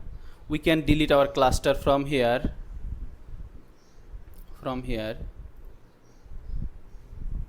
If we select and if we go for delete, it we will be able to delete from here, from the console.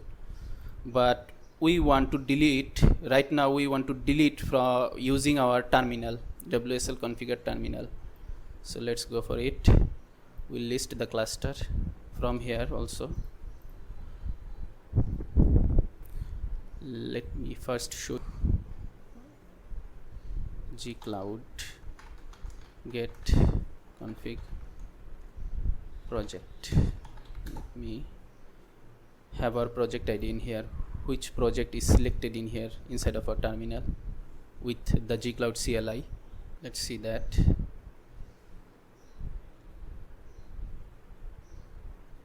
Maybe it is gcloud config get project.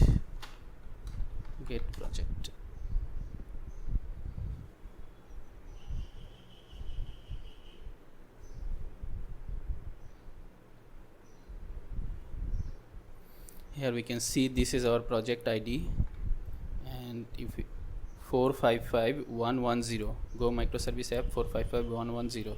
Now from the console here, if we 455110, so this one. So we have selected the correct project here and also in our terminal. Now let's clear the terminal and list the cluster.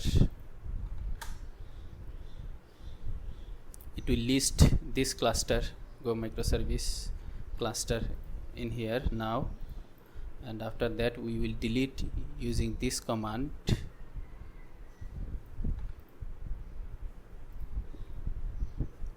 Here we can see this cluster we have listed in here, go microservice cluster. Now paste this command. Now we'll have to replace with correct name, cluster name. This is our cluster name. Copy, paste, then region will be US Central 1. Now let's go for the deletion. Now one thing to mention here, after deleting this Kubernetes cluster, all the resources inside of it which we have deployed, like workloads, services, workloads such as services, pods, our app resources, then secrets, config maps, then storage, PVC here, which we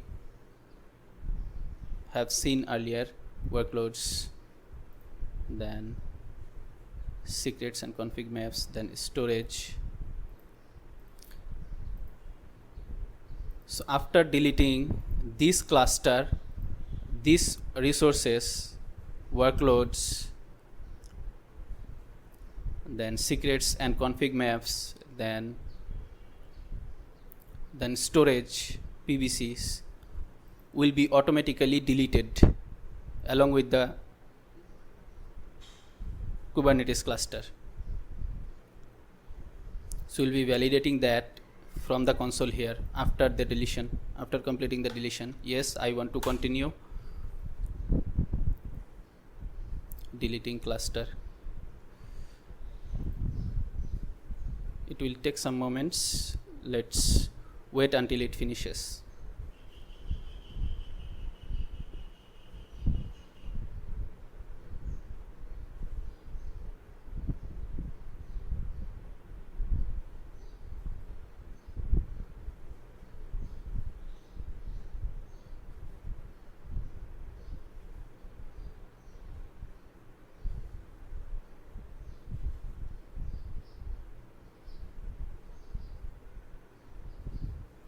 And the node pools also should automatically be deleted, along with the Kubernetes cluster. Node pools. Node pools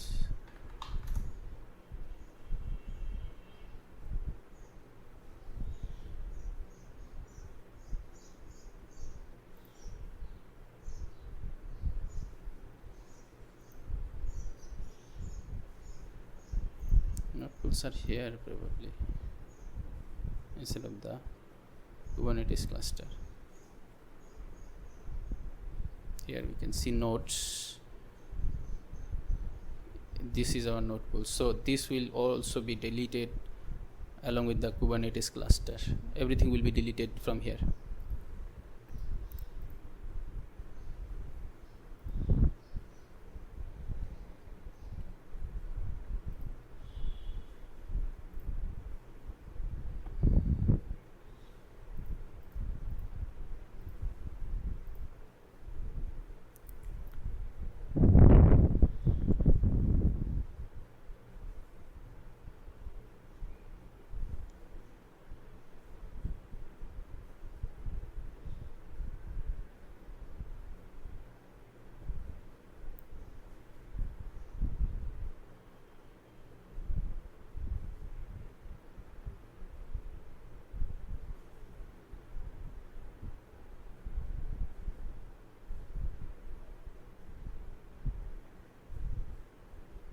Deleting cluster, go microservice cluster.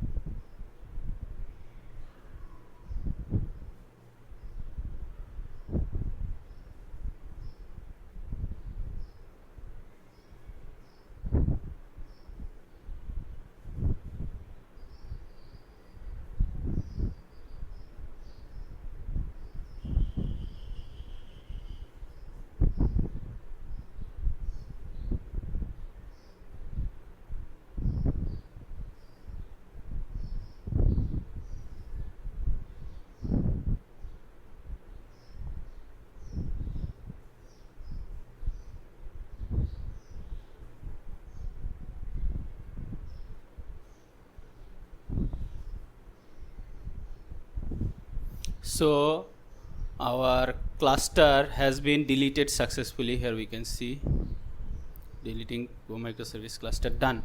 Now let's see from the console. Refresh the page, or we could just refresh from here. Here we can see there's no cluster right now. And workloads, let's refresh from here. Here we can see nothing there. Refresh, no resources are here also. Refresh, and the PVCs are not here inside of the storage.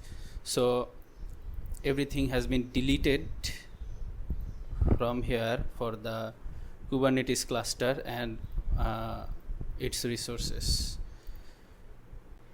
Now let's go for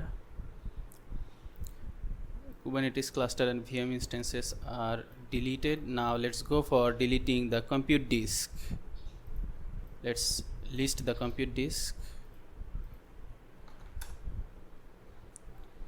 and let's see the compute disk from the console. Under compute engine, here from VM instances, compute engine, and here we should have our disk. So here are the disks which are associated with our Kubernetes cluster. Now we are going to delete these also because our cluster is not there, so these are not needed.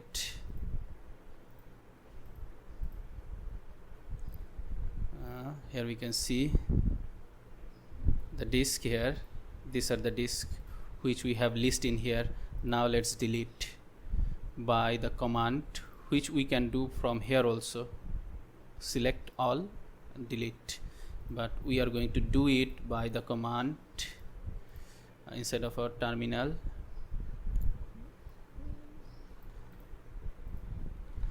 Then disk name pvc zone US Central 1A.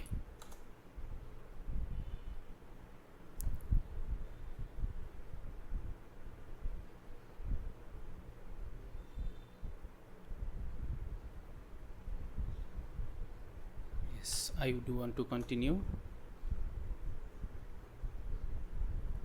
It's deleted. First one is deleted. Now let's delete these two together. Let's see.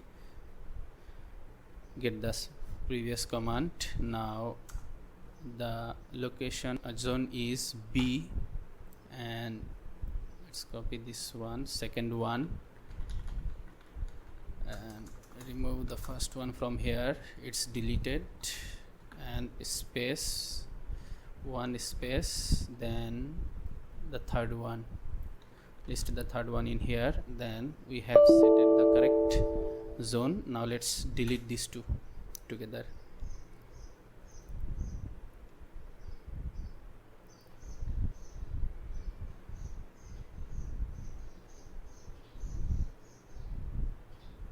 Yes, I want to continue. Want to delete. Deleted. Yes, deleted. So that second and third PVCs are deleted. And let's check from here, from the console. Let's refresh.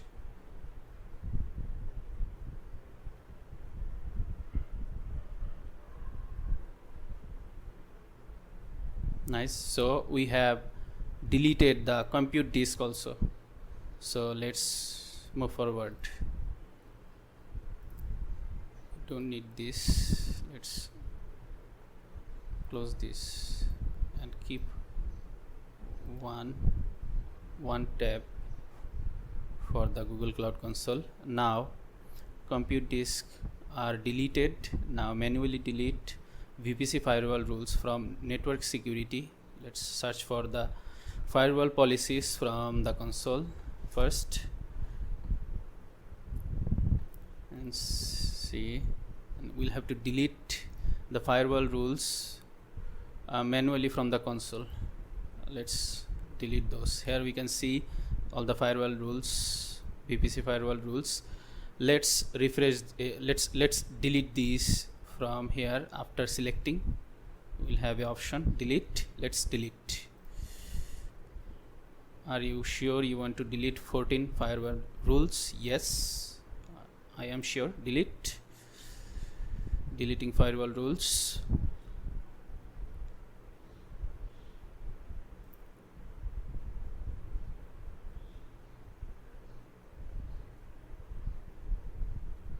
Succeeded. So we have successfully deleted our firewall VPC firewall rules.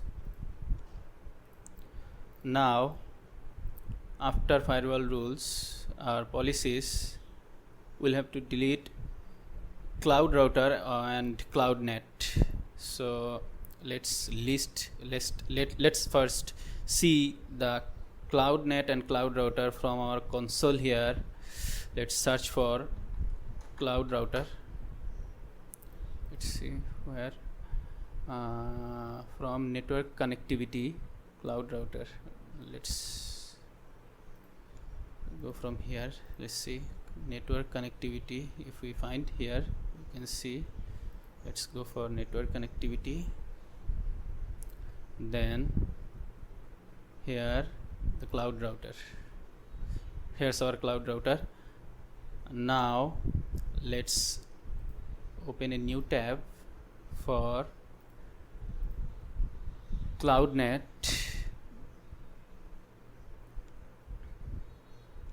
We are going to delete cloud router and CloudNet together.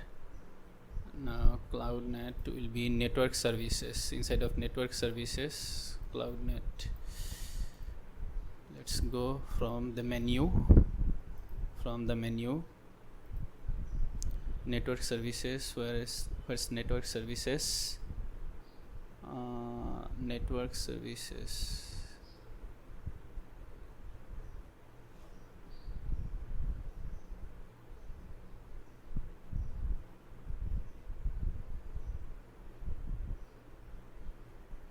Let's quickly search for the CloudNet from the console here using the search bar.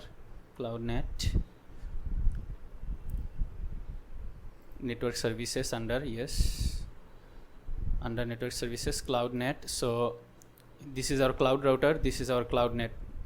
Now we can delete these two from here. We can see console, also this console. From the console we can delete these two from the console, but now we are going to delete using our terminal. Now let's go for it. gcloud compute routers, nets, delete net config. We don't need to modify anything with this command. It is correctly set up with the net config name and the region, and also the router name. Now let's clear the terminal or paste it just here. Now let's delete our net router, and this will be this is our net cloud net and net config, and this will be the cloud router. Yes, I want to continue for deleting the net config and cloud net. Successfully deleted. Now let's refresh from here. So we have deleted our cloud net successfully. Now let's go for deleting the cloud router. Here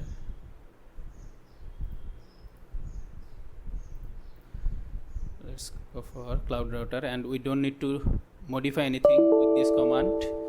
The net router name is correct and the region is also correct. Let's run this command to delete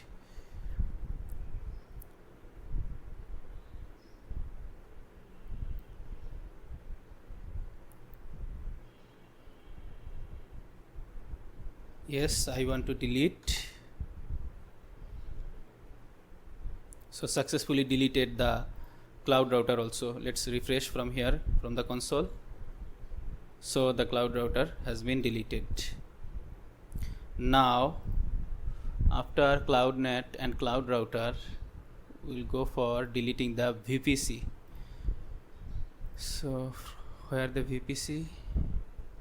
VPC should be VPC network. Under VPC network, let's search for it. VPC networks.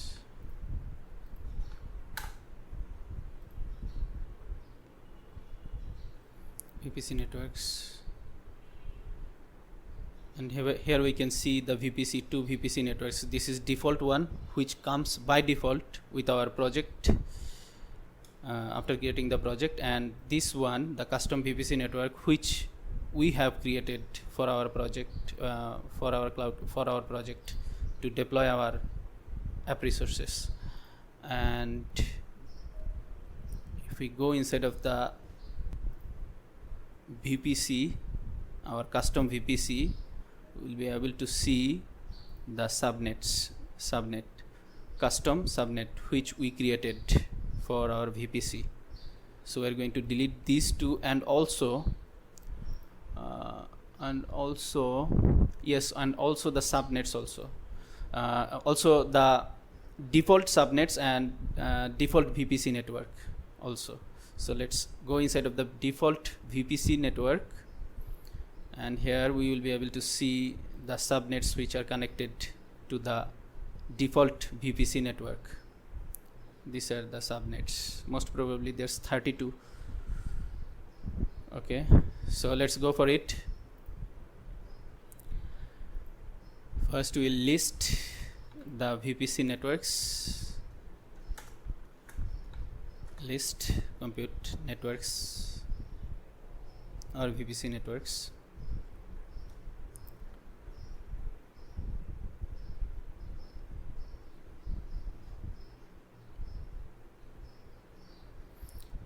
Here we can see our custom VPC network and default network, like how we see here inside of the console. Now let's go for the deletion by using this command, gcloud compute network delete network name.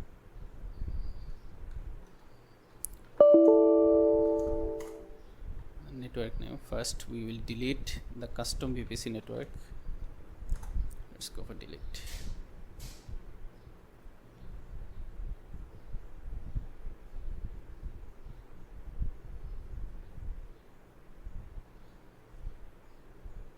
Yes, I want to delete our custom VPC.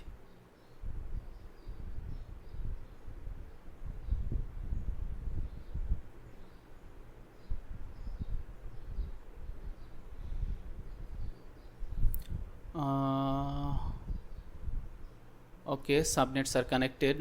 So maybe we need to first delete the subnets. Let's list the subnets.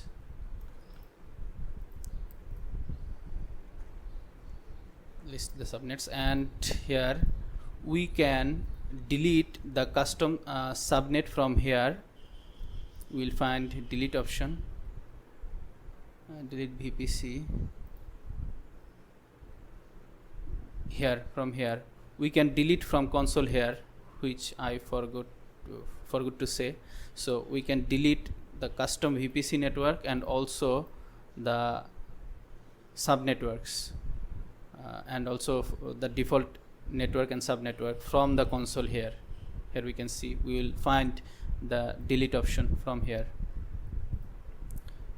So these are the subnets which we do have with our project. This is the custom subnet and these are the defaults. Now let's delete the custom subnet first. Let's delete with this command.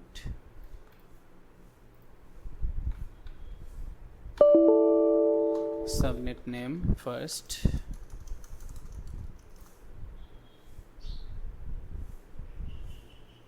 this is our subnet, custom subnetwork. Then region is use central A. Delete.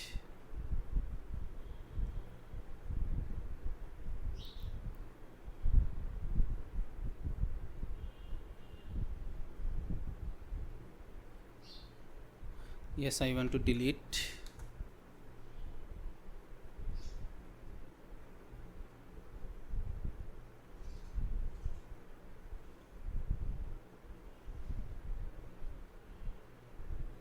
So the custom subnetwork has been deleted successfully. Now we can delete the VPC, custom VPC. Now there's no dependency for the VPC. Now we can delete that subnetwork. This is the delete command for the custom VPC network. Now let's delete. And here, from here, let's see our custom. This is the custom subnetwork. We'll have to refresh the page. Let's refresh from the browser, and there won't be any. Yes, there won't be any. Here we can see there's no subnetwork, and here custom one. Let's refresh. There will be 0. Yes, there's no subnet currently attached with the VPC, custom VPC. Now, yes, I want to delete we want to delete our custom VPC.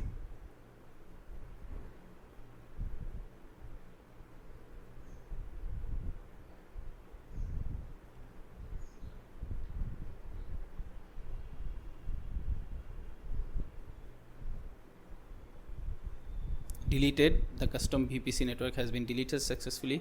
Now let's refresh. Nice. Here we can see the custom VPC is not there. Now for deleting the subnets, default subnets and default VPC network, maybe we can delete the default network first. We can delete it. If we delete the default network, all the sub networks, most probably 32, will be also deleted along with the default network, default VPC network.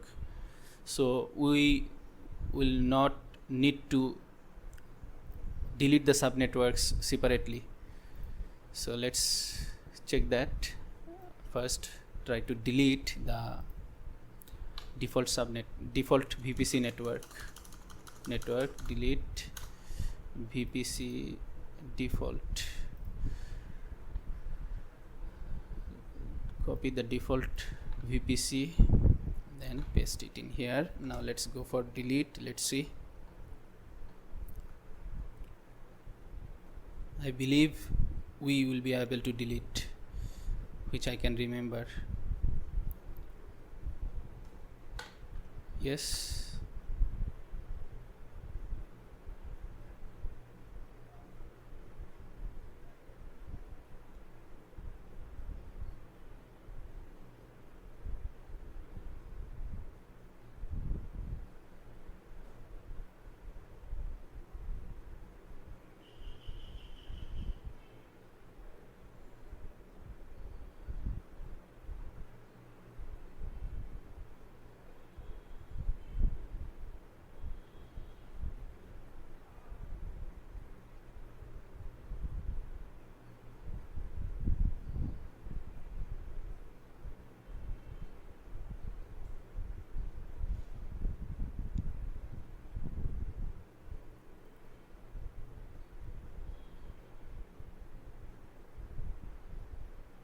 Yes, so our default VPC network has been deleted. Now let's check the subnets list, network subnets list.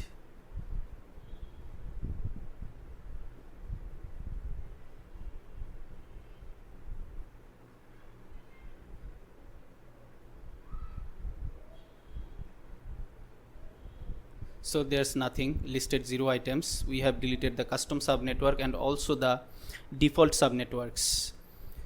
Let's check from here, from the console, refresh. There's no VPC default network. Now for the subnets, we'll have to refresh from the browser.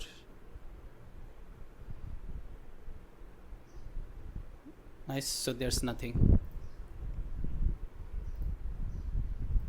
So we have successfully deleted our VPC networks and subnetworks which were there for the project.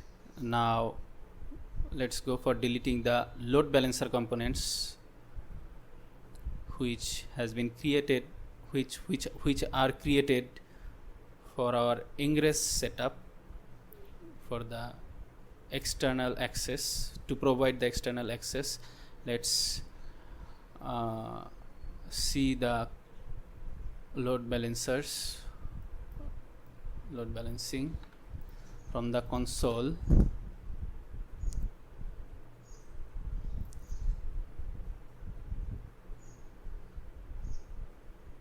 Okay, we don't have any load balancers currently. So when we deleted our cluster, Kubernetes cluster, all the load balancers for the ingress, as ingress is a part of app resource, of our app resource, so all the resources which were hosting by the Kubernetes cluster were deleted along with the Kubernetes cluster. So the load balancers, currently there's no load balancers we can see. So the load balancers are deleted along with the Kubernetes cluster, so we don't need to do anything with the load balancers for deleting. Now we'll have to delete the reserved IPs. So let's check the reserved IPs first from the console and see our reserved IPs there. The external IP addresses, IP address under the VPC networks.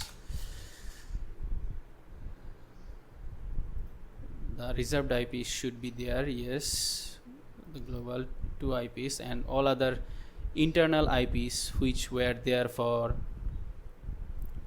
our app resources for establishing internal communication are deleted along with the Kubernetes cluster delete. So now we'll have to delete these two reserved IPs, these two IPs which we reserved before. Now external IPs, these two are the external IPs.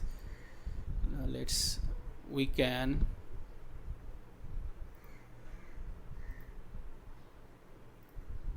release these IPs from here. After selecting the IPs, we can release from the console, but we want to release or delete from our terminal. Let's list those two external IPs in terminal here also. Now let's quickly copy the command compute address. Let's delete. Now we will have the global IPs. These are the global IPs. Here we can see region. There's no region set, so these are the global IPs, and we reserve the global IPs. So we have listed these two in here also. Now let's delete using this command.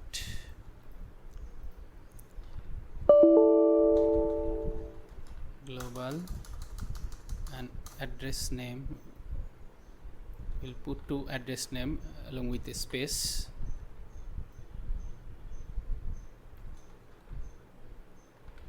Now let's delete.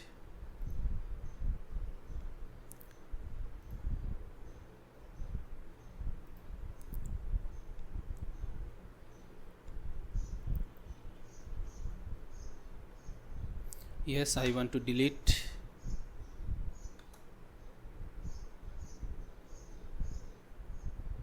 So our reserved IPs are deleted successfully. Now let's deleted or released. Now let's refresh and see. See, there's no IPs currently. So we have also released or deleted our IPs which we reserved. Now delete the below list manually from the Google Cloud Console. Now let's quickly delete this list from the console. First, artifact registry repositories. Let's search with artifact registry. Artifact registry. Then inside of here we will have all the repositories. Here we can see for different services. Now deleting the registry from here, registry repository from here, will delete also this service repositories. So let's delete this one from the console here. Delete.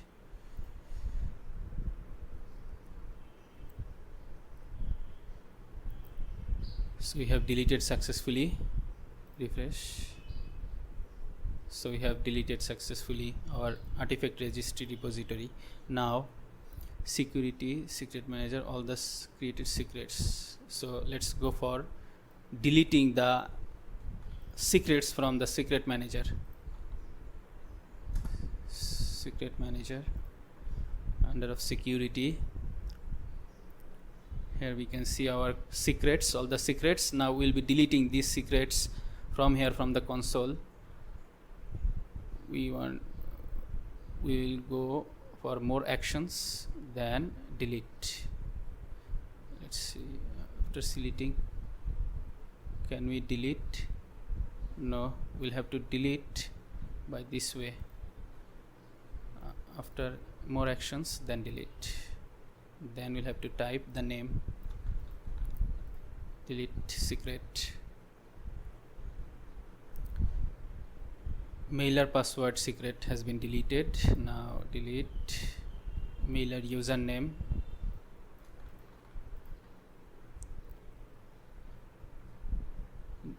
Deleted. Now for Mongo password secret, delete secret. Deleted. Now for Mongo user, delete Mongo user, delete secret. It's deleted. Now for PG admin password, delete PG admin password, copy, paste it here, then delete secret. It's deleted. Now for PG admin user, copy PG admin user, paste, then delete secret. It's deleted. Now Postgres DB,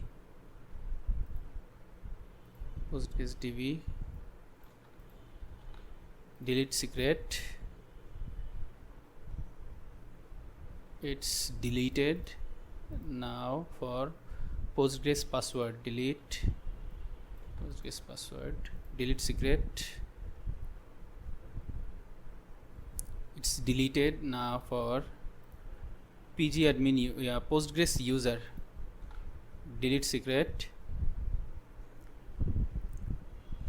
It's deleted. Now for user email, delete secret. It's deleted. Now finally for the user password, delete the user password, delete the secret. So with this we have deleted all of our secrets from the secret manager. Now after secrets we will have to delete the buckets. under of cloud storage. Now search for buckets, this one under cloud storage. Now inside of it we will have all the state files under a projects folder. Now let's delete this bucket. Select, then delete,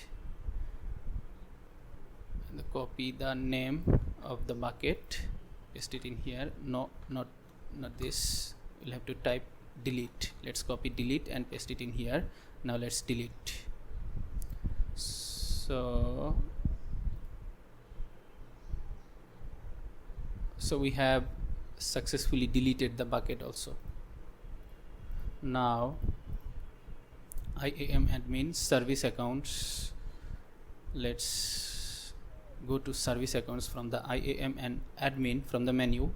IAM and admin, then service accounts. Where's service accounts? Let's go to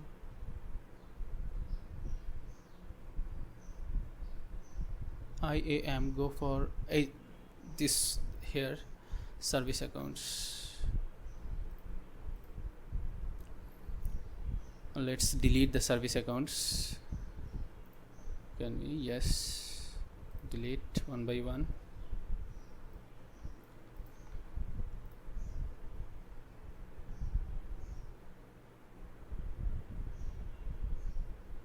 Account has been deleted. Refresh. Deleted. Now for this one, logging monitoring service account, delete, deleted. Now Terraform service account, delete. So all the service accounts are deleted. Here we can see. Now it's time for deleting the workload identity federation. We'll find it in here under service accounts instead of IAM and admin.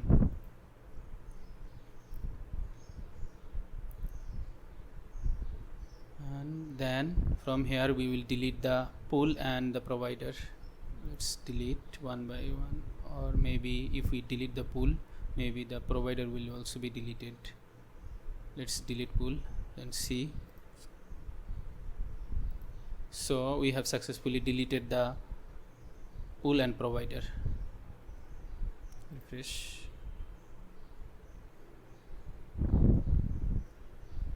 So we have deleted. Now it's time for deleting the certificates, SSL certificates. Now let's search for the SSL certificates.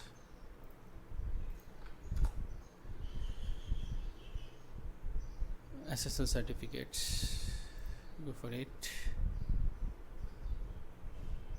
Not this.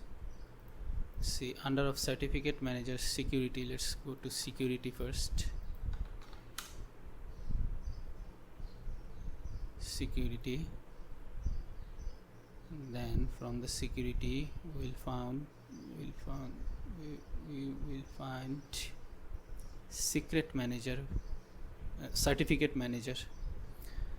Then under certificate manager we should see the SSL certificate. Not like this way. Let's search for the certificate, SSL certificates. This is asking for enabling another API. We don't want that. SSL certificates. Let's search, and not this. Certificate manager, manage certificates, cert manager.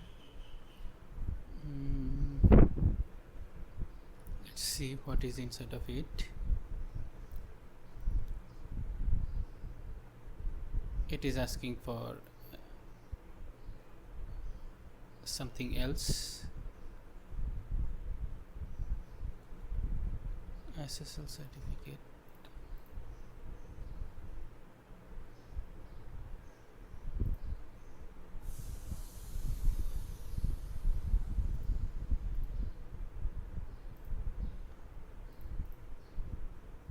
Certificate manager.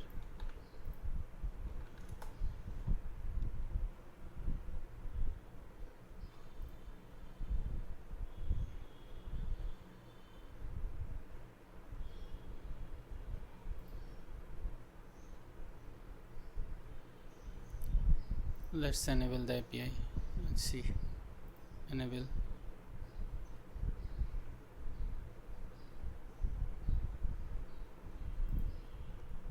We'll disable this after that, or we can disable this at last also. We will disable all the APIs using a Python script automatically. Under of it, the enabled, under classic certificates, we should see our SSL certificates. Here we can see. Now let's delete the SSL certificate. Delete.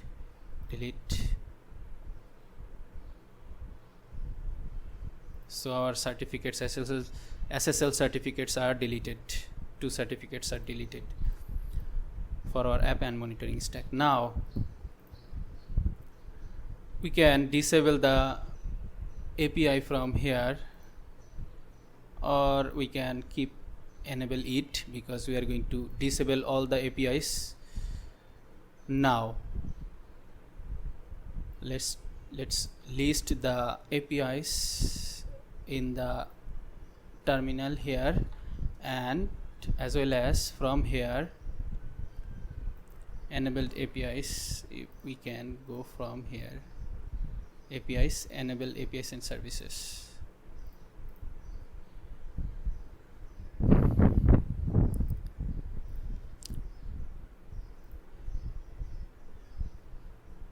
And down below here we can see all the enabled APIs which are enabled for our project, for this project, cloud project. And from here, some were automatically enabled while we created our cloud project, this project, and some we manually enabled for creating or working with the resources inside of the GCP cloud for this project. So all of these APIs are now going to be disabled. Here we can see the list of APIs, enabled APIs. Now we are going to disable all the APIs by this this command. Let's run this command.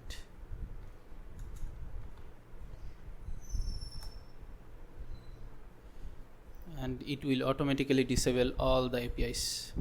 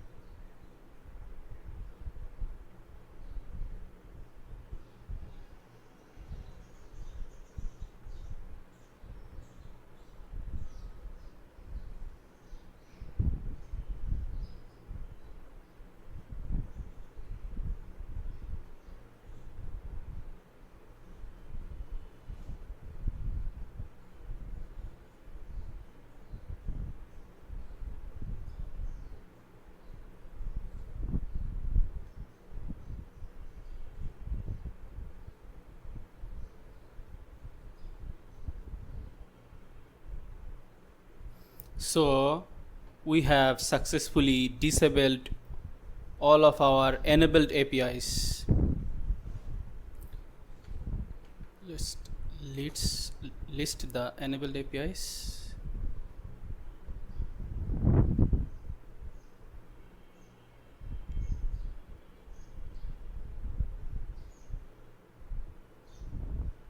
Listed 0 items. So let's see from here also. From the console, let's refresh the page. Under enabled APIs and services, and we are now selected. We can see you don't have any APIs enabled APIs available to use yet. So all the APIs which were listed here now disabled. So far we have deleted all the resources which we created to deploy our application on the GCP cloud for this project, for this cloud project. And also we have disabled all the APIs which we enabled for our this cloud project. Now let's delete this empty project from the GCP to unlink our billing account from this project, so that we don't incur any cost further. So let's delete this project. Actually the project will be shut down. It will not delete permanently. It will go for pending deletion with a period of 30 days. So we can shut down from the manage resources, which we showed previously under IAM and admin. Then manage resources. From here we can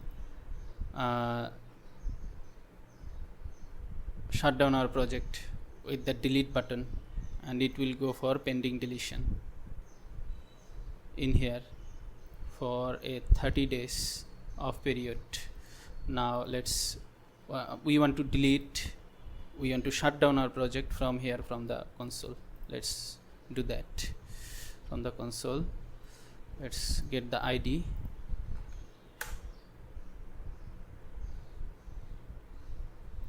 This will be this ID, this project ID. Go microservice app 455110, 455110. Go microservice app 455110. So let's delete this one using this command.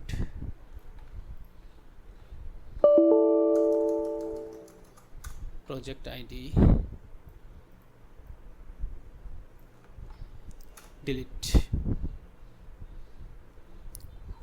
and this will shut down our project and will unlink our billing account automatically from this project. Yes, I do want to continue.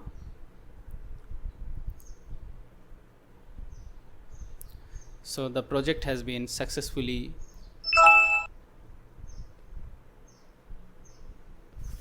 shut down. Here we can see we have received an email which is saying project permanent deletion warning. Dear customer, this will be shut down, project shut down for a 30 days of period, and this is saying the date, exact date when our project will be permanently deleted. So now from the console,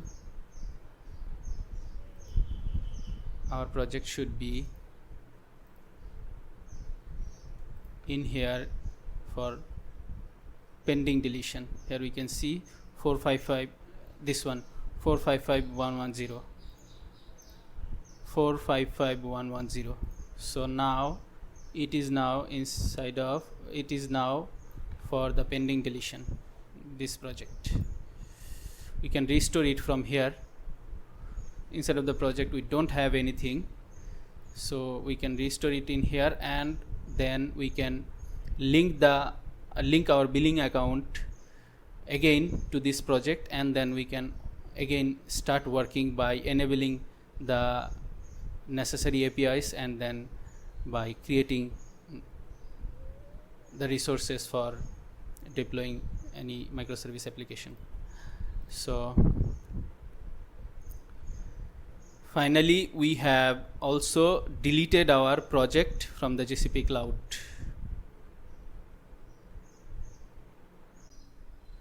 So we have successfully deleted all the resources from the GCP cloud here. Now let's make a conclusion here. Since the entire process from the deployment to deletion can be time consuming, we have included necessary reference text files in the project's root directory to streamline the steps. Now let's wrap up here. I hope this has been helpful. Thank you.